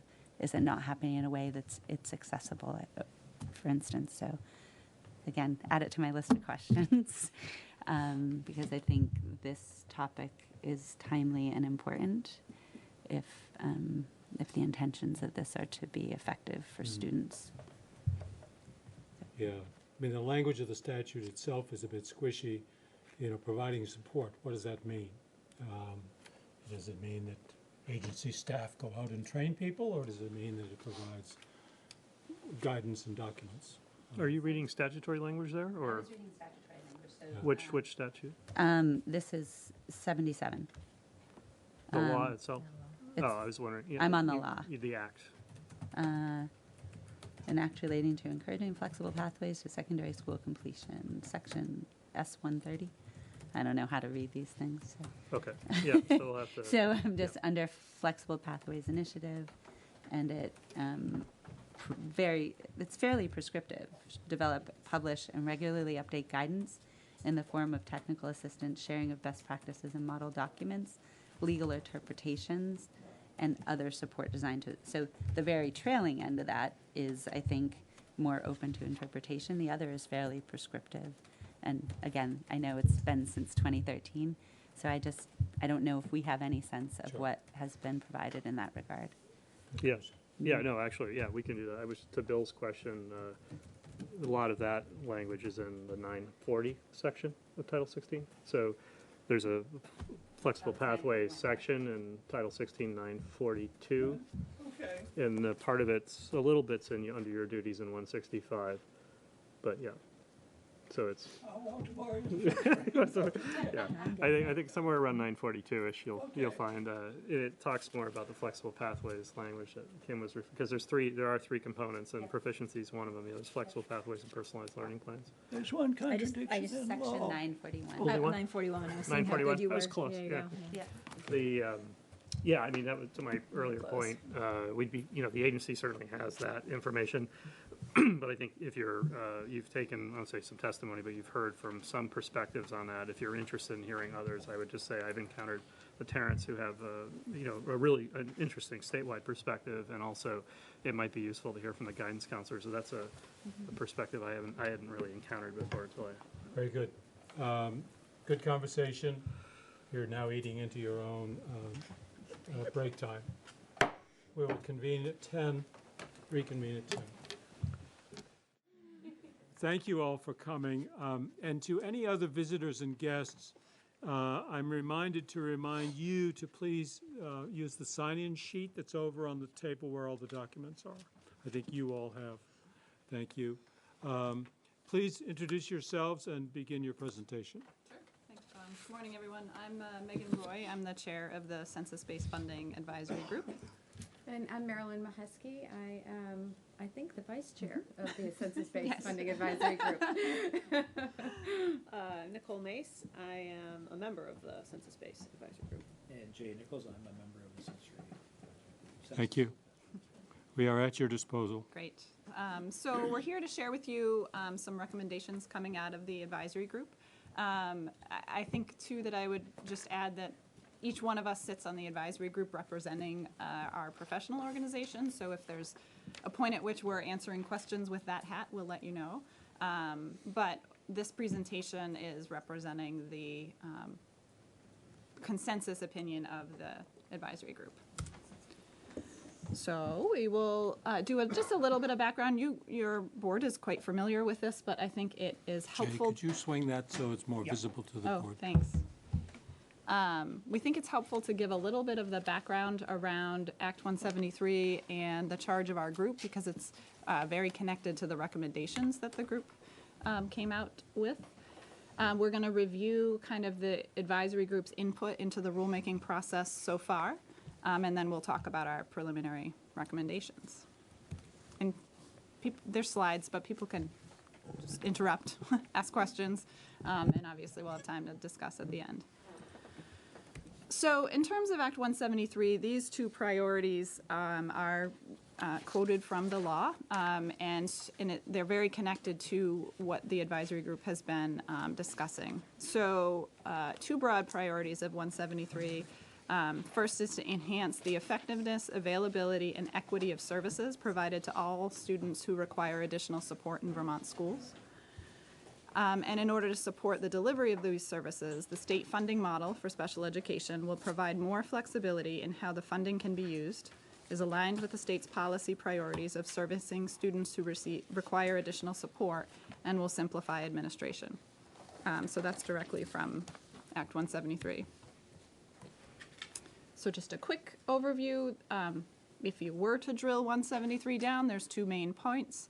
One is it changes the funding model. It replaces the current reimbursement model of special education funding to a census-based grant, so a per-student grant calculation.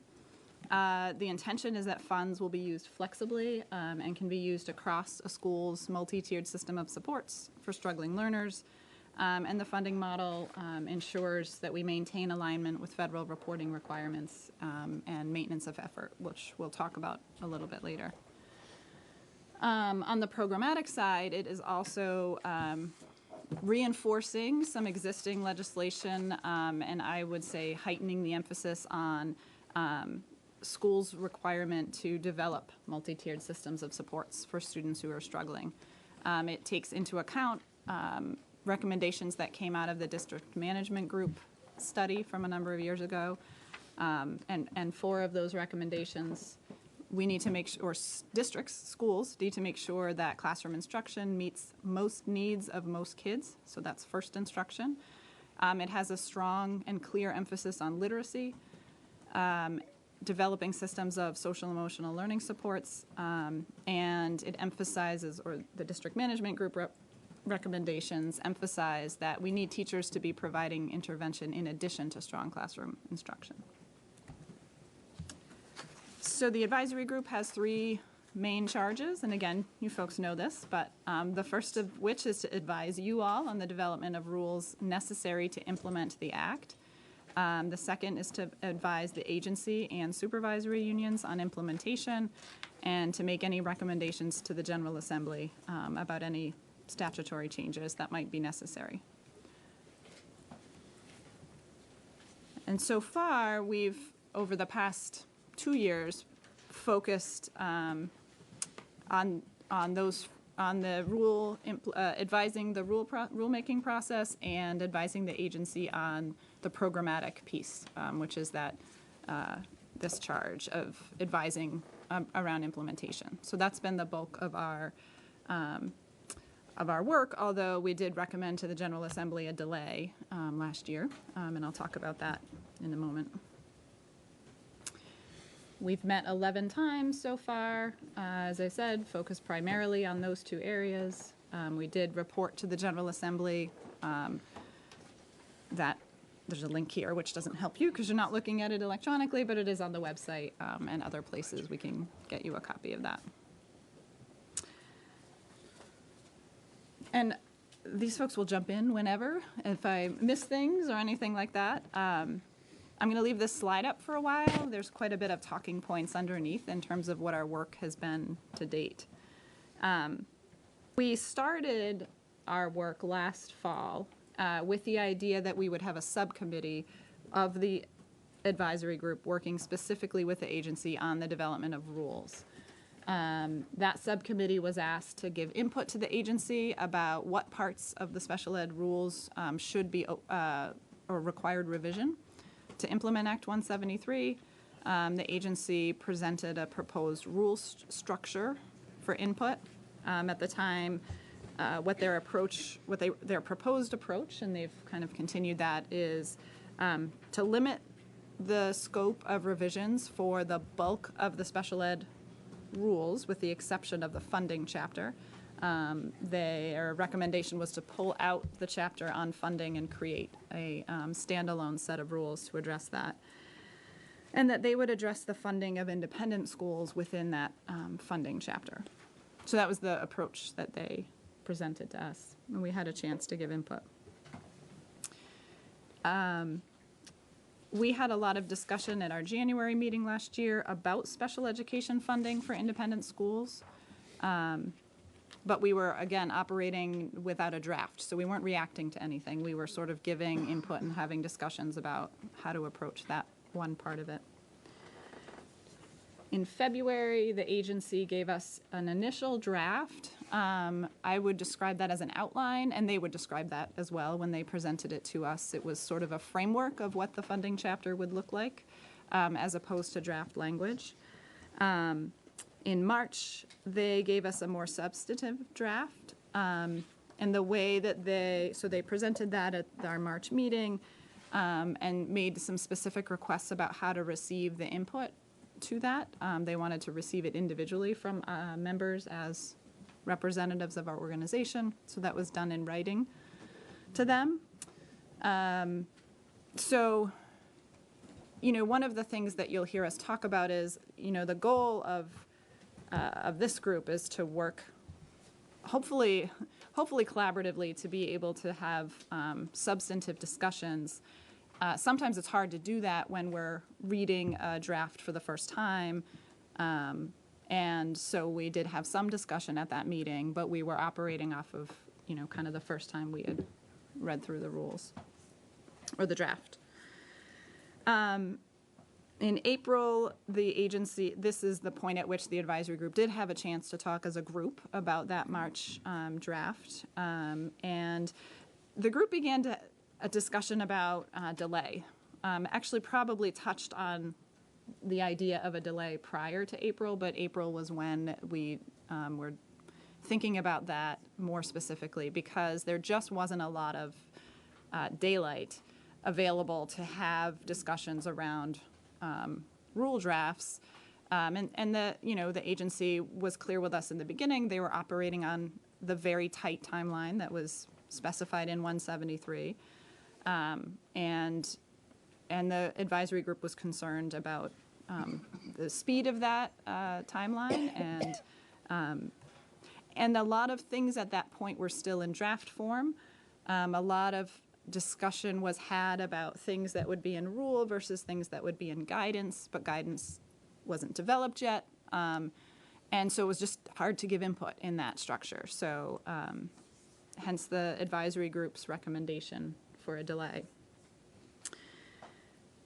In May, we had an advisory group meeting. At this point, the draft of the rules had gone to the state board. This is what the agency had shared with us. And so from their perspective, the input was to go to you as the state board at that point, not to the agency, because they had submitted an initial draft.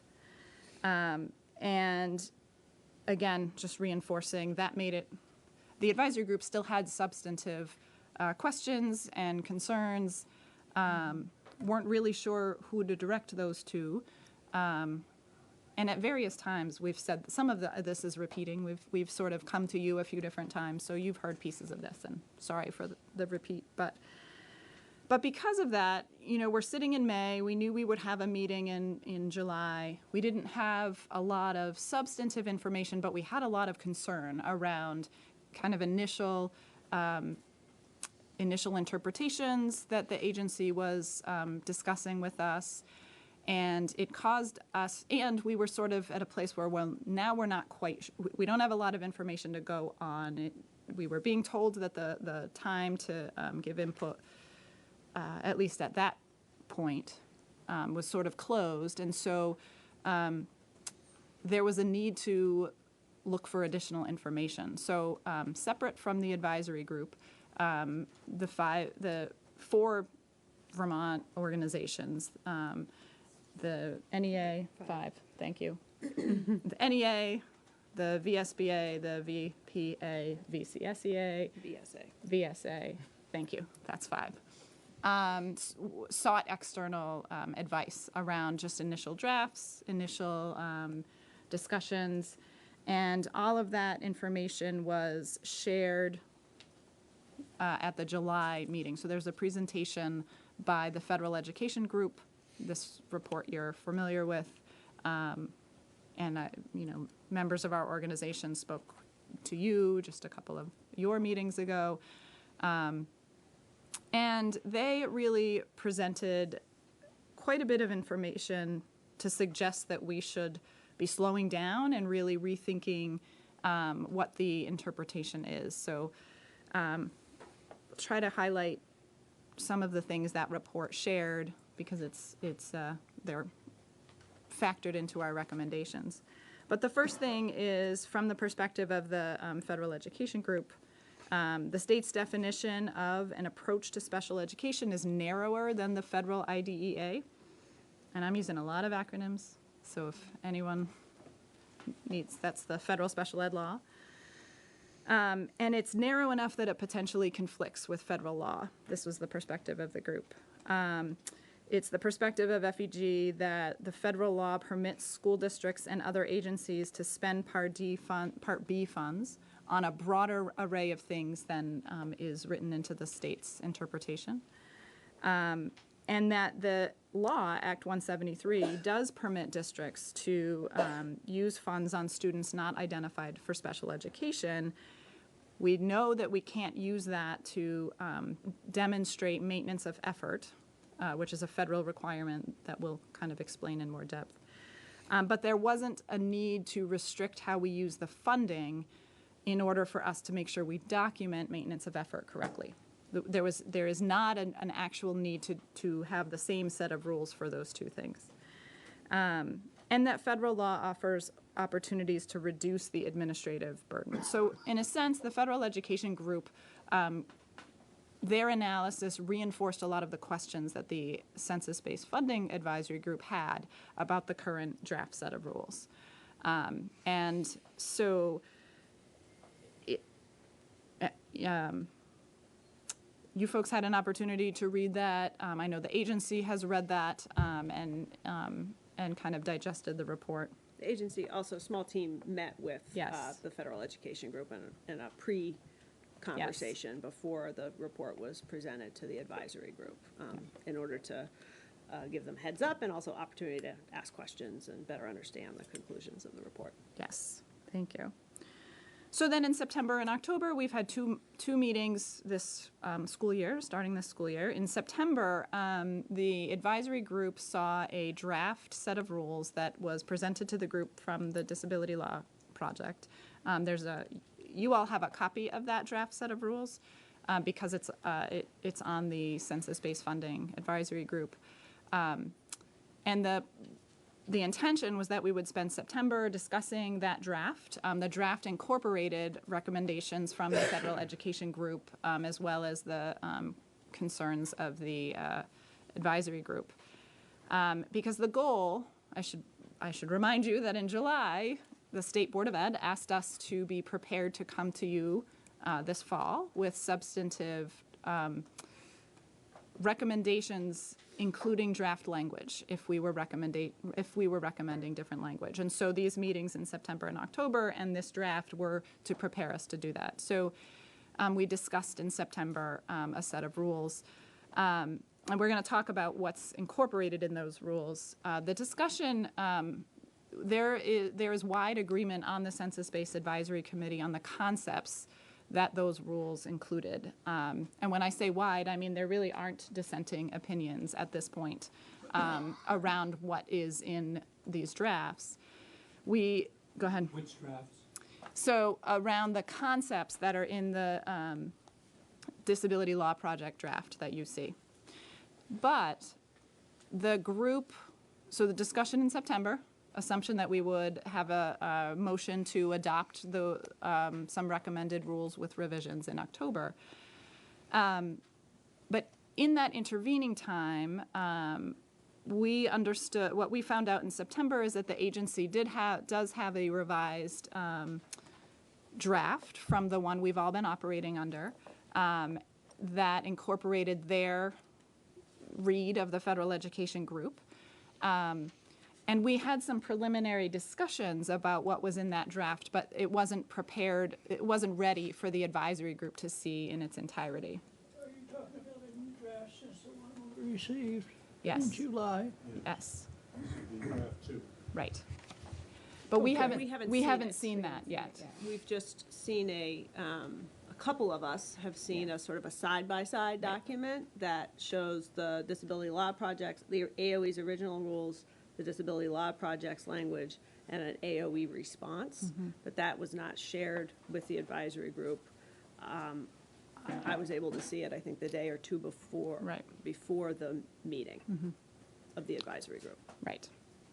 And go ahead. And so I just want to say, so I think that fact that the advisory group didn't get a chance to see it was really part of the reason we decided the advisory group didn't vote in favor of the rules, recommending the DLP version of the rules to this group, as we felt like that would be premature to actually take a vote and say this is what this group is in favor of, in part because we felt we needed, as a group, to see the agency's responses and to have further conversation about that and try to merge the differences, because I think we all wanted to come forward with a consensus.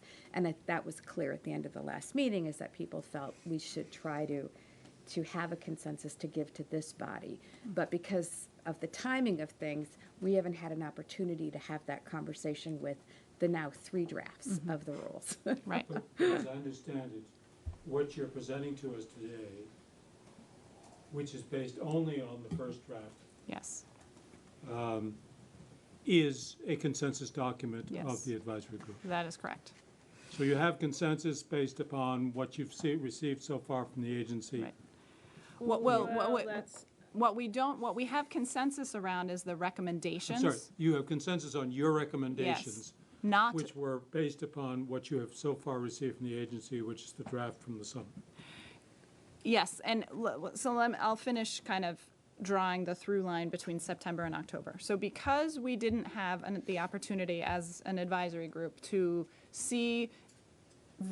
officially see any second draft from the agency and to officially hear their perspective on the second draft, the same organizations who had initially contracted with the Federal Education Group sought additional input from that group, because we were sort of left with, we have our draft that conceptually we very much agree with, but we don't have the benefit of the agency's perspective, at least not officially. So we had more questions. And so those organizations sought input, just very cursory input from FEG about that, about the Disability Law Project draft, And what the result of that reaching out for information is they continue to have the same concerns that I outlined here about the agencies connecting different funding constructs and restrictions. And I'm going to talk about that in more detail. I keep saying that. But they also had questions about the draft itself and some of the technical language in the draft that you see. And it has to do with the fact that it's covering multiple different funding requirements and how you can spend those dollars. It was not at that point an in-depth analysis, but it gave the Census-Based Funding Advisory Group enough pause to say we're not ready to adopt that set of rules. But we very much agree on a set of priorities and recommendations that I'm going to share with you right now. The purpose of sharing the Disability Law Project rules with you at this point is, number one, they're out there on the website, so you should probably see them. And so you know that we've been hard at work. We haven't been ignoring your request. It's just we want to get it right. And when I shared the Disability Law Project's draft with Federal Education Group, they raised some concerns about some of the provisions within it because we carried forward language from the agency's original draft that says a single set of rules will apply to multiple funding streams. And they say that is the wrong approach to take.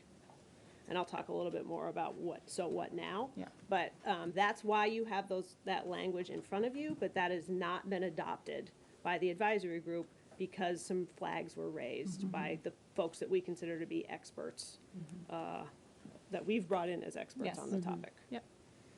And who do this work every day. Right. Questions on timeline or process before because the next thing that we will talk about is our preliminary recommendations. So are there any questions about timeline? Yeah, Bill. There's a draft that the agency had put together. There's your recommendations that you're going to be talking about. And then there's another set, a later set of agency recommendations that you haven't seen or used. That's right. It's an agency draft, is it not? Our understanding is that it's a draft. We don't know. Can we get some, can you give us any clarity on this? Yeah, I tried to bring this to your attention earlier that, we have found the Federal Education Group input valuable, and we're in the process of reacting to that, but and I'm on the advisory group, the timeline for the advisory group as established by this board required them to move forward, and I'll let the chair and the chair or vice chair speak for the group, but there was a tension there, I think, in the group to make sure that they still responded to you at the same time we're trying to digest and react to the FEC group. So I've been sort of overtly saying that we are in the process of reevaluating some key assumptions based on that, but we haven't had the chance to inform the advisory group on that regard, but they are still on a timeline that the board has set to produce recommendations to you, So I guess my question is simply, when will you have your final proposed draft available to the advisory group? What we did and I don't want to preempt their conversation, I think they can go further into it, but what we did at the last meeting was take it down to that level of guidance around cost documentation, which for me, as secretary, was very useful to go back, as I expected it would, inform our assumptions on the rules. So what my recommendation was to the group at the last meeting was that give us 30 days to kind of digest that and come up with some reaction. So I would expect November to at least to have some of the key principles nailed down. I think we're down to the kernel of understanding.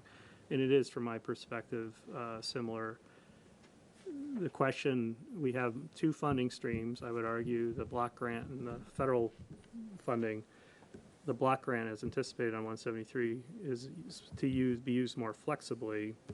Questionable, I would say less flexibly, the federal funds to be deployed. The question is, how do we satisfy maintenance of effort for both of those things?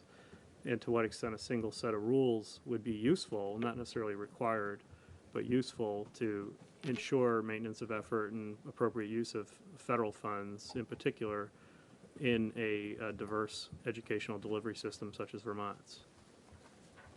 So I think where we ended up in our guidance document was if we start as an entry point, maintenance of effort, I think it's going to help us get back to that essential question, and I'm not convinced, we're internally working on it, that a single set of rules would be useful per se. So back to that, sort of central question, I think we're on track to answer that more clearly. I won't say satisfactorily, but more clearly. But it would be important on the theme of, and this is the central theme here, I think, is of getting this right, as opposed to trying to follow a pre-described timeline that was really established before the FEG report was even created. So I would support, as a member of the advisory group and as secretary, to give us, at least a little more time to get down to the kernel of truth, if you will, on these issues. I guess I'm needing to keep this very simple in my mind, and that is to ask, so when will there be a revised final draft of the rules from the agency? I would say November, we would present something to the advisory group. I'm not sure if you're asking when it would come back to you. I'm not sure. I think what we're striving to do at this point is to get closer to consensus with the advisory group before we present something back to you. What does the law say? Aren't you folks supposed to advise the secretary and the state board both? Right. That's correct. And you have a deadline, a new deadline that's more flexible, if you will. You, I believe, have to begin rulemaking by August 2020. Part of what drove this before was a really aggressive timeline. It wasn't, you had to have the process launched. So we feel there's still a window of opportunity to try to work through some of these highly complex issues. So, well, we can come back to the board's own timeline, but the timeline we visualize does not leave us until August to start the rulemaking process. Because if we start that late, we'll cut very close to the end target stipulated by statute. I think the board wants to see final drafts from the agency not later than the end of the year. The agency's final statement of where it thinks the rules need to be, so that there's then time for public comment and for comment by the advisory group, with the idea that we would begin the 8-month rulemaking process by April. It's true that we could wait until August, but that leaves us no time on the back end. yeah, I wasn't suggesting we'd go that far, but I would just say So in order for the board to have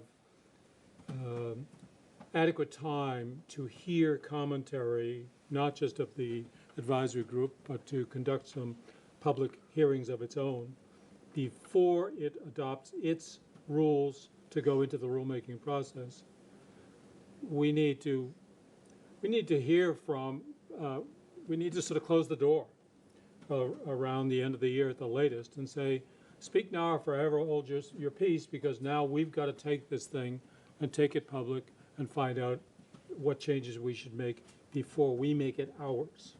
You're talking calendar year. Before the end of this calendar year.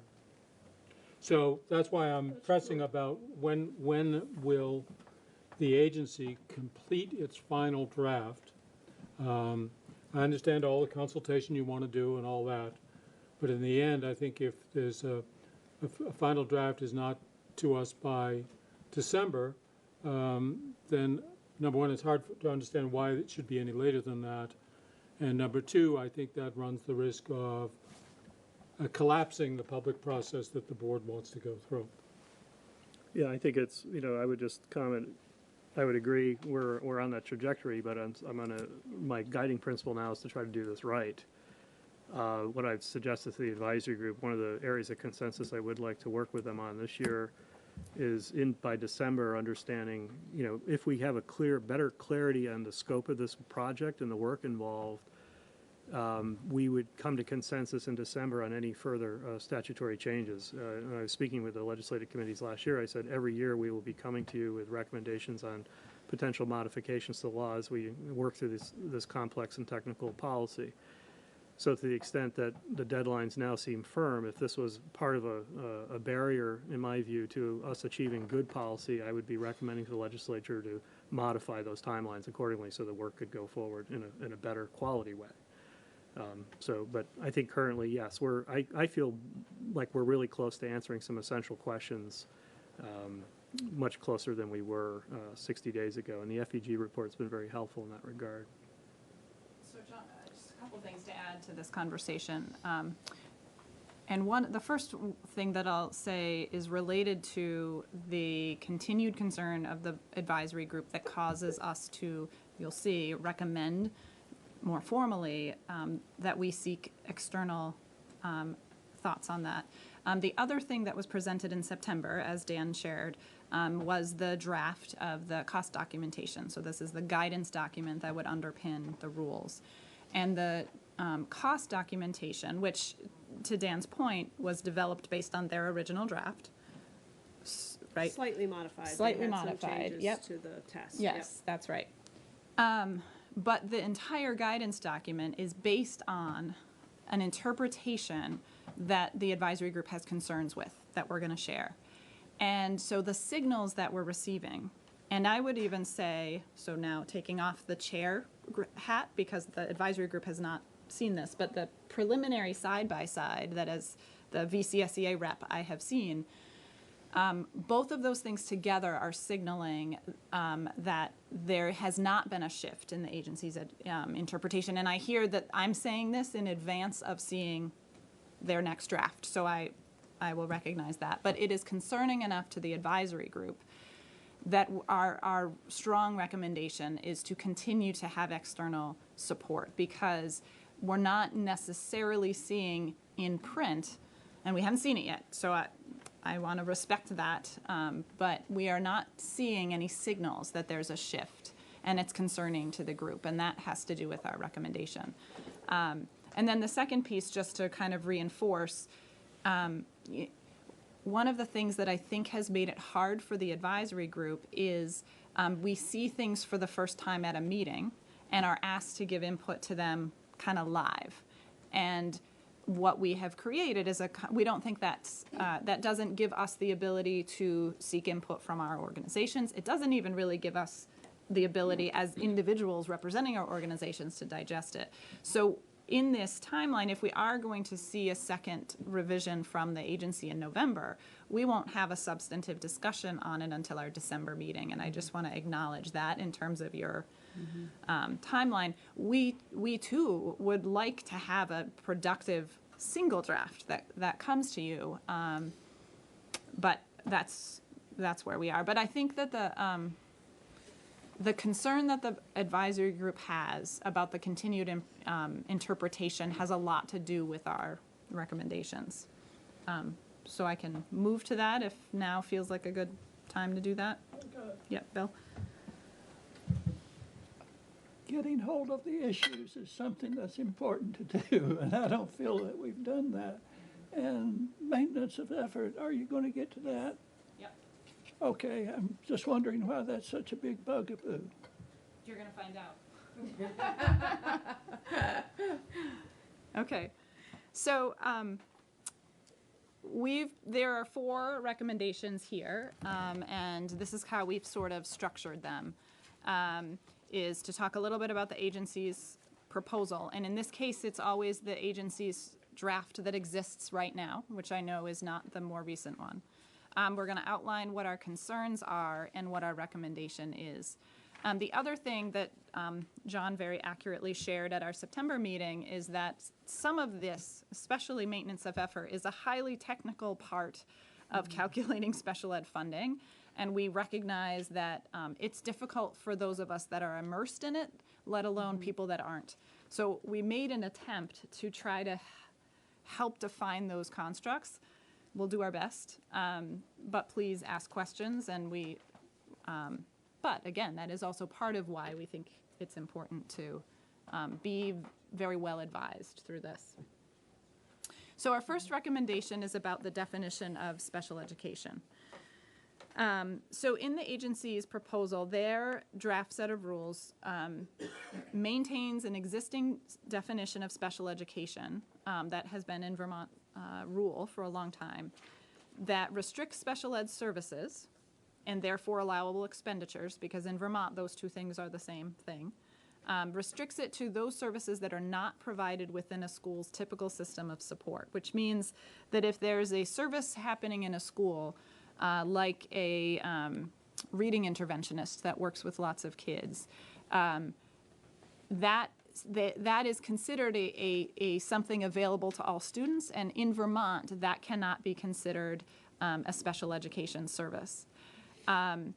The concern on the part of the advisory group is that is an unnecessarily restrictive definition. That restriction doesn't exist in federal law. And so this phrase, this italicized phrase, that cannot be provided within the school's standard instructional conditions or provided through the school's educational support system, that's in our current rule. That's the phrase that the advisory group has concerns with, because we think it limits the ability of an IEP team, so individual education plan, that's the team that creates these legal documents. It limits their ability to select services and supports that may be necessary for that student. And it has the potential to restrict the ability of a school to provide special ed services in the least restrictive environment, which means in, ideally, a child's classroom. That inclusive part is really central to Vermont education, and I think that's concerning to us. So the advisory group recommendation is to adopt the federal definition of special education services that's defined in federal law, and to not have this additional piece that says it's only services that are above and beyond the school's standard system of support. And is this restriction in effect that because funding is not available for these services, that they are therefore not made available to the student? Well, I think sometimes that's the result. So in a reimbursement model that we've been living in, what it means is that a district won't get reimbursed for that services of that reading specialist who's working with that student on an IEP. That could be described as just a funding issue, but in reality, that is impacting decision-making that an IEP team makes. That's creating an incentive to... Correct. Yeah. Exactly. And if I put on my advocacy hat for a minute, because that's what I do, is, I mean, that could be a violation of federal law. So if a decision is made to restrict the delivery of a service to a child, because there's this backdoor funding restriction, then we could be violating that child's right to a free and appropriate public education under federal law. So it's really important, and this actually was a recommendation that my group was proposing all along, and has been wanting to change the definition of special education for a long time, is that it is restrictive, and it does conflict with federal law. And under, our system of government, the states cannot pass laws that are more restrictive than the federal requirements, and that's what's happened here. So we are out of compliance with federal law, I believe, in our current operation. Is our statute or a rule? Rule. It's Rule. I would add to both of your comments that it may have, it's not always the fact that services are denied, it's that the best services for that child's disability are not offered because in lieu of a para-educator, perhaps, delivering instruction, because that position is reimbursable, but that person is not the best person to deliver, research-based instruction that addresses that child's particular learning disability. Most appropriate. most I would say appropriate. most appropriate, as defined by FAPE. Well, and the district management group report showed that we have this pattern of identifying supports for students through a paraprofessional who is not necessarily trained in the type of instruction that the student with a disability needs, and the focus on first instruction and emphasis on literacy should cause us all to want to ensure IEPs and resources are targeting best practice, which this definition sometimes limits It also teams get- from doing. The IEP team, are they capable of really managing this in the full integrated delivery model? I mean, is it all rest within the IEP team to establish this? Well, I would say that the decision-making about what an individual child needs is done by an IEP team. That's sort of defined by law, but that IEP team is making decisions in the context of a school system and what services they have. And that's what I'm trying to get, but the difference between the regular ed and the special ed, I think we're trying to get a more integrated Yes. model. Yes. Yes. There's absolutely training and technical assistance that's going to be needed to support folks who sit on IEP teams, LEA reps, families. I mean, there's a host of Yeah. mindset changes that I think need to be. But before we can get there, we need to get the rules right. Right. Right. And so this rule restricts you as a principal. This rule right here makes In it terms so it's of- hard to take your best people. in terms of how to finance Put them it, in the yeah. right spots. Yep. And what the UVM study highlighted was sort of a flip of this, was that schools are over-identifying students in order to get the services, because the services don't exist otherwise. And potentially this then dictates a staffing switch as well, like a shift, because schools sometimes have parent. Getting rid of this is right in line with what DMG is telling us we should do. Right. Right. This language. Because not every school has reading specialists. Right. But they may have 10 paraeducators. Right, but that, you That's could. right. Yes.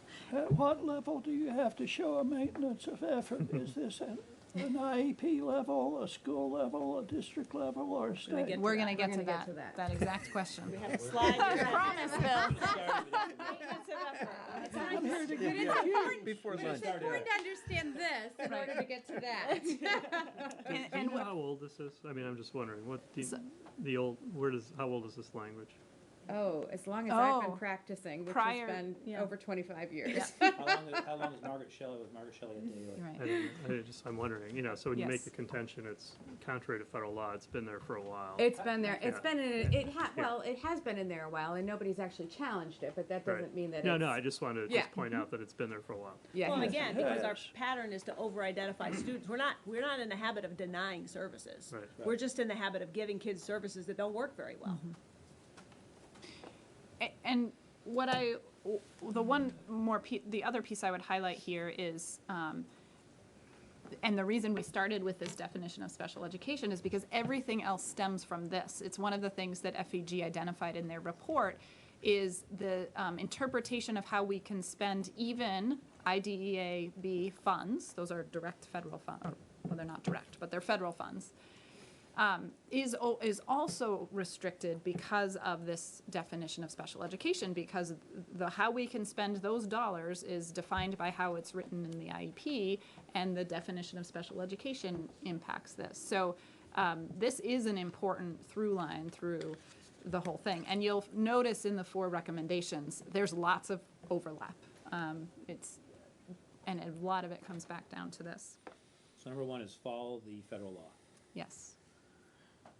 Okay, so now maintenance of effort, Bill.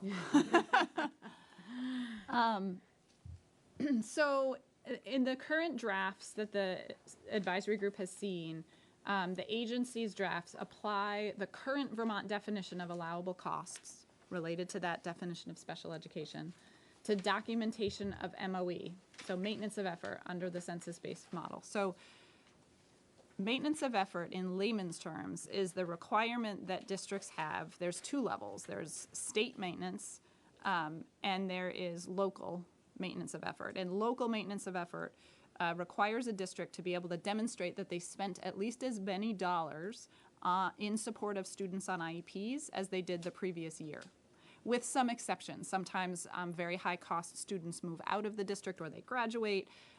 Sometimes staff retire who were at the top of the salary schedule and they're replaced by. So there are some things that there are exceptions to it, but by and large, you have to make sure you're not decreasing the money you spend in support of special education. That is what maintenance of effort is.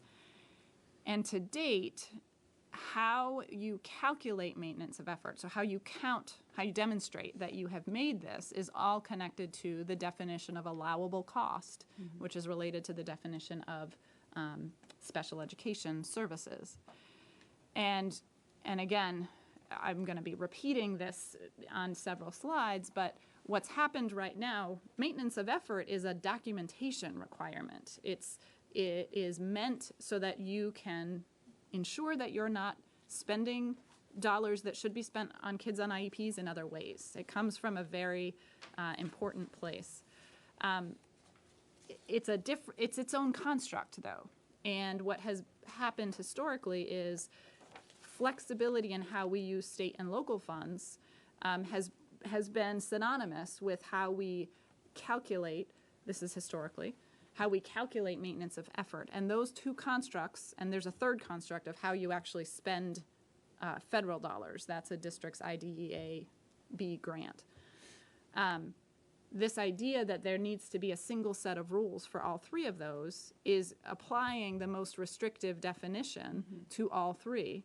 And when we do that, it eliminates the flexibility in how you use state and local funds, which doesn't have to be the same way that you document maintenance of effort. So, questions on what maintenance of effort is? Yep. If you have maintenance of effort, that means you can't save money, because you have to stay at the same Yeah, except level. there's five ways, and that was very good, so, I mean, I've been struggling with this too, but there's 5 ways. There's 5 things you can do in federal law to not spend as much, and we have to know those 5 things really well to navigate Act 173. So Megan alluded to a couple of them. They are directly attached to child count numbers, so that's like the big one. So if the number of children who qualify for special education goes down, and that's an area of going to be interest of the UVM study, because in particularly in emotional disturbance, the UVM study suggests that we over-identify 3 times as many students in that area as relative to our New England peers. So the number of students, number of staff, which is directly related to the number of students, one would think. Extraordinary cost changes or changes to an IEP that impact extraordinary costs. Long-term contracts that expire, such as owning a building or leasing equipment. And then the 5th one would be the SEA, or the state taking over the cost for something from a local, meaning we could run a state-level program. So those 5 things are going to become really, really important as we figure out the 173. Okay, at the district or state level, you do all of your IEPs, you look at and see what that cost you, subtract the 5 out and make sure that that's greater than last year's. We have a right? worksheet that we have to develop. But that's the concept. That's the concept. It's like supplanting. You know, it's the same exact concept as supplanting in CFP grant. Well, I can't see what the problem is. No, it's straightforward. But the point is, I think what I've realized is starting with MOE to impact I'm interested in the historical narrative. You know, once again, where the FEG group comes in evaluating our laws from just a clinical sort of compliance function, where regulation and rules come into play is someone has to determine how to apply the federal rule to our context. My hypothesis would be, from an anthropological standpoint, if you will, is because MOE has been the primary sort of lens through which the AOE's implemented IDEA. And if you're going to do reimbursement model, then you have to make sure you can do MOE. How do you do that? You create very restrictive processes so that you can do that bookkeeping at the end of the process. Won't the local district have to pay any shortage? So under the federal rules, the locals could pay back, but the SEA ultimately has to pay back, but the SEA has the ability to delegate that liability to the locals. We've Another noticed. little tweak in the rules. So our concern would be, and this is what the problem we have to solve essentially, is how much. I would agree that we've conflated the issue of flexibility on one funding source with the restrictive requirements of IDEA B funding, but how much flexibility or how much rope can we give locals to potentially violate MOE? So I think there's a way to ensure, if we start with the MOE and we can get some clear process around MOE, we can then feel more comfortable about employing a more flexible funding stream under the block One thing we grant. did hear you say earlier was. We're literally thinking out loud to show you where we are. Earlier, you made a comment that definitely coincides with my thinking. You were saying how you're starting to come to the, I don't know if realization or word, but thinking that one rule is not gonna serve each of these three pots. So- Yeah, I mean, in my approach on this was to the point about where the rules are. I wanted to take it down to the guidance level to see what it actually manifests itself. And I think that was why the last meeting for me was very useful, because we could react to, well, okay, if we do this, here are the definitions, what does that produce? Okay, it produces something that now lets us see this larger issue, so. How does the funding formula impact this going from student to census base? I don't understand. your Well, in other words, everything to date has been based on what the students need and what we've expended. Reimbursement model. So we reimburse. But you're reimbursing based on your total student count. Not on count, it's based on the cost of an individual program. It's a possible cost shift is what it is. So if you're in a district that's under the census block grant calculation is Right. going to receive less state funds, you still have to spend the money, you're just gonna do it with local funds. Well, that's. I mean, that, in some cases. That could be a problem, but to your question, what we do now, we do this thing called service plan. And Randy's in the audience, she's a sped director in the area. So one of Randy's responsibilities this time of year is to produce a service plan, which is to look at all the student IEPs in our district and all the costs associated with those IEPs and predict for us at the state level how much it's gonna cost. And it's only a prediction, because It's you a don't know prediction. until you've done it. But that's how we generate sort of the projection of the cost, so it's based on individual student programs. The block grant, as Nicole's referring to, works totally different than that. Well, I think it's important too, if we go back and take a look at the FEG report, one of the things that they said is that, and I think to your point, Dan, is that from a historical perspective, the state has been looking at maintenance of effort in a very narrow way where you need to document all of this, and it's become very technical. But what FEG is saying is that a different way to look at it would be to determine what percentage of children, for example, you have in a district that are receiving special education services, say it's 20%. You can meet maintenance of effort by carving out 20% of your census-based funding block.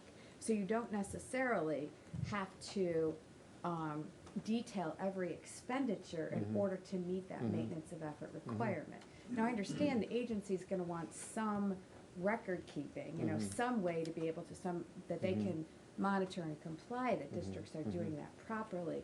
But based on what FEG is saying is we don't need that level of detail in order to meet the maintenance of effort requirement. So, it's kind of like that was a big eye-opener for me to say is that, well, we could really approach this from a very different angle than we have historically. Will the governance change in terms of 46 help in this process at all? In terms of drawing from a broader base? Certainly can't hurt. Right, and Because, yeah, because you can move people around easier and Correct. stuff like that. Yes. And Certainly there's advantages there. I would say as speaking with my hat as a special ed director in a system who has consolidated, we have far more of an ability to share resources, as Jay said, to build capacity with a bigger whole, to, And we can take more time if we need. Yeah. well, I think the next two slides are actually quite quick. Let me just follow up on this slide though. Okay. So the advisory group recommendation. Yep. Do you have any idea what this external legal opinion would produce for a recommendation? Can I hold that question until our last because this recommendation is essentially, it's almost like I have 4 slides for 3 recommendations. One more question. But I wanted to connect them to specific issues. If you got a maintenance of effort requirement in a census-based system, why would you need state bureaucracy at all? Well, that's access, no, we also have, it's not just, the census is only one funding stream. We also have IDEA B, which is a federal funding stream. So there's multiple funding streams. Right. Even if we just had the census, we still have to do the modeling and the calculation. And what other states are doing for MOE is doing a maintenance of effort calculator for their LEAs. So we would produce that based on their prior data. We'd basically doing sort of a service plan model for you, as opposed to you generating it yourself. The other point, sorry. The other just point I'd like to make in terms of the through line is that this calculation also keys off the definition of special education. because what services can you count towards your maintenance of effort calculation depend on what services are allowed to be delivered as part of a special education program. And if you're limiting it to only those services that are not part of the school's instructional program, then you're narrowing the slice of activities that can be used to count toward maintenance. You're making it harder Except, to as what demonstrate. Marilyn said, there's multiple methodologies for maintenance of effort. Right. And not all of them include a cost documentation. Right. So we could maintain the onerous, horrible inflexibility, but shift maintenance effort to a broader percentage and still satisfy I maintenance thought effort. that was the idea. was Maybe. to- That's not what That's not what we're looking for, Dan, that's not what we're looking I know, just to say though, there are some And that is a options. given, but the intent of the law. Correct, Well, yeah, exactly. I just want to be clear. Okay. So some of the things on this slide are very much related to what we've already talked about. But this talks about a specific element of it that is problematic, even at the moment problematic. So again, maintaining the existing definition is the proposals, is in the current proposed rules. And that definition is now being applied, I would say differently than it has been in the past on a specific slice of allowable expenditure, which is when students are attending independent special education schools. In the past, those schools, those placements, because they're written into kids' IEPs, an IEP team is who places the student there, they are considered eligible costs.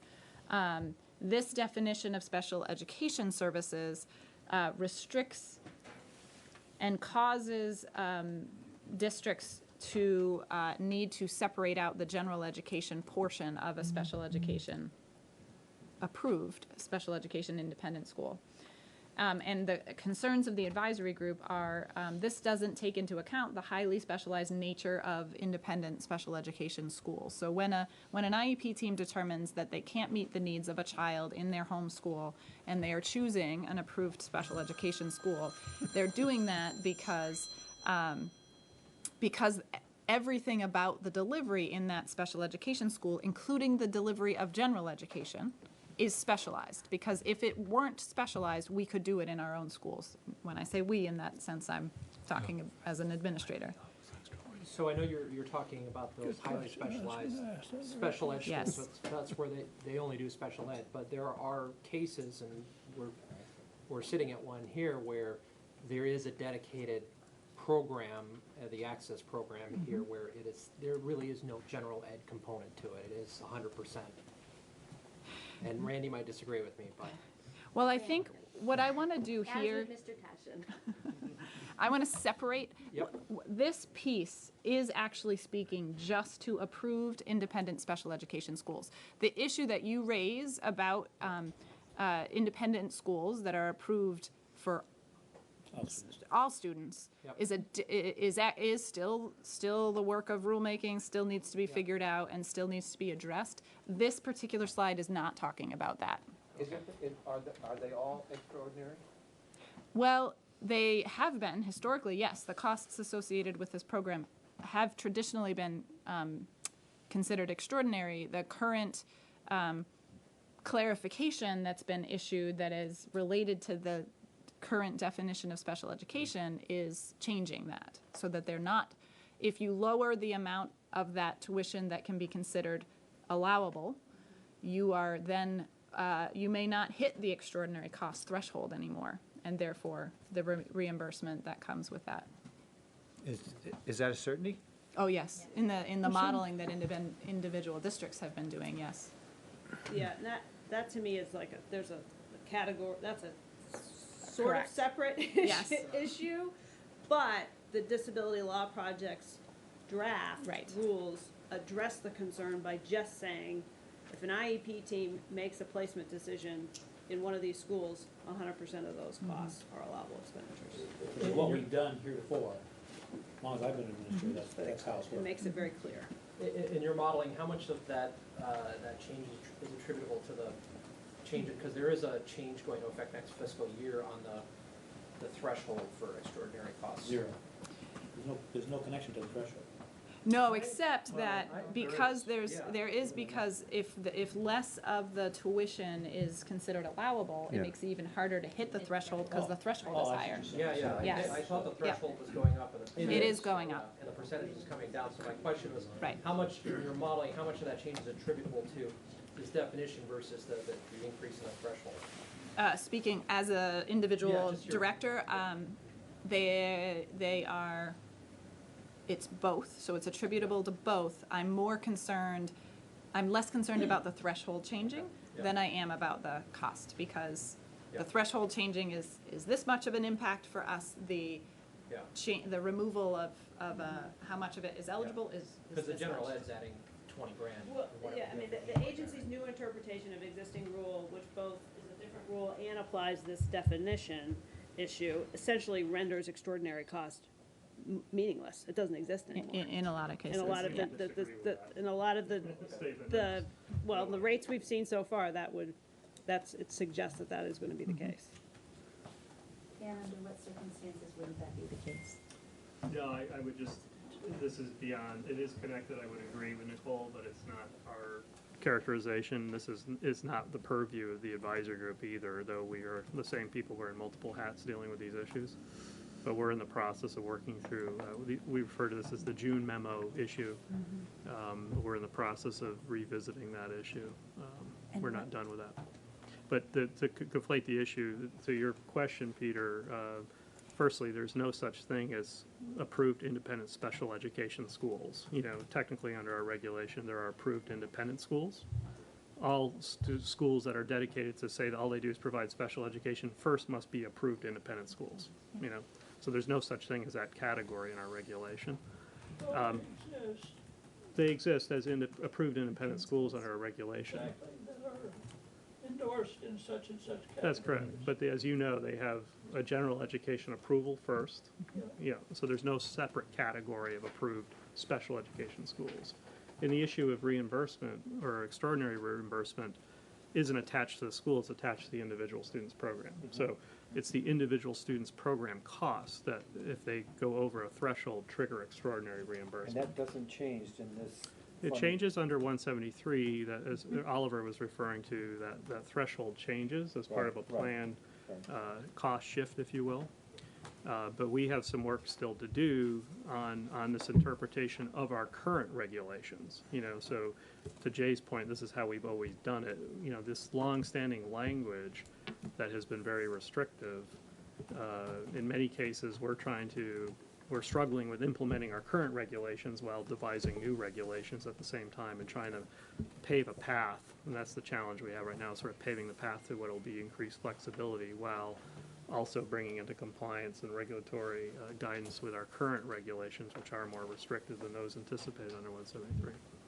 It's a challenge. I guess the follow-up, I think, Dan, is what triggered the reinterpretation at that point? And when, my understanding, not as a special ed expert in any way, but when students are outplaced, when the intention is they have the most inclusive, free, and appropriate education in the environment, if they need to be outplaced, it's because all facets of their education need to be delivered in a special ed environment. And so what triggered the reinterpretation, and under what circumstances wouldn't you imagine that to be necessary for that outplacement under the law? Yeah, I think, you know, I could do a longer conversation on it, but I think quickly what triggered our interest was there had been a moratorium. It had to do with rate setting, tuition rate setting for these programs. And there had been a moratorium on rate increases. If you might remember, there was basically a cap on education spending the year before.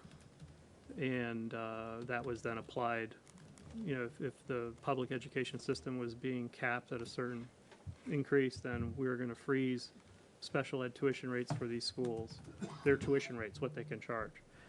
So in this last fiscal year, when essentially the cap on education spending was eliminated, or that policy approach, I had to revisit our regulatory approach to the independent school special education tuition rates. and basically eliminate the cap that had been on them as well. So the process for rate setting basically begins with, you have a rate, special education school. If you would like us to revisit your rate and potentially increase it, then you need to present an application to us. So we basically turn back on our rate setting process in the spring, and which previously had been a moratorium. So it opened essentially a floodgates of a process for us to start to revisit the tuition rate setting process for independent schools as it applies to special ed program costs. And that exposed us to the wild, wild west, if you will, of rate setting across the state, which is highly inconsistent from school to school. Has that been resolved? No, it's very much a live issue for us.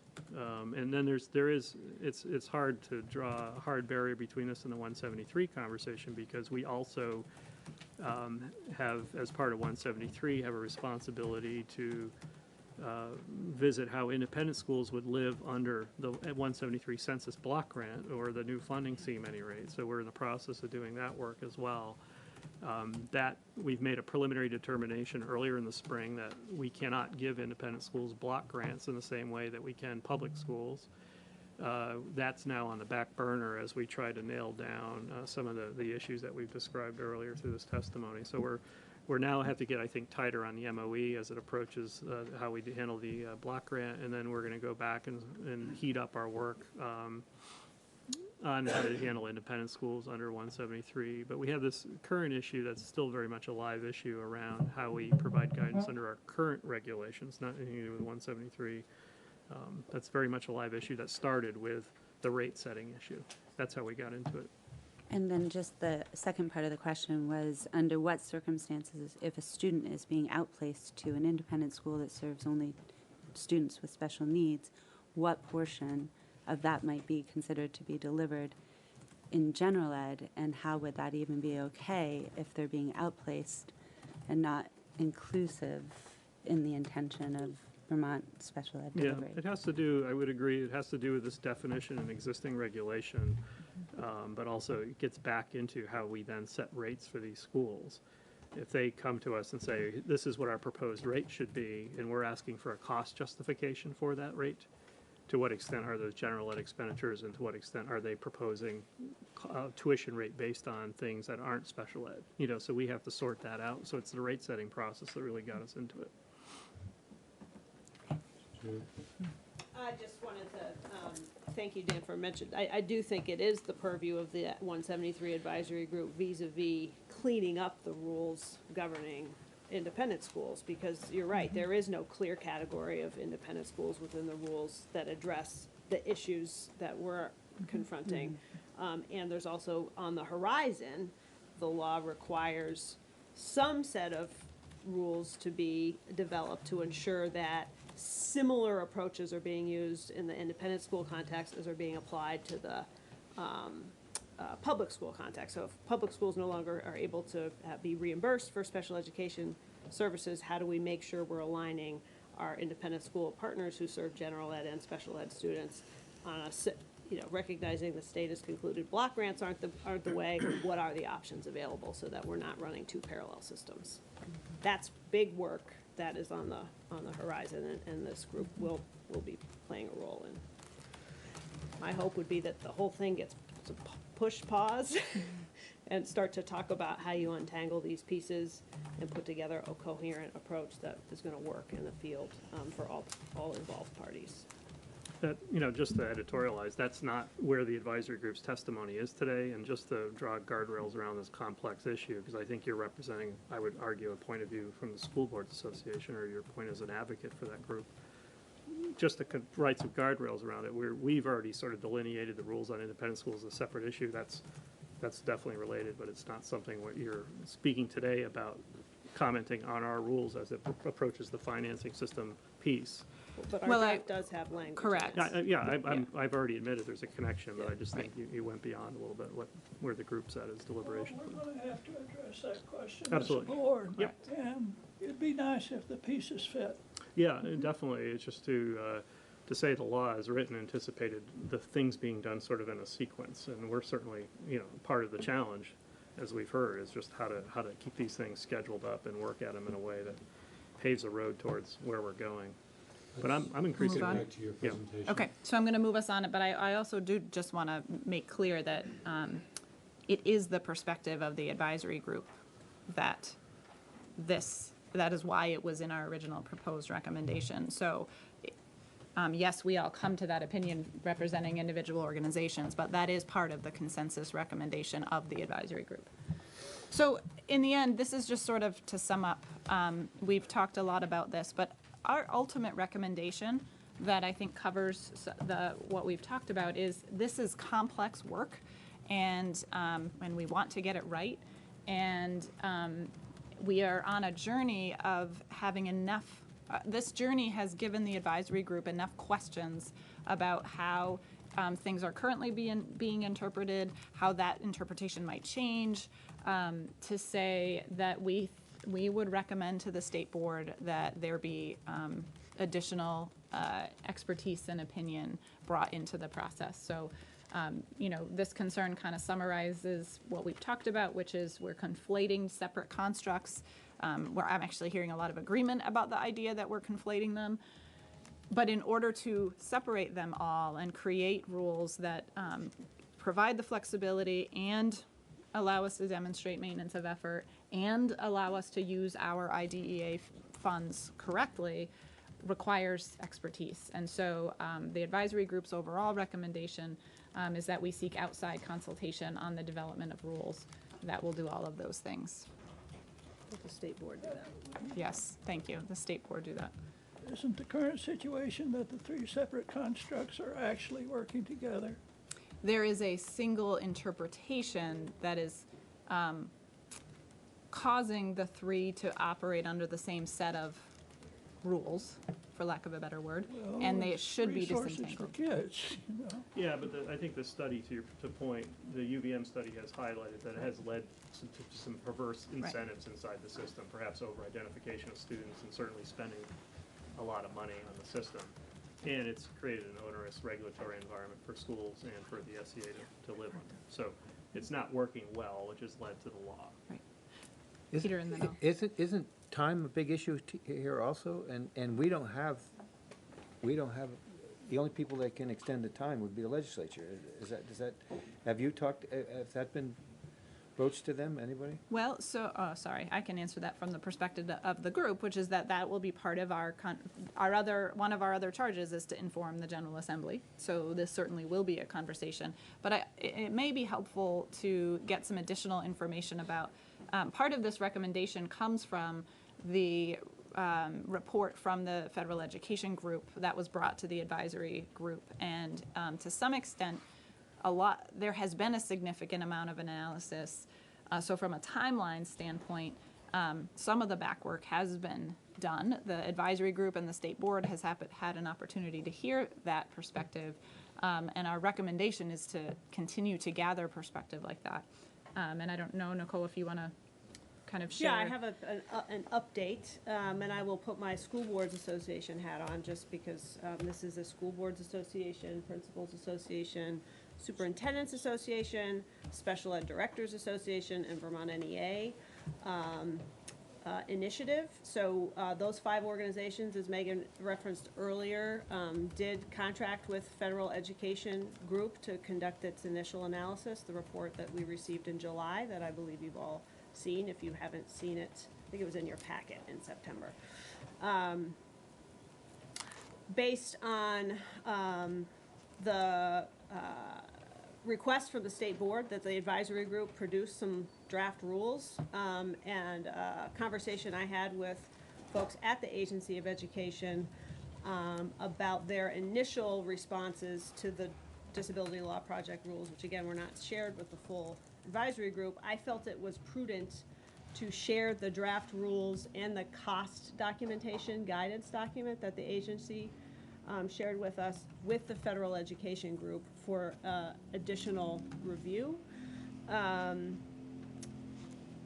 went to our partners, and they've agreed for a second time to pool resources to fund an analysis by the Federal Education Group. I can say with confidence that this is likely the last time our associations will pay for this type of an outside analysis. But the request to them was to review the draft rules and to make recommendations around how issues that they saw with the draft, the Disability Law Project rules and the agency's rules, but more importantly, what could it look like? How could you disentangle the rules that really are separate and distinct? And what could a general framework of the rules look like? The second part of our request to them was that they be willing to present that framework to a joint meeting of the advisory group, representatives of the advisory group, representatives of the state board, and representatives of the Agency of Education. So all three parties of interest that have some role in this process are hearing the same thing, can ask the same questions, and then make a determination about how to move forward. And whether or not that is a group that can provide expertise, or there's another group that can provide expertise. Our goal is to ensure that we have that expertise be part of the conversation and to help potentially frame it up in a way that we can actually move forward constructively. And when will that be received? I have it. You have it already? Yes, I have it. And be happy to share it with the state board, with our partners. I just got it yesterday. So needed to have the funding organizations be able to review it before it got further distributed. But I would invite the state board to consider identifying, 2 or 3 people that you'd want to send to a meeting that I would take responsibility with my partners for setting up, scheduling, again, and invite the agency to send a group as well, and the advisory group, so that you can hear from them directly and they can run through their findings in an attempt to expedite the process and ensure that it's we're all hearing the same thing. How does that information square with your recommendation? So the recommendation actually preceded receipt of that report. The recommendation came out of our October meeting, which was based on the original report in July that we heard from, and the idea that we had, so speaking from the advisory group perspective, that there were just too many unanswered questions. There was the concern that I shared earlier that the signals we are getting, at least at that point, at least as an advisory group, weren't signaling a shift in interpretation, and the advisory group is nervous about that and would like external expertise. I think I would say that the 4 recommendations are very closely aligned to the 4 recommendations from the advisory group. So at least from their, the information that they're providing, or the direction they're providing,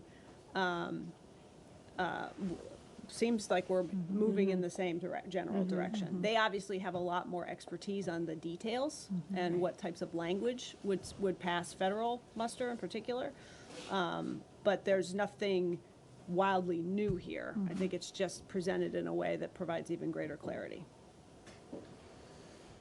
So,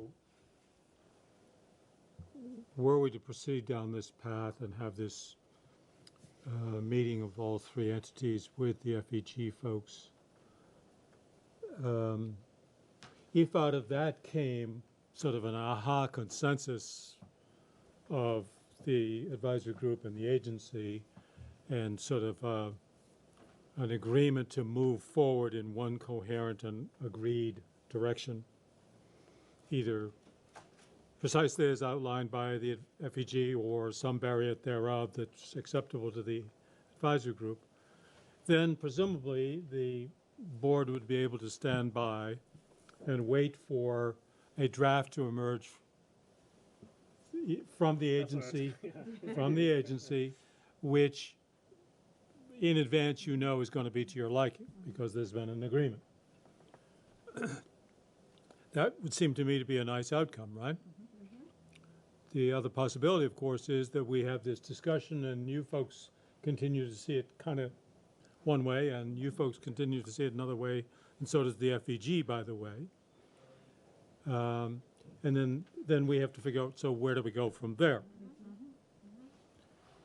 And that might have the, I mean, the board's, I think it's accurate self-knowledge to say that we don't know much about writing rules of this sort.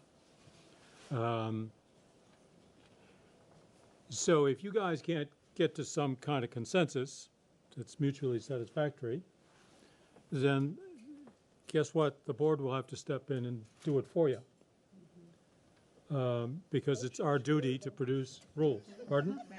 That should scare them. Indeed. That was the point of making the statement.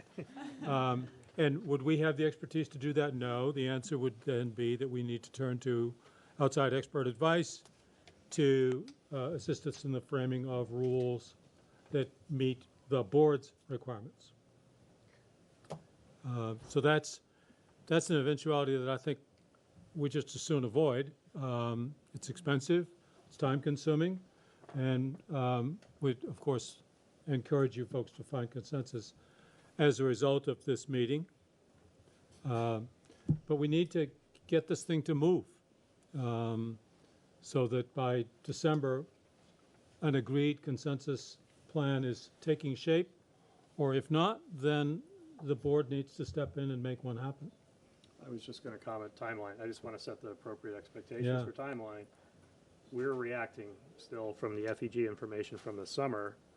I think we would have been criticized if we hadn't thought about it and reacted to it. So the fact that they haven't seen a draft yet of our reaction to the initial input, and that we were talking about December as a reasonable timeline just to kind of work through the maintenance of effort aspect. Now, if we have new information, just to say that December's timeline was established based on that prior trajectory, this could go out longer and appropriately should go out longer if there's the ability for us to really solve this in a quality way. So I just, Do you have a new draft in your pocket?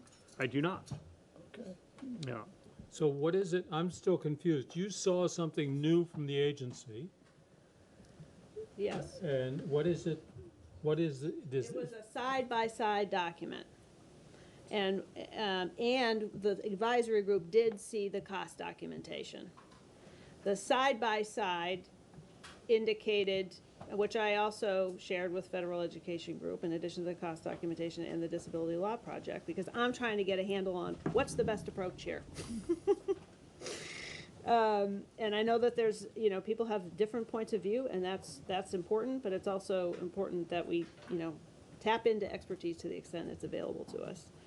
And I'm grateful to my partners' organizations for pulling the resources that we need to pull together to make it happen on a really tight time frame. You had asked at the advisory group meeting, I believe in September, that would be most helpful for the state board would be to see a side-by-side. So here's the agency's original draft, here's the Disability Right. Law Project language, here's the agency's Right. response.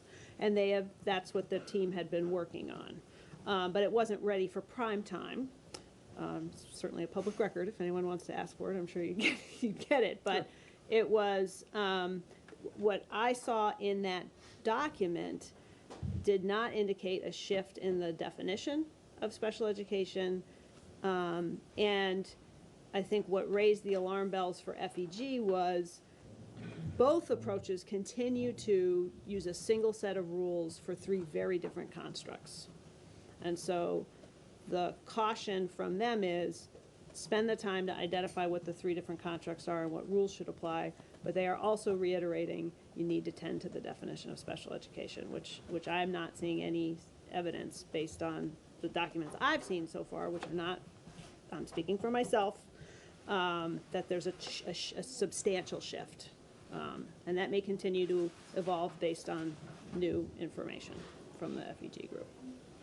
Our thinking was to present the cost documentation, which we did, and to then go back and revisit the rules. That's been our advertised process. So in some ways, to comment on the prior rules before we've factored in the feedback from the cost documentation conversation, which was really fruitful, I think has been premature. So our, as you heard me say, our thinking is shifting and evolving based on the advisory group's feedback on the cost documentation.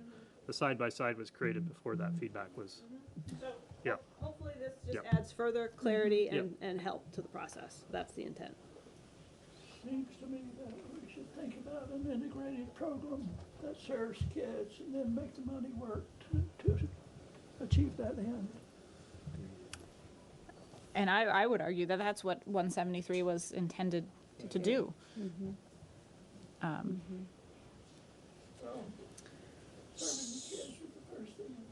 Right.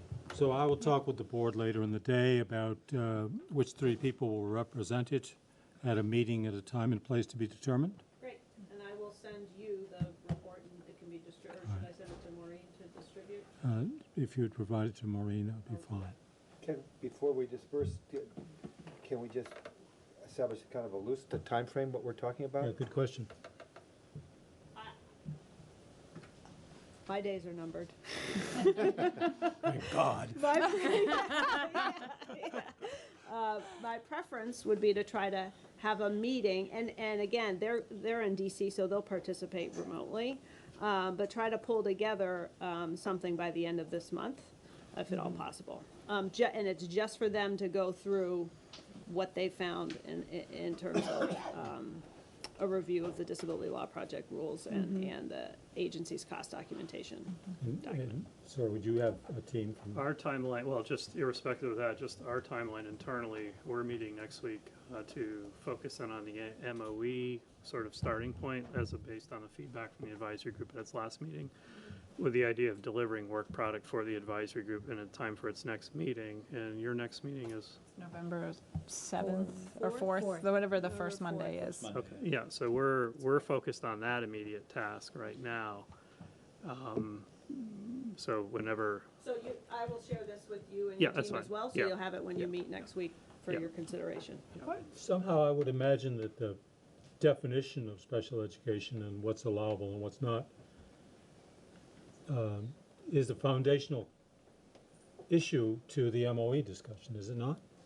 Foundational issue to everything. Yeah, and so is there progress in sorting through that? Yeah, I think so. I mean, the part is to, once again, the theory of our action was to go all the way down into the detail of what this thing would look like from a guidance standpoint, which is a very elaborate sort of document, to then, and I've tried to be clear about this, so go all the way down to that detail so we can go back and revisit some of these foundational definitions. If that is a cause and effect, then yes, it would warrant us to go back to the beginning.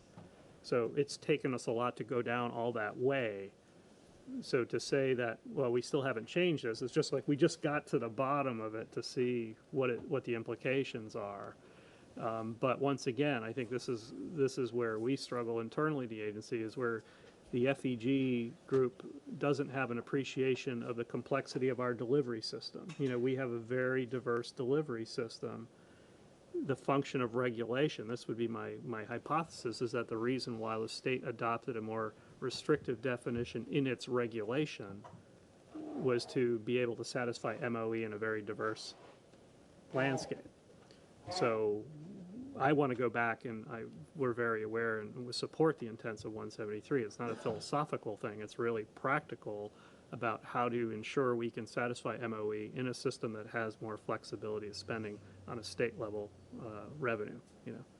So, Yeah, and I would say so I think you raised that concern with the federal education group when we initially met, and their response was, which was news to me, was if the state has concerns about specific districts or systems in terms of their accounting for their expenditures, because they have historically demonstrated weaknesses in their business, who knows, but that you can target rules to meet specific problems. You don't, or problem areas, you don't need to craft a set of rules that are restrictive and apply to everyone. The federal law allows for that sort of differentiation. Yeah, it's not, once again, it's not a philosophical, I'm guessing we have the regulations we have not because of specific districts, but because of the historic volatility and people doing whatever they want, you know, so I think we've gone down to that level of detail where we're now poised to revisit to what extent that definition helps us or needs to be modified. But that's where, I mean, that's our responsibility to kind of do that piece. I think we're on a trajectory to do that. But I hate to open a new line of inquiry, but I'm gonna, because you just said that sort of the state's system of special education is more complex than most other states, and that was sort of a rationale for It's my hypothesis, yeah. Well, is it a fact or is it just a hypothesis? No, I think it's knowing the history, once again, to Act 153 was huge in changing the landscape of our delivery system in that it required all special educators to be employed at the supervisory level. Okay, so prior to that time, local school districts employed special educators or not, sometimes SUs did. So we had this really diverse cost structure out there where if you wanted to do maintenance of effort calculation, you had to consider school level costs, you had to consider district level costs, and then supervisory costs. Well, we're past that now. We're past that now. That was mandated, that wasn't But voluntary. we found through Act 46 that we still had districts that hadn't complied with that requirement. Okay, so to what extent we've Does achieved that that? make Vermont more complex than New Hampshire, than Maine? I than- think so. And then also, when we're studying maintenance of effort now through this group called CIPHER, which I can share that resource for you, there's a technical support center that's been established to help districts with maintenance or states with maintenance of effort calculations. One of the things we see fairly commonly is that states populate, as I was suggesting, kind of doing the service plan for districts, the states would populate essentially this maintenance of effort calculator, this spreadsheet for locals. Most states are able to do that because there are 24 school districts in the state or 30 school districts in the state, and there is a statewide special ed information system that allows the state to extract information immediately and populate that spreadsheet for locals. We still have a large number of school districts in the state, and we have a very diverse approach to the data. So I think that's a place we need to go in terms of satisfying the rule question, and we're on track to kind of lay out. I don't know if we'll be able to go in detail, but I think we're on the right track to solve that issue. I don't think you have an option except that. Yeah, I mean, and for me, as someone who worked at the district level, I was concerned, honestly, whether 173 was even doable. From a logic model standpoint, I think I've satisfied my own curiosity that it is doable, and it's something we should try to address. But I was not convinced that it even possible mathematically to do it.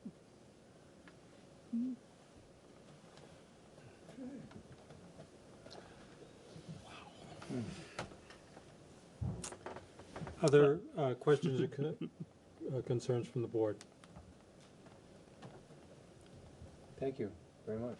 Yeah, this is tough work you guys have been doing. Very, very complex. They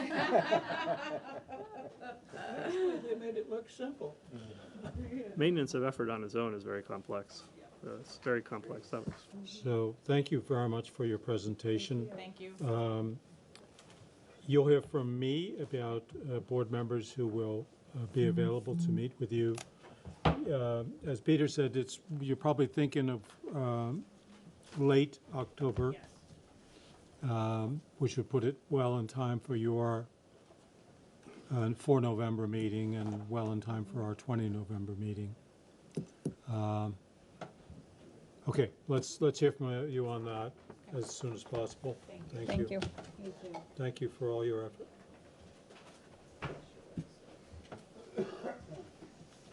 Well, board, that was,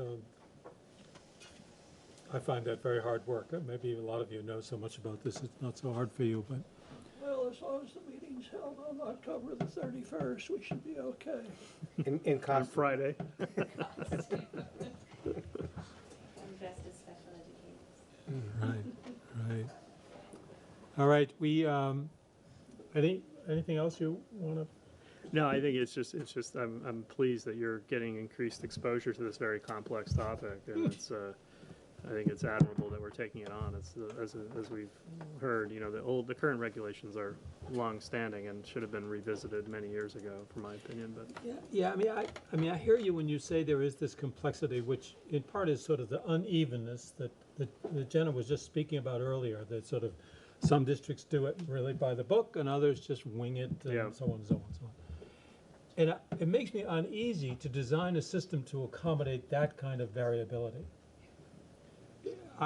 In general, as a philosophical matter of organizational structure, you want to simplify. You want to, I think, force organizations into one simple model, and that takes a lot of remedial intervention and so forth. I understand that, But it seems to me that in the long run, that's a better strategy than designing something that accommodates all of this variability, which means you'll never take it away. I mean, you just kind of live with it, and which creates complexity for everybody else.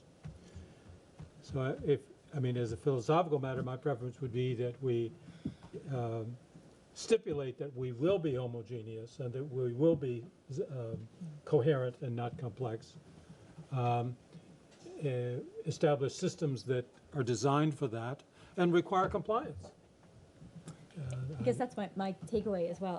I'm left with lots more questions, I think, but I kind of feel like like you should never use like a supervision evaluation process as a gotcha, and this kind of feels like it's a financial gotcha to all these other problems that we haven't been able to shift. The current system was very much designed that way. I mean, that was my hypothesis, having lived under the current system. It was designed to be that way. One of the ways you could handle all this diversity was to watch each penny and make you prove it for the last 3 years, so the state could retroactively come back at you through a monitoring process, and it was very onerous. Yeah. But that's how we held it together in a very diverse process. So that's going to be the rub on the regulations. But I think we have a much better understanding through these deliberations, as contentious as they've been. They've really helped sharpen our focus, I think, on what the issues are. Well, the feds haven't done us any favors by making things complicated. No, and the other thing that's discouraging there is we've learned, talking with Cypher and other groups, we're in a cohort of states that are on the edge of sort of rethinking how to do special education. And we're not getting a lot of guidance from them on how to do that. It's sort of like, yeah, we really encourage you to explore how to revisit this 40-year-old program. Let us know what you find out. Yeah. So it's not a comfortable place to be. In terms of the fragmentation, when has it ever been different in Vermont? Right. Well, it's interesting to know in the late 80s we did have a block grant. And we moved to a reimbursement model, from what I understand talking to folks that were around, precisely to allow locals to spend more money. They were breaking the bank essentially under the block grant, and they wanted more flexibility at the local level through a reimbursement. Don't get me started. Yeah. Yeah.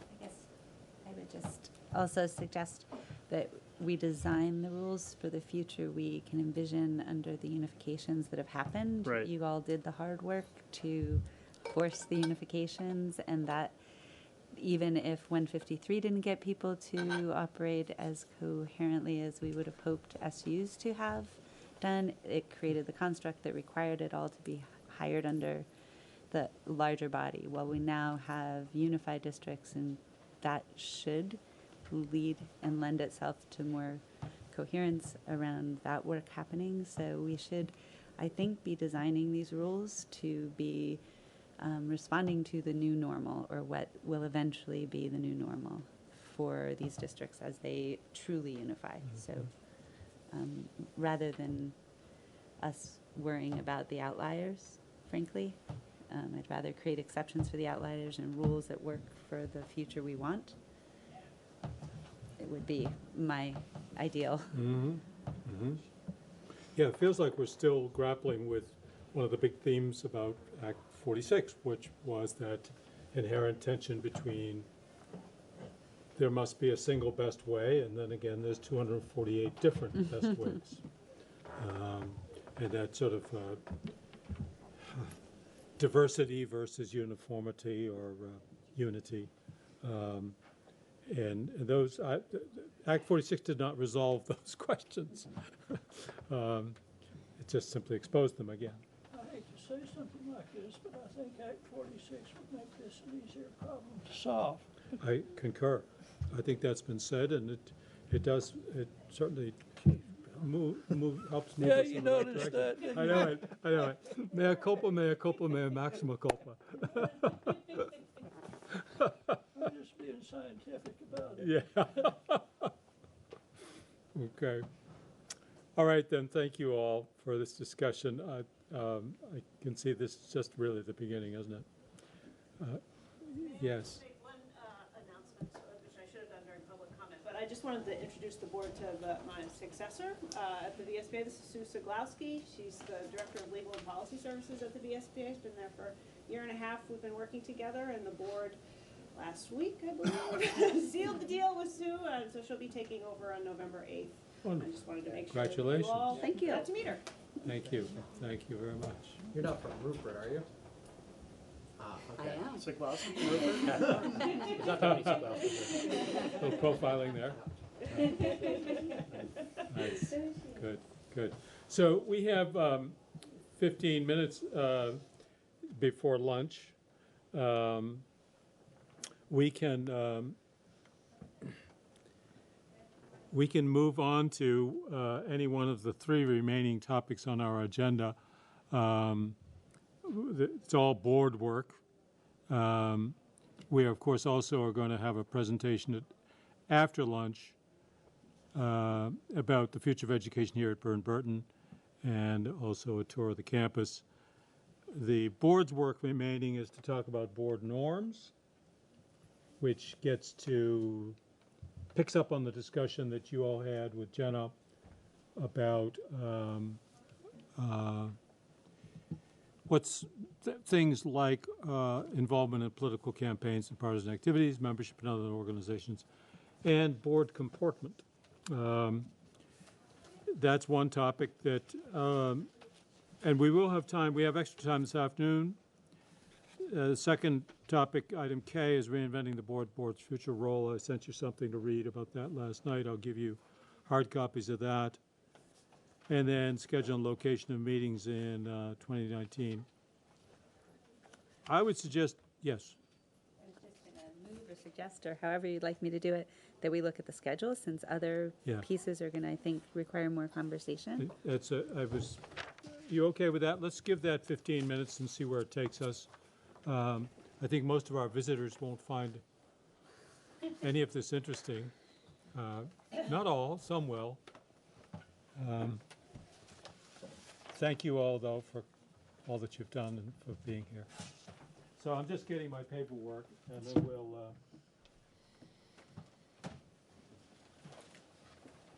So you all have something that looks like this, which is the schedule of meetings.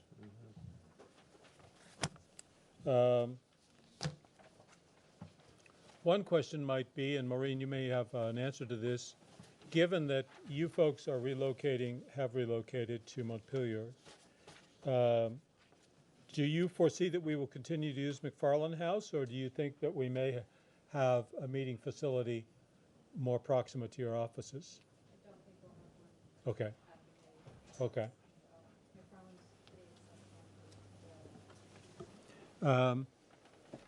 I think I'd like to begin by asking the board, it isn't written in stone that we meet on Wednesdays. In fact, we used to meet on Tuesdays, didn't we? Yep. I want to ask, given the board's present makeup, is there a day of the week which tends to be less encumbered for you than another day, in which you might? We've had some absenteeism, some people having other commitments. I'd like to reduce that to the absolute minimum. So if changing the day of the week will help, we ought to look at that. Isn't it in our rules too? It doesn't say Wednesday. Yeah, not the day of the week. Oh, it does. I thought it says once a month. It does have the day of the week, but it has a weasel clause there that says we can change it. to Right. Okay, that's okay. I thought there was something. You must have written that rule, Bill. No, it predated. More of that squishy stuff. Squishy and weasel. Part of that 1910 effort. Anyway, so is there a day of the week that's better than Wednesday? My problem is that it's been going on for so long that I'm set, in my calendar to do it, Yeah, well, we'll help you change that if you need to. We met Tuesday until a while ago. Anyway, is Wednesday still what you want to do? Yeah. Yeah. Mm-hmm. Wednesdays aren't great for me as a general rule, but I don't want to upset the apple cart. Yeah, no, it's fine. Wednesdays are fine. It's just it's less than ideal, but it's doable. Is there a day that would be better? Tuesdays would be a little better, but again, I don't want to upset the apple cart. I mean, we're not gonna chastise you if we Yeah, yeah, go yeah. to Tuesday and you miss a meeting. Yeah, yeah. No, that's, I'd rather Then stick you'll with the never Wednesday. Yeah, exactly. I'd rather stick with the Wednesday. Yeah.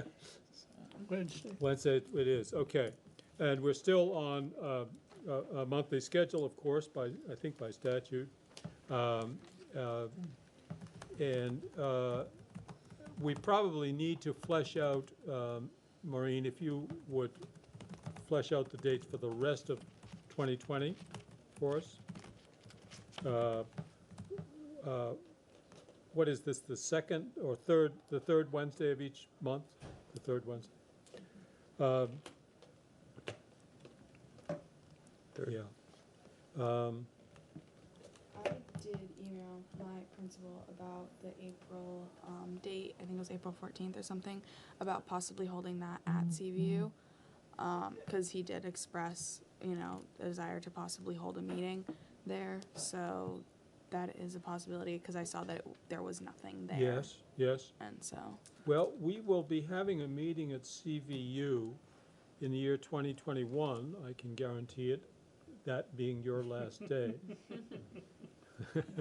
It's our custom to go to the school of the graduating student member.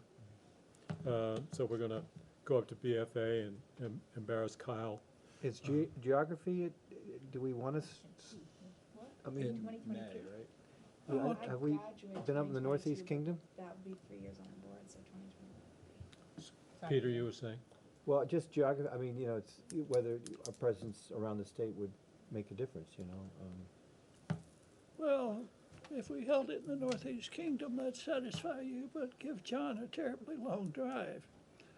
I'm just wondering And we were if at there's Seat, some way that we can arrange meetings for people who have to drive a long distance to stay over the night before, so that we could not waste 2 hours driving to a location, 2 hours back.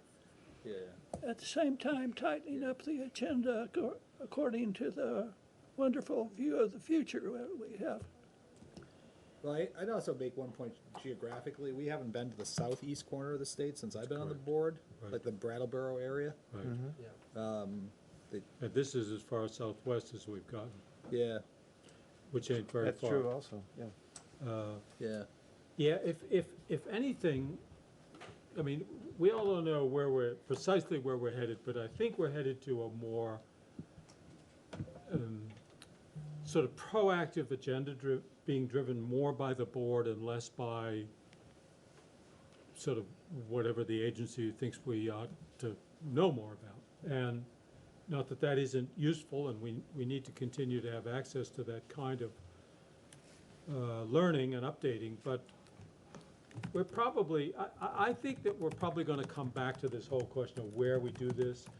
And I would even submit when we do it, that is to say, holding meetings during the day means a whole lot of people cannot attend our meeting.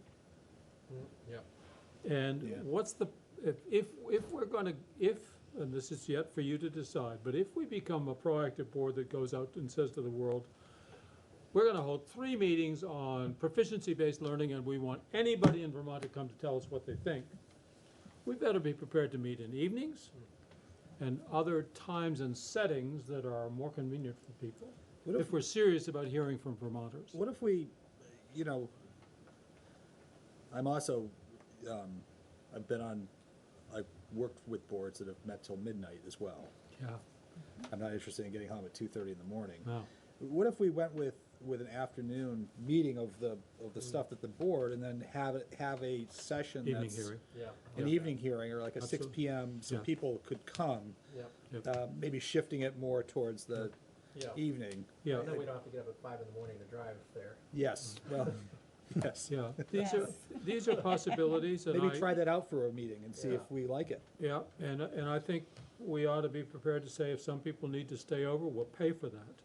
I mean, if we think it's worth Got the NASB money. going out and making ourselves available to the public, and it will be worth it only if we have real particular things we want to get done.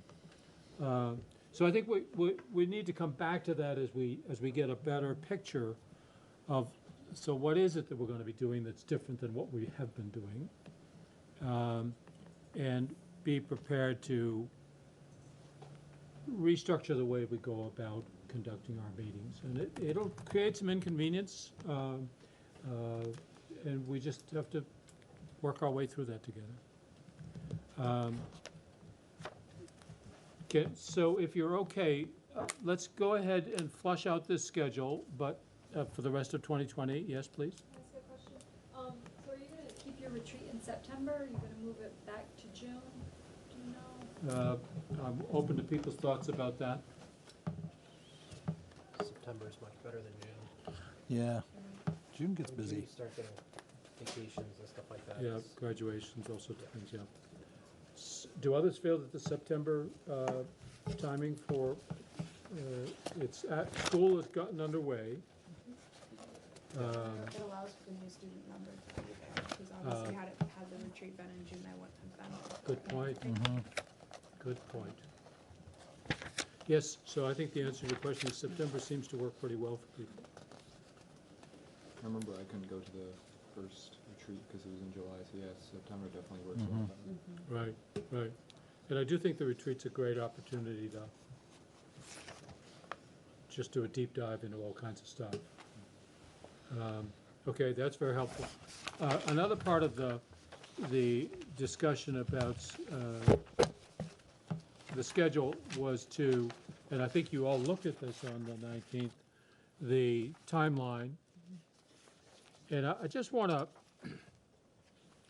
this is timeline for Act 173 rulemaking. And this is the board's timeline. This is not from the agency. Because in fact, the board is driving the bus when it comes to these rules. And it's a little hard for us to get our heads around this because we're so used to not being so proactively in charge of a process of the board. But I want to be sure that we all understand that the rulemaking process, the final rulemaking process that begins on this plan in April, is a highly orchestrated, very, very prescriptive sequence of events that is stipulated by 3 VSA Chapter 25, the Administrative Rules. It's not something the agency invents or we invent. It's a set of sequence of events that must be conducted precisely in the way that's outlined here. And it typically would take 8 months. You can see, if you have it in front of you on the second page, April 2020, we send to the Interagency Committee on Rulemaking, and then later to the Secretary of State, our proposed rules. That's our best take on what we think the final rules should look like. And that kicks off an 8-month process of hearings, and deliberations, and input from all kinds of people. And those will be public hearings. Then again, we would be traveling around the state for those. And then we close the public comment period, reflect on that testimony, make any final changes to the rules, and then submit them as final rules to the Legislative Committee on Administrative Rules, which reviews them and presumably approves them. They conduct a hearing, and then they go to the Secretary of State as final rules. That's this 8-month sequence of events. Bill's familiar with it. Others of you have been, Peter as well. And that's just the way it has to be done. A crucial step in this process, from my own perspective, is to not have the board go out with rules that the board's not, in this process, the board is not completely satisfied with. Because if you go out with some rules that have a lot of loose ends or stupid ideas in them, you will be made to look like fools by the public and other interest groups, because they're going to say, I can't believe you want to do this. And you can say till the cows come home, oh, well, they're just draft rules. Nobody hears that. What they hear is the agency, the board is proposing this, proposing that, and it's misguided. So we want to get it right. We want to have a lot of confidence in the rules that we propose. Yes, they can be amended, but if they're amended a lot, that means we were not properly prepared. So the real hard work for us is getting to be ready with those rules. And that's the work that happens before April 2020. And that's the work that happens between this date, right here, and April. And in that time, we come up with draft rules that we believe, we come up with rules that we believe we're prepared to stand behind, and that we're prepared to take public, and find that, except for a few incidental oversights, we got it right. So the real crunch time for us is in the next 5 months, between here and late March and early April. So now that, I think, gives you some context for the conversation we were having with Dan about, so when are we going to see your next draft? And where do we fit in opportunity for the advisory group to respond to that next draft? How do we sort out differences between that draft? Do we need to bring in outside experts to help us do that, or can they just figure this out? In any case, that's this. I hope you will sort of keep this timeline in mind as sort of a guideline for the work we've got to get done. Questions? Hit the wall on some place, then we slide back the process. No. We No, we don't want to do anything that embarrasses us either. Right. You do is anticipate hitting the wall, and we make alternative arrangements beforehand. Well, we know we hit the wall. If I don't see real progress between the agency and the advisory group in the next 45 days, we don't see real signs of consensus emerging, I think we get ready to hire some outsiders to come in and write it for us. I do not want to just sit around and wait until they can get a plan together or they can get a plan together. That, I don't know if I'm alone in that, but I'm seeing some nodding heads. Yeah, the pressure is going to focus. Basically, if they can't get it done soon, we'll do it. And that being said, I think the April date is self-imposed. Am I understanding that correctly as I look at these? And that July or August is our drop deadline, which That's obviously correct. we wouldn't do that. And we want the hearing window to include months that families are around, not just the summer. Precisely. So I am sensitive to all of that timing, but I would be cautious for us to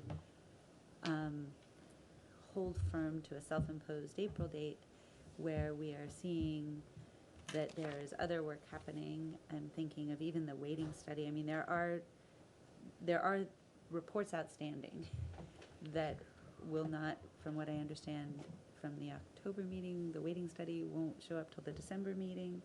Am I right? And it'll be considered in the context.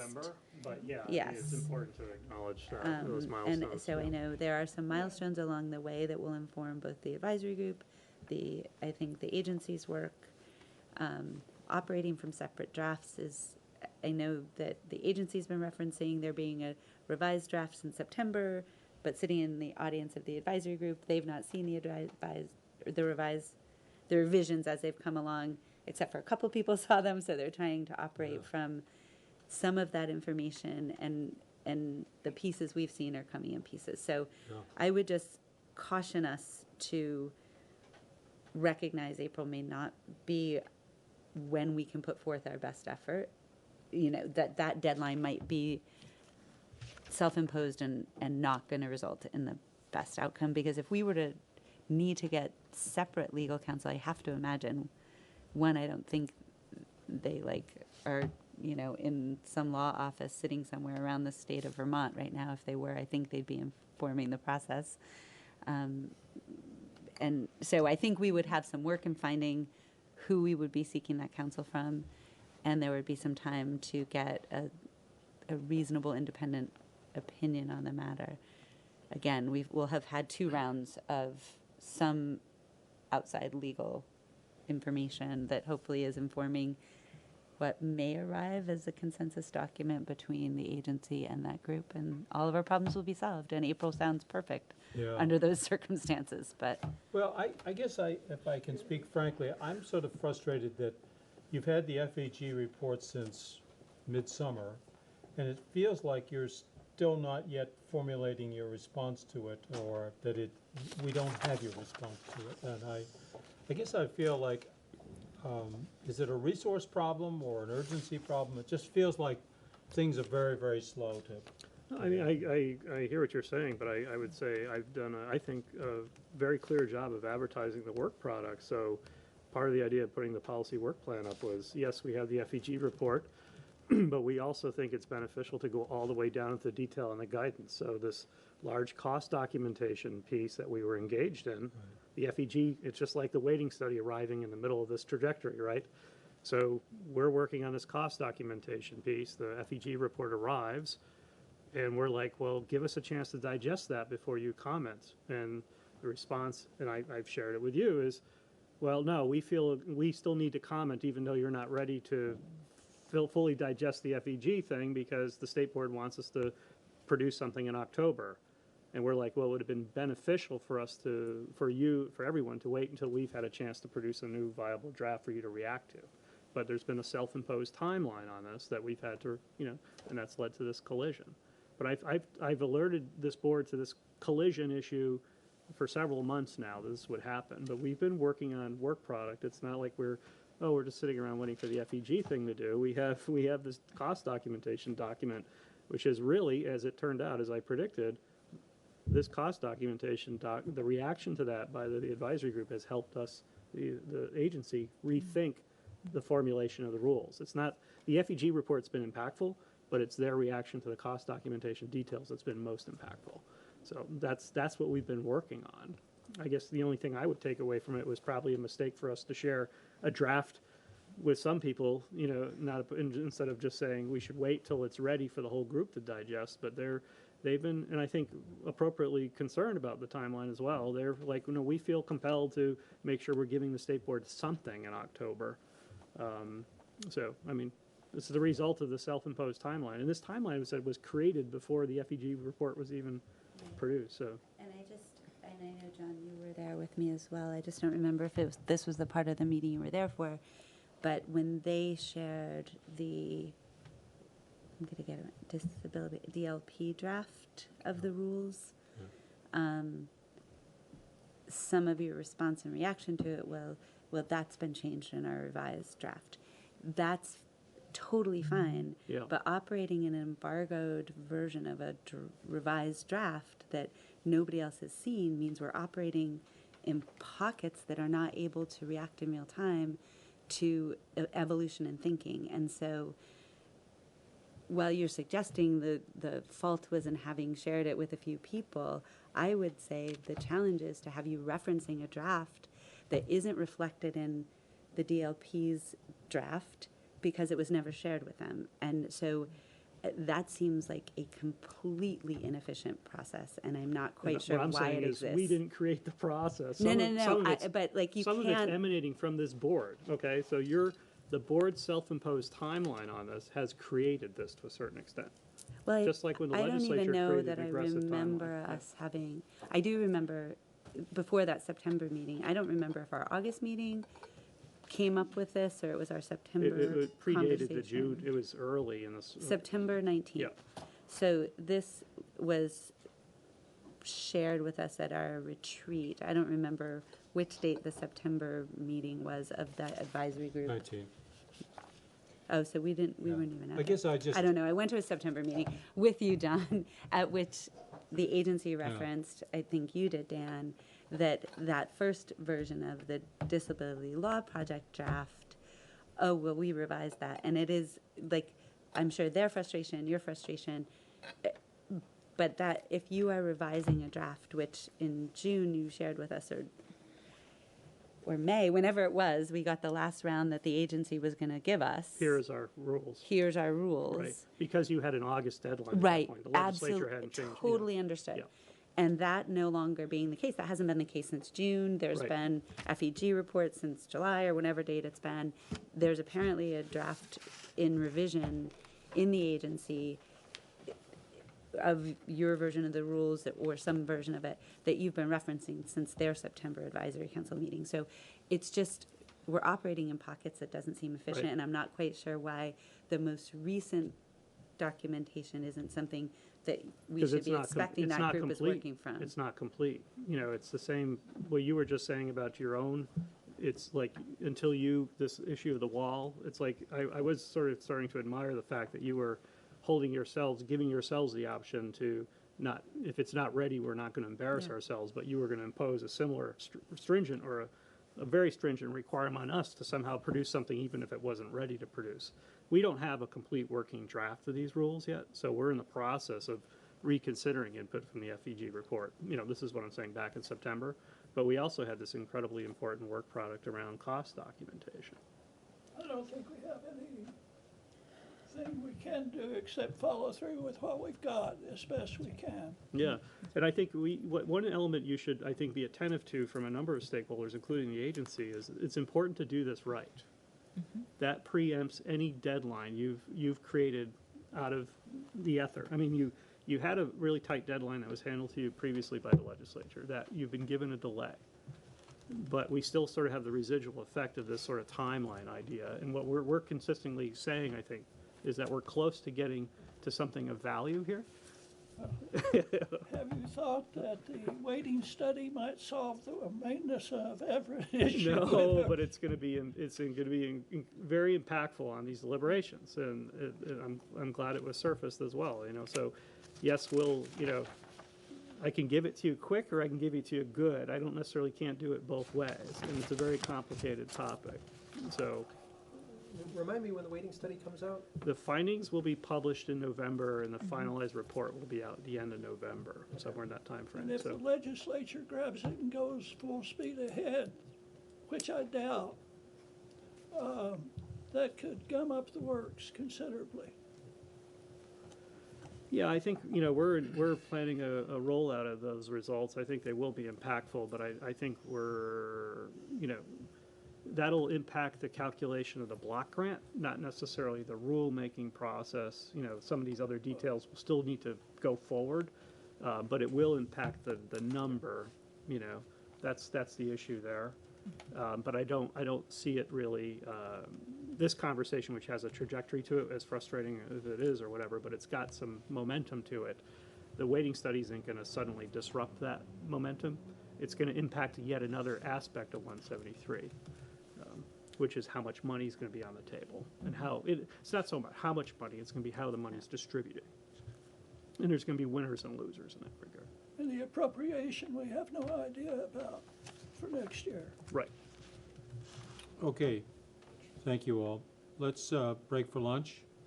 And at 12:45, let's be back here to hear a presentation on education excellence at Burton. So Mark and some of his colleagues are going to join us for lunch, which I think is over here. Yes, it is.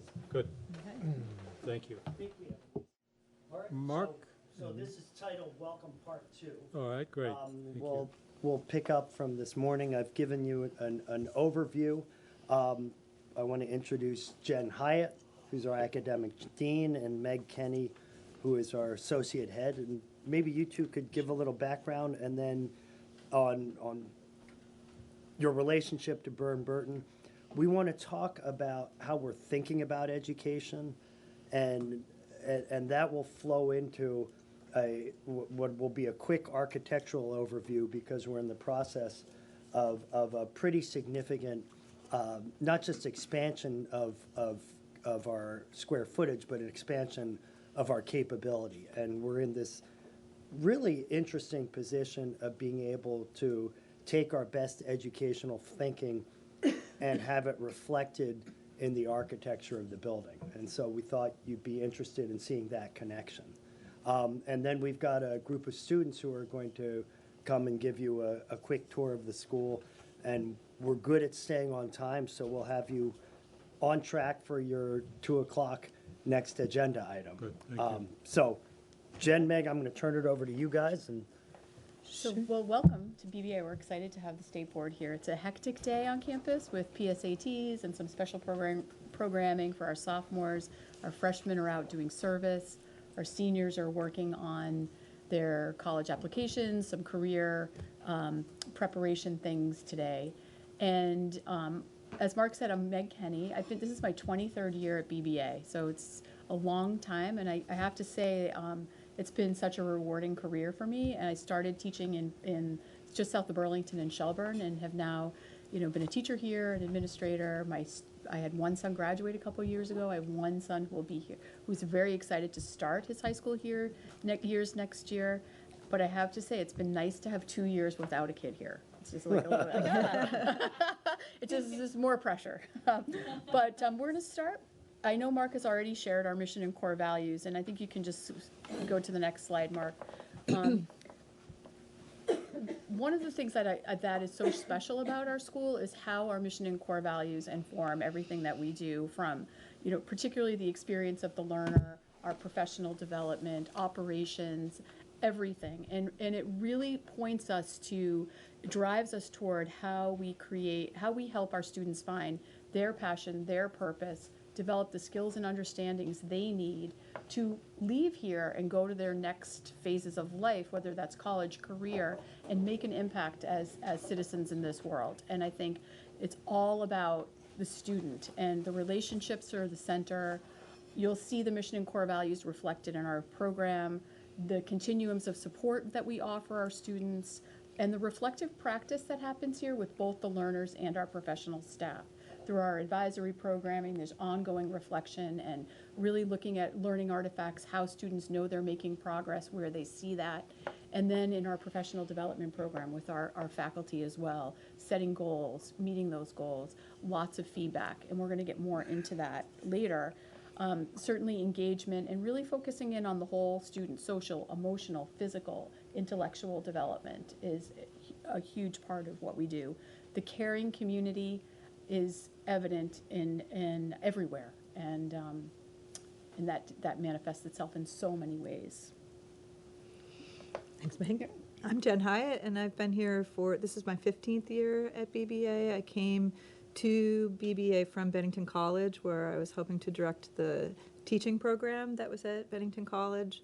And so my role here from the start has been as someone who oversees program and anything having to do with the curriculum at BBA. And so one of the things that we started doing shortly into my tenure here was understanding by design or backward design. And so using our mission as the endpoint and thinking about what we were driving towards to inform our program, as Meg said, it shapes everything that we do, especially programmatically. And those core values we developed about 7 or 8 years ago as a collective faculty.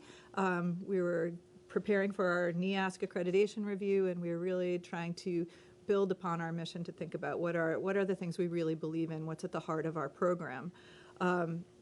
And so when we think about our program, one of the things we're very proud of is the fact that we offer over 170 different classes to students at Burton Academy. So there's a and really... I think you guys should all have our course catalog in Did front you all of get it? Yes, Oh, great. So you'll see, when you have time to look through that course catalog, the diversity of courses, the breadth of courses that we offer for students is really primarily how BBA approaches personalization.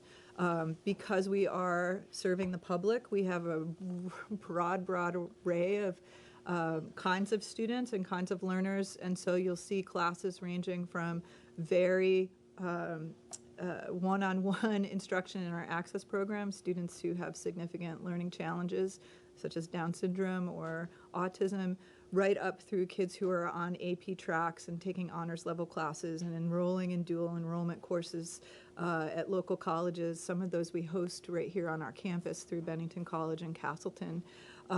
So there's a lot of differentiation, a lot of personalization, a lot of different tiers and tracks across our curriculum. We also spend a lot of time thinking about systems of support for our students. So we have our Student Success Program, which is designed to help support students who are living in poverty, which is a growing number of students in our population. We have a Target program, which is a very individualized program for students who are at risk of dropping out of high school or are facing significant challenges that make it hard for them to be on the main campus.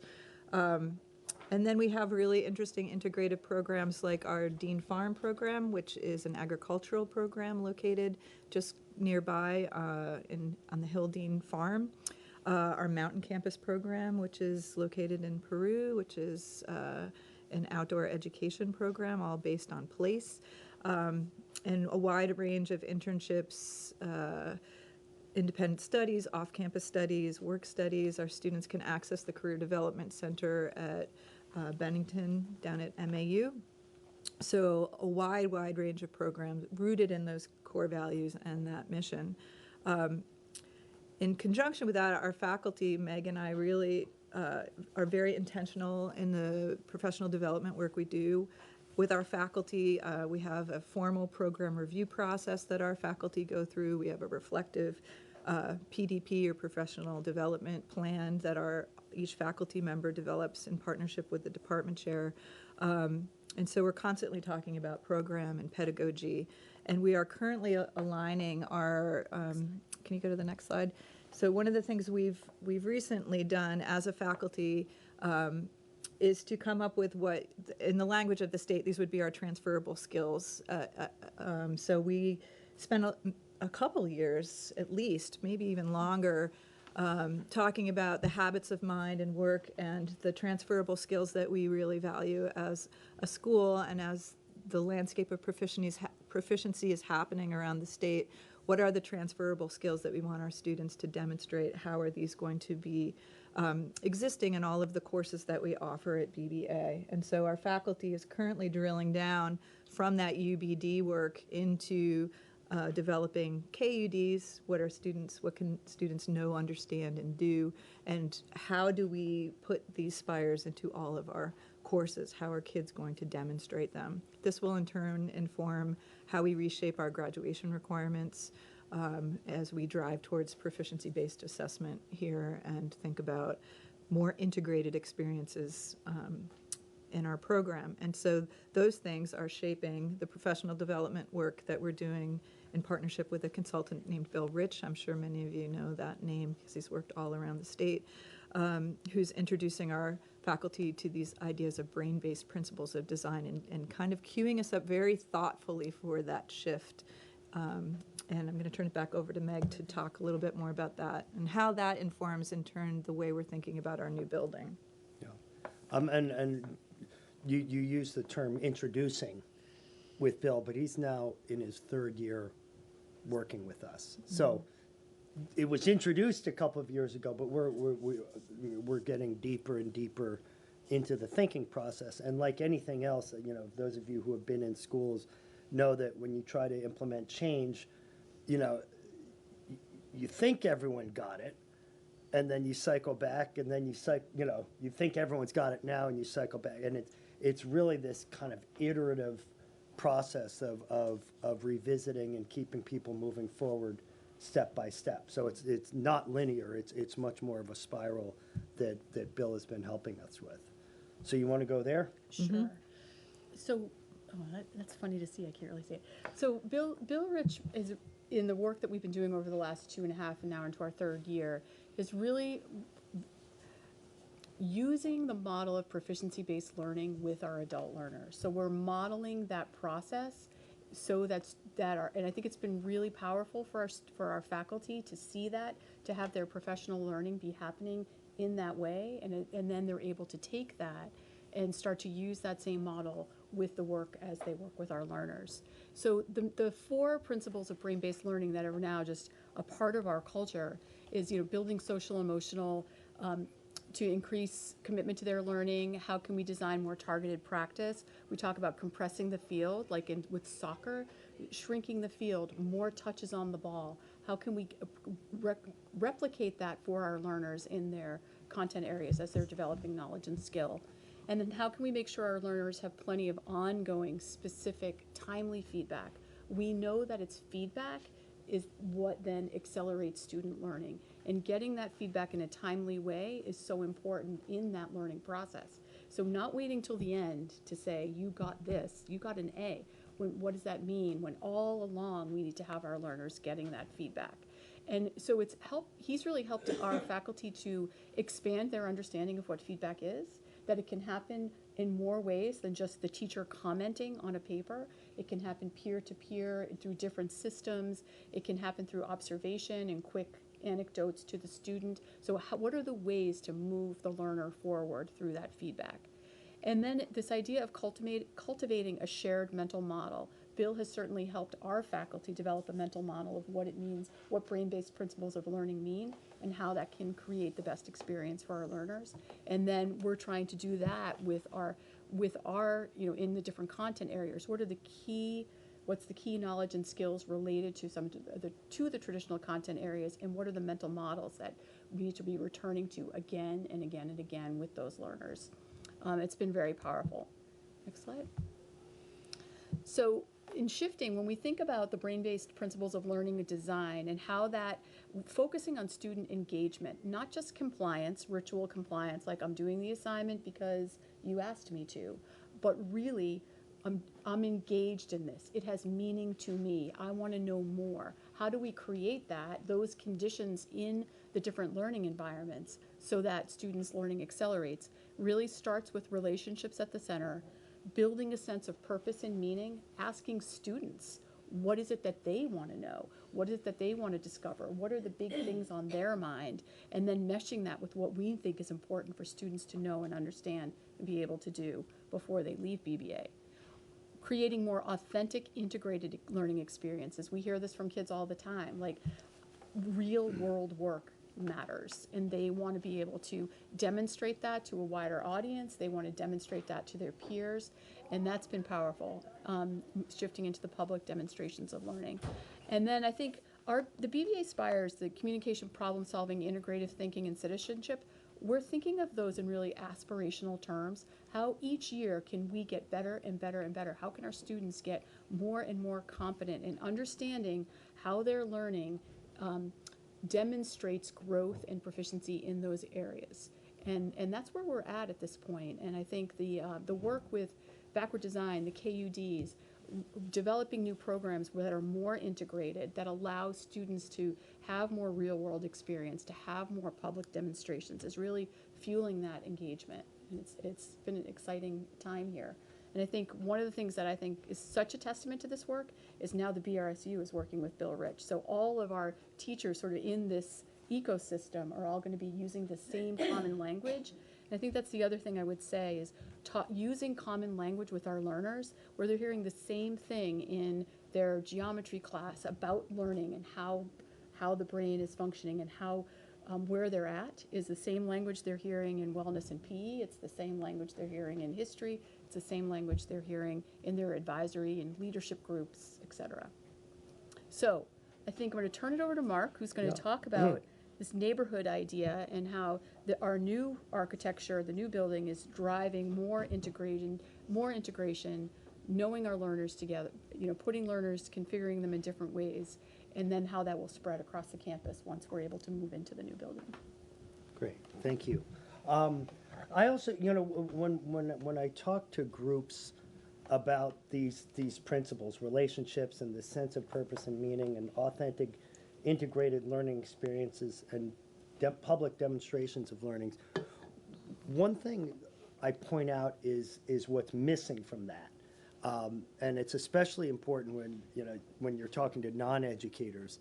But there's an incredibly important role of technology in all of our lives and in education, but we don't see technology driving education.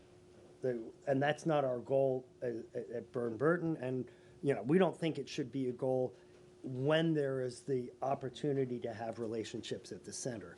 I think if we were located in the middle of Alaska somewhere in a small town and we didn't have the opportunity to have the kinds of classes that you see in our course catalog, you could very rightly say like the opportunities online far exceed the opportunities that might exist in that isolated kind of situation. But in our case, and I think in schools across Vermont, putting relationships front and center is what creates motivation.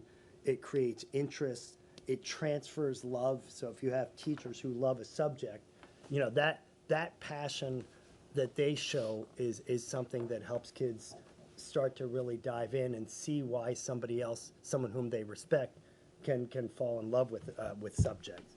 So I wanted to point that out.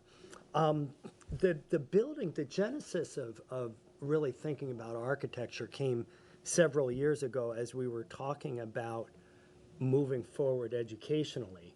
And, in one of the meetings, Jen and Meg said, it'd be kind of amazing if we could build a building that reflected our thinking. And it would be amazing for two reasons. One, it would be amazing in and of itself, but it would serve as a catalyst for change, because you can also look at these brain-based principles and think about how to move faculty members and staff members and how to move organizational thinking. And the same resistances that students can have to learning can apply to adults as well. So relationships do have to be at the center, and sense of purpose and meaning also has to be at the center. So we, it was kind of this, rather than thinking about a new building because we need more space, it got us thinking about a new building as a way of expanding our capability to teach. And that gets us to what we're calling Founders Hall. This is a building we'll be breaking ground on in April, and it will be completed in June of 2021. So we are less than 2 years away from completing it. In the design cycle, we have completed schematic design and design development, or the first two phases that architects refer to.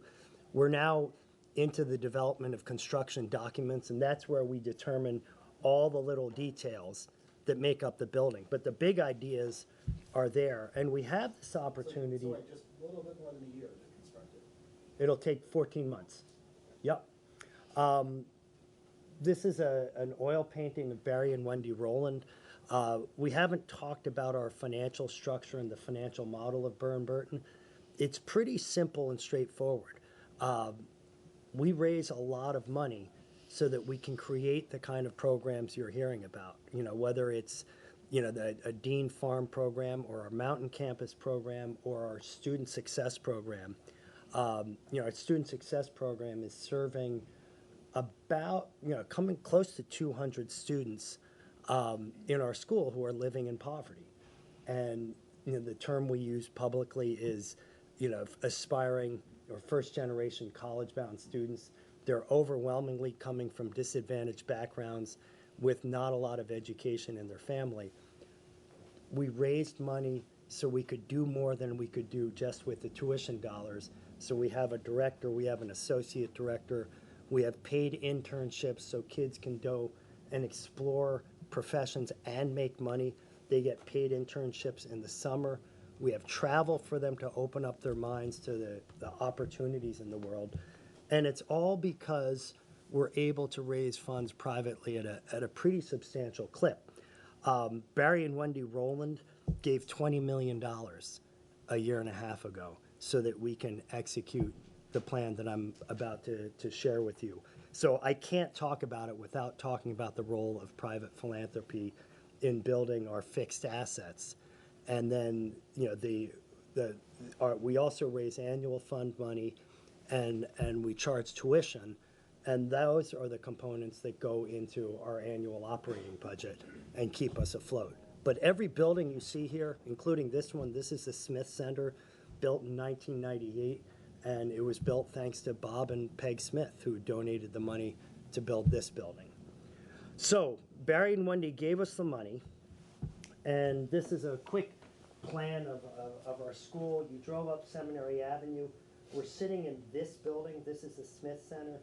This is the the seminary building, the one with the bell tower. It's our signature building. And what we're doing is creating a courtyard. So again, we're here, seminary building. We're going to turn that parking lot into a courtyard, and we're going to build the new building right back in that corner. We're moving our maintenance facility up here. We're moving parking down here. So pretty simple reshuffling, at least conceptually. And the big idea, and I showed this to you before, but the big idea driving the design is the notion of neighborhoods. And when you think about creating opportunities for more integrated learning, you think about a neighborhood, you know, butcher, baker, candlestick maker, but, you know, instead of thinking in disciplinary fashion, we're trying to get our faculty and staff to think in more interdisciplinary ways. And so Mr. Rogers had his "Who are the people in your neighborhood?" So I'd like to show that. We gave the architect 4 key guiding principles. One was to build a building that looks to the future while paying homage to the history of Burton. I showed you that photograph from the 1860s. We were founded in 1829. We don't want to be a school that constantly looks backward and tells everybody how old we are and everything is a tradition and nothing can change. We want to be forward-looking, and we wanted a building that helped us look forward and look forward itself, but we also don't want to forget the past. We wanted a building that fit uniquely in our setting, and we learned a lot when we built the Mountain Campus building, which is on 100 acres of land surrounded by thousands of acres of national forest. And that building we designed as a place-based building. We wanted it designed so it would fit into its setting in just the right way. And we wanted that here too. We wanted a courtyard that enhances community. We were thinking very much about our core value of a caring community, and we wanted the spaces to bring people together, and we wanted the space to bring multiple buildings together, and we wanted to build this building with strong consideration for environmental and economic sustainability. And I think those have to go hand in hand. You can't do one without the other. You know, we're not able, we don't want to spend every last dollar on every bell and whistle around environmental sustainability. We want it to make sense economically. We want it to, you know, we can't afford to not have it pay some return on investment, but we also wanted to not burn more fossil fuels. So we have a building, and we've taken some steps on the building, and I won't go into those now, but we won't be burning fossil fuels. It'll be all electric, and all of our electric comes from renewable energy on this campus. We have a deal with the Carthusian monks, believe it or not, on Equinox Mountain. We developed that deal about 9 years ago so that they could invest $1 million in a hydro plant, and we would take down their excess electrical capacity, and they could therefore get a return on investment on their investment. We get our energy at a 10% discount, and then we also created a deal with a solar company to install solar panels off-site, and we would take that energy. So again, at a reduction on prevailing energy rates, but all our electric, therefore, is generated through renewable sources. Yes, well, the Carthusians are an interesting group. Very simply, here's our building, here's our courtyard, and the concept is to not just build a block, but there's a shape to where we are. We're at the base of the mountain, and we wanted a building that climbed up the mountain and reflected that topography. And then as we thought about, this is really driven by our architect, who, believe it or not, graduated from Burton in 2007, a guy named Kyle Murphy. He ended up being the lead architect, partnered with a firm down in Washington, D.C. called ZGF. So we thought he had a world-class creative mind, and he was paired with a world-class high design architecture firm. So this is not my thinking, this is their thinking, but they start to step up the hill. They started to think about the views and wanted to preserve a view up the mountain. They wanted to put a 3rd floor on, but by turning the 3rd floor, the view from inside the building would also look up the mountain. And they also saw this signature view of our bell tower, that it would look over the bell tower and again capture the tradition while looking to the future. So that's a little bit of the site planning. And then what's going to happen is we can take different pieces from different parts of our school and have them go into this building. In this case, we're going to put in English, social studies, our STEAM lab / makerspace lab, and our library and technology. So all of those become integrated in the new building, and it will actually give us the opportunity to reconfigure the rest of campus in an interesting way. Here's where we get to the neighborhood. One of the breakthroughs was that as our designer Kyle contemplated it, he said, you know, you walk around this school, and you won't see it today because we don't have regular classes, but kids are spilling out in the hallways everywhere because they do group work now, but they have no place to do the group work. So you go in the hallway and you spread out, and they gather together. A lot takes place on a hallway, and this is a very traditional layout. Quite simply, he came up with the idea, if we create a clump, you're using the same square footage, but instead of a hallway that's basically dead space and walk-through space, we can have a purpose-built common area and 3 classrooms spilling into it, and that will foster integration and connection. In addition, we're putting garage doors in between those walls so that we can open them up and create a larger space. And that's going to start to facilitate, we've called it future-proof. I don't know if anything's future-proof, but we want to be able to conceive of courses that utilize this architecture in a way that we're not able to conceive right now because it's not really a possibility. So this simple shift helps us get to a building that has almost no hallways, and I'll show you that plan in a second. The other thing we talked about was a library space that could serve multiple purposes. And this is a library, and I love this library. But by putting the library onto the hill and creating these stair steps, you start to have a library that also can serve as an amphitheater. And it creates a sense of drama in that space. It's gathering. Libraries are no longer the place where the librarian sits and goes, shh, shh, shh. Right, they're really common gathering spaces and collaborative workspaces. And then you start to build these neighborhoods, take chunks of clumps like that, stack them all up on each other with this central unifying element, and you have the basis of a plan. And these are the plans. So you can see clump, clump, right? Classroom, classroom, classroom, common space. There's another classroom. There's the central space. Another clump here. Second floor, clump, clump, or neighborhood, neighborhood. This is open to below, and this is our library that's climbing up the hill. And then you get to the 3rd floor. Now you're walking up, and it's open from below. You come around, and you have seating up here, and then you have this kind of extraordinary bell tower room on the 3rd floor that's looking out.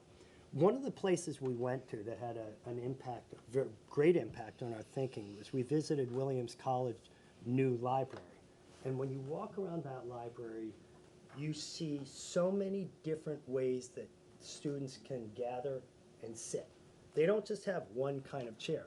They have 8 kinds of chairs. They've got stools, they've got big soft chairs, they've got chairs like this, they have swivel chairs, because people like what they like, and they like different things. A lot of people like to flop on the floor. So when you come in here during the day, you'll see students leaning up against the walls and all, and clumped on the floor because that's where they choose to gather. So we wanted to think about all these different kinds of ways that students can sit and be together. And that leads you to this. So this is that central gathering space. And you can see we'll have platforms. There'll be this platform seating. And then there are these places that you can't really tell in this photo, but there are platforms with tables that go up the hill as well, so students can gather in groups and be around a table.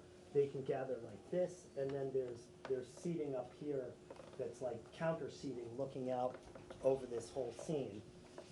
You can see the mountain in the background, and that's Equinox Mountain, which is another piece of the signature of our campus. And then you go all the way up top, and you get to this bell tower. And that's looking out, and this is where I really feel like we're both honoring the past and looking to the future, because we're looking at our bell tower in a different way. And we envision this room as a place for gatherings like this one. So 2 years from now, if you want to come back, we'll put you up there and you'll have an absolutely extraordinary view. We're envisioning it as kind of our place of highest learning. And so in the future, we could see student demonstrations of learning, student presentations up here, capstone projects, things like that, that are worthy of the space in which it sits. Here's a look at the exterior. We're putting slate on the exterior wall. We have slate on our roofs, but the idea of using a natural Vermont stone in a different way, we find appealing. It has these arms or wings that open up. We want it to be welcoming. This is that bell tower room up top. It clearly is a signature statement. This is not Vermont vernacular, and we recognize that. And in fact, we weren't looking for a building. We were specifically, we didn't want a building that tried to look like it had been here for 200 years or 100 years. We wanted the authenticity of a building built in 2020, opening in 2021, that looks like it's rethinking the way architecture sits on our campus. And so we think we've accomplished that. But it is a different look than some people are used to. And then instead of a parking lot, we'll have this courtyard that's uniting, pulling everything together. This is a view from up top. So when you're up on the hill, there's a field up top there. And the building almost disappears because most of it is below this level except for this 1/3 story that's looking out over the bell tower. So we preserve the view of the East Mountains, and we preserve the view of the bell tower from up above as well. Additionally, if I go to the courtyard scene, we've gotten literally 500 tons of marble donated. And we're going to be using big marble blocks in the courtyard as casual seating. Marble is a native Vermont stone. It was core to the economy here. This is a photo of the quarry where it came from, the Dorset Quarry, which is one of the great swimming holes in the world. But this is the Dorset Quarry before it filled up with water. This was from the 1800s. So quite literally, the blocks of marble that will be sitting in our courtyard were hand-hewn back in the 1800s in this quarry. And when they abandoned the quarry, they've been sitting there ever since then until we've picked them up and bring them into our courtyard. They become a lesson in Vermont history and Vermont geology and in the Vermont economy. So we're quite excited about that. The same marble was used for the New York Public Library and other major marble edifices around the country. And this is what it looks like today. It's just sitting out in the field. It's kind of, it's really kind of extraordinary. So that's where I'm going to end. I'm going to end with this slide because I love this slide. This is another look at our bell tower, and it's just a different view. I always like it through the woods because, to me, it says we don't really know. It connotes a journey, and we're on a journey. We've been on this journey for years now, and it'll continue. Sometimes you work backwards, and I think Jen has led our faculty very well in thinking about designing courses backwards, and sometimes you lead organizations forward. And I can't tell you exactly what this school is going to be in 2029 when we hit our 200th anniversary, but I know for sure that by having the brain-based thinking, the educational thinking we're putting in place now, and coupling it with changes in our infrastructure and the basic architectural shape of this school, it's going to be different, and I'm pretty sure it's going to be better. And we're going to keep finding ways to make it better. So happy to answer any questions about any aspect of the school, but I think and hope you have some sense of the richness today of what it is to be a Burton student, and you have some sense of our commitment again and again and again to keep trying to get better. And if I go all the way back to this morning, I'll say if there's one reason why people keep coming in, why we have, I forget the number off the top of my head, 45 transfer students in our 9th grade. That's the difference between having a 9th grade of 125 or 130 kids and a 9th grade of 165 kids. It's because of this. It's because of the experience today and the commitment again and again and again that we're going to be better tomorrow and the day after tomorrow. So, Thank you, Mark. thank you. Any board members, do you have questions? I mean, like, Yeah. what's the structure of the school day? Like, how many classes do you have a day, and kind of how does that all Sure. work? So we work on a block schedule, so like Stevie, you have A days, B days? Yes. So we do something a little differently. We have classes that run AB every other day all year long, or you can take AB as a semester class. And then we do the same, we have a C block, which is just semesterized. Then we do DE, which could be every other day all year long, or a semester. And then we have F block. So most students take 4 or 5 classes a day. And then we also have this cool thing called Flex Block that happens 3 days a week, where students have an extended block for lunch and they can access teachers, work together, some kind of activity that they want to take part in during the day. So that happens 3 times a week. Students can access all those variables Oh, it's a huge puzzle. It's yeah, they can. So The questions? What happens to this building that we're in, under this new plan? So going back to that slide where I'm saying things move out of this building, out of different buildings and go in there, this building is 20 years old, and its challenge is, there are a couple challenges. One is our science floor. Our science labs aren't big enough, and we don't have enough of them, right? Because we're growing. And 20 years ago, this school was in the 400s, and now we're in the mid 700s. So we've outgrown our science labs. We've outgrown our math classrooms. We're moving this library, so this whole floor becomes empty. And so the opportunity here is for us to expand science and math and probably think about ways to have them closer together. Meaning right now there's a science floor and a math floor, and human behavior says if you're on the math floor, you stay on the math floor, and if you're on the science floor, stay on the science floor. If we want them to become more integrated in the way that we do, we have to think about mixing that up. And we have to think about this floor and how we can reconfigure this floor to create more classrooms. I also, I can't help but point out this view, because that too is a world-class view. I think that we have to preserve that portion as a common space in some way, because it's just too good for it to be like, now it's a classroom and please don't look over there, look over here, pay attention, right?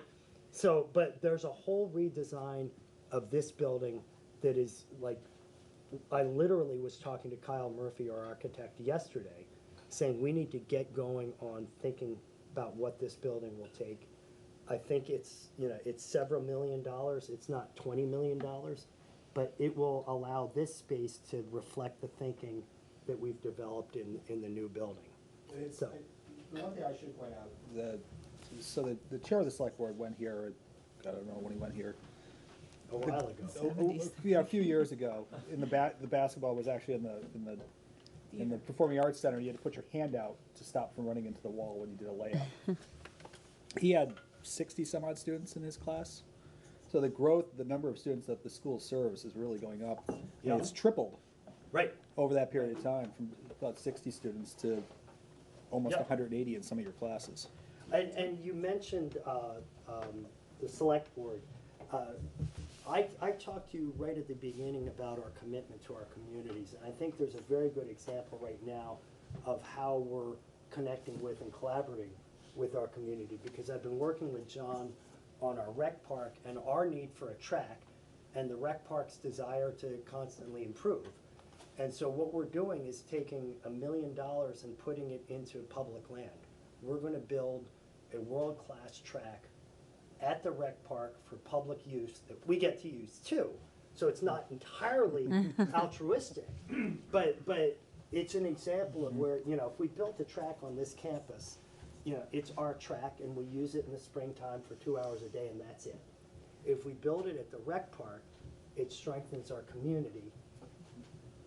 We use it for our 2 hours a day in the springtime, but all other times, people will be walking around that track, running around that track, and using it in the ways that it ought to be used. And so it's, I think, one of I think many more examples of how we want to be in partnership with the community. The select board approved it unanimously. We're waiting on the final permit. We hope to have that in the next week or two. Yep. We have our contractor lined up, contracts are signed, and we're ready to go. So this spring, we will have a track for our track team for the first time in the history of this school. And this spring, our community will have a brand new track to utilize as a resource. And it will be that much more attractive for people thinking about moving to this area to say, wow, look at this rec park, look at the resources. And that's the difference between, you know, people keep using the word incorrectly, private school. You know, Right. Private school wouldn't do that. Right. Private school would not invest in a public park. I mean, independent school is different. We need to stay, or try to stay on schedule. Yep. Do you have some student guides here? So I, Looks like they're out in the. oh, are they in the hallway? Okay, good. So let's, I was wondering where they are. Let me get our student guides in here. One of the other things that's in this building, John, is the robotics and technology, cinematography. You'll see that on the tour. So thinking about, Yes. we're going to have some kind of STEAM in the new building, but thinking about what that could be in this Mrs. building. Wright is downstairs? Yeah, down. Okay, I've gone down and seen her before. Mrs. Wright? Amy Wright? Oh, Amy Wright's in the. Okay, that's what I thought, okay. But thinking about her program, you know, thinking Yeah, about yep. coding, robotics, That's where you engineering. hide Mensch is downstairs? Bill Mensch is downstairs. How big are the class sizes generally? I know that's hard to estimate in high school. Around 16 to Turn our 18. attention to the students, please. Okay, so we're going to give you, they're due back here at 2 o'clock. Okay. So tell them to put their running shoes on. But we have a very nice group of student ambassadors. Why don't you guys introduce yourself and say what class you're in and maybe one thing that distinguishes that you're connected with at this school. I'm Sam.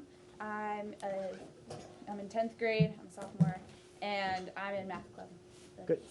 And you moved up from Williams. Yeah, I moved an hour up north to go here. And Wendy? So hi, I'm Wendy, and I'm a senior. I'm from China, and I've been here for 3 years, I think, and now I'm in PFET, AP Psych, AP Statistics, Contemporary Issue, and Speech and Comm. Yeah, and I really liked here. Wendy went to the Mountain Campus too, if you want to Yes. ask questions about that program. I'm Henry. I'm a sophomore. I live in Stratton, and I'm a 3-sport athlete, and I'm, I guess, in AP Gov and Honors Chemistry. And you spent 2 years on a boat before Yes, you I did. came here. Just so you know. The sailing around the world for, right, it was 2 years, 2 years. right? So, there you go. I'm Lexi. I'm a sophomore here. I take a lot of music classes, and I'm also the student leader of a club here. So. Cool. Great. All right. Thank you for making time to take us around the campus. We'll come back to one missing piece from the discussion about schedules, which the topic was committees, and I'd like to come back to that. But I'd first like to, while you're still fresh and perky, I'd like to pick up on this question of the board's future role. It's obviously a complicated topic. You folks did a lot of good talking about it on the 19th. Listen to that tape.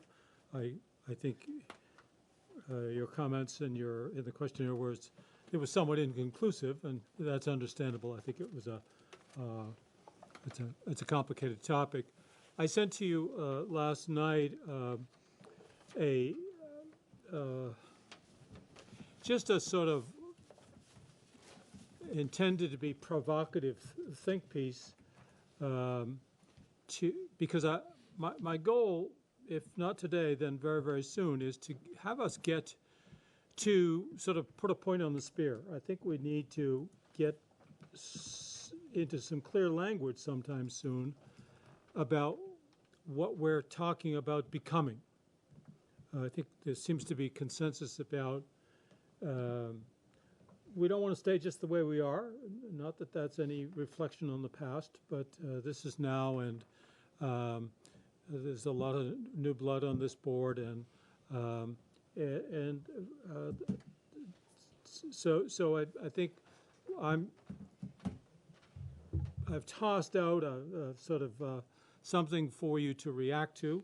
I don't expect you to like it in all respects.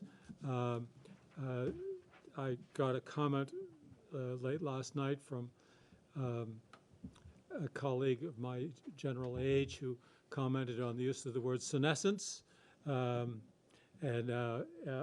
it's not related to being senile. It's related to a decline in capabilities, which is so it's a term I should know.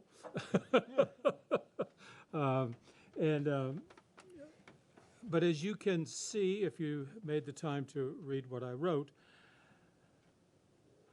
let me back up. I should say that I wrote this as a first attempt at how we might communicate with the General Assembly. There will be no change in what this board does without the cooperation of the General Assembly. We were created by the General Assembly. We can be uncreated by the General Assembly instantaneously. That we sort of had a close brush with death a couple of years ago when 14 of the state senators signed on to a bill to terminate and eliminate the State Board of Education. I see no prospect of that happening again in the near future, but we just do need to understand that whatever we want to become, it's only going to happen with the consent and endorsement of the General Assembly. At the very least, for example, quite apart from what we want to become, if you wanted to stop doing some things, most of those stop doings would require consent of the General Assembly because many of them are stipulated in statute. So if you want to unstipulate them, you got to have cooperation with the General Assembly. I've begun very, very informal conversations with the two chairs of the education committees. I've simply broached the topic to them. They've actually wanted to be talking more about 173 and their concerns about the rulemaking process. But I've sort of squeezed in with them that we want also to be talking, as well as 173, we want to be talking about the board's role and future, and we want to learn from the General Assembly what it would like us to do and be, as well as what we ourselves might think. And so I've tried to frame this in a way that is structured around what I understand to be the General Assembly's disposition to the board as expressed by statute. Even though there was that brush with death a couple of years ago, it seems to me that there's a lot of evidence that the General Assembly looks favorably upon this entity and regards us as a go-to organization when it comes to dealing with complicated or sticky policy questions related to education. Act 46 being a very obvious example. The small schools metrics is another example where they turned a very tricky and politically sensitive question over to us to grapple with as best we could. And now with 173, realizing that by passing 173, they were essentially legislating a sea change in how education, special ed, is funded and even special education practice. They directed explicitly that the rules should be adopted, that is to say, written by this board. So I think there's fairly good evidence that we are held in high enough regard that the legislature turns to us when it needs us and wants us. What we do in the meantime, I think, is more or less up to us. But if we want to make changes in what we do in the meantime, that will probably require their cooperation. So my goal would be that we have some that we clarify our own thinking about that this month and next, so that after the next meeting, I would like to be able to approach the two chairs and say, this is the direction we'd like to go, and this is a first pass at some of the legislative changes that we think we might need. And again, to say at the very least, there's a laundry list of things that the board is supposed to do, articulated in statute. We don't do some of them, and for all I know, never have. It seems so silly to have them on the books if we're not paying attention to them. And there are others that we do and probably don't need to keep doing. I listened again to your dialogue the other day, the last retreat day too, and there was some discussion about strategic plans and strategic vision and so forth, and I'd like to just comment on that. The previous boards, long before I was on there, talked about strategic plans and had a 2 or 3 page document that they called a strategic plan. It's still on the website. It's not a plan at all. I mean, I've written a lot of strategic plans for large corporations. They don't look anything like that. That was simply a wish list of things we think are important, but it wasn't a plan to do anything. And then subsequently, under the new chair, the most recently left chair, we switched the language to be more about a strategic vision. And we never ever got to anything like a plan. We simply articulated what we thought were a handful of aspirational values for education in Vermont. But again, there was no plan about how we would get there or what we would do to anybody if it didn't happen or even how we would measure it. It was a worthwhile exercise because I think it clarified our values, where we talked about excellence, equity, and efficiency. But again, neither of those things would qualify as a plan by any stretch of the imagination. And I think Dan's observation was correct, that this board needs not to rely on some plan that's up on the bookshelf, but needs to, by way of statute and by way of its own rules, clarify what its mission and purpose is. So that's just by way of introduction, and now I guess I could happily keep quiet and hear your thoughts about what I've said so far, what your thoughts about since you last talked about this on the 19th, and your thoughts about the little flyer that I put in front of you. Oh, Bill, you have some thoughts? Well, you see, I'm now up to 4 thoughts. If you kept talking, I'd probably have 8. Well, it's a good thing I stopped. Questions today. In the second Yeah, let me know. I can get warmed up here. In the second paragraph, the state board has failed to achieve the legislature's vision. I'd like to get rid of the word failure because I don't think we did. Act 46 shows it, and what you wrote up shows that we've achieved a great deal. But could we say something to the effect as the state board has not been provided the expertise or the support staff or something like that, and avoid that failure word completely? I'm open to that. I don't like using words like failure. So you're trying to blame someone else, or? Because I can think of times when this board was very dysfunctional and that had nothing to do with outside expertise. Exactly. Right, yeah. I mean, Yeah, I'm just trying to avoid the word, but not put in a word that would be offensive to the legislature too. Well, that's good. And you're being very complimentary to the legislature when you say legislative vision. Well, yes, I think being complimentary to the legislature is not a bad idea. Okay. Especially if you want something from them. Well, I would say be careful what you wish for, because they're sending plenty in our direction, and if they can continue doing that, we will just be at their beck and call. Yep. I would like to substitute something for senescence, even though I I don't. welcome that. I welcome that. I just was having fun using the term. I enjoy encountering that word.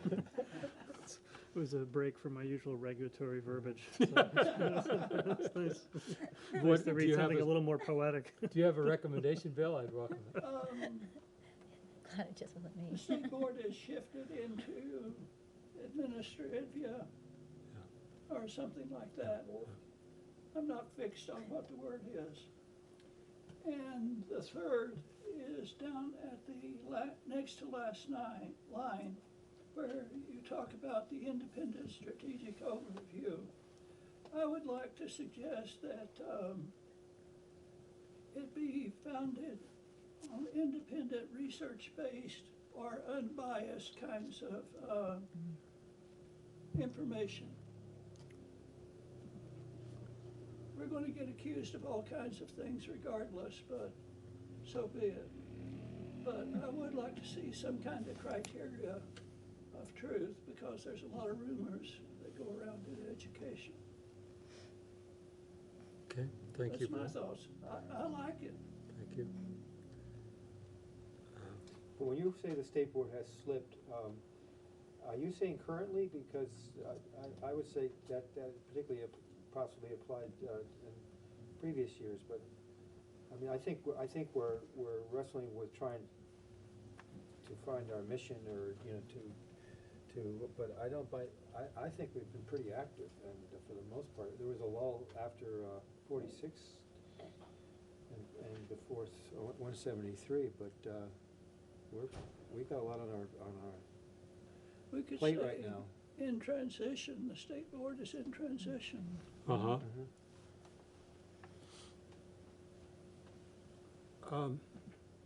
Yeah, I guess I would try to, not to defend, but to respond by saying that,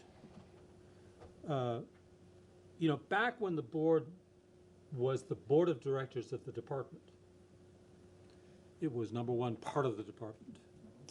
And number two, it hired and fired the commissioner, and it gave direction because it had authority to do so. And as we discussed last time, them days is long gone. We are not the board of directors of anything.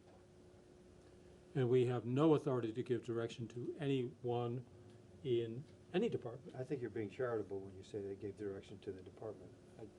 Well, to the extent that you hire and fire the department head, I know that. you have ultimate authority.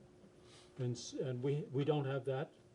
I mean, it's sort of like we were to the commissioner as ostensibly a school board is to its superintendent, a district board.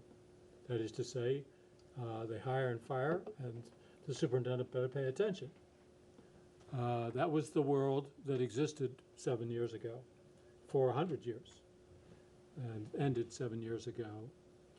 And yet, much of what we do is as if we have some kind of either one, expertise or authority.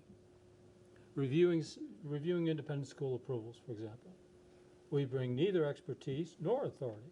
We can receive a proposal or an evaluation by the agency of education, and we can think it's junk, and there's nothing we can do about it. We can think it's great, and it doesn't matter. We have no authority to direct the agency to go back and do it better. Pardon? We have the authority to approve the recommendations. We've done that. But that's, I would submit to you that that's a vestige from a time when we had authority. What if we don't approve it? We can't say, go back and fix it. Get approved? Only by statute, that's correct. So I'm not suggesting we need to live in that domain, because Right. I do feel like it feels rubber stamp-esque in my short tenure. Right. I would say that one of the things I think Bill pointed out when there was a discrepancy between the way two independent schools were being handled in Right. terms of the time frame for Right. review, that if that process had a certain rubric that was articulated and clear, we wouldn't, those questions would be answered through the process. The agency would sort of know where they were going. The independent schools would know, and we would definitely want to be out of that business. So I wouldn't, I guess I'm just saying, as it is currently, though, we have only the authority to either say yes or no. That's right. But we do have that authority. It's not Yes. approved if we say no. Right. The approval does not become real until we concur in it. That is true. Well, just one clarification on the hiring of the secretary too. Yeah. The governor can only select from the ones that we recommend. We can recommend three. He can. No fewer than three, I think. Three or fewer. No fewer than No three. fewer. Fewer than three. I think that's how it's written. Yeah. Yeah. And he can say, nope, give me some more. Sure. That can go on indefinitely. Yeah.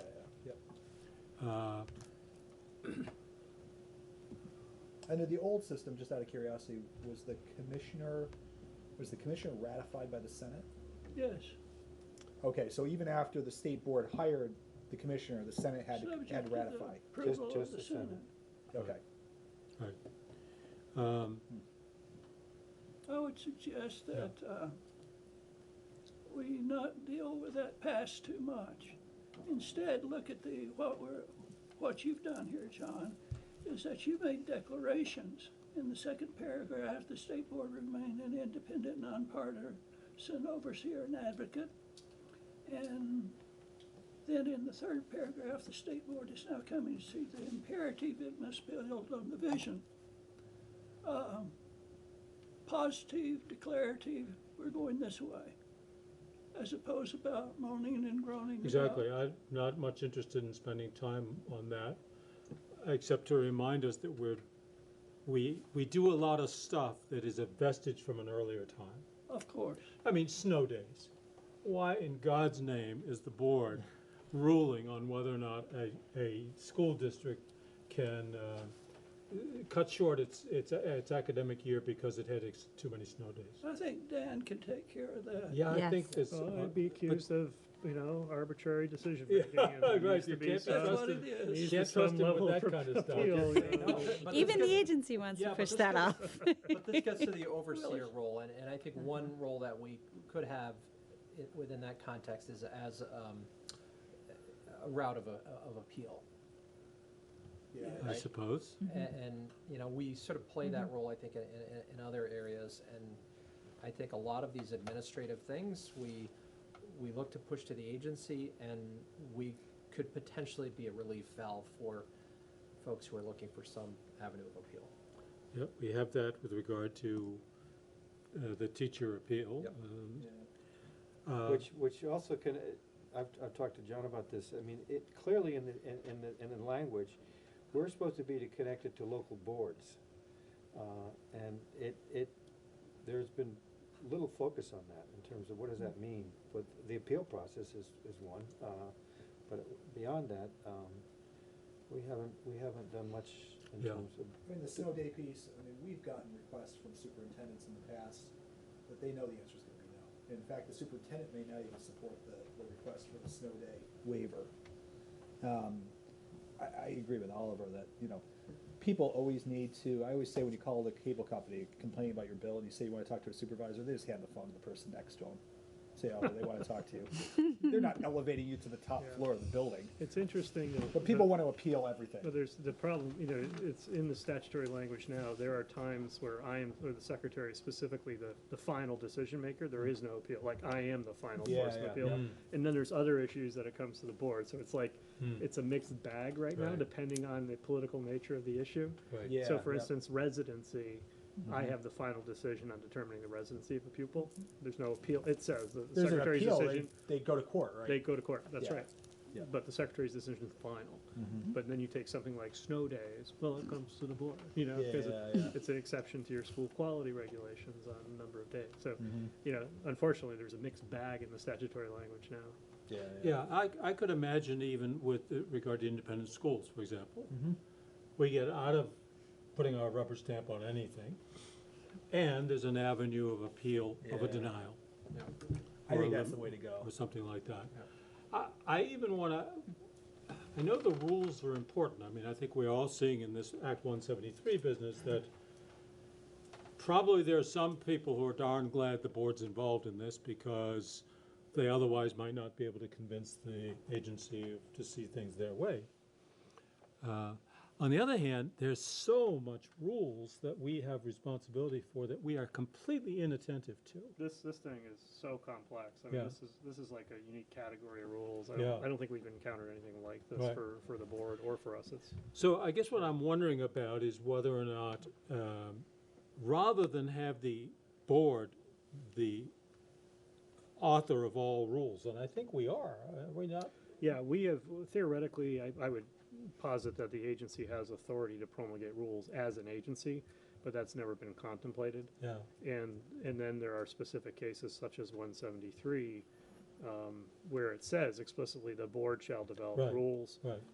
But I don't think, like, to speak for the legislature, I don't think they ever contemplated saying otherwise. You know, that was more of a reflex, but we haven't had any interest in doing that. And, but yes, you're currently the owner of the rules. Or that they thought we would sit at the table and actually drafted the rules or something. God. If there was an expectation. Yeah, of the we have, legislature, was there? I don't know. I don't think there was much intentionality. To the effect, in some cases, another kind of oversight committee might serve the role of the state board, or something to that effect.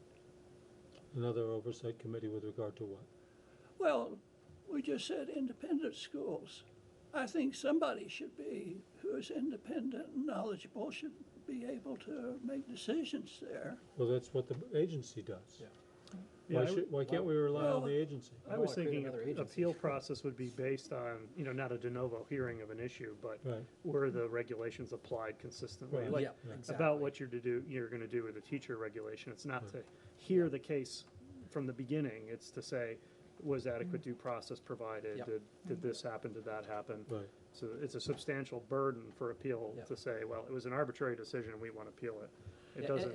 And I would argue it wouldn't be a route of appeal just for denials.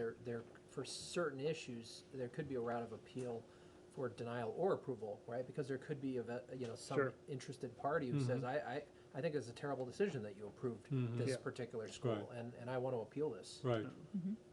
Yeah, so it'd be approving a permit or its denial. Yeah. Or appealing it, yeah. Yeah, not for every issue, Yeah, but yeah. depending on the nature of it. Yeah, so this role of being an appeal